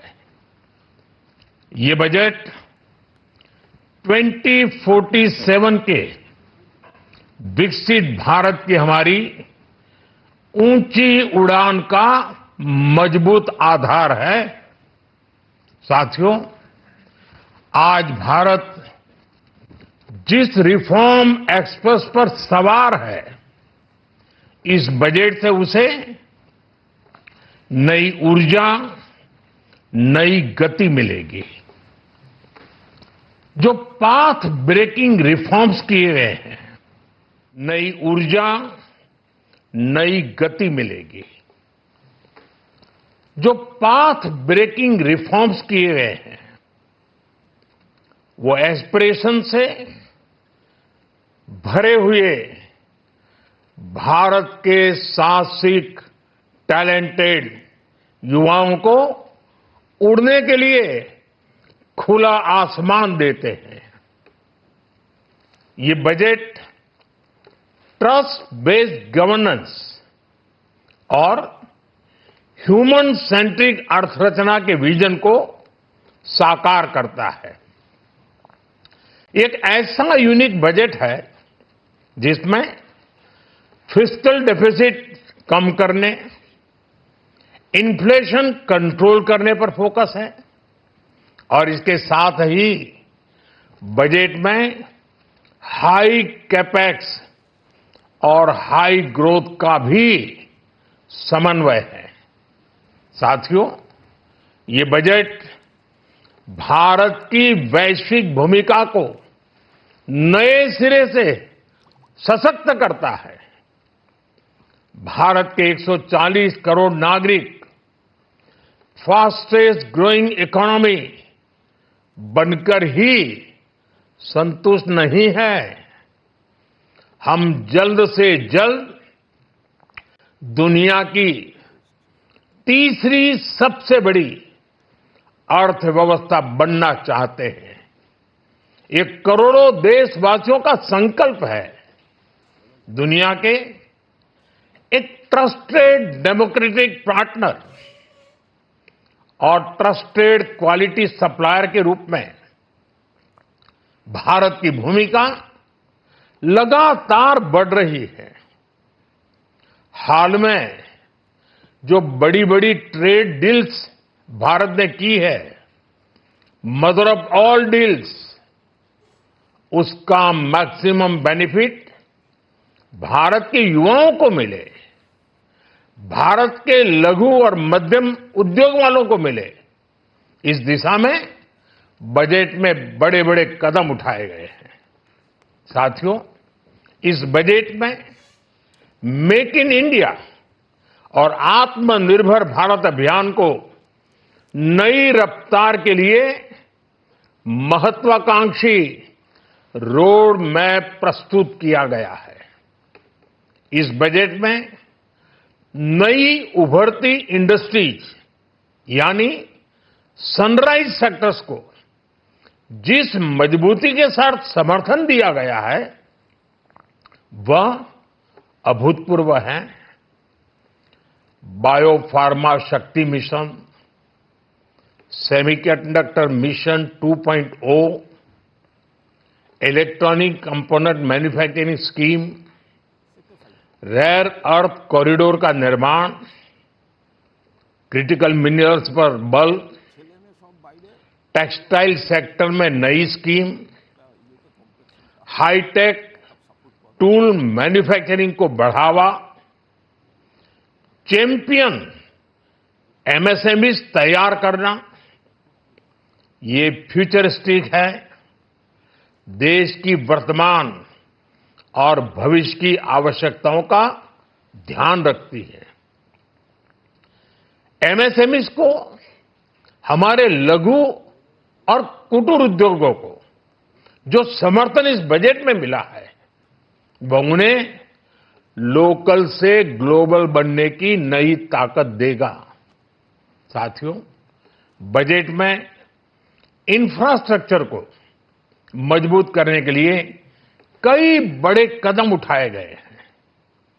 डेडिकेटेड फ्रेट कॉरिडोर, देश भर में वाटरवेज का विस्तार, high speed rail corridor, tier 2 और टियर 3 शहरों के विकास पर विशेष ध्यान और शहरों को मजबूत आर्थिक आधार देने के लिए म्युनिसिपल बॉन्ड्स को बढ़ावा। ये सारे कदम विकसित भारत की यात्रा की गति को और तेज करेंगे। साथियों, किसी भी देश की सबसे बड़ी पूंजी उसके नागरिक होते हैं। बीते वर्षों में हमारी सरकार ने देश के नागरिकों के सामर्थ्य को बढ़ाने पर अभूतपूर्व निवेश किया है। हमारा प्रयास स्किल, स्केल और सस्टेनेबिलिटी को निरंतर बल देने का रहा है। जैसा कि आज पार्लियामेंट में निर्मला जी ने कहा है, यह युवा शक्ति बजट है। उसमें युवा की सोच भी है, युवा के सपने भी हैं, युवा का संकल्प भी है और साथ साथ युवा की गति भी है। बजट में जो प्रावधान किए गए हैं उससे अलग अलग सेक्टर्स में लीडर्स, इनोवेटर्स और क्रिएटर्स तैयार होंगे। मेडिकल हब्स के निर्माण से, एलाइड हेल्थ प्रोफेशनल्स के माध्यम से, ऑरेंज इकोनॉमी यानी ऑडियो विजुअल गेमिंग को बढ़ावा देकर, पर्यटन को प्रोत्साहन देकर और खेलो इंडिया मिशन के माध्यम से युवाओं के लिए नए अवसरों के द्वार खुलेंगे। भारत को दुनिया का डेटा सेंटर हब बनाने के लिए टैक्स में बड़ी छूट की घोषणा भी की गई है। मैं भारत के युवाओं को विशेष तौर पर इस बजट की बहुत बहुत बधाई देता हूं, क्योंकि इससे एम्प्लॉयमेंट जनरेशन को बड़ा बूस्ट मिलेगा। मुझे बहुत खुशी है कि इस बजट में टूरिज्म और विशेषकर नॉर्थ ईस्ट में टूरिज्म को बढ़ावा देने के लिए भी ठोस कदम उठाए गए हैं। भारत के अलग अलग राज्यों को ताकतवर बनाकर संतुलित विकास की नींव भी इस बजट में मजबूत की गई है। साथियों, हमारे देश में 10 करोड़ से ज्यादा महिलाएं सेल्फ हेल्प ग्रुप से जुड़ी हैं और बड़ा सफल अभियान रहा है। महिलाओं द्वारा निर्मित, महिलाओं द्वारा संचालित सेल्फ हेल्प ग्रुप्स का आधुनिक इकोसिस्टम बने, बजट में इसे प्राथमिकता दी गई है। कोशिश यही है कि हर घर लक्ष्मी जी पधारे। हर जिले में छात्राओं के लिए नए हॉस्टल बनाने का अभियान भी शिक्षा को सुलभ बनाएगा। साथियों, भारत की कृषि, डेयरी सेक्टर, फिशरीज, इन्हें हमारी सरकार ने हमेशा सर्वोच्च प्राथमिकता दी है। इस बजट में भी नारियल, काजू, कोको और चंदन की पैदावार से जुड़े किसानों के लिए अनेक अहम कदम उठाए गए हैं।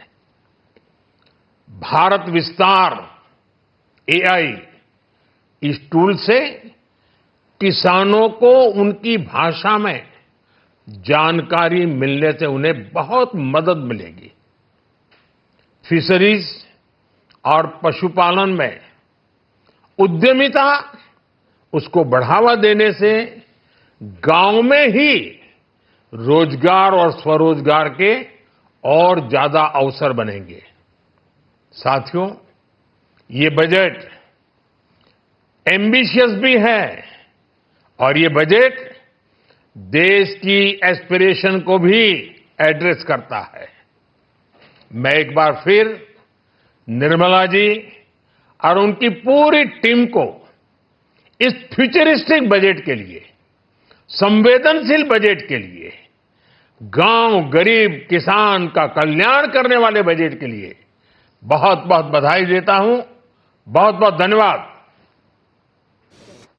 প্রধানমন্ত্রীর ভাষণ শুনলেন সরাসরি। কেন্দ্রীয় বাজেট পেশ করেছেন নির্মলা সীতারামন এবং নির্মলা সীতারামনকে একেবারে অভিনন্দন জানাচ্ছেন প্রধানমন্ত্রী। তিনি বলছেন মহিলার দ্বারা তৈরি বাজেট, মহিলাদের জন্য বাজেট।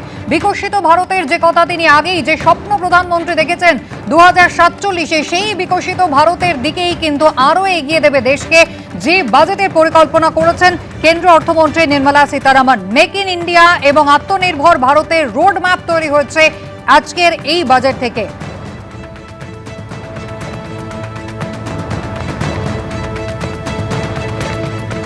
আমি আলোচনায় আসবো। আমার সঙ্গে এই মুহূর্তে ট্যাক্স এক্সপার্ট বিবেক আগরওয়াল রয়েছেন। বিবেক বাবু, আমি আপনার কাছে অবশ্যই ট্যাক্স নিয়ে আলাদা করে যাব, তবে একেবারে ফিউচারিস্টিক বাজেট যে কথা প্রধানমন্ত্রী এই মাত্র বললেন, কতটা ভবিষ্যৎ উজ্জ্বল বলে মনে হচ্ছে? কারণ তৃতীয় অর্থনীতিতে যাতে পৌঁছতে পারে বিশ্বের দরবারে, ঠিক সেই ভাবনাটা থেকেই কেন্দ্রীয় অর্থমন্ত্রী আজকের এই বাজেট পেশ করেছেন বলছেন প্রধানমন্ত্রী। দেখুন, আমাদের বিত্তমন্ত্রী যখন বাজেটটা পেশ করেছে, এটা বাজেটটা তো এক বছরের কারিকুলাম নেই, এটা একটা কন্টিনিউয়াস প্রসেস। এক বছরে কিছু করা যায় না। স্টার্টিংটা হয়েছিল অনেক আগে। আজকে যা কাস্টম ডিউটিতে যা এরা রিফর্ম করেছে, এর দিয়ে কি হচ্ছে, আমাদের ইন্ডিজিনিয়াস ম্যানুফ্যাকচারিং যাকে আমরা বলি, ওটা অনেকটাই বুস্ট পাবে। আর এটা ফিউচারে যেরকম আপনি দেখবেন সার্ভিস সেক্টরে অনেকটা জিনিস ছাড় বলেছে, যেরকম ভোকেশনাল ট্রেনিং হবে। আজকে আমাদের ইউথ বড় বড় ডিগ্রি নিয়ে চাকরি পাচ্ছে না, কেন? ওদের স্পেশালাইজড কোনো স্কিল নেই। এই যা ভোকেশনাল ট্রেনিং দিয়ে এরা আসবে, এরা অনেকটাই চাকরি পাবে।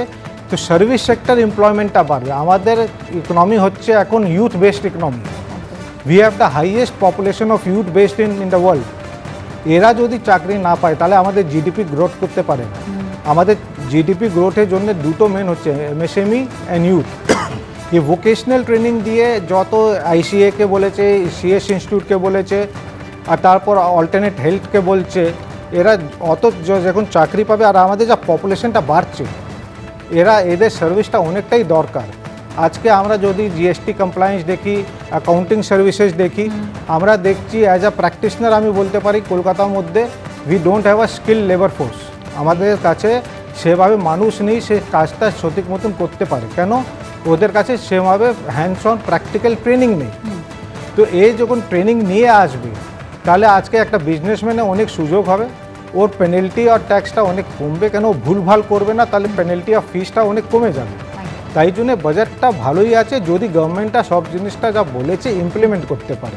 বেশ, আমি এই জায়গায় একবার শ্রমিক বাবুর কাছে যাই। শ্রমিক দাশগুপ্ত আমার সঙ্গে রয়েছেন। শ্রমিক বাবু, ফিউচারিস্টিক বাজেট প্রধানমন্ত্রী এই কথা বলে শেষ করলেন, তাহলে সেই ফিউচারে কি পশ্চিমবঙ্গ লিস্টেই নেই, বাকেট লিস্টে নেই বিজেপি? আমি এটা উত্তরটা দেওয়ার আগে একটা জিনিস একটু বলি। ব্যাপার হচ্ছে, যখন আমি একটু আগে আপনাদের এখানে এসেছিলাম, দেখছিলাম ফিউচারিস্টিক বাজেট যখন বলি আমরা, তখন খুব ওটা নিয়ে সন্দেহ প্রকাশ করা, আরে এ তো বলে দিচ্ছে হবে কি না। আমি একটু রেফার করি 2019-এ নরেন্দ্র মোদীজি বলেছিলেন যে 2025-এ আমার টার্গেট হচ্ছে 5 ট্রিলিয়ন অর্থনীতি। তখন ডলারের কনভার্সন ভ্যালু ছিল 70 টাকা। যদি সেই হিসেবে ধরেন তাহলে ডলার তো ওপর নিচ হয়, ওটাকে যদি বেশ ছেড়ে দেন তাহলে ওই অনুযায়ী আমার ভারতীয় মুদ্রায় উনি টার্গেট রেখেছিলেন 350 ট্রিলিয়ন অর্থনীতির। আজকে এই মুহূর্তে ভারতের অর্থনীতির পরিমাণ হচ্ছে 358-359 ট্রিলিয়ন ইকোনমি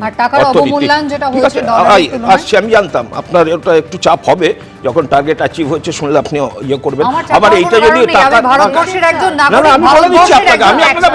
আমি বলে দিচ্ছি ম্যাডাম, আপনাকে একটা জিনিস বলি, আমার কিন্তু চেঁচিয়ে বলার অভ্যেস খুব ভালো, অনেকেই জানে না, এখানে জানে না, আমাকে প্লিজ ডিস্টার্ব করবেন না। যদি টাকার অবমূল্যায়ন না হয়ে যদি ধরুন এই ডলারটা 60-এ চলে যেত, আর আমরা যখন মানে 300 ট্রিলিয়ন ইকোনমিতে যেতাম, তখন যদি বলতাম 5 ট্রিলিয়ন ইকোনমিতে চলে গেছি, তখন কিন্তু আপনারাই প্রশ্ন করতেন, আরে এতে আর কি হয়েছে, এ তো ডলার পড়ে গেছে বলে। আমার ছিল আপনার 180-90 ট্রিলিয়ন ইকোনমি, সেখান থেকে উনি টার্গেট রেখেছিলেন 350, সেটা গেছি। যেহেতু ওটা কনস্ট্যান্ট, ডলার ফ্লাকচুয়েট করে, আমি সেই জন্য বললাম। নাম্বার 1। নাম্বার 2, যদি একটু ভালো করে আমরা ইয়েটা দেখি, ওটাকে ইকোনমিক সার্ভে, বাংলাটা কি, আর্থিক সমীক্ষা। আর্থিক সমীক্ষায় বলছে যে 2005-06 আমরা যেখানে নাকি মাল্টি ডাইমেনশনাল পভার্টি ছিল 55.3%, সেটা কমে 11.28% এসছে। একটু আগে আপনি যখন ওইখানে রেস্টরুমে বসেছিলাম, আমি দেখছিলাম এখানে বিশিষ্ট অর্থনীতিবিদ উনি একটু সন্দেহ প্রকাশ করছিলেন যখন নাকি সীতারামনজি বলেছেন যে আমরা প্রায় 20 কোটি মানুষকে দারিদ্র সীমার ওপরে এনেছি, যে না এটা ওয়ার্ল্ড ব্যাংকের হিসাবের সাথে মিলছে না। আমি একটু ওয়ার্ল্ড ব্যাংকের হিসাবটা দিই। ওয়ার্ল্ড ব্যাংকের হিসাব বলছে 2011-12 সালে দারিদ্র সীমা। একটা প্রশ্ন আছে, আমি একটু বলে নি। আমার আপনি বলবেন না, আপনি বলবেন, আপনিও বলবেন, আপনার দর্শকরা অন্তত এই ডেটাটা জেনে নিন। 2011-12 সালে দর্শকরা কিন্তু ওয়ার্ল্ড ব্যাংকের হিসাবের থেকেও নিচে ছিল 27% লোক, সেটা ওয়ার্ল্ড ব্যাংক কি বলছে কমে এখন হচ্ছে 5%। এবার আপনি প্লিজ বলুন কি বলবেন। ওয়ার্ল্ড ব্যাংকের রিপোর্টের থেকেও সাধারণ মানুষ বোধহয় জানতে চান যে আগামী কাল যখন বাজারে যাবেন তখন জিনিসের দাম কতটা কমবে, এবং আমাদের বাড়ির যে ছেলেমেয়েরা রয়েছে তারা সত্যিই জিনিসের দাম বলতে কনজিউমার প্রাইস ইনডেক্স এখন হচ্ছে, কনজিউমার প্রাইস ইনডেক্স হচ্ছে এখন 1.7%, যেটা সরকার মোটামুটি একটা ইনফ্লেশনের রেটটাকে একটা মানে সীমার মধ্যে রাখার চেষ্টা করে 2% থেকে 6%। এখন ইনফ্লেশন কনজিউমার প্রাইস ইন্ডেক্সটা হচ্ছে 1.7%। কিছু কিছু জিনিস আছে যেগুলো ধরুন আমাদের হয়তো বিদেশ থেকে আমদানি করতে হয়, তার উপর ভিত্তি করে আমাদের এখানে দাম বাড়ে, কিন্তু যদি আপনি সামগ্রিকভাবে চিন্তা করেন তাহলে মোটেই জিনিসপত্রের দাম বাড়েনি, তাহলে ইনফ্লেশন রেটটা 1.7%। জিনিসপত্রের দাম বেড়েছে কিনা অবশ্যই সাধারণ মানুষ হিসেবে আমরা বাড়ির বাইরে গেলেই বুঝতে পারি। আমি আসি আমি রিঅ্যাকশন নেব, কিন্তু তার আগে একবার দেখিয়ে দিই কেন্দ্রীয় অর্থমন্ত্রী নির্মলা সীতারামন তিনি আজকে কি বললেন। আয়কর কাঠামোর ক্ষেত্রে আরো সরলীকরণ করা হবে, 1 এপ্রিল 2026 থেকে নতুন আয়কর আইন নিউ ট্যাক্স রেজিম চালু হবে। দেখুন, I now present my proposals on direct taxes. New Income Tax Act. In July 2024, I announced a comprehensive review of the Income Tax Act 1961. This was completed in a record time, and the Income Tax Act 2025 will come into effect from 1st April 2026. The simplified income tax rules and forms will be notified shortly, giving adequate time to taxpayers to acquaint themselves with its requirements. The forms have been redesigned such that ordinary citizens can comply without difficulty. আমি অর্থনীতিবিদ মহানন্দা কাঞ্জিলালের কাছে এই জায়গায় যাব। মহানন্দাদি, ট্রিলিয়নের হিসেব শুনতে ভালো লাগে, ওয়ার্ল্ড ব্যাংকের পরিসংখ্যান দেখতেও ভালো লাগে, কিন্তু সাধারণ মানুষ হিসাবে আমরা এটাই জানতে চাই যে আজকের বাজেটে কেন্দ্রীয় অর্থমন্ত্রী নির্মলা সীতারামন কি দিলেন আমাদের। বাজারে গেলে জিনিসপত্রের দামই বলুন আর চাকরির কথা আমি যেটা বললাম সেই কর্মসংস্থান, আদৌ কোনো সুরাহা, আদৌ কোনো দিশা কি তিনি দেখাতে পারলেন? বিহারের ক্ষেত্রে, অন্ধ্রপ্রদেশের ক্ষেত্রে আমরা যেটা গত বছর দেখেছিলাম, এবার বাংলার মানুষ হিসাবে আমরা সত্যিই কি কিছু পেলাম? সেটা হচ্ছে প্রথম কথা বলি, আমার পূর্ববর্তী বক্তা যেগুলো বললেন, বিশেষ করে পভার্টি কমেছে যেটা বললেন, শুনতে খুব ভালো লাগে। কিন্তু প্রথম কথা বলি, আগে অভিরূপবাবুও বলে গেছেন যে দারিদ্র পরিমাপের মাপকাঠিটা যদি বদলে দেওয়া যায় তাহলে দারিদ্র অনেক কম দেখায়। মাল্টি ডাইমেনশনাল পভার্টি ইন্ডেক্সে এমন এমন জিনিস ধরা হয়েছে, পৃথিবীর বহু অর্থনীতিবিদ এটাতে আপত্তি জানিয়েছেন। মানে একটা গ্রামের রাস্তায় যদি স্ট্রিট লাইট থাকে তাহলে ওই রাস্তার সব লোক পভার্টি সীমার বাইরে, তার বাড়িতে যদি একটা টয়লেট থাকে সে পুয়ার নয়, অথচ তার হয়তো দুবেলা খাবার জোটে না। কাজে এটা নিয়ে বিতর্ক রয়েছে, কাজে এটা নিয়ে রাজনৈতিক তরজা করে কোনো লাভ নেই। দ্বিতীয় কথা, তুমি যেটা বলছো আমরা কি পেলাম, একটা কথা শোনো কুসুমিতা, সেমিকন্ডাক্টর ইন্ডাস্ট্রি সারা পৃথিবীতে তোলপাড় চলছে, হচ্ছে, ভারতবর্ষ এগিয়ে চলেছে, খুব ভালো কথা। বাংলা কেন পাচ্ছে না? আসাম পাচ্ছে, আমরা কেন পাবো না? পশ্চিম বাংলার যে মিনারেল রিসোর্স সেটাকে কাজে লাগিয়ে সেমিকন্ডাক্টর ইন্ডাস্ট্রি হতে পারে, লক্ষ লক্ষ ছেলের চাকরি হতে পারে, হচ্ছে না। এবং একটা কথা বলি, একটু আগে বাজেটে কিন্তু মিনারেল রিসোর্সের ব্যাপারে কথা হয়েছে, সেখানে তামিলনাড়ু, উড়িষ্যার কথা বলা হয়েছে। বাংলা কিন্তু খনিজ সম্পদে প্রভূত মানে জিনিসপত্র রয়েছে, রিচ, কিন্তু এখানে বাংলা গুরুত্ব পেল না। আমার বক্তব্য, ইউনিয়ন বাজেট সারা ভারতবর্ষের জন্য, বাংলা ভারতবর্ষের একটা পার্ট, তাকে বঞ্চিত করে কি লাভ হচ্ছে? দেশটা কি এগোতে পারবে? দেশকে এগোতে গেলে সবাইকে সমান চোখে দেখতে হবে। ভারত যদি হতে হয় তাহলে সেক্ষেত্রে প্রত্যেকটা রাজ্যকেই সমানভাবে গুরুত্ব দিয়ে দেখতে হবে। আর সেখানেই এই বৈষম্যের অভিযোগ বারবার তৃণমূল কংগ্রেস তুলছে।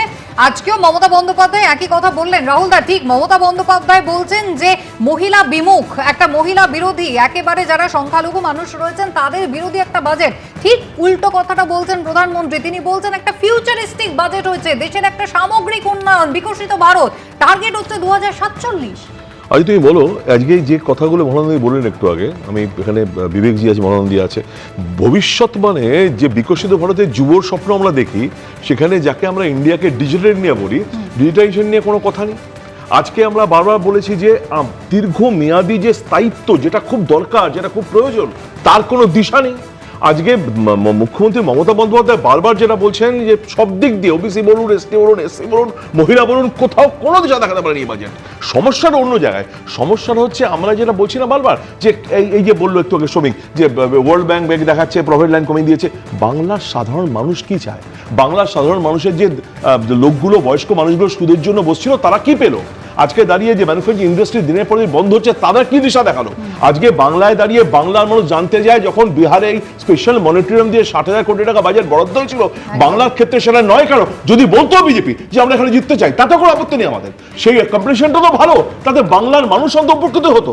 সেখানে বাংলাকে ছুড়ে ফেলে দেওয়া হলো একটাই কারণে, কারণ জানে এখানে বাংলায় কিছু করতে পারবে না, তাই এখানে পয়সা খরচ করার দরকার নেই। আর যে বাংলাকে বাংলাদেশি দেখে ওরা, তাহলে আর কি করবে? যেখানে দাঁড়িয়ে শ্রমিক বচ্চাক বলছিল একটু আগে যে এটা কি মঙ্গল গ্রহের ডানকুনি আর শিলিগুড়ি, মঙ্গল গ্রহে নয়, বাংলাটা তো ভারতবর্ষে আছে, তো ওদের কাছে সেই প্রশ্নই আমাদের কাছে পড়ার। সুতরাং আজকে এই বাজেট, বাংলা বিরোধী বাজেট, এতে কোনো দিশা, কোনো কিছু, কোনো ডাইরেকশন, কোনো কিছু নেই। বাংলা মানুষ হতাশ। শ্রমিক বাবু, তাহলে মানে পশ্চিমবঙ্গ বিজেপির বাকেট লিস্টে নেই, তাই শুধু শুধু পয়সা খরচ করে কোনো লাভ নেই, সেই কারণেই কিন্তু বাংলাকে অন্যবারের মতো এবারও বঞ্চিত করা। দু তিনটে কথা বলি। আশা নেই। হ্যাঁ, দু তিনটে কথা বলি। প্রথমত, যদি এখানে ধরে নেওয়া যাক তর্কের খাতিরে প্রচুর বাংলার জন্য হতো, তাহলে কিন্তু এখানে আলোচনাটা এটাই হতো যে 26-এ নির্বাচন বলে হচ্ছে, সুতরাং সরকারকে মানে ক্রিটিসাইজ করার কিছু না কিছু থাকতো। আমি কিন্তু তোমাকে ডিস্টার্ব করিনি, আমি তোমায় ডিস্টার্ব করিনি দাদা, আমি ডিস্টার্ব করিনি, প্লিজ রাহুল দা ডিস্টার্ব করো না।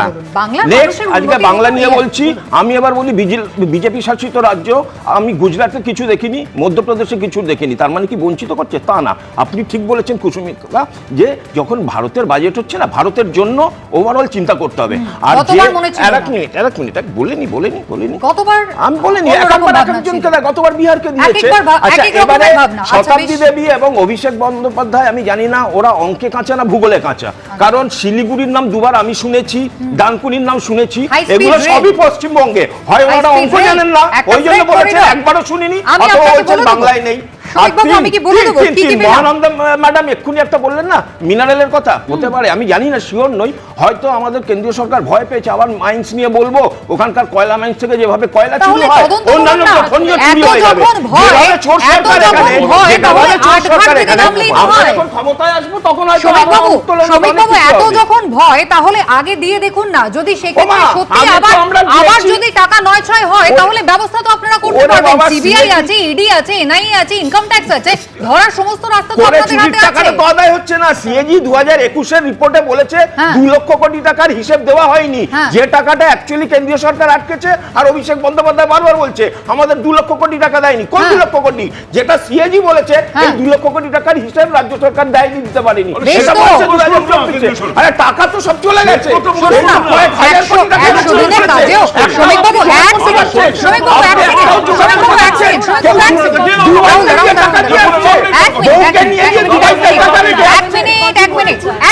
শ্রমিকবাবু শুনুন না, 100 দিনের কাজের ক্ষেত্রে আদালত তো বলেছে টাকাটা দিতে, এবং সেক্ষেত্রে যে যে কন্ডিশন গুলো দেওয়া হয়েছে সেগুলো তো সব কেন্দ্রই করে। সেগুলো একটা ফুলফিল হয়নি, সেগুলো ফুলফিল হয়নি, হলেই কেন্দ্র দিয়ে দেবে। আপনারা তো তদন্ত করছিলেন, সিবিআই তদন্ত করলো, ইডি তদন্ত করলো, কজনের বিরুদ্ধে ব্যবস্থা নিলেন, কজনকে গ্রেফতার করলেন, টাকা আদায় করতে পারলেন না কেন? কথা বলেনি যেগুলো হিসাব পাওয়া যাচ্ছে না সেই টাকা দাও। সুপ্রিম কোর্ট বলেছে সে প্রস্তুত করে দিয়েছে, তদন্ত চাকরি করাকে হিসাব দিতে পারেনি।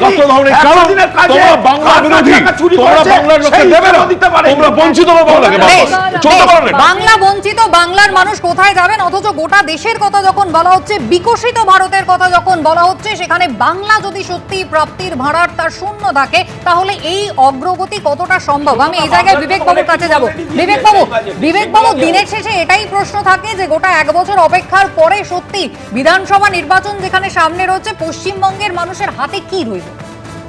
দেখুন, আপনি যদি পলিটিক্যালি মানুষের হাতে কি রইল এটা বলা হয় আমার পক্ষে অনেক কষ্ট, কেন আমি তো পলিটিক্যাল স্পোক্সম্যান নেই। আর আমি একটা ট্যাক্স নিয়ে বলতে পারি, আর যা আমি বাজেটে দেখেছি আজকে যা টেক্সটাইলে বলেছে, বাংলাতে টেক্সটাইল ইন্ডাস্ট্রি যা বড় ইন্ডাস্ট্রি, আপনি জুট বলুন, খাদি বলুন, গ্রাম উদ্যোগ বলুন, ওটা ইনডাইরেক্ট বেনিফিট বাংলা পাবেই পাবে। তারপর যদি Dankuni as eastern node of dedicated freight corridor বলেন, ডানকুনিটা আপনার যদি ফ্রেট করিডোরে ইস্টার্ন নোডে হাব হয় তাহলে একটা প্রচুর বড় ওখানে অপরচুনিটি আছে। ডানকুনি অ্যাজ ইট ইজ আমরা যদি দেখি এখন ওয়্যার হাউজিং ডানকুনিতে প্রচুর ভালোই চলছে, আর যদি এটা ইস্টার্ন নোডে ফ্রেট করিডোরে হাব হয়ে যায় তাহলে Dankuni will give a lot of, মানে এটা অনেক অপরচুনিটি দেবে, আপনার এমপ্লয়মেন্টও বাড়বে, বাংলা অর্থনীতিও বাড়বে। আপনি তারপর আরেকটা দেখুন, যদি শিলিগুড়ি, আমরা চিকেন নেক নিয়ে অনেক কথা করি, বারাণসী শিলিগুড়ি আপনার যা হাই স্পিড রেল করিডোর, এটা খালি বাংলার জন্য না, এটা আমাদের যদি আমরা ডিফেন্সের জন্যও দেখি একদম। আমি এই জায়গায় বিবেকবাবু একটু আগে আপনার সঙ্গে আমার কথা হচ্ছিল যে এনআরআইদের জন্য কিছু সুবিধা রয়েছে, সেক্ষেত্রে যারা এদেশে আসবেন, চাকরি করবেন, টিডিএস এর ক্ষেত্রে তারা কি ধরনের সুবিধা পাবেন? দেখুন, একটা জিনিস আমরা এই গভর্নমেন্ট দিয়ে বারবার শুনছিলাম, ঘর বাপসি চাই আমাদের। যা শিক্ষিত মানুষ বিদেশে চলে গেছে, যা এখন আর ভারতে নেই, বিদেশে গিয়ে চাকরি করছে, যদি এখানে ওরা সুযোগ পায়, ভারতের মধ্যে যদি সুযোগ পায়, ওরা ভারতে এসে চাকরি করতে চায়। বাট ওদের মনে একটা সঞ্চয় থাকে কি আমরা ভারতে গিয়ে কি সে সুযোগটা পাবো, পেলে কি আমরা ওখানে চাকরি দীর্ঘদিন করতে পারবো? তো ওখানে ওরা দুটো জিনিস করতে চায়, ওরা বিদেশেও নিজের ঘরটা রাখতে চায়, ভারতে এসে চাকরি করতে চায়। 1 বছর 2 বছর চাকরি করার পর যদি ওরা ঠিক হয়ে যায় তাহলে ওরা ভারতে নেক্সট সেটেল করতে চায়। এর মধ্যে আমাদের একটা আইন আছে, যদি আপনি বিদেশ দিয়ে ভারতে এসে চাকরি করেন আর ভারতীয় নাগরিক থাকেন আর 180 দিন উপরে যদি ভারতে থেকে যান, তাহলে আপনার যত ইনকাম ওয়ার্ল্ডে হচ্ছে সেই ইনকামটা ভারতে ট্যাক্সেবল হবে। এ বাজেটে একটা অনেক বড় সুবিধে দিয়েছে, যদি আপনি বাইরে দিয়ে ভারতীয় নাগরিক যদি বিদেশ দিয়ে ভারতে এসে চাকরি করে আর ও যদি 6 মাস উপরও যদি থেকে যায়, 1 বছরও যদি থেকে যায়, তাহলে ওর ইন্ডিয়া বাইরে যা ইনকাম আছে ওটা আর ইন্ডিয়াতে ট্যাক্সেবল হবে না। তাহলে ও মানুষটাকে ও ভয় নেই কি ওর একটা ইনকামকে 2বার ট্যাক্স দিচ্ছে, বাইরে তো একটা ট্যাক্স দিচ্ছেই, আবার ভারতে এসে ওকে ট্যাক্স দিতে হচ্ছিল আগে, এখন ওটা ট্যাক্স দিতে হবে না, এখন ওকে ট্যাক্স দিতে হবে এই ইনকাম উপরে যা ভারতের মধ্যে ওরা আয় করবে। বেশ, আমি এই জায়গায় একবার শুনিয়ে দিই তাহলে এনআরআইদের জন্য যে টিডিএস এর কথা বললেন বিবেকবাবু। নির্মলা সীতারামন কেন্দ্রীয় অর্থমন্ত্রী আজকে বাজেট পেশের সময় কি জানালেন দেখুন। ease of doing business. Individual persons resident outside India, PROI, will be permitted to invest in equity instruments of listed Indian companies through the Portfolio Investment Scheme. It is also proposed to increase the investment limit for an individual PROI under the scheme from 5% to 10% with an overall investment limit. অর্থনৈতিক দিশা কতটা দেখাতে পারলো এবারের budget? সাধারণ মানুষের একেবারে যে basic নিডগুলি, নিত্য প্রয়োজনীয় জিনিসপত্রের দাম, কর্মসংস্থান, সেখানে কি বিশেষ কোনো দিশা দেখাতে পারলো? বিনিয়োগকারীদের বিনিয়োগ টানার ক্ষেত্রেই বা কতটা উৎসাহ দিতে পারলো এবারের বাজেট? অবশ্যই এই বিষয়গুলো নিয়ে আলোচনা চলবে। তবে এবারের বাজেটের একেবারে কি পয়েন্টসগুলো রাখবো আপনাদের সামনে। বাজেট বক্তৃতা দেওয়ার সময় আজকে যে ঘোষণাগুলি নির্মলা সীতারামন করলেন, সেখানে অবশ্যই রাজ্যের জন্য যে বরাদ্দ করা হলো সেই বিষয়ে নির্মলা সীতারামন জানিয়েছেন আগামী 2026-27 অর্থবর্ষে রাজ্যগুলির জন্য 1.4 লক্ষ কোটি টাকা বরাদ্দ করা হয়েছে। তিনি আরো বলছেন 16তম অর্থ কমিশন এই সুপারিশ গ্রহণ করেছে এবং কেন্দ্র থেকে রাজ্যগুলির প্রাপ্ত অর্থের ভাগ 41% অপরিবর্তিত রাখা হয়েছে। বাজেট প্রস্তাব অনুযায়ী নামমাত্র ফি দিয়ে আয়কর রিটার্ন সংশোধনের সময়সীমা বাড়ানো হবে। ITR 1 এবং ITR 2 ফর্মে রিটার্ন দাখিলকারীরা আগের মতোই 31শে জুলাই পর্যন্ত রিটার্ন জমা দিতে পারবেন। এছাড়াও কেন্দ্রীয় অর্থমন্ত্রী বললেন যে বিদেশ ভ্রমণকারীদের জন্য সুখবর রয়েছে, তার কারণ বিদেশি ট্যুর প্যাকেজের উপর TCS কমিয়ে 2% করা হয়েছে, যা আগে 5 থেকে 20% পর্যন্ত ছিল। নন রেসিডেন্টের ক্ষেত্রেও নতুন নিয়ম আসছে।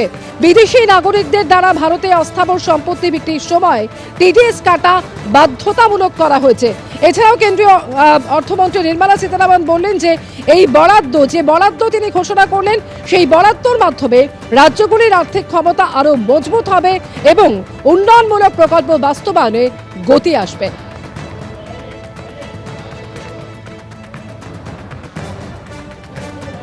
সাধারণ মানুষের জন্য কিছু করেনি, তপশিলীদের জন্য কিছু নেই, আদিবাসীদের জন্য কিছু নেই, যুবকদের জন্য কিছু নেই, চাষিদের জন্য কিছু নেই, মহিলাদের জন্য কিছু নেই।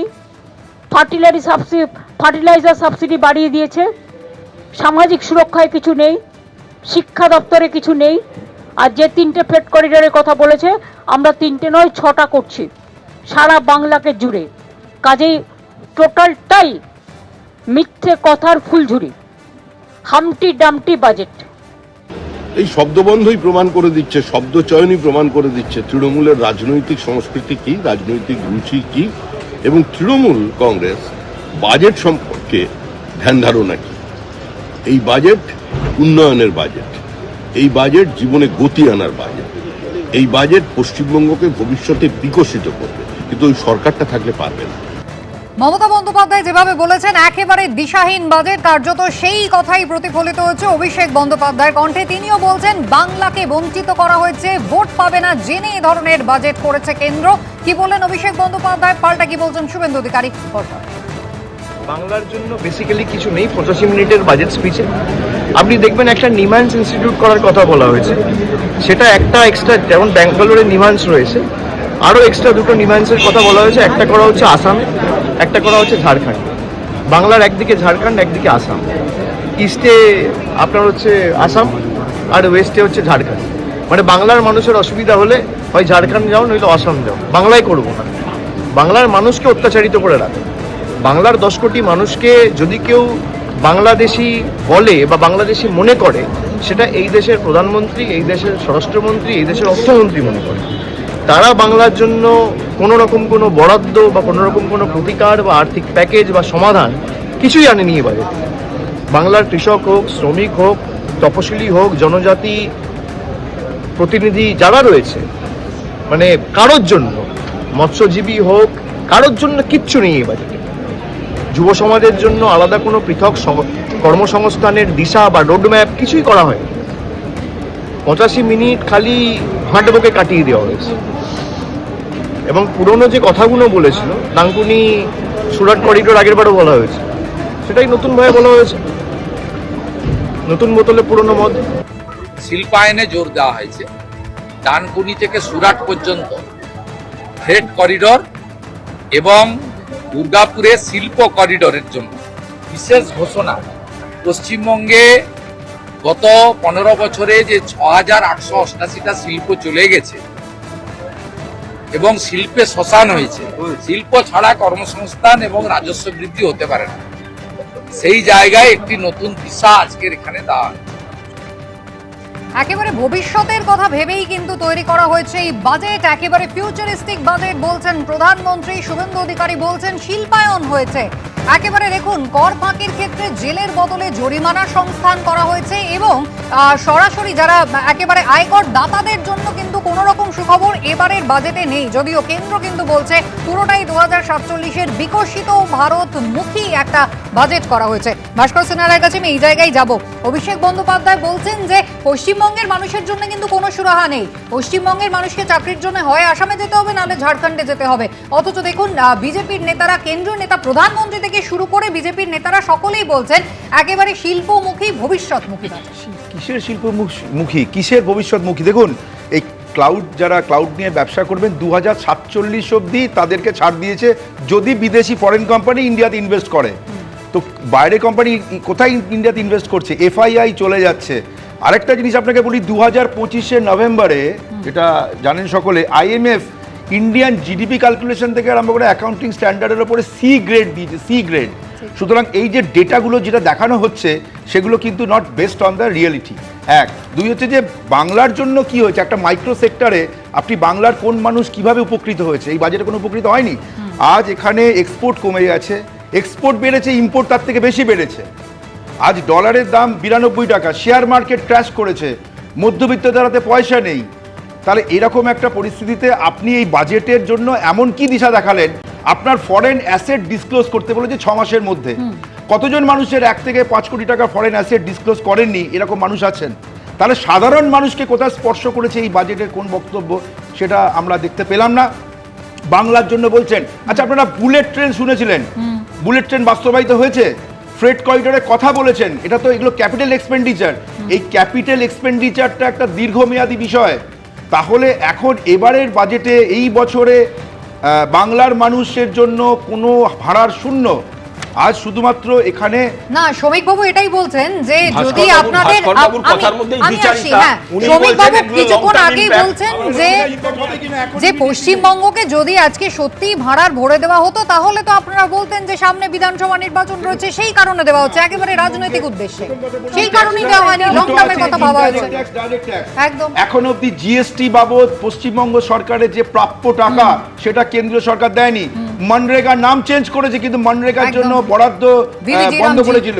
তাহলে পশ্চিমবঙ্গের প্রতি বিমাতৃ সুলভ আচরণ করেছে এই সরকার এবং এখনো করে চলেছে। সুতরাং এই ভোটমুখীরা সাধারণ মানুষকে স্পর্শ করেনি এই বাজেট, কোনোভাবেই তাদের কোনো উন্নতির জায়গা নেই। আরেকটা হচ্ছে গিগ ইকোনমি, এখন তো কোনো স্থায়ী কর্মসংস্থান নেই। গত বছর বাজেটেও কিন্তু গিগ কর্মীদের জন্য একটা বক্তব্য ছিল। এক্স্যাক্টলি, তো গিগ কর্মী ছাড়া আজকাল কেউ কোনো কর্মেই নেই সারা ভারতবর্ষে। অথচ পরিসংখ্যান বলছে 40% গিগ কর্মীর মাইনে কিন্তু 15,000 টাকার নিচে।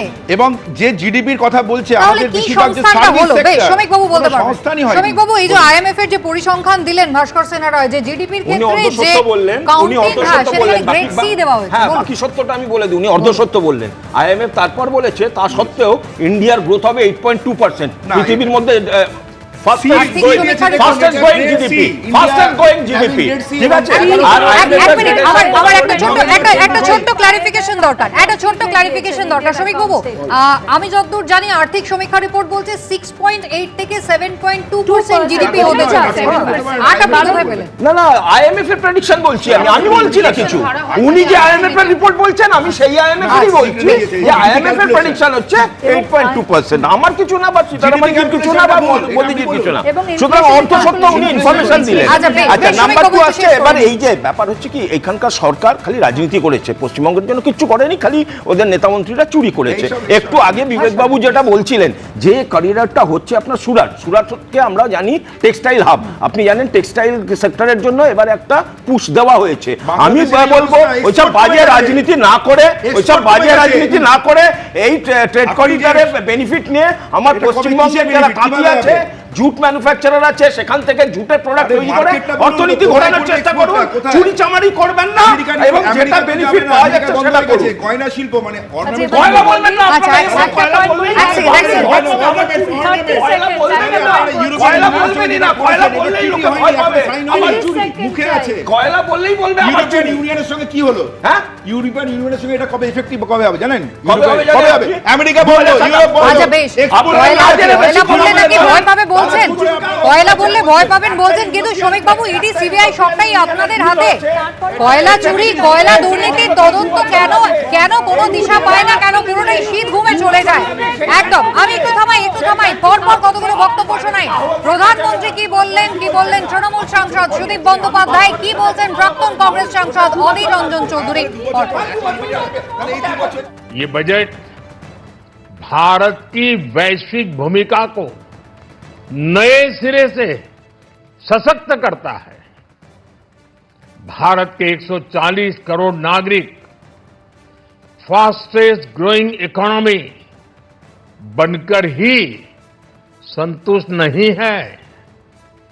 हम जल्द से जल्द दुनिया की तीसरी सबसे बड़ी अर्थव्यवस्था बनना चाहते हैं।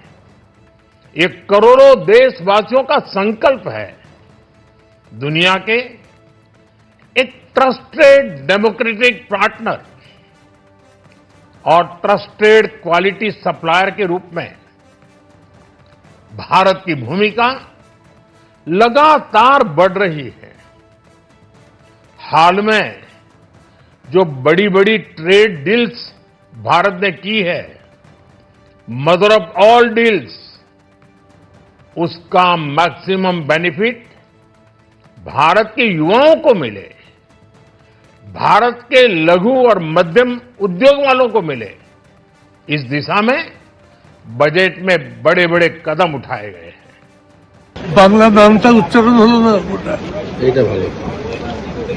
বক্তৃতার মধ্যে অনেক রাজ্যের নাম উচ্চারণ হলো, কোথাও একটা কিছু উচ্চারিত হবে এরকম ভাবা গেছে। স্পেশাল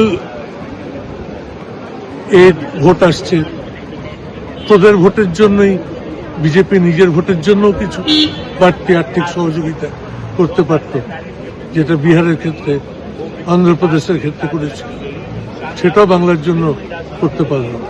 ফিনান্স কমিশন তো কোনো ব্যক্তির কমিশন নয়, ফিনান্স কমিশন কোনো সরকারের নয়। ফিনান্স কমিশন একটা প্রতিষ্ঠান। অর্থাৎ আমাদের দেশে যুক্তরাষ্ট্রীয় পরিকাঠামো, কেন্দ্রের একটা রোজগার আছে, রাজ্যের একটা রোজগার আছে, আবার কেন্দ্র রাজ্য মিলিয়ে একটা রোজগার আছে। জিএসটি যেমন হয়েছে, সেই জিএসটির পর এটা আরো বিস্তারিত। তারা ঠিক করে যে এই যে ডেভলিউশন হবে, অর্থাৎ এই যে বিকেন্দ্রীকরণ হবে, যে ফান্ডে যে ভাগ হবে, কেন্দ্রীয় সরকারের যে রোজগার, কেন্দ্রের যে রাজস্ব, সেই রাজস্বের কতটা পরিমাণ রাজ্যগুলোকে দেওয়া উচিত, তার জন্য এই ফিনান্স কমিশন তারা তার মাপ তৈরি করে দেয়। সেটা হয়ে গেছে 41%।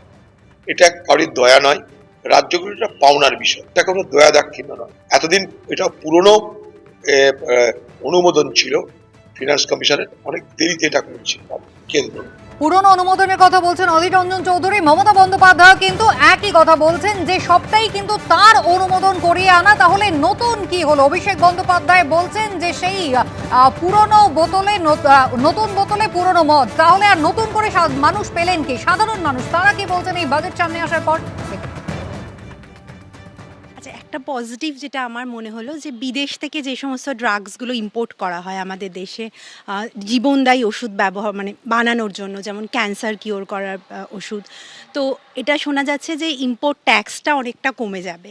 তো তাতে আশা করি এই সমস্ত ওষুধগুলোর দাম কমবে এবং প্রচুর মানুষ উপকৃত হবেন, কারণ ক্যান্সার তো এখন ঘরে ঘরেই দুর্ভাগ্যজনকভাবে দেখা যায়, তো দাম কমলে সবার উপকার হবে। আর একটা যেটা শুনলাম পজিটিভ লাগলো সেটা হচ্ছে যে ইলেকট্রনিক্স যে সেক্টর, সেখানে শুনছি ইনভেস্টমেন্ট অনেক বেশি করা হবে। তো এখন ডিজিটাল এজের যুগ, গ্রাম শহর সবাই আর কি প্রচুর ইলেকট্রনিক্স গুডস ব্যবহার করছেন, কিনছেন, তো এই সেক্টরটা উন্নতি করলে আশা করি ওভারঅল সবার ভালো হবে। এই দুটো ভালো লাগলো।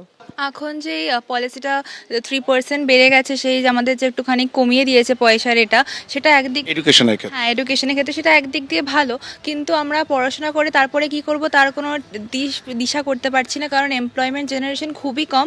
আর এখন সবাই স্টার্ট আপসও করছে, তো সেই কারণে স্টার্ট আপসের জন্য আমার মনে হয় কিছু একটা আলাদা করে কোনো একটা মানে বাজেটে একটা সেক্টর থাকা উচিত, যেখানে স্টার্ট আপ করার জন্য আমাদের একটু ইজি হবে, বা যারা হায়ার এডুকেশন করছে তারপরে জব, সেটা আমরা কি করব সেটা আমরা কিছুতেই বুঝতে পারছি না। আমার তো মনে হচ্ছে অপ্রাপ্তি, কেন আমরা দৈনন্দিন জিনিসের ওপরে খাবারটা তো আমরা সবচেয়ে আগে দেখব। হ্যাঁ, তার মধ্যে আমি দেখছি যে প্রত্যেক সপ্তাহে চাল ডাল বেসিক জিনিসগুলো, তেলের যে দাম আর কি ওয়েটটা লেখা আছে, কিন্তু সেই অনুযায়ী আমরা এটা পাচ্ছি না, দামের সঙ্গে আমরা ঠিক মিল পাচ্ছি না এগুলো তো। আর গ্যাসের দামটা একটু স্টেবল হওয়া দরকার, কেন এইগুলো আমরা ডেইলি আর কি ব্যবহারের মধ্যেই রাখছি, কেন এগুলো ছাড়া আমরা চলতে পারবো না।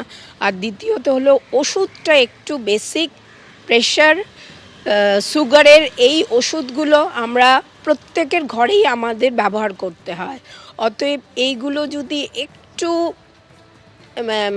মিডিয়াম আর কি একটা রেটে রাখা যায় তাহলে আমাদের একটু সুবিধা হয়। যেটা হলো একটা বক্তব্য যে আমাদের তো দুরকম রেজিম আছে ট্যাক্সের, যারা পুরনো রেজিম সেই স্ট্যান্ডার্ড ডিডাকশান বলুন আর সেই হোম লোন ডিডাকশান এবং যে 80cc যে ডিডাকশান, সেটা যদি একটু বাড়ানো যেত তাহলে অনেকটা বেটার হতো। এইটা একটা সাইড। দুটো একটা সাইড, যারা আমরা সকলের ক্ষেত্রে আমরা ডাইরেক্ট ট্যাক্স এবং ইনডাইরেক্ট ট্যাক্স দুটোই আমরা দিই, যদি ইনডাইরেক্ট ট্যাক্সের বোঝাটা যদি একটু কমানো যায় সেটা কিন্তু আর একটু বেটার হয়। আর তৃতীয় জিনিস, একটু অবাকই হলাম যে নেক্সেস এবং নিফটি দুটোতেই আমরা দেখলাম যে বাজেটটা যাওয়ার পরে দামটা কিরকম একটা পড়ে গেল, তো সেটা বুঝতে পারছি না, কারণ আমরা তো বিশ্লেষক নই, যে হঠাৎ এরকম একটা পরিস্থিতি কেন হলো এটা আমরা সত্যি বুঝে উঠতে পারিনি।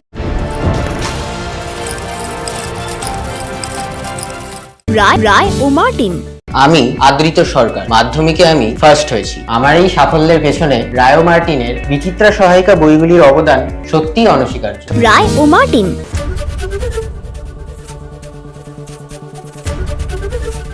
সাতরা ট্যালেন্ট বুস্টার ক্লাস 6, 7, 8 এর সহায়িকা বই, সঙ্গে কিউ পেপার ব্যাংক ফ্রি। সাতরা পাবলিকেশন। আচ্ছা শোনো, যদি আমি মরে যাই তাহলে তুমি কি করবে? তুমি যদি মরে যাও তাহলে আমিও মরে যাব। So sweet. এত খুশি আমি কি করে সহ্য করব? বেস্ট ফার্ম গুগলি, এর টেস্টে আছে ওয়েস্ট। সাতরা ট্যালেন্ট বুস্টার ক্লাস 9 ও 10 এর সহায়িকা বই, সঙ্গে কিউ পেপার ব্যাংক ফ্রি। সাতরা পাবলিকেশন।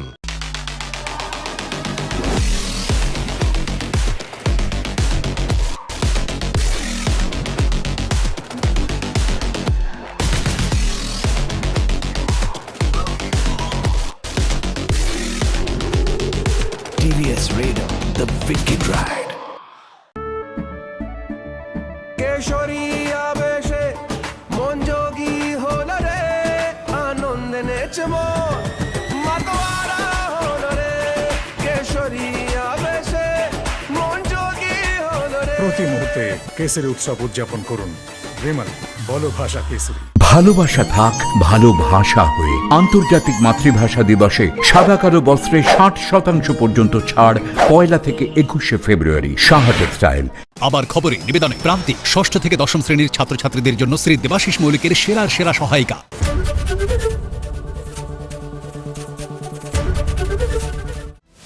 কোন খবর 7-5 ভাবাচ্ছে? কোন খবর ছক ভাঙছে? কোন খবর স্পটলাইটে?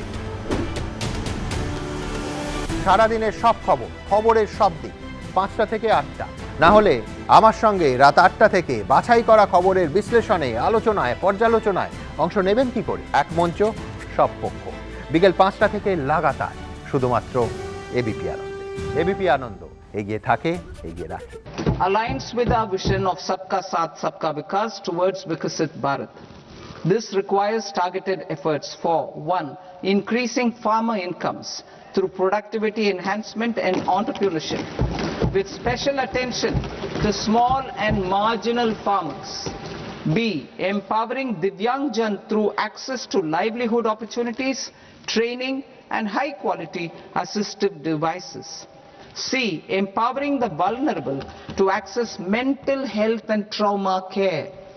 D. Focus on the Purvodaya states and the Northeast region to accelerate development and employment opportunities. Our government will support states through challenge route in creating 5 university townships in the vicinity of major industrial and logistics corridors. These planned academic zones will host multiple universities, colleges and research institutions, skill centers and residential complexes. In higher education, STEM institutions, prolonged hours of study and laboratory work pose some challenges for girl students. Through VGF, Viability Gap Funding and capital support, one girls' hostel will be established in every district. Tourism. The tourism sector has the potential to play a large role in the employment generation, forex earnings, and expanding the local economy. I propose to set up a National Institute of Hospitality by upgrading the existing National Council for Hotel Management and Catering Technology. It will function as a bridge between academia, industry, and government. I also propose a pilot scheme for upskilling 10,000 guides in 20 iconic tourist sites through a standardized, high-quality, 12-week training course in hybrid mode in collaboration with the Indian Institute of Management. A national destination digital knowledge grid will be established to digitally document all places of significance, cultural, spiritual, and heritage. This initiative will create a new ecosystem of jobs for local researchers, historians, content creators, and technology partners. A scheme for rare earth permanent magnets was launched in 2025 November. We now propose to support the mineral-rich states of Odisha, Kerala, Andhra Pradesh, and Tamil Nadu to establish dedicated rare earth corridors to promote mining, processing, research, and manufacturing. To enhance domestic chemical production and reduce import dependency, we will launch a scheme to support states in establishing 3 dedicated chemical parks through challenge route on a cluster-based plug-and-play model. ABP Ananda, এগিয়ে থাকে, এগিয়ে রাখে with Ajanta Shoes, 70 years of legacy in craftsmanship. সাংবাদিক বৈঠকে কেন্দ্রীয় অর্থমন্ত্রী Nirmala Sitharaman. To benefit the common man, to make sure common man benefits in the sense of ease of doing living or for his businesses to prosper or for farmers for greater productivity or better logistics, whatever. So technology for benefiting every common man. And above all, with all this, inclusive development. Sabka Saath, Sabka Vikas, and that is why you heard me bringing in schemes which have good allocations for bringing better health facilities, creating a cadre of people, not cadre in that sense, but a bulk of people who can come in as health workers, paramedics and so on, and also making sure we are able to provide dignified opportunities for Divyangjan. Mental health has also received a lot of attention. So these are the side for Vikasit Bharat and making sure Sabka Vikas hoega. But the idea is the advantage and the momentum that we gained since after COVID by increasing public capital expenditure will continue. We've announced that 12.2 lakh crores are coming through public expenditure this time. It is 4.4% of the GDP, I'd like you all to please notice that, which is the highest, at least in the last 10 years. It could even be highest if you were to take data earlier. শিরোনাম এই মুহূর্তে নিবেদনে SD lion 600 EQR TMT বার প্রতিটি নির্মাণের আসল সুরক্ষা। ভোটমুখে পশ্চিমবঙ্গের হাত প্রায় খালি। প্রাপ্তি শুধু Siliguri Varanasi high speed rail corridor, Dankuni Surat freight corridor, north east industrial করিডরে জুড়ছে দুর্গাপুর। বাংলার জন্য বেসিক্যালি কিছু নেই, কর্মসংস্থানের দিশা বা রোডম্যাপ কিছুই করা হয়। বুলেট ট্রেন চলবে, এই বাজেট দূরদর্শিতার বাজেট। শিরোনাম এই মুহূর্তে নিবেদনে এসডি লায়ন 600 EQR TMT বার প্রতিটি নির্মাণের আসল সুরক্ষা। সহযোগী নিবেদক Serum Group.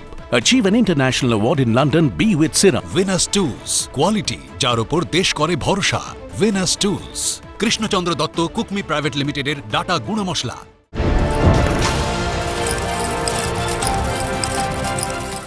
নিবেদন করছে the all new Kia Seltos. Badass forever. Co-powered by Willowwood. উন্নত কৃষি প্রযুক্তির দিশারি। কৃষ্ণচন্দ্র দত্ত কুকমি প্রাইভেট লিমিটেডের ডাটা গুঁড়ো মশলা। Partnered by PC Chandra jewellers, a jewel of jewels. Roy ও মার্টিন। আমি আদৃত সরকার, মাধ্যমিকে আমি ফার্স্ট হয়েছি। আমার এই সাফল্যের পেছনে রায় ও মার্টিনের বিচিত্রা সহায়িকা বইগুলির অবদান সত্যিই অনস্বীকার্য। রায় ও মার্টিন।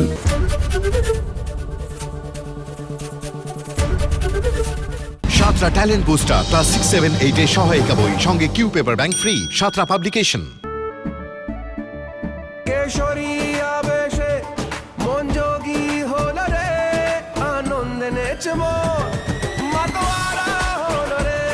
কেশরী আবেশে মন যোগী হলো রে। প্রতি মুহূর্তে কেসরি উৎসব উদযাপন করুন।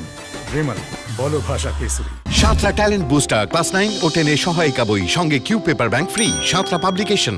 ধানের মাজরা ও লাল কৃমি পোকা সম্পূর্ণরূপে নিয়ন্ত্রণ করতে ব্যবহার করুন উইলো উড কেমিক্যালস লিমিটেডের দ্বিগুণ শক্তি সম্পন্ন দানাদার কীটনাশক এক্সোটিকা।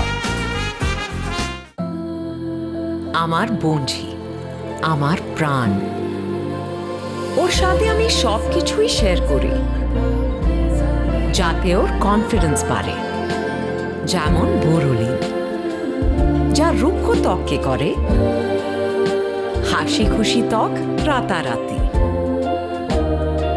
তাই বোরোলিন রোজ রাতে।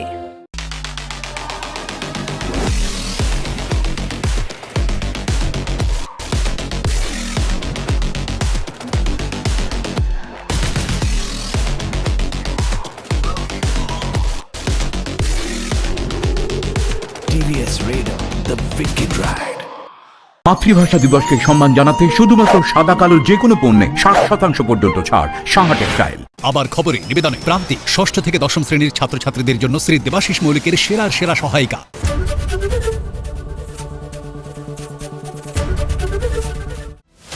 কোন খবর 7-5 ভাবাচ্ছে? কোন খবর ছক ভাঙছে? কোন খবর স্পটলাইটে? সারাদিনের সব খবর, খবরের সব দিক 5টা থেকে 8টা, না হলে আমার সঙ্গে রাত 8টা থেকে বাছাই করা খবরের বিশ্লেষণে, আলোচনায়, পর্যালোচনায় অংশ নেবেন কি করে? এক মঞ্চ, সব পক্ষ। বিকেল 5টা থেকে লাগাতার শুধুমাত্র ABP আনন্দে। ABP আনন্দ এগিয়ে থাকে, এগিয়ে রাখে। To promote environmentally sustainable movement of cargo, I propose to 1. Establish new dedicated freight corridors connecting Dankuni in the east to Surat in the west. Operationalize 20 new national waterways over the next 5 years.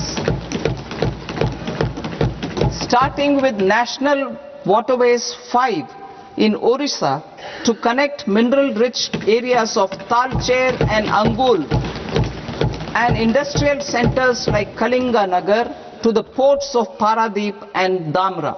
Already respected in several parts of the world, was given a mass global recognition when Honorable Prime Minister took it to the UN. Post-COVID, Ayurveda gained a similar global acceptance and recognition. Exporting quality Ayurveda products helps farmers who grow the herbs and youth who process the products. To meet growing global demand, a few more steps are being taken. I propose to 1. set up 3 new All India Institutes of Ayurveda. 2. Upgrade Ayush pharmacies and drug testing labs for higher standards of certification ecosystem and make available more skilled personnel. 3. Upgrade the WHO Global Traditional Medicine Center in Jamnagar to bolster evidence-based research, training and awareness for traditional medicine. Emerging technologies including AI. 21st century is technology driven. Adoption of technology is for the benefit of all people. Farmers in the field, women in STEM, youth keen to upskill, and Divyangjan to access newer opportunities. The government has taken several steps to support new technologies through AI Mission, National Quantum Mission, Anusandhan National Research Fund, and Research and Development and Innovation Fund. Health. Existing institutions for allied health professionals will be upgraded and new AHP institutions established in private and government sectors.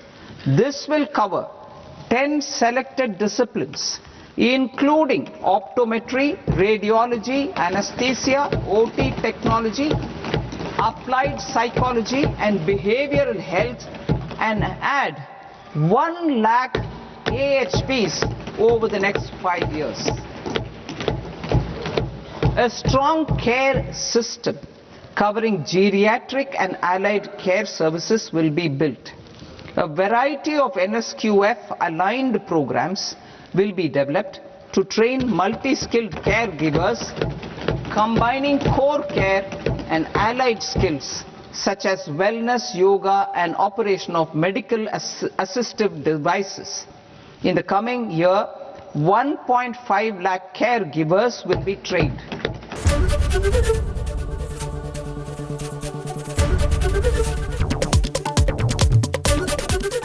ABP Ananda, এগিয়ে থাকে, এগিয়ে রাখে with Ajanta Shoes, 70 years of legacy and craftsmanship.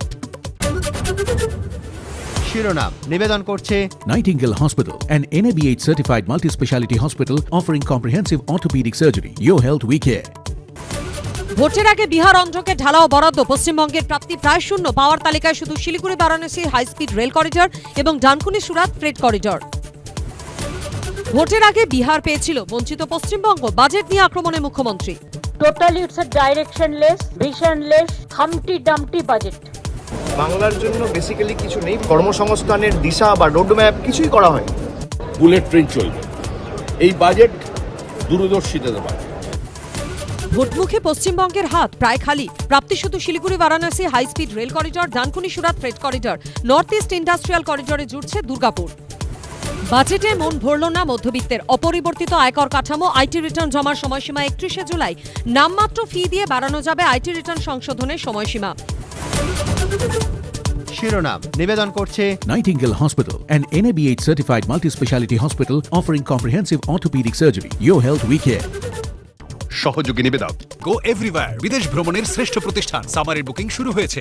বিশ্ব cancer দিবসে cycle অভিযানে সচেতনতার বার্তা। NCRI hospital new Garia Kolkata. Duff and ডাটের গ্রামার কোশ্চেন বাঞ্চ ও প্রশ্ন সঙ্গে right track. Duff and Dutt স্বপ্ন পূরণের সাথে আদি মোহিনীমোহন কাঞ্জিলাল এখন আরো কাছে আপনার শহরে।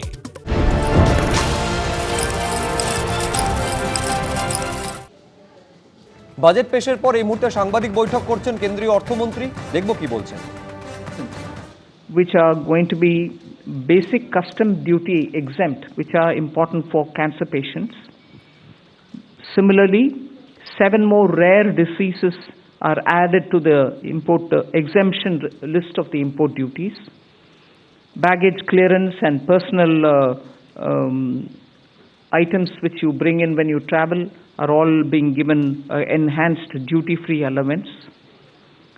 Besides that, there are quite a few direct tax and indirect tax proposals, decriminalizing the penalty proceedings, and support to the IT sector are some of the high points.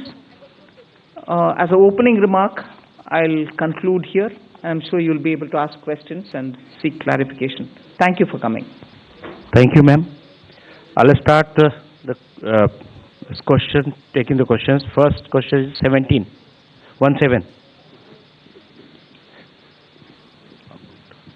Good afternoon, ma'am. Shishir here from Hindu Business Line. Ma'am, my question is that under the miscellaneous capital receipt, the provision is 80,000 crore rupees. And last year, the provision was 47,000 crore, which has been reduced to 37,000 crore rupees now. Does this mean that there will be more equity monetization this year, or there will be more focus on the asset monetization of CPSEs? So you've got it rightly. The intent is that we will have a very strong asset monetization plan in place. Last year, ma'am had announced in the budget that there will be a pipeline prepared, which is being done. So we hope to reap the dividends from that. 238.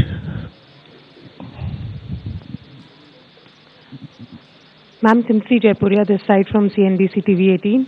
I just wanted to know the rationale behind the hike in STT in futures and options.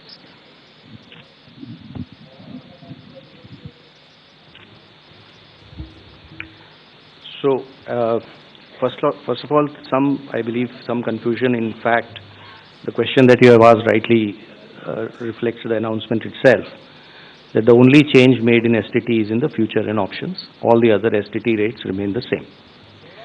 The primary objective of raising the tax rates on STT has been that it is felt that when you look at the volume of transactions in futures and options, whether you compare it to the size of GDP or size of the underlying securities market, it is largely in the realm of heavy speculation, which results in losses to small, retail, unsophisticated investors. And the government's intention is to discourage speculative tendencies, and the increase in rate is essentially in that direction. So it is meant to essentially handle the systemic risk in derivative markets. Even after this increase, however, the rates of STT will remain modest compared to the volume of the transactions that is happening there. This is the reason. 54. Ma'am Tarun Sharma from Zee business. Ma'am आपने पूरा budget जो है वो new emerging sector पे बड़ा focus रखा है। আজকে বাজেট পেশ করেছেন কেন্দ্রীয় অর্থমন্ত্রী নির্মলা সীতারামন এবং তিনি যেটা বলছেন যে ভারতীয় অর্থনীতিতে স্থিতি এসেছে, কৃষির উৎপাদনশীলতা বেড়েছে এবং ইত্যাদি ইত্যাদি। মূল প্রশ্ন হচ্ছে যে এক মাস দুয়েকের মধ্যে নির্বাচনের শুরু হয়ে যাবে, নির্বাচন ভোটমুখী পশ্চিমবঙ্গের জন্য বিশেষ কোনো কিছু ঘোষণা করলেন কি? বিরোধীদের অভিযোগ হচ্ছে রাজ্যকে কার্যত খালি হাতে ফিরিয়েছেন দেশের অর্থমন্ত্রী। আমি শুরুতেই বিজেপি মুখপাত্র শ্রমিক দাশগুপ্তর কাছে আসবো। প্রশ্নটা হচ্ছে এটাই, যেখানে গত বছর তৃতীয়বার নরেন্দ্র মোদী সরকার ক্ষমতায় আসার পর পরের পূর্ণাঙ্গ বাজেটে ভরিয়ে দিয়েছিলেন 60,000 কোটি টাকার প্রকল্প শুধু শ্রমিকদা বিহারের জন্য, এক্সক্লুসিভলি ফর বিহার ঘোষণা করেছিলেন। সেখানে পশ্চিমবঙ্গের হাতে কার্যত পেন্সিল ছাড়া কিছুই রইল না। এইখানে বিরোধীরা প্রশ্ন তোলার সুযোগ পেয়ে যাচ্ছে যে পশ্চিমবঙ্গ সম্পর্কে আদৌ বিজেপির কেন্দ্রীয় নেতৃত্ব কতটা সিরিয়াস। ভাই একটা কথা বলবো, মানে আপনি যেটা বললেন গতবার বিহারের যেটা করেছিল, হ্যাঁ ঘটনাচক্র হয়তো গত বছর বিহার ছিল, আপনি এই বছরে যদি চিন্তা করেন এবছর তো শুধু পশ্চিমবঙ্গে ভোট নয়, 2027 উত্তরপ্রদেশে ভোট আছে, আমার অন্য রাজ্যে ভোট আছে, তেলেঙ্গানায় আপনি যদি দেখেন, আমি একটু আগে বলছিলাম আপনি তখন ছিলেন না, ডাইরেক্টলি ওইভাবে হয়তো টাকা দিচ্ছি বলেনি, কিন্তু আপনার 1 লক্ষ কোটি টাকা আপনার এসএমই চ্যাম্পিয়ন তৈরি করার একটা বাজেট করা হয়েছে। আমি মানে রাজনীতির ঊর্ধ্বে গিয়ে বলবো যে আমাদের এখানকার যে রাজ্য সরকার আছে প্লিজ কনসেন্ট্রেট করুন যাতে আমাদের এখানকার এসএমইগুলো যারা বিশেষ করে টেক্সটাইল সেক্টরে আছে, লেদার সেক্টরে রয়েছে, আমাদের এখানে লেদার কমপ্লেক্সের ওখানে লেদারের অনেক কাজ হয়, যাতে তারা এইটার বেনিফিট নিয়ে এই যে করিডোরগুলো হচ্ছে তার মাধ্যমে যেতে পারে। একটু আগে ভাস্কর বাবু বলছিলেন যে এই যে ইউরোপিয়ান ইউনিয়নের যদি দেখেন রেয়ার আর্থ করিডোরের কথা ঘোষণা করেছেন আজকে কেন্দ্রীয় অর্থমন্ত্রী, তার মধ্যে দুটো স্টেট হচ্ছে 2026-এ ইলেকশন হতে চলেছে, আরেকটা হচ্ছে বিজেপি শাসিত, আরেকটা হচ্ছে অন্ধ্রপ্রদেশ শাসিত, মানে সেটা হচ্ছে কেন্দ্রে বিজেপির জোটশরী। ভাই আপনাকে আবার ইনডাইরেক্টলি টেক্সটাইলের করিডোর দিয়েছে। আপনি যেটা বলছেন যে যেটা আপনার সুরাট অবধি করিডোর রয়েছে, সুরাট হচ্ছে আপনার টেক্সটাইলের হাব, আপনি সেটাকে কনসেন্ট্রেট করুন। আমি বলছি তো, আমি কিছুক্ষণ আগে সমিত আমি আপনার কাছে আসছি, মুখ্যমন্ত্রী বলছেন আজকে যে freight corridor, high speed rail corridor, এগুলো 2009-এ তিনি ঘোষণা করে এসেছিলেন, কিন্তু আপনাদের উত্তর দিতে হবে কেন এত বছর হয়নি? যদি এটা উনি বলে থাকেন, আমার প্রশ্ন থাকছে পশ্চিমবঙ্গের নাগরিক হিসেবে উনি বাজেট কি তখন অ্যালোকেট করেছিলেন? নিশ্চয়ই করেননি, হলে তো এই প্রজেক্টটা হয়ে যেত। বাজেট তো আজকে অ্যালোকেট করা হয়েছে। আমি আজকে মনে করুন আপনার এই স্টুডিওতে বললাম ভাই আপনার এখানে না একটা বড় আমি স্ক্রিন লাগাবো, বলে দিয়ে চলে গেলাম। এবার কালকে ভাস্করবাবু এসে বললো যে ওই আমি এখানে স্ক্রিনের টাকাটা দিচ্ছি। অ্যাকচুয়ালি প্রজেক্টটা আপনাকে কে হেল্প করছে, আমি না ভাস্করবাবু? ভাস্কর সিনহা রায়, দেখুন ক্যাপিটাল এক্সপেন্ডিচারের সুবিধা হচ্ছে আপনি দীর্ঘদিন ধরে বলছেন এবছরের অ্যালোকেশন কত টাকা? তখন কিন্তু তখন রেল বাজেট আলাদা হতো ভাস্কর, এক মিনিট, তখন রেল বাজেট আলাদা হতো। রেল বাজেটে যদি করিডোর অ্যানাউন্স করে থাকে তাহলে সেখানে কত টাকা অ্যালোকেশন এই করিডোরে হয়েছিল সেটা ওনাকে বলতে হবে। কিছু মনে করবেন আপনি, যদিও তৃণমূলের লোক, একটা কথা বলি, যেটা তৃণমূল সরকার থেকে বলছে আরেকটা জিনিস একটু ক্লারিফাই করে দিই। এখানে আপনারা ট্যাক্স কনসালটেন্ট আছেন, আমি প্রত্যক্ষভাবে তো ট্যাক্স কনসালটেন্ট নই, একটু পড়াশোনা করি বলে। এইটা তো একটা মিথ্যাচার হচ্ছে ভাই, আপনারা কেন এটা প্রতিবাদ করেন না যে কেন্দ্র সরকার নাকি এখান থেকে টাকা নিয়ে যাচ্ছে? ইনকাম না, আমি বলে দিই, আমার শেষ করতে দিন। কেন আমি বলছি মিথ্যাচার? হয় মিথ্যাচার অথবা অশিক্ষার কারণে, মূর্খতার কারণে। তার কারণ হচ্ছে ইনকাম ট্যাক্স এবং ইনডাইরেক্ট ট্যাক্স। আমার সংবিধান অনুযায়ী এটার কালেকশনের অধিকার হচ্ছে কেন্দ্রীয় সরকারের। এবং দাঁড়ান, আমায় শেষ করতে দেবেন। তাহলে অ্যাকচুয়ালি কালেকশন করার অধিকার হচ্ছে কেন্দ্রের। এবার যুক্তরাষ্ট্রীয় কাঠামো অনুযায়ী এর ভাগটা দিতে হবে প্রতিটা রাজ্যকে, এবং সেটাই তো দিচ্ছে। তাহলে এখান থেকে নিয়ে যাচ্ছে বলে কথাটা নয়। দেখুন বিতর্কটা এখানে কে দিচ্ছে, কে কেড়ে নিচ্ছে, কে ঢেলে দিচ্ছে, কে বঞ্চনা করছে। 26-এর বিধানসভা নির্বাচনের আগে আজকের এই বাজেট নিয়ে একেবারে রাজনৈতিক তরজা তুঙ্গে রয়েছে। দেবস্মিতা, আমি সরাসরি দেবস্মিতার কাছে। দেবস্মিতা, একদম সুব্রজিৎ, যে কথা তুমি বলছিলে, আজ নির্মলা সীতারামন কেন্দ্রীয় অর্থমন্ত্রী, তিনি 2026-এর যে অর্থাৎ এই অর্থবর্ষের বাজেট পেশ করেছেন, যেটা নিয়ে রাজনৈতিক তরজা একেবারে চরমে পৌঁছেছে। কিন্তু আমরা কি কি পেলাম সেটা আমরা একবার জানবো। সেটা হচ্ছে ডানকুনি থেকে সুরাত ফ্রেট করিডোর, দিল্লি থেকে Siliguri high speed rail corridor, north east industrial করিডোরে জুড়ছে দুর্গাপুর। অপরিবর্তিত আয়কর কাঠামো, অর্থাৎ গতবার যেটা ছিল সেটাই থাকছে, অর্থাৎ অপরিবর্তিত থাকছে। আর কর ফাঁকিতে জেলের বদলে জরিমানা। সস্তা হচ্ছে ক্যান্সারের 17টি ওষুধ, সস্তা হচ্ছে ব্লাড সুগারের ওষুধ, দাম কমছে ব্যাটারি সিএনজির, দাম কমছে সোলার পাওয়ার কাপড়, মাইক্রোওয়েভের চামড়াজাত সামগ্রীর দাম কমছে, তবে দাম বাড়ছে মদ, সিগারেট, খনিজ পদার্থের। পড়াশোনা, চিকিৎসা, টিসিএস কমে 2% হচ্ছে, সস্তা হচ্ছে বিদেশ ভ্রমণ। তবে আজ প্রধানমন্ত্রী নরেন্দ্র মোদী তিনি এই বাজেটের প্রশংসায় একেবারে পঞ্চমুখ। যুবদের স্বপ্নের বাজেট সংস্কারে নতুন গতি আনবে, এই কথাই বলেছেন প্রধানমন্ত্রী নরেন্দ্র মোদী। কি বলেছেন শোনাবো। ये बजट भारत की वैश्विक भूमिका को नए सिरे से सशक्त करता है। भारत के 140 करोड़ नागरिक फास्टेस्ट ग्रोइंग इकोनॉमी बनकर ही संतुष्ट नहीं है। हम जल्द से जल्द दुनिया की तीसरी सबसे बड़ी अर्थव्यवस्था बनना चाहते हैं। ये करोड़ों देशवासियों का संकल्प है दुनिया के एक ट्रस्टेड डेमोक्रेटिक पार्टनर और ट्रस्टेड क्वालिटी सप्लायर के रूप में भारत की भूमिका लगातार बढ़ रही है। हाल में जो बड़ी बड़ी ट्रेड डील्स भारत ने की है, मदर ऑफ ऑल डील्स, उसका मैक्सिमम बेनिफिट भारत के युवाओं को मिले, भारत के लघु और मध्यम उद्योग वालों को मिले। इस दिशा में बजट में बड़े बड़े कदम उठाए गए हैं। শুনলেন আপনারা যে একেবারে দেশের প্রধানমন্ত্রী তিনি বলছেন যে থার্ড লার্জেস্ট ইকোনমি হওয়ার দিকে, বিশ্বের থার্ড লার্জেস্ট ইকোনমি হওয়ার দিকে দেশ এগোচ্ছে। আজকে যখন বাজেট পেশ করছেন কেন্দ্রীয় অর্থমন্ত্রী তিনি বলছেন যে দুনিয়ার স্বাস্থ্য কেন্দ্রে পরিণত হবে, মানে স্বাস্থ্যক্ষেত্রে এতটা আমূল পরিবর্তন এবং উন্নয়ন ঘটতে চলেছে, সেই দিকে এগোতে চলেছে আমাদের দেশ। এবং রোহন, আরেকটা অত্যন্ত গুরুত্বপূর্ণ বিষয় সেটা হচ্ছে সার্ভিস সেক্টরে যে টার্গেট ফিক্স আপ করা হয়েছে 47 সালের মধ্যে দুনিয়ার সার্ভিস সেক্টরে 10% কন্ট্রিবিউশন থাকবে ভারতের। এরপরেও বলবেন যে উন্নয়নের নামে কিছুই হচ্ছে না। দেখো, সব থেকে প্রথমে একটা বাজেট যখন প্লেসড হয় তখন মানুষ কি চায়? আমরা চাই যে আমাদের ইমিডিয়েট প্রেজেন্টে কি হচ্ছে, আমাদের কি ভর্তুকিগুলো কমলো, গ্যাসের প্রাইস কমছে, পেট্রোলের প্রাইস কমছে, দিস ইজ মানুষ আজকে চায়। মানুষ কালকে কি হবে এই ভিশনটা অনেক দিন ধরে শুনছি। 2014 সাল থেকে এই সরকারটা চলছে। আচ্ছা তুমি দেখো প্রধানমন্ত্রী যেটা বললেন এক্ষুনি, আমাদের আজকে ডলারের সঙ্গে আমাদের রুপির প্রাইস কম্প্যারিজনটা দেখো। যদি আজকে আমাদের মেক ইন ইন্ডিয়া করে এক্সপোর্ট করতে হয়, আমাদের ডলারের প্রাইসটা কতটা হাই হয়ে গেছে, তো ইম্পোর্ট এক্সপোর্ট তো পুরোপুরি বরবাদ হয়ে গেছে।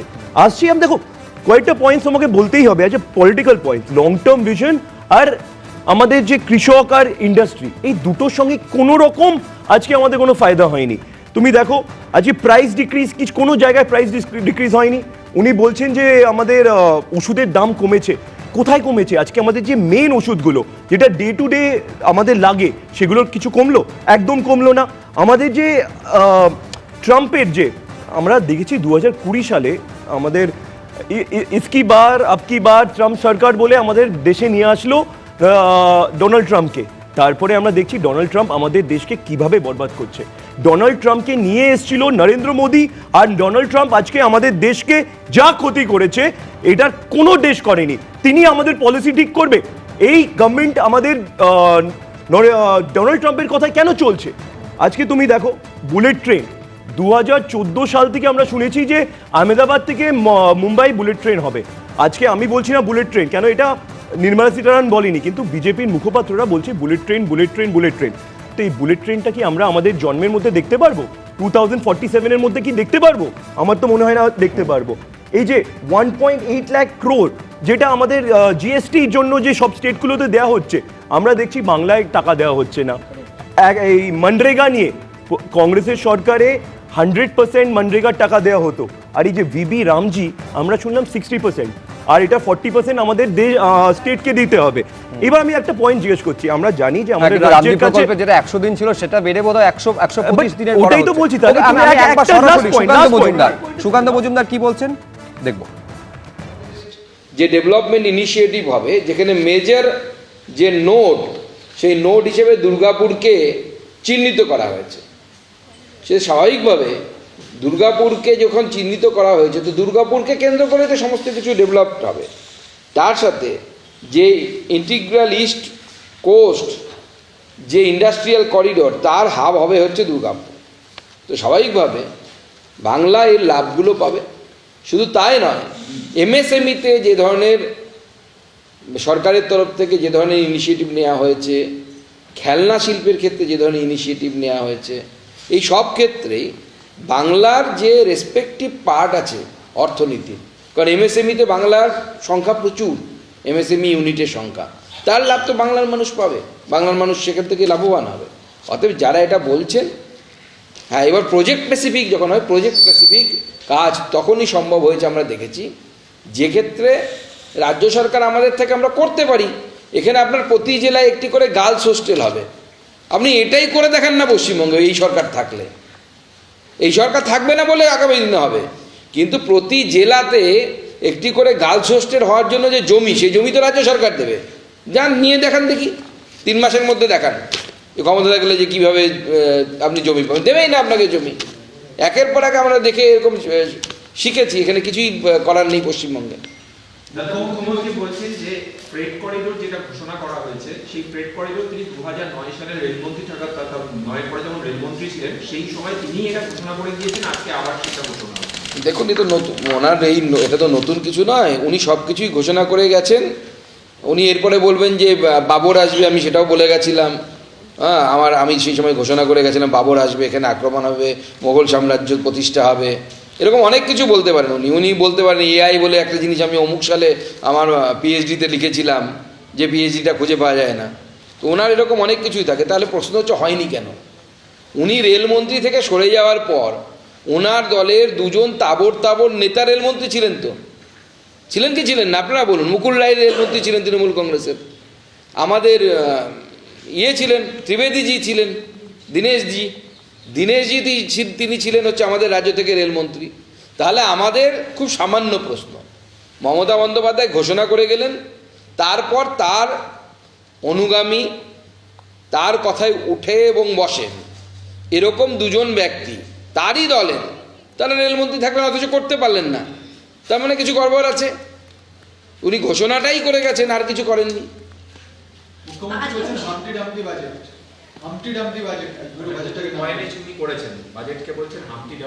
দেখুন, ওনাকে কেউ এই নতুন শব্দটা শিখিয়েছেন, সে আজকাল অনেক কিছু বলছেন। হাম্বা রাম্বা বললে পরে লোকে হাসাহাসি করবে, তাই হামটি ডামটি বলেছেন।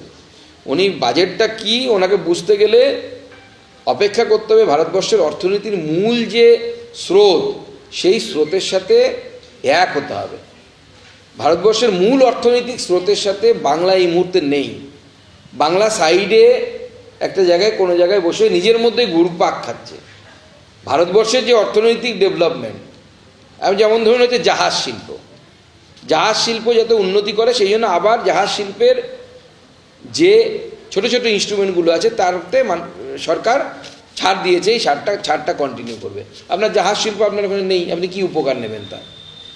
এই যে মূল জায়গা থেকে সরে যাওয়া, আগামী দিনে স্লিপ প্লেনের ক্ষেত্রে, ম্যানুফ্যাকচারিংয়ের ক্ষেত্রে সুযোগ দেওয়া হয়েছে। পশ্চিমবঙ্গের জায়গা ভাবেই না মুখ্যমন্ত্রী যে আমরা কীভাবে এটাকে ইউজ করব।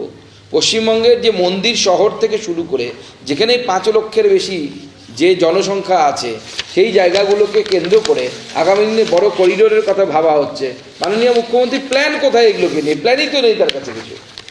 অভিষেক বন্দ্যোপাধ্যায় বলছেন যে 85 মিনিটের বাজেটে আদতে কিছু নেই, বাংলার তো বটেই, গোটা দেশের জন্যই কিছু নেই। বাংলার মানুষকে অত্যাচার করা হচ্ছে। বাংলার 10 কোটি মানুষকে যদি কেউ বাংলাদেশি বলে মনে করেন, সেটা প্রধানমন্ত্রী, স্বরাষ্ট্রমন্ত্রী। এই সরকারের থেকে কোনো আশা নেই। লাস্ট ইয়ারেরও কথা তারা রাখেনি, বাংলায় খরচ করলেও হারবে জানেন না, তাই জন্য খরচ করছে। দেখুন, আমি আগেই আমাদের ট্যাক্স ডেভলিউশনের তত্ত্ব দিয়ে অভিষেক বন্দ্যোপাধ্যায়কে মিথ্যে প্রমাণিত করেছি। যে অভিষেক বন্দ্যোপাধ্যায় যেটা বলছেন যে বাংলাকে কিছুই দেওয়া হচ্ছে না, অথচ বাংলার পপুলেশনের পার্সেন্টেজ অনুসারে ট্যাক্স ডেভলিউশন দেওয়া হয়েছে। দ্বিতীয় যে কথাগুলো, ধরুন ভারত সেমিকন্ডাক্টর মিশনে 40,000 কোটি টাকা বরাদ্দ করেছে। আমি অভিষেক বন্দ্যোপাধ্যায়কে বলছি, প্রশ্ন করছি, এই 40,000 কোটি টাকার যা সেমিকন্ডাক্টর মিশনে আমাদের কেন্দ্র সরকার বরাদ্দ করলো, তার লাভ নেওয়ার জন্য আপনার সরকারের প্ল্যানিংটা দেখান আমাকে।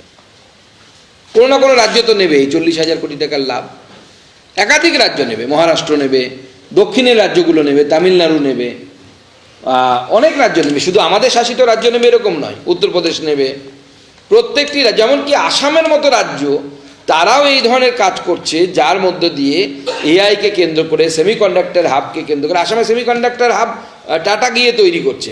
আমার প্রশ্ন অভিষেক বন্দ্যোপাধ্যায়কে, উনি বা ওনার দল কেন, ওনার রাজ্য সরকার কেন এই ধরনের পরিবেশ তৈরি করতে পারছেন না যে পশ্চিমবঙ্গে সেমিকন্ডাক্টর হাবের জন্য টাটা না হোক, অন্য কেউ হোক, অন্য কোনো কোম্পানি হোক, যাদেরকে ওনাদের পছন্দ, লুলু, হুলু, ভুলু, কেউ তো আসবে এখানে। লালুও আসে না, ভুলুও আসে না, টাটা তো ছেড়েই দিন, টাটা তো বিদায় নিয়ে গেছে। তাহলে তো এই 40,000 কোটি টাকার লাভটা বাংলার মানুষের কাছে পৌঁছতো। আপনারা নিতে পারছেন না। পাত্রে মানুষ দান করে, অপাত্রে কেউ দান করে না। বিভিন্ন রেল প্রকল্পের ঘোষণা বিভিন্ন সময় করা হয়, চিঠি দিয়ে রেলমন্ত্রী জানান প্রকল্প হবে, আপনাকেই চিঠি দিয়ে আপনাদের মধ্যে পত্রলাভে বিনিময় হয়েছে, কিন্তু ঘোষণা হয়, কাজ কি ফাইনালি হয় রেলমন্ত্রী? দেখুন, কাজ তো হয়, আমাদের সরকারের সময় হয়, এটুকু আমি বলতে পারি। মমতা বন্দ্যোপাধ্যায়ের সময় উল্টো ঘটনা আপনাদেরকে উদাহরণ দিয়ে আমি আমার বক্তব্যে এনেছি।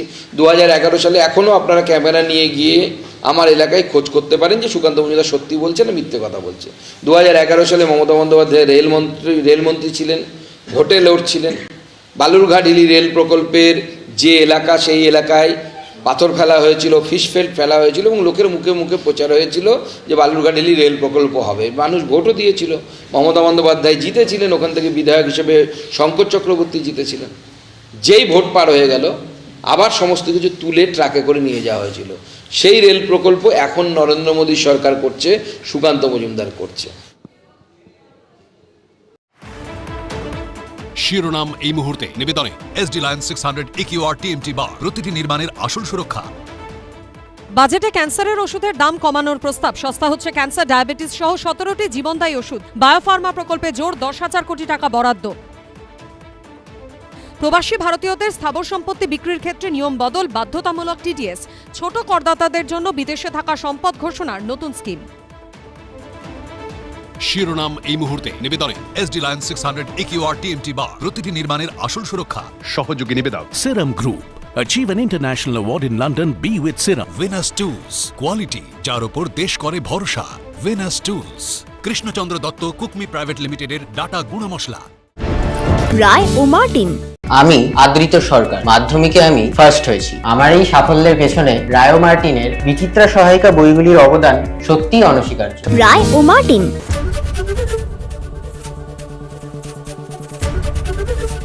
সাতরা ট্যালেন্ট বুস্টার ক্লাস 6, 7, 8 এর সহায়িকা বই সঙ্গে কিউ পেপার ব্যাংক ফ্রি সাতরা পাবলিকেশন। আমার বোনঝি, আমার প্রাণ, ওর সাথে আমি সবকিছুই শেয়ার করি যাতে ওর কনফিডেন্স বাড়ে। যেমন বোরোলিন, যা রুক্ষ ত্বককে করে হাসি খুশি ত্বক রাতারাতি। তাই বোরোলিন রোজ রাতে।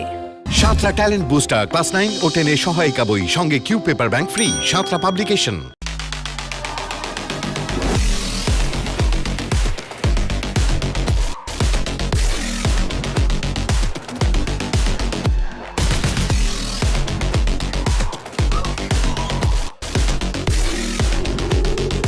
TVS Raider, the wicked ride.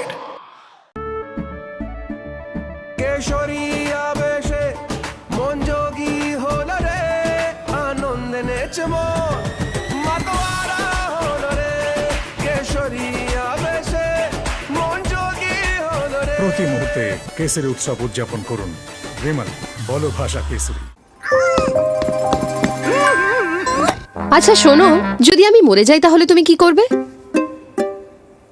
তুমি যদি মরে যাও তাহলে আমিও মরে যাব। So sweet. এত খুশি আমি কি করে সহ্য করব?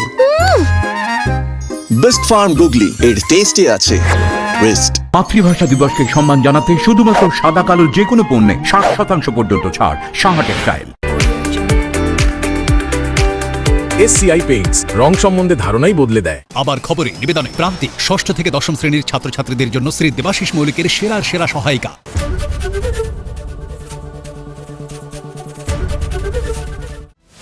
কোন খবর 7-5 ভাবাচ্ছে?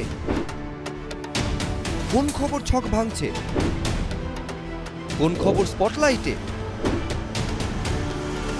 সারাদিনের সব খবর, খবরের সব দিক 5টা থেকে 8টা, না হলে আমার সঙ্গে রাত 8টা থেকে বাছাই করা খবরের বিশ্লেষণে, আলোচনায়, পর্যালোচনায় অংশ নেবেন কি করে? এক মঞ্চ, সব পক্ষ, বিকেল 5টা থেকে লাগাতার, শুধুমাত্র এবিপি আনন্দে। এবিপি আনন্দ এগিয়ে থাকে, এগিয়ে রাখে। To promote India as a hub for medical tourism services, I propose to launch a scheme to support states in establishing 5 regional medical hubs in partnership with the private sector. These hubs will serve as integrated healthcare complexes that combine medical, educational and research facilities. They will have Ayush centers, medical value tourism facilitation centers and infrastructure for diagnostics, post-care and rehabilitation. These hubs will provide diverse opportunities, job opportunities for health professionals, including doctors and AHPs. Ease of doing business. Individual persons resident outside India, PROI, will be permitted to invest in equity instruments of listed Indian companies through the Portfolio Investment Scheme. It is also proposed to increase the investment limit for an individual PROI under the scheme from 5% to 10% with an overall investment limit. In order to promote environmentally sustainable passenger systems, we will develop 7 high-speed rail corridors between cities as growth connectors, namely Mumbai to Pune, Pune to Hyderabad, Hyderabad to Bengaluru, Hyderabad to Chennai, Chennai to Bengaluru, Delhi to Varanasi, Varanasi to Siliguri. Orange economy. India's animation, visual effects, gaming and comics sector, ABGC sector, is a growing industry projected to require 2 million professionals by 2030.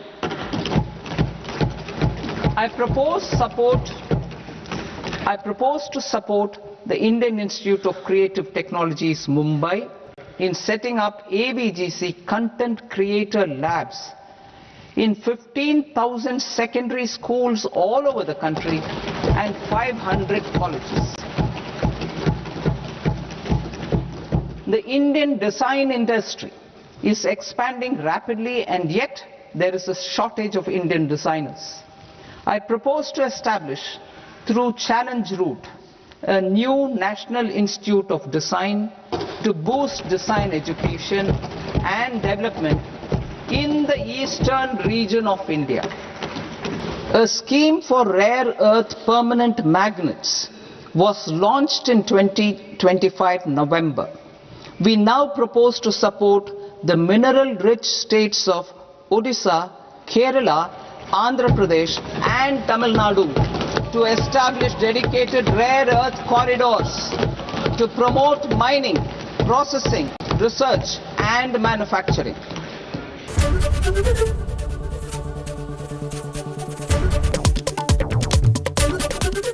ABP Ananda, এগিয়ে থাকে, এগিয়ে রাখে with Ajanta Shoes, 70 years of legacy and craftsmanship.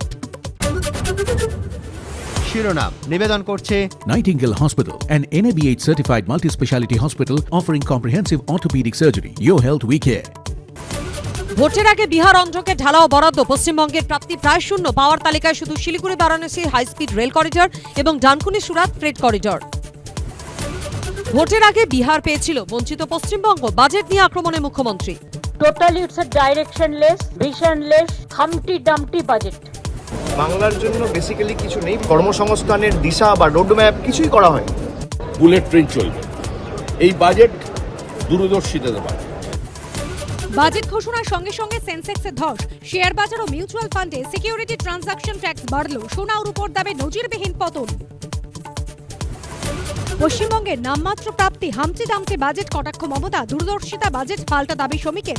রাত 8টায় দেখুন বাংলার বিধান দেবস্মিতা পাপিয়ার সঙ্গে। শিরোনাম নিবেদন করছে Nightingale Hospital, an NABH certified multi-speciality hospital offering comprehensive orthopedic surgery. Your health we care. সহযোগী নিবেদক গো এভরিওয়্যার, বিদেশ ভ্রমণের শ্রেষ্ঠ প্রতিষ্ঠান। সামারের বুকিং শুরু হয়েছে। বিশ্ব ক্যান্সার দিবসে সাইকেল অভিযানে সচেতনতার বার্তা। NCRI hospital new Garia Kolkata. Duff and ডাটের গ্রামার কোশ্চেন বাঞ্চ ও প্রশ্ন সঙ্গে right track. Duff and Dutt. স্বপ্ন পূরণের সাথে আদি মোহিনীমোহন কাঞ্জিলাল এখন আরো কাছে আপনার শহরে।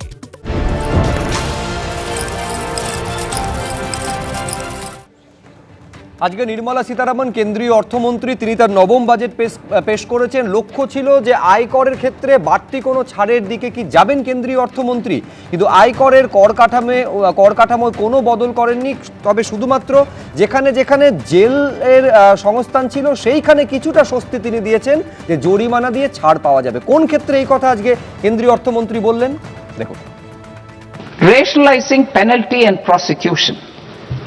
Multiplicity of proceedings are hindrance to the ease of doing business. I propose to integrate assessment and penalty proceedings by way of a common order for both. There will be no interest liability on the taxpayer on the penalty amount for the period of appeal before the first appellate authority, irrespective of the outcome of appeal process. Further, quantum of prepayment is being reduced from 20% to 10% and will continue to be calculated only on core tax demand. As an additional measure for reducing litigation, I propose to allow taxpayers to update their returns even after reassessment proceedings have been initiated, and an additional 10% tax rate over and above the rate applicable for the relevant year. The assessing officer will then use only this updated return in his proceedings. There is already a framework for immunity from penalty and prosecution in the cases of underreporting. I propose to apply this framework for immunity to misreporting too. However, in such a case, the taxpayer will need to pay 100% of the tax amount as an additional income tax over and above the tax and interest due. এই বাংলায় বিজেপির vote নেই, তাই বাজেটে বাংলার জন্য ভেট নেই। মুখ্যমন্ত্রী মমতা বন্দ্যোপাধ্যায় বলছেন যে এখান থেকে ভোট পাবে না জেনেই বাংলাকে বঞ্চনা করা হয়েছে। হামটি ডামটি বাজেট বলে কটাক্ষ করেছেন মুখ্যমন্ত্রী মমতা বন্দ্যোপাধ্যায়। কি বললেন, পাল্টা বিরোধী দলনেতা কি বললেন দেখুন। This financial budget of 26 and 27 placed by central government, it is totally full of sound and fury. Totally it's a directionless, visionless, missionless, actionless. Economy is derailed, anti-women, anti-poor, anti-farmers, anti-women, anti-youth, anti-communers, anti-SC, anti-ST, anti-OBC. আমি মনে করি এই budget অর্থনীতির ক্ষেত্রে এবং মানুষের জনমনে, সাধারণ মানুষের ক্ষেত্রে এবং বিশেষ করে বেকার যুবক যুবতী এবং খেলোয়াড়দের কর্মসংস্থানের জন্য খেলো ইন্ডিয়া তার বিশেষ ব্যবস্থা এখানে রাখা হয়েছে এবং কৃষকদের জন্য সারে ভর্তুকি সহ পিএম কিষাণ সম্মান নিধির বরাদ্দ বৃদ্ধি সহ নানা স্কিম দেওয়া হয়েছে এবং প্রত্যেকটি স্বনির্ভর গোষ্ঠীতে লাখপতি দিদি বানানোর কর্মসূচিকে বাজেটে অন্তর্ভুক্ত করে নারী সশক্তিকরণের কথাও বলা হয়েছে। এক কথায় এই বাজেটকে স্বাগত জানাতে পারি। এখন যদি কর কাঠামোর দিক থেকে বলেন তাহলে এই বাজেটে মধ্যবিত্তের প্রাপ্তির ভাড়ারে কি কি এলো? আমি কর বিশেষজ্ঞ আমাদের সঙ্গে রয়েছে, আমি পাপিয়ার কাছে আপনাদের নিয়ে যাব, আরো বিস্তারিতভাবে সে তুলে ধরবে। একদমই কেন্দ্রীয় অর্থমন্ত্রী নির্মলা সীতারামন তিনি যেটা বললেন সকলের নজর ছিল তো খুব স্বাভাবিকভাবেই যে আয়কর কাঠামো যেটা সেটা কি অপরিবর্তিত থাকবে না কিছু বদল আনছে, সেটা অপরিবর্তিতই রইল। দেখুন টিসিএস এর ক্ষেত্রে যেটা হলো 5% থেকে কমে 2% হলো, অর্থাৎ বিদেশ ভ্রমণ সস্তা হলো যারা বিদেশে পড়াশোনা করতে যাচ্ছেন বা বেড়াতে যাচ্ছেন। টিডিএস এর ক্ষেত্রে আমরা কি দেখছি, ট্যাক্স ডিডাকশন অ্যাট সোর্স, সেক্ষেত্রে কি পরিবর্তন হয়েছে সমস্ত বিষয়টা নিয়ে আমরা কথা বলবো। আপনারা দেখছেন আমাদের সঙ্গে রয়েছেন কর বিশেষজ্ঞ বিবেক আগরওয়াল। মিস্টার আগরওয়াল, এই জায়গাটাতেই আসবো। টিডিএস এর ক্ষেত্রে মানে ধরুন আমার 2 লক্ষ টাকা ইনকাম, আমি কতটা লাভবান হতে পারি? শুনুন, আপনার 2 লক্ষ টাকা ইনকাম, এর মধ্যে আপনার ডিভিডেন্ড দিয়ে ইনকাম কত সেটা দেখতে হবে। যদি আপনার ডিভিডেন্ড দিয়ে 1 লাখ টাকা ইনকাম হয়, এখন কি হচ্ছিল, আপনি যা ডিভিডেন্ড কোম্পানি দিয়ে পাচ্ছিলেন ও উপরে কোম্পানি একটা টিডিএস কেটে আপনাকে দিচ্ছিল, আর আপনাকে ওটা ফেরত নিতে হতো আয়কর বিভাগ দিয়ে। যখন আপনি রিটার্নটা ফাইল করতেন তারপর ওটা রিটার্ন আসতো আপনার কাছে। এখন কি হয়েছে, এখন আপনি যেরকম দেখবেন এখনও ইন্টারেস্টের জন্য ব্যাংকে আপনি 15G 15H ফর্ম জমা করতে পারেন, তাহলে আপনার টিডিএস কাটা হবে না। সেই আইনটা এরা এখন ডিভিডেন্টের জন্য করে দিয়েছে। আপনি যদি আপনার ডিম্যাট অ্যাকাউন্ট যেখানেও আছে ওখানে 15G 15H ফর্মটা যদি জমা দিয়ে দেন, তাহলে আপনার ডিভিডেন্ড উপরে আর কোনো ইনকাম ট্যাক্স কাটা হবে না, টিডিএস কাটা হবে না, তাহলে আপনি পুরোটাই ডিভিডেন্ড পাবেন। আর যেহেতু আপনার ইনকামটা ট্যাক্স লিমিটেড তলায়, আপনাকে রিটার্নও ফাইল করতে হচ্ছে না, আপনার সে কষ্টটাও বাঁচলো আর টিডিএসটাও আপনার কাটা হলো না, তাহলে আপনার পুরো টাকা আপনার ঘরে এসে গেল, সেটাই একটা লাভ। আচ্ছা, মানে আমার সেক্ষেত্রে তাহলে আমি যা ইনকাম করছি সেটাই আমার পুরোটা ঘরে থাকছে, পুরোটাই সেটা আমার আয়। পুরোটা। এখন আর একটা জিনিস আছে এর মধ্যে, আপনি যা টিসিএসটা বললেন, দেখুন টিসিএসটা বিদেশ ভ্রমণের জন্যে 2% করা হয়েছে। এটা 3টে জিনিস এখানে আপনাকে লক্ষ্য রাখতে হবে। নট অনলি আপনার খালি বিদেশ ভ্রমণ, যারা পড়াশোনা করতে যায়, এখন তো অনেক বাচ্চারা পড়াশোনা করতে বিদেশে যায়, আর যারা কোনো মেডিকেল ট্রিটমেন্টও যায়। আগে কি ছিল, 5 দিয়ে 20% টিসিএস কাটা হতো, তাহলে যদি আপনার 1 লাখ টাকা খরচা হয় ওর মধ্যে টিসিএসটা আরও যোগ দিয়ে দিন, সেটা খরচাটা বেড়ে গেল। এখন সেটা কমিয়ে 2% করে দিয়েছে, তাহলে আপনার ওখানে 3%, ওখানে আপনার লাভ হলো। আর এটা ওদের জন্যই যারা বিদেশে যাচ্ছে। সার্বিকভাবে আপনার পুরো বাজেটটা দেখে কি মনে হচ্ছে, সাধারণ মানুষ হিসেবে কি লাভ পেতে পারে? দেখুন, সাধারণ মানুষ হিসাবে বাজেটে আপনি যদি আয়কর দিকে বলেন তাহলে অনেকটাই লাস্ট ইয়ার দিয়ে দিয়েছিল, তা এবছর আমরা সেভাবে কোনো আশাও করিনি। আর হ্যাঁ, আপনি একটা জিনিস যদি দেখেন, ওভারঅল পুরোটা বাজেট যদি দেখেন, আর যদি গভর্নমেন্টটা ওটাকে ইমপ্লিমেন্ট করতে পারে, যা তার সার্ভিস সেক্টরে বলেছে আর বাকি জিনিসটা বলেছে, তাহলে সাধারণ মানুষ হতে পারে ভবিষ্যতে লাভ পাবে। না হলে লাস্ট ইয়ার দিয়ে এবছরে আমি সেভাবে সাধারণ মানুষের কোনো লাভ দেখছি না। একদম, যারা ধরুন শেয়ার বাজারে বিনিয়োগ করবে তাদের ক্ষেত্রে আপনি কিভাবে দেখছেন যারা মিউচুয়াল ফান্ডে বিনিয়োগ করতে চায়? দেখুন, যারা মিউচুয়াল ফান্ডে শেয়ার বাজারে বিনিয়োগ করবে ওদের তো মেন ইনকাম হচ্ছে ডিভিডেন্ড, আর ক্যাপিটাল গেনে ওরা কোনো চেঞ্জ করেনি। এসটিটিও যা চেঞ্জ করেছে ওরা ইনভেস্টমেন্টের জন্য না, এরা যারা ডেরিভেটিভ না, এসটিটি আপনি যদি শেয়ারটা কিনেন তাহলে আপনার এসটিটি কোনো চেঞ্জ হয়নি, এটা চেঞ্জ হয়েছে খালি ফিউচার অপশন। এই যে প্রেস কনফারেন্সে উনি বললেন অ্যাকচুয়ালি ফিউচার অপশন যাকে আমরা ডেরিভেটিভ বলি, এটা হয়েছিল প্রোডাক্টটা এসেছিল সেই কারণেই কি শেয়ার বাজারে এই পতনটা আমরা দেখতে পাচ্ছি, রাইট? কেন এটা আগে ছিল হেজিং এর জন্য, এখনটা হেজিং হচ্ছে না, এটা মেনলি স্পেকুলেশন হচ্ছে। ওর জন্য এসটিটিটা বাড়ানো হয়েছে যে মিডল ক্লাস স্পেকুলেশন না করে ইনভেস্টমেন্টটা করুক, ওর জন্য এসটিটিটা বাড়িয়েছে। তাই জন্য শেয়ার মার্কেট হতে পারে পড়েছে, আমি তো শেয়ার মার্কেটে বিশেষজ্ঞ নেই, সেটা ডিটেলে আরো বলতে পারবো না। पर এসটিটিটা আপনি সেবি রিপোর্টও লাস্ট যা এসেছে, মানুষ নিজে সেভিং অ্যাকাউন্ট দিয়ে টাকা তুলে আপনার ফিউচার অপশনে নিবেশ করছে, আর ওখানে নলেজ না থাকলে, জ্ঞান না থাকলে ওখানে প্রচুরভাবে লস করছে, সেটা কমতে এসটিটিটা বাড়ানো হয়েছে। বেশ, দেখুন বিরোধীরা নানান রকম ভাবে সমালোচনা করছেন যে দিশাহীন বাজেট, একেবারেই কোনো দিশা দেখা গেল না, বিশেষ করে যখন পশ্চিমবঙ্গে বিধানসভা নির্বাচন রয়েছে, সেখানে বাংলার মানুষের হাত খালি। তাহলে কি বিজেপির এই বাংলার জন্য কোনো লক্ষ্যই ছিল না? একেবারে কেন্দ্রীয় অর্থমন্ত্রী নির্মলা সীতারামন কি বলছেন, আমি চলে যাব শুভ্রজিতের কাছে। একেবারে কেন্দ্রীয় অর্থমন্ত্রী নির্মলা সীতারামন কি বলেছেন আমি এইখানে দর্শকদের সামনে রাখবো, এবং এরপরে আপনাদের দেখাবো যে এই বাজেট থেকে কতটা তাদের প্রত্যাশা পূরণ হলো বলে সাধারণ মানুষ মনে করছেন। কিন্তু শুরুতে নির্মলা সীতারামন কি বললেন কেন্দ্রীয় অর্থমন্ত্রী।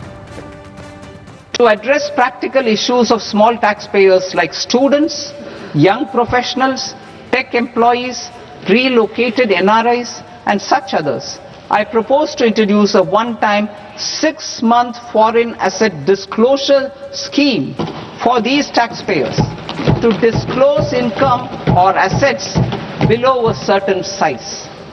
This scheme would be applicable for two categories of taxpayers, namely A, who did not disclose their overseas income or assets, and B, who disclosed their overseas income and or paid due tax but could not declare the asset acquired. For category A, the limit of undisclosed income or asset is proposed to be up to 1 crore rupees. They need to pay 30% of fair market value of asset or 30% of undisclosed income as tax and 30% as additional income tax in lieu of penalty, and would thereby get immunity from prosecution. কেন্দ্রীয় অর্থমন্ত্রী নির্মলা সীতারামন তার এই 84 মিনিটের budget, প্রত্যেকের নজর ছিল কোন কোন ক্ষেত্রে বরাদ্দ বৃদ্ধি হয়, শিক্ষা স্বাস্থ্য কোন কোন ক্ষেত্রে বরাদ্দ বৃদ্ধি হয় সেদিকে যেরকম নজর ছিল, একই সঙ্গে কোন কোন জিনিসের দাম বাড়লো, কোন জিনিসেরই বা দাম কমলো সেদিকে অবশ্যই প্রত্যেকের আশা ছিল। ব্যাটারি সিএনজির দাম যেরকম কমেছে, সোলার পাওয়ার কাপড় তার দাম কমেছে, অন্যদিকে সস্তা হচ্ছে ক্যান্সারের 17টি ওষুধ, সস্তা হচ্ছে ব্লাড সুগারের ওষুধ, দাম কমছে চামড়াজাত সামগ্রীর এবং মদ সিগারেট খনিজ পদার্থ, দাম কিন্তু বাড়ছে। অপরিবর্তিত থাকছে আয়কর কাঠামো এবং কর ফাঁকিতে জেলের বদলে জরিমানা হচ্ছে।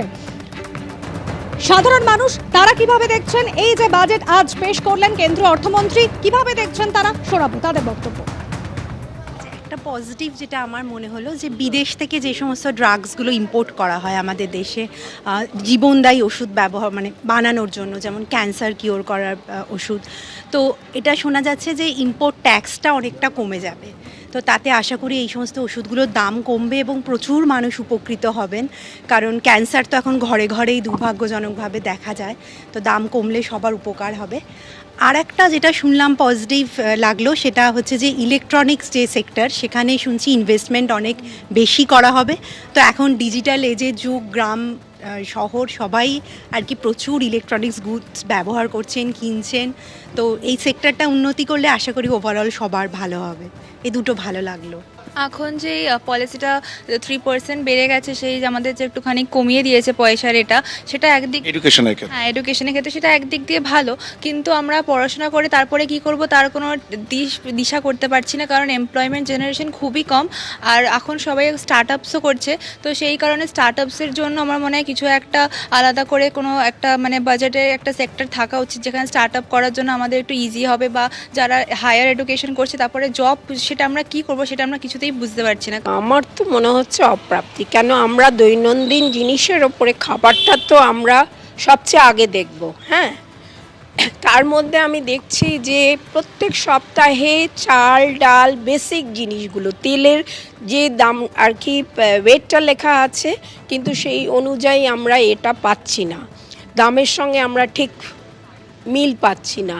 এগুলো তো, আর গ্যাসের দামটা একটু স্টেবল হওয়া দরকার, কেন এইগুলো আমরা ডেইলি আর কি ব্যবহারের মধ্যেই রাখছি, কেন এগুলো ছাড়া আমরা চলতে পারবো না।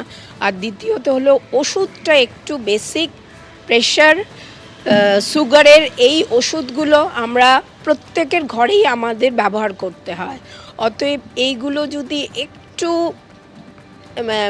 মিডিয়াম আর কি একটা রেটে রাখা যায় তাহলে আমাদের একটু সুবিধা হয়।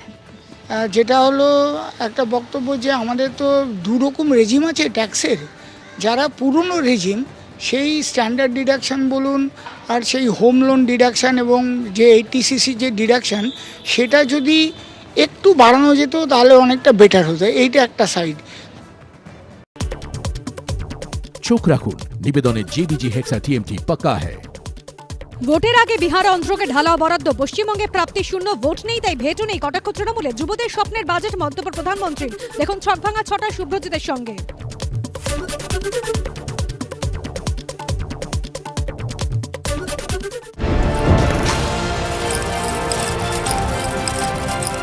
রায় ও মার্টিন।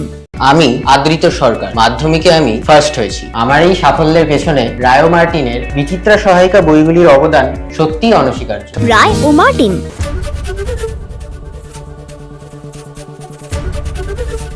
সাতরা ট্যালেন্ট বুস্টার ক্লাস 6, 7, 8 এর সহায়িকা বই, সঙ্গে কিউ পেপার ব্যাংক ফ্রি। সাতরা পাবলিকেশন।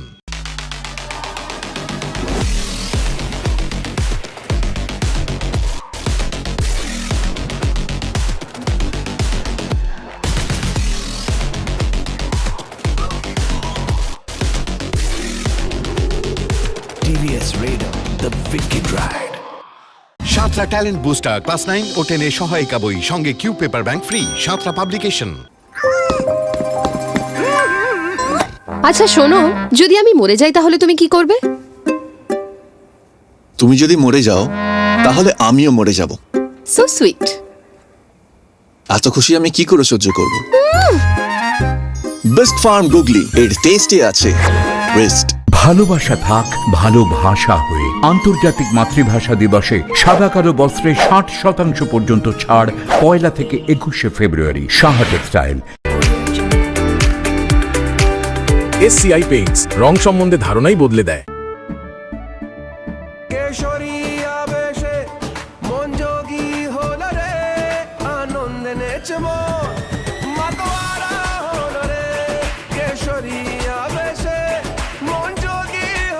প্রতি মুহূর্তে কেসরি উৎসব উদযাপন করুন। রেমাল, বলো ভাষা কেসরি। আবার খবরে নিবেদনে প্রান্তিক 6ষ্ঠ থেকে 10ম শ্রেণীর ছাত্রছাত্রীদের জন্য শ্রী দেবাশিস মৌলিকের সেরা সহায়িকা। কোন খবর 7-5 ভাবাচ্ছে? কোন খবর ছক ভাঙছে? কোন খবর স্পটলাইটে? সারাদিনের সব খবর, খবরের সব দিক, 5টা থেকে 8টা। না হলে আমার সঙ্গে রাত 8টা থেকে বাছাই করা খবরের বিশ্লেষণে, আলোচনায়, পর্যালোচনায় অংশ নেবেন কি করে? এক মঞ্চ, সব পক্ষ। বিকেল 5টা থেকে লাগাতার, শুধুমাত্র এবিপি আনন্দে। এবিপি আনন্দ এগিয়ে থাকে, এগিয়ে রাখে। The sports sector provides multiple means of employment, skilling and job opportunities. Taking forward the systematic nurturing of sports talent which is set in motion through the Khelo India program earlier, I propose to launch a Khelo India mission to transform the sports sector over the next decade. The mission will facilitate an integrated talent development pathway supporting supported by training centers, which are foundational, intermediate, and elite levels. B. Systematic development of coaches and support staff. C. Integration of sports science and technology. D. Competitions and leagues to promote sports culture and provide platforms. And E. Development of sports infrastructure for training and competition. Strong capital goods capability is a determinant of productivity and quality across different sectors. Towards building this capacity, I propose the following. High-tech tool rooms will be established by central public sector enterprises at 2 locations as digitally enabled automated service bureaus that locally design, test and manufacture high-precision components at scale and at lower cost. 2. A scheme for enhancement of construction and infrastructure equipments will be introduced to strengthen domestic manufacturing of high value and technologically advanced CIE. This can range from lifts in a multi-storied apartment or firefighting equipment in multiplexes, large or small, and to tunnel boring equipments for building metros and high-altitude roads. I also propose a scheme for container manufacturing to create a globally competitive container manufacturing ecosystem with a budgetary allocation of 10,000 crores over a 5-year period. Tourism.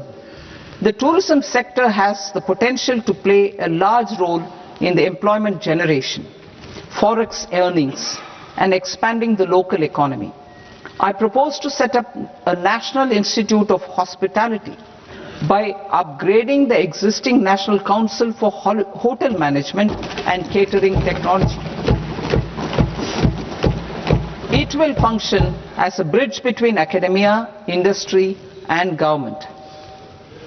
I also propose a pilot scheme for upskilling 10,000 guides in 20 iconic tourist sites through a standardized, high-quality, 12-week training course in hybrid mode in collaboration with the Indian Institute of Management.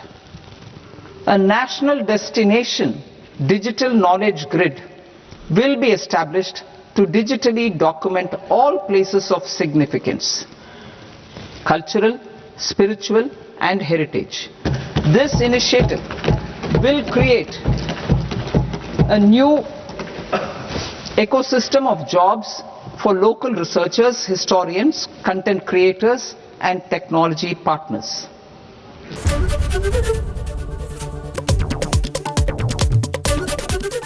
ABP Ananda এগিয়ে থাকে এগিয়ে রাখে with Ajanta shoes 70 years of legacy and craftsmanship.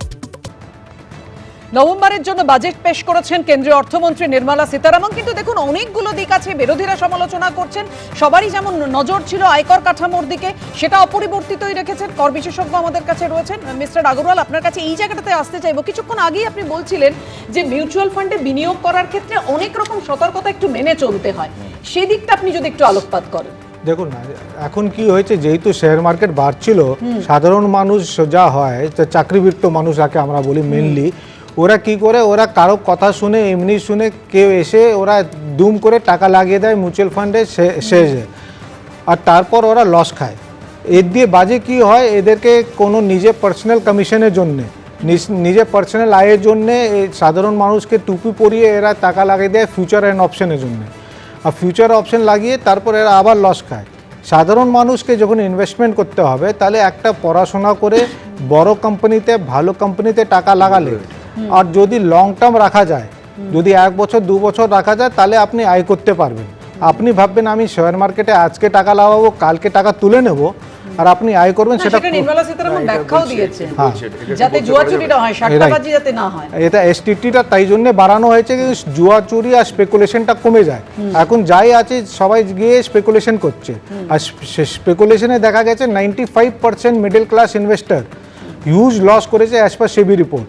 এটা এর মধ্যে খালি broker ছাড়া কেউ গেইন করে না। একদম ভাস্করদা বলতে চাইছেন, অবশ্যই আমি আলোচনায় ফিরবো, কিন্তু একটা বিরতি নেওয়ার সময় হচ্ছে, বিরতির পর দ্রুত ফিরছি, সঙ্গে থাকবেন আপনারা। চোখ রাখুন, নিবেদনে জেবিজি হেক্সা টিএমটি পাক্কা হ্যায়। বাজেটে মন ভরল না মধ্যবিত্তের। অপরিবর্তিত আয়কর কাঠামো, কর ফাঁকিতে শাস্তির বদলে জরিমানা দিয়ে ছাড়, সস্তা হচ্ছে ক্যান্সারের ওষুধ। রাত 8টায় দেখুন বাংলার বিধান।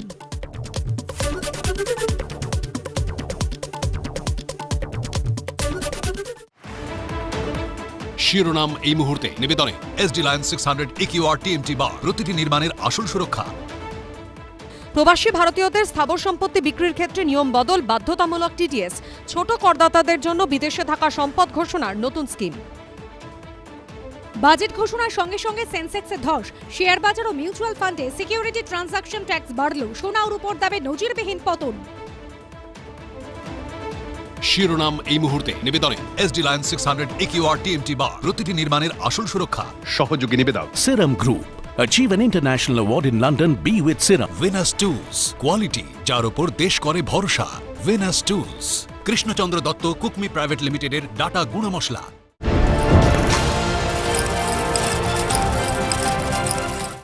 রায় ও মার্টিন। আমি আদৃত সরকার, মাধ্যমিকে আমি ফার্স্ট হয়েছি। আমার এই সাফল্যের পেছনে রায় ও মার্টিনের বিচিত্রা সহায়িকা বইগুলির অবদান সত্যিই অনস্বীকার্য। রায় ও মার্টিন।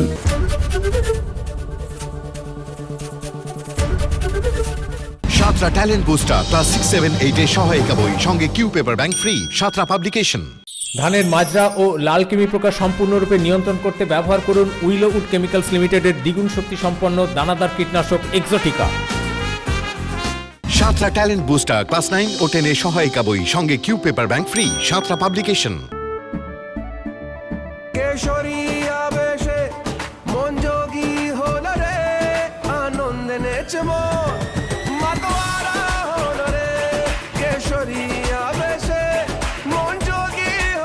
প্রতি মুহূর্তে কেসরি উৎসব উদযাপন করুন। রেমাল, বলো ভাষা কেসরি।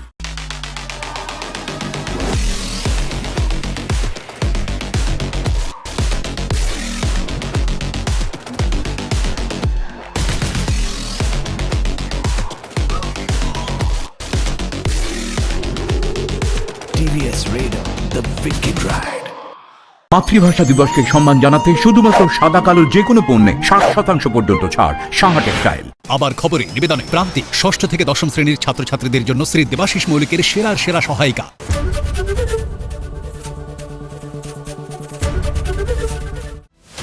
কোন খবর 7-5 ভাবাচ্ছে? কোন খবর ছক ভাঙছে? কোন খবর স্পটলাইটে? সারাদিনের সব খবর, খবরের সব দিক 5টা থেকে 8টা, না হলে আমার সঙ্গে রাত 8টা থেকে বাছাই করা খবরের বিশ্লেষণে, আলোচনায়, পর্যালোচনায় অংশ নেবেন কি করে? এক মঞ্চ, সব পক্ষ, বিকেল 5টা থেকে লাগাতার, শুধুমাত্র এবিপি আনন্দে। এবিপি আনন্দ, এগিয়ে থাকে, এগিয়ে রাখে। Our government will support states through challenge route in creating 5 university townships in the vicinity of major industrial and logistics corridors. These planned academic zones will host multiple universities, colleges and research institutions, skill centers and residential complexes. In higher education, STEM institutions, prolonged hours of study and laboratory work pose some challenges for girl students. Through VGF, viability gap funding and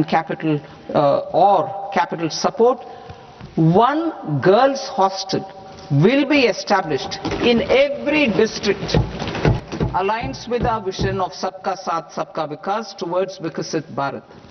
This requires targeted efforts for 1. Increasing farmer incomes through productivity enhancement and entrepreneurship, with special attention to small and marginal farmers. B. Empowering Divyangjan through access to livelihood opportunities, training and high quality assistive devices. C. Empowering the vulnerable to access mental health and trauma care. D. Focus on the Purvodaya states and the Northeast region to accelerate development and employment opportunities. A scheme for rare earth permanent magnets was launched in 2025 November.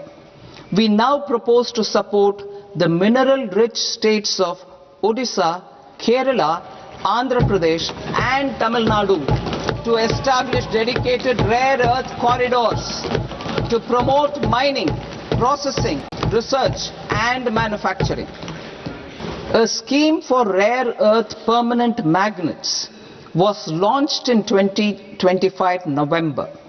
We now propose to support the mineral-rich states of Odisha, Kerala, Andhra Pradesh and Tamil Nadu to establish dedicated rare earth corridors to promote mining, processing, research and manufacturing. To enhance domestic chemical production and reduction import dependency and reduce import dependency, we will launch a scheme to support states in establishing 3 dedicated chemical parks through challenge route on a cluster-based plug-and-play model. India's semiconductor mission 1.0 expanded India's semiconductor sector capabilities.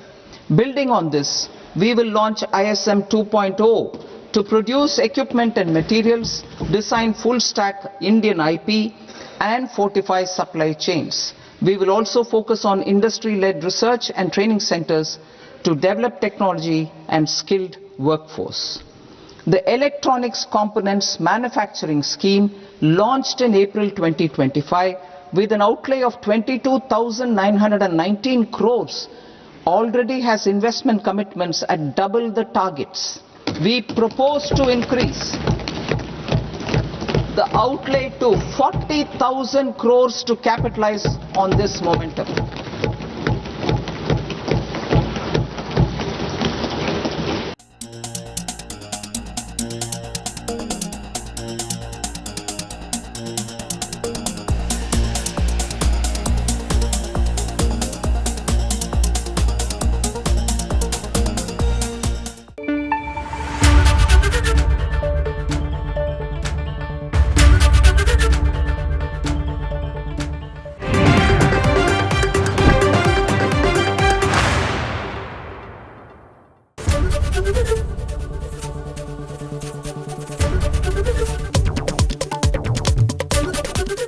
ABP Ananda এগিয়ে থাকে এগিয়ে রাখে with Ajanta shoes 70 years of legacy and craftsmanship. শিরোনাম নিবেদন করছে Nightingale Hospital, an NABH certified multi-speciality hospital offering comprehensive orthopedic surgery. Your health we care. ভোটের আগে বিহার অন্ধ্রকে ঢালাও বরাদ্দ, পশ্চিমবঙ্গের প্রাপ্তি প্রায় শূন্য, পাওয়ার তালিকায় শুধু Siliguri Varanasi high speed rail corridor এবং ডানকুনি সুরাত ফ্রেট করিডর। ভোটের আগে বিহার পেয়েছিল, বঞ্চিত পশ্চিমবঙ্গ। বাজেট নিয়ে আক্রমণে মুখ্যমন্ত্রী। Totally it's a directionless, visionless, humpty dumpty budget. বাংলার জন্য বেসিক্যালি কিছু নেই, কর্মসংস্থানের দিশা বা রোডম্যাপ কিছুই করা হয়। বুলেট ট্রেন চলবে। এই বাজেট দূরদর্শিতার বাজেট। তালিকায় শুধু Siliguri Varanasi high speed rail corridor. Bangla বঞ্চিত, কেন্দ্রের বাজেট আক্রমণ মমতার। দূরদর্শিতার বাজেট পাল্টা শ্রমিক। দেখুন ছকভাঙা ছটা শুভ্রজিতের সঙ্গে। পশ্চিমবঙ্গের নামমাত্র প্রাপ্তি, হামটি দামটি বাজেট, কটাক্ষ মমতার। দূরদর্শী বাজেট পাল্টা দাবি শ্রমিকের। রাত 8টায় দেখুন বাংলার বিধান, দেবস্মিতা ও পাপিয়ার সঙ্গে। শিরোনাম নিবেদন করছে Nightingale Hospital, an NABH certified multi-speciality hospital offering comprehensive orthopedic surgery. Your health we care. সহযোগী নিবেদক গো এভরিওয়্যার বিদেশ ভ্রমণের শ্রেষ্ঠ প্রতিষ্ঠান সামারের বুকিং শুরু হয়েছে। বিশ্ব ক্যান্সার দিবসে সাইকেল অভিযানে সচেতনতার বার্তা। NCRI hospital new Garia Kolkata. Duff and ডাটের গ্রামার কোশ্চেন বাঞ্চ ও প্রশ্ন সঙ্গে right track. Duff and Dutt স্বপ্ন পূরণের সাথে আদি মোহিনীমোহন কাঞ্জিলাল এখন আরো কাছে আপনার শহরে।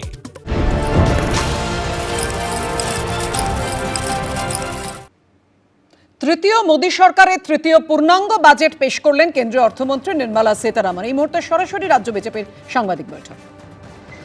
আমি ভয় পেয়ে যাচ্ছিলাম, কারণ এরা বলেন যে বিজেপি এলে খাদ্যাভ্যাসে নাকি নিষেধ লাগবে। তো হলোটা কি? মৎস্য খাতে ফিশারিজ ডেভেলপমেন্টের জন্য এই বাজেটে বলেছে 500টি জলাধার ও অমৃত সরোবরের সমন্বিত উন্নয়ন, উপকূলীয় এলাকায় মৎস্য খাতের ভ্যালু চেইন শক্তিশালী করা। তো খাদ্যাভ্যাসের কি হবে? শাকাহারি করবে না আমাকে বিজেপি, মনে হচ্ছে না তো। পশুপালন আরো সাংঘাতিক। পশুপালনে গ্রামীণ ও আধা শহরাঞ্চলে গুণগত কর্মসংস্থানের সুযোগ সৃষ্টি করতে পশুপালন খাতে নাকি সহায়তা করবে। তো খাদ্যাভ্যাসে কি হচ্ছে কি বুঝতে পারছি না তো। তো এই দুটো খুবই গুরুত্বপূর্ণ। আর বাজেটের তো বোধহয় 60 পাতা না কত স্পিচ, ওটা শুনলাম, পড়ারও চেষ্টা করলাম, এখনো পুরো বুঝতে পেরেছি কিনা জানি না। কিন্তু আমি যেহেতু পশ্চিমবঙ্গের নিবাসী এবং পশ্চিমবঙ্গের বিধায়ক, সেহেতু পশ্চিমবঙ্গ সম্বন্ধে আমি খুব উৎসাহিত। তো একটা মৎস্য, একটা পশুপালন হলো, একটা হলো মেডিকেল ট্যুরিজমের কি করবেন তারা সেটা ঠিক করুন, একটা হলো শহরের কি করবেন। প্রত্যেকটা জেলায় একটা করে মেয়েদের হস্টেল হবে পড়ুয়াদের। ওটার জন্য আমরা তৈরি তো না, তৈরি নই। তারপর দুর্গাপুরে সুসংযুক্ত একটি নোড সহ একটি সমন্বিত পূর্ব উপকূল শিল্প করিডোর গড়ে উঠবে। দুর্গাপুর তো বানিয়েছিলেন বিধানচন্দ্র রায়, তারপর থেকে 34 বছর বাম শাসন, 15 বছর তৃণমূল শাসনে আর কিছু দেখিনি। দুর্গাপুরে আমি গেছি না, গেছি মাঝেও গেছি বিধায়ক হওয়ার পর। তার আগে গিয়েছিলাম দুর্গাপুর, একটা ভাইব্রেন্ট ইন্ডাস্ট্রিয়াল সেন্টার ছিল, কি করেছি আমরা। তারপর অনেকগুলো জিনিস যেটা করা যায় এই এতে রয়েছে, সেগুলো সম্বন্ধে যেহেতু আমাদের পশ্চিমবঙ্গের ভোট অন অ্যাকাউন্ট আসছে, কিন্তু ওদের বলতে আপত্তি নেই তো। যদি ওরা ভগবানের আশীর্বাদে, উনি মহাকালের মন্দির বানাচ্ছেন, জগন্নাথের মন্দির বানিয়েছেন, দুর্গাঙ্গন বানাচ্ছেন, ভগবানের আশীর্বাদে উনি যদি আবার ক্ষমতায় আসেন, তাহলে উনি এগুলোর জন্য কি করবেন সেটা বললে বড় খুশি হবে। এবার প্রশ্ন যদি লিখতে চাও, আর কেউ কিছু বলতে চাইলে বলো। যদি শুধু একটা কথা, মুখ্যমন্ত্রী আজকে প্রতিক্রিয়া দিয়েছেন এই বাজেটের। যদি কারো মানে কোনো কিছু বলার আগে বলছি যে আমাদের এখানে যারা বাংলায় প্রশ্ন করবেন, বাংলায় প্রশ্ন করলে অশোকবাবু উত্তর দেবেন, আর হিন্দি বা ইংরেজির জন্য হিন্দিতে যদি প্রশ্ন করেন তাহলে বাংলার ইংলিশের জন্য অশোকবাবু দেবেন, আর হিন্দির জন্য আমাদের ধনপতরাম আগরওয়ালজি আছেন, তিনি উত্তর দেবেন। যে কোনো প্রশ্ন আপনারা করতে পারেন। প্রশ্ন আছে, মুখ্যমন্ত্রী যে প্রতিক্রিয়া দিয়েছেন এই বাজেটের পর, বিমানবন্দরে তিনি বলছেন এই বাজেট হামটি ডামটি বাজেট, যুবকদের জন্য কিছু নেই, দেশের অর্থনৈতিক কাঠামো ভেঙে দিয়েছে, এই বাজেট গার্বেজ অফ লাইফ। 2009 সালে আমি বলেছিলাম ফ্রেট করিডোরের কথা, 15 বছর ধরে কেন্দ্রীয় সরকার কিছু করে, 15 বছর আটকে রেখেছিল। দেখুন, তারা দেশের অর্থনীতি ধ্বংসের চেষ্টা করছে। আমি এক এক সময় আশ্চর্য হই যে আপনারা ওকে যে এই প্রশ্ন করেন। গত 15 বছর ধরে যে একই কথা বলে যাচ্ছে যে কিছু নেই বাজেটে। তো আশ্চর্য হওয়ার কিছু নেই তো। সংস্কৃতে একটা কথা আছে না, অথা না সোচা আমি না বিস্ময় মে। এটি তো আশ্চর্য হওয়ার কথা ছিল যদি উনি অন্য কিছু বলতেন। আর উনি তো সব কিছু করেছেন, মেট্রো উনি করেছেন, আমি জানি না উনি কোনোদিন দুর্গাপুর উনি করেছেন বলে দাবি করেছেন কিনা, সবই তো উনি করছেন। সুতরাং আর কি বলবো। তো এটা তো যুক্তিতে আসতে হবে। উনি হলে কি করতেন? উনি কি ফাইন্যান্সের ভারপ্রাপ্ত মন্ত্রীকে বলতেন খরচা করো, আরো ঋণ করো, খরচা করো, তাই বলতেন? নাকি বলতেন মূলধনী খাতে ব্যয় সুদ বাড়াও? তো এই যে কতগুলো বিশেষণ উনি লাগান যে কিছুই নেই, কিছুই নেই, আমি বুঝতে পারি না কি বলতে চাইছেন, কোনটা উনি পাল্টাতেন। উনি যদি ওর মতে যদি বাজেটটা হতো, উনি কি করতেন? ফিসক্যাল ডেফিসিট বাড়িয়ে দিতেন, নাকি লক্ষ্মীর ভাণ্ডারে আরো টাকা দিয়ে দিতেন, মূলধনী খাতে আরো ব্যয় কমিয়ে দিতেন। কি করতেন তাকে? কানেক্টেড নোডস যেগুলোর সঙ্গে আমি সেটাকে এগিয়ে নিয়ে যেতে চাই। প্রথম প্রশ্নটা করব যে এই বাজেটে মানুষের স্বার্থে, for the interest of the people, in case if there's somebody who wants English, কতগুলো জিনিস এরা কমিয়ে দিয়েছে অ্যালোকেশন। উদাহরণস্বরূপ কয়েকটি দেব, আরো আছে। প্রথম, education. What have they done with education? 2015-16-তে spending on education ছিল 3.8% of the total expenditure. 2015-16-তে 3.8%। এই বাজেটে সেটা কমে 2.60 হয়ে গেছে। কোথায় education expenditure should go up? বাড়লো তো নাই, 3.8 এর জায়গায় 2.6% অফ দ্য টোটাল এক্সপেন্ডিচারে কমিয়ে দিল। তার মানে কি, এই সরকার, কেন্দ্রীয় সরকার, they don't care about education। নইলে কি করে এডুকেশন সম্বন্ধে তারা বাজেট কাট করতে পারে যাতে সারা পৃথিবীর দেশ শিক্ষার ক্ষেত্রে বাজেট বাড়াচ্ছে? So my first point is an example that in education they've drastically reduced in this budget, systematically, and finally it has come to 2.60% of total expenditure. Instead of going to 6%, এটা কিন্তু most targets say education expenditure should be close to 5 to 6%. এটা ছেড়ে দিন, নামিয়ে দিন। Second point I would like to introduce to you, the fertilizer subsidy. It's an indication of not caring for the villagers. কৃষকের জন্য এদের কোনো চিন্তা নেই। ফার্টিলাইজার সাবসিডি ছিল 2015-16-তে 4.04 of total expenditure, ধরুন 4% of total expenditure। 2015-16 এই বাজেটে 3.19 নামিয়ে দিয়েছে। বাড়ানো তো ছেড়েই দিন, গ্রামীণ মানুষের কথা চিন্তা করে বা কৃষকের কথা চিন্তা করে বাড়ানো উচিত ছিল, বাড়ানো তো কোনো প্রশ্নই নেই, নামিয়ে দিয়েছে টু 3.19। সো 4.04 2015-16 থেকে এই বাজেটে বাজেট এস্টিমেট fallen to 3.19। এবার একটা তৃতীয় উদাহরণ দেব, then I will stop on this topic. অনেক গুণ আছে, আমি তো আপনাদের সব কথা বলতে চাই না।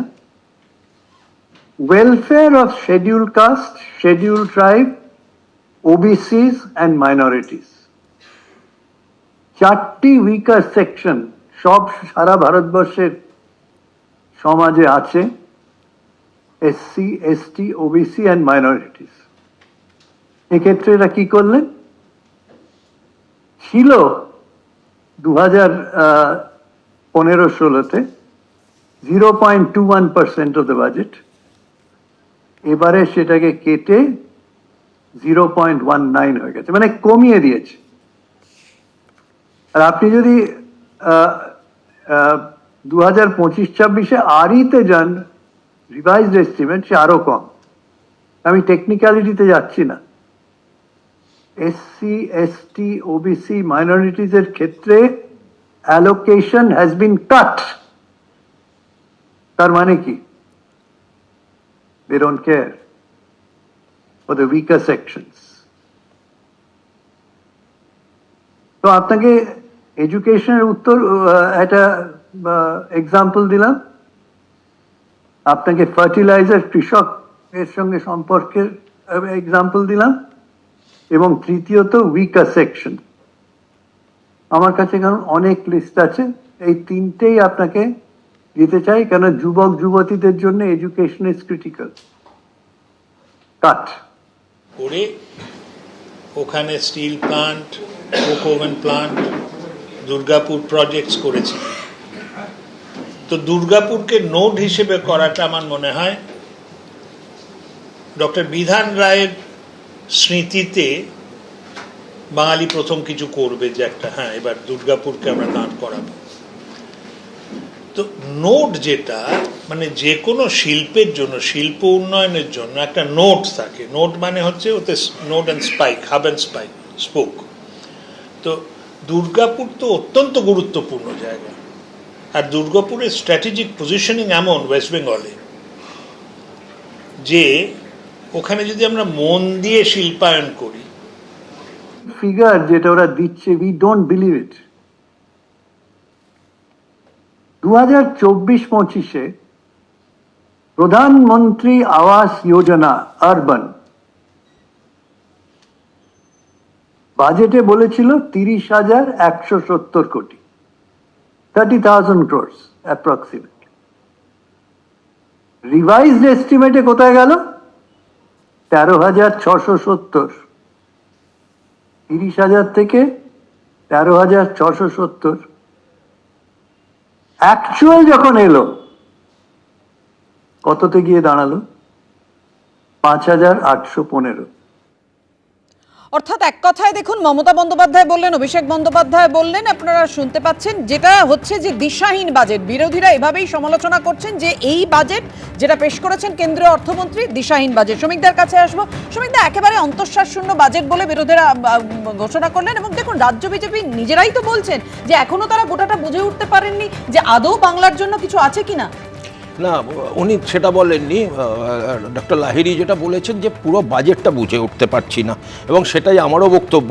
মানে ডক্টর লাহিড়ীর মতো একজন বিজ্ঞ মানুষ যেখানে বলছেন যে আমরা এখনও পুরোটা বোঝা হয়ে উঠেছে কিনা জানি না, তা সেক্ষেত্রে এমন একজন মানুষ যে মনে করে বাজেটটা 5 মিনিটে ট্রেডমিলে করতে হবে, সুতরাং তার ম্যাচিং যে অনেক নিচুতে সেটা বোঝাই যায়। যাক, অর্থমন্ত্রী তিনটে, আমাদের প্রাক্তন অর্থমন্ত্রী তিনখানা উদাহরণ দিয়েছেন, আমি একটু 3টে পয়েন্ট বলি। এডুকেশন উনি বলছেন যে কমানো হয়েছে বরাদ্দ 2015-তে। বোঝা যাচ্ছে রাজ্য বিজেপি যথেষ্ট অস্বস্তি রয়েছে, সামনে বিধানসভা নির্বাচন। বিজেপি সরকার কোনোদিনও ভোটের জন্য চাচাবেন না ভাই, আমায় বলতে দিন, আমায় বলতে দিন। আপনি বুঝেছেন কি বাজেট? হ্যাঁ, আমি বলে দিচ্ছি। আপনি বাজেট বুঝেছেন? আমি বুঝতে পারিনি। না না, উনি বললেন এটা মমতা ব্যানার্জি তো আরো বোঝেননি। উনি যদি বুঝতেন না যে আমি ট্রেডমিলে হাঁটা বাজেট করি। একটু শেষ করুন। 2015-য় আমাদের অর্থনীতির পরিমাণ ছিল 135 লক্ষ কোটি টাকা।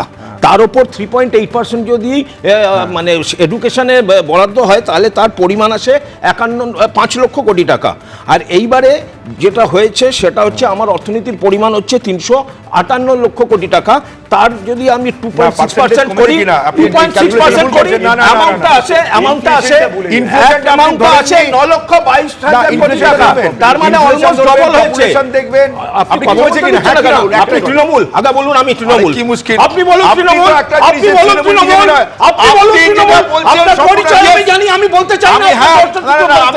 আপনি আপনার ওয়াইফের দলের হয়ে ডিফেন্ড করতে আসছেন, তাহলে আপনি ট্যাক্স কনসালটেন্ট নন। আপনি আমাকে বলতে দিন। আমি রোহনের কাছে আসবো। এটা রোহনকে বলতে দিন, রোহনকে বলতে দিন। মানে আমার বরাদ্দ ছিল। আমি দুটো পয়েন্ট খালি বলতে চাই। ভাই 1 মিনিট বলে দাঁড়ান। আপনি বলছিলেন তো, একটু শেষ করুন।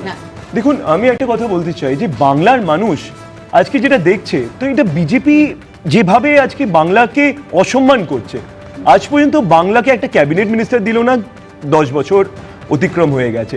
আমি সুকান্ত বাবুর কথা শুনছিলাম, অশোক লাহিড়ীর কথা শুনছিলাম, তারা কিন্তু কিছু বলতে পারলো না। আর আপনি একটা জিনিস নোটিস করবেন, একেবারে এই জায়গা থেকে অবশ্যই আমি রিঅ্যাকশন নেব শ্রমিকদা, কিন্তু একটা বিরতি নেওয়ার সময় হয়েছে। বিরতির পর আমরা ফিরছি, সঙ্গে থাকুন।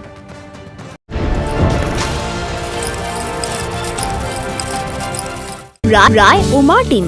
আমি আদৃত সরকার, মাধ্যমিকে আমি ফার্স্ট হয়েছি। আমার এই সাফল্যের পেছনে রায় ও মার্টিনের বিচিত্রা সহায়িকা বইগুলির অবদান সত্যিই অনস্বীকার্য। রায় ও মার্টিন।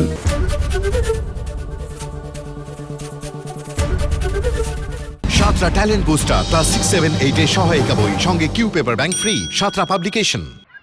जाने दे, थोड़ा राइट जाने दे अभी अभी काटू। हाँ नहीं रुक जाए, आज तो पूरा अटके रहूंगा रे।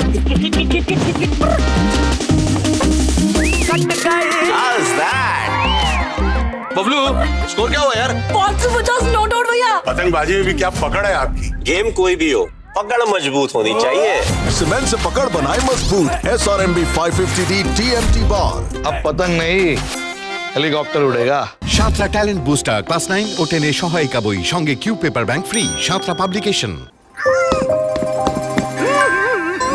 আচ্ছা শোনো, যদি আমি মরে যাই তাহলে তুমি কি করবে? তুমি যদি মরে যাও তাহলে আমিও মরে যাব। So sweet. এত খুশি আমি কি করে সহ্য করব? বেস্ট ফার্ম গুগলি, এর টেস্টে আছে রেস্ট।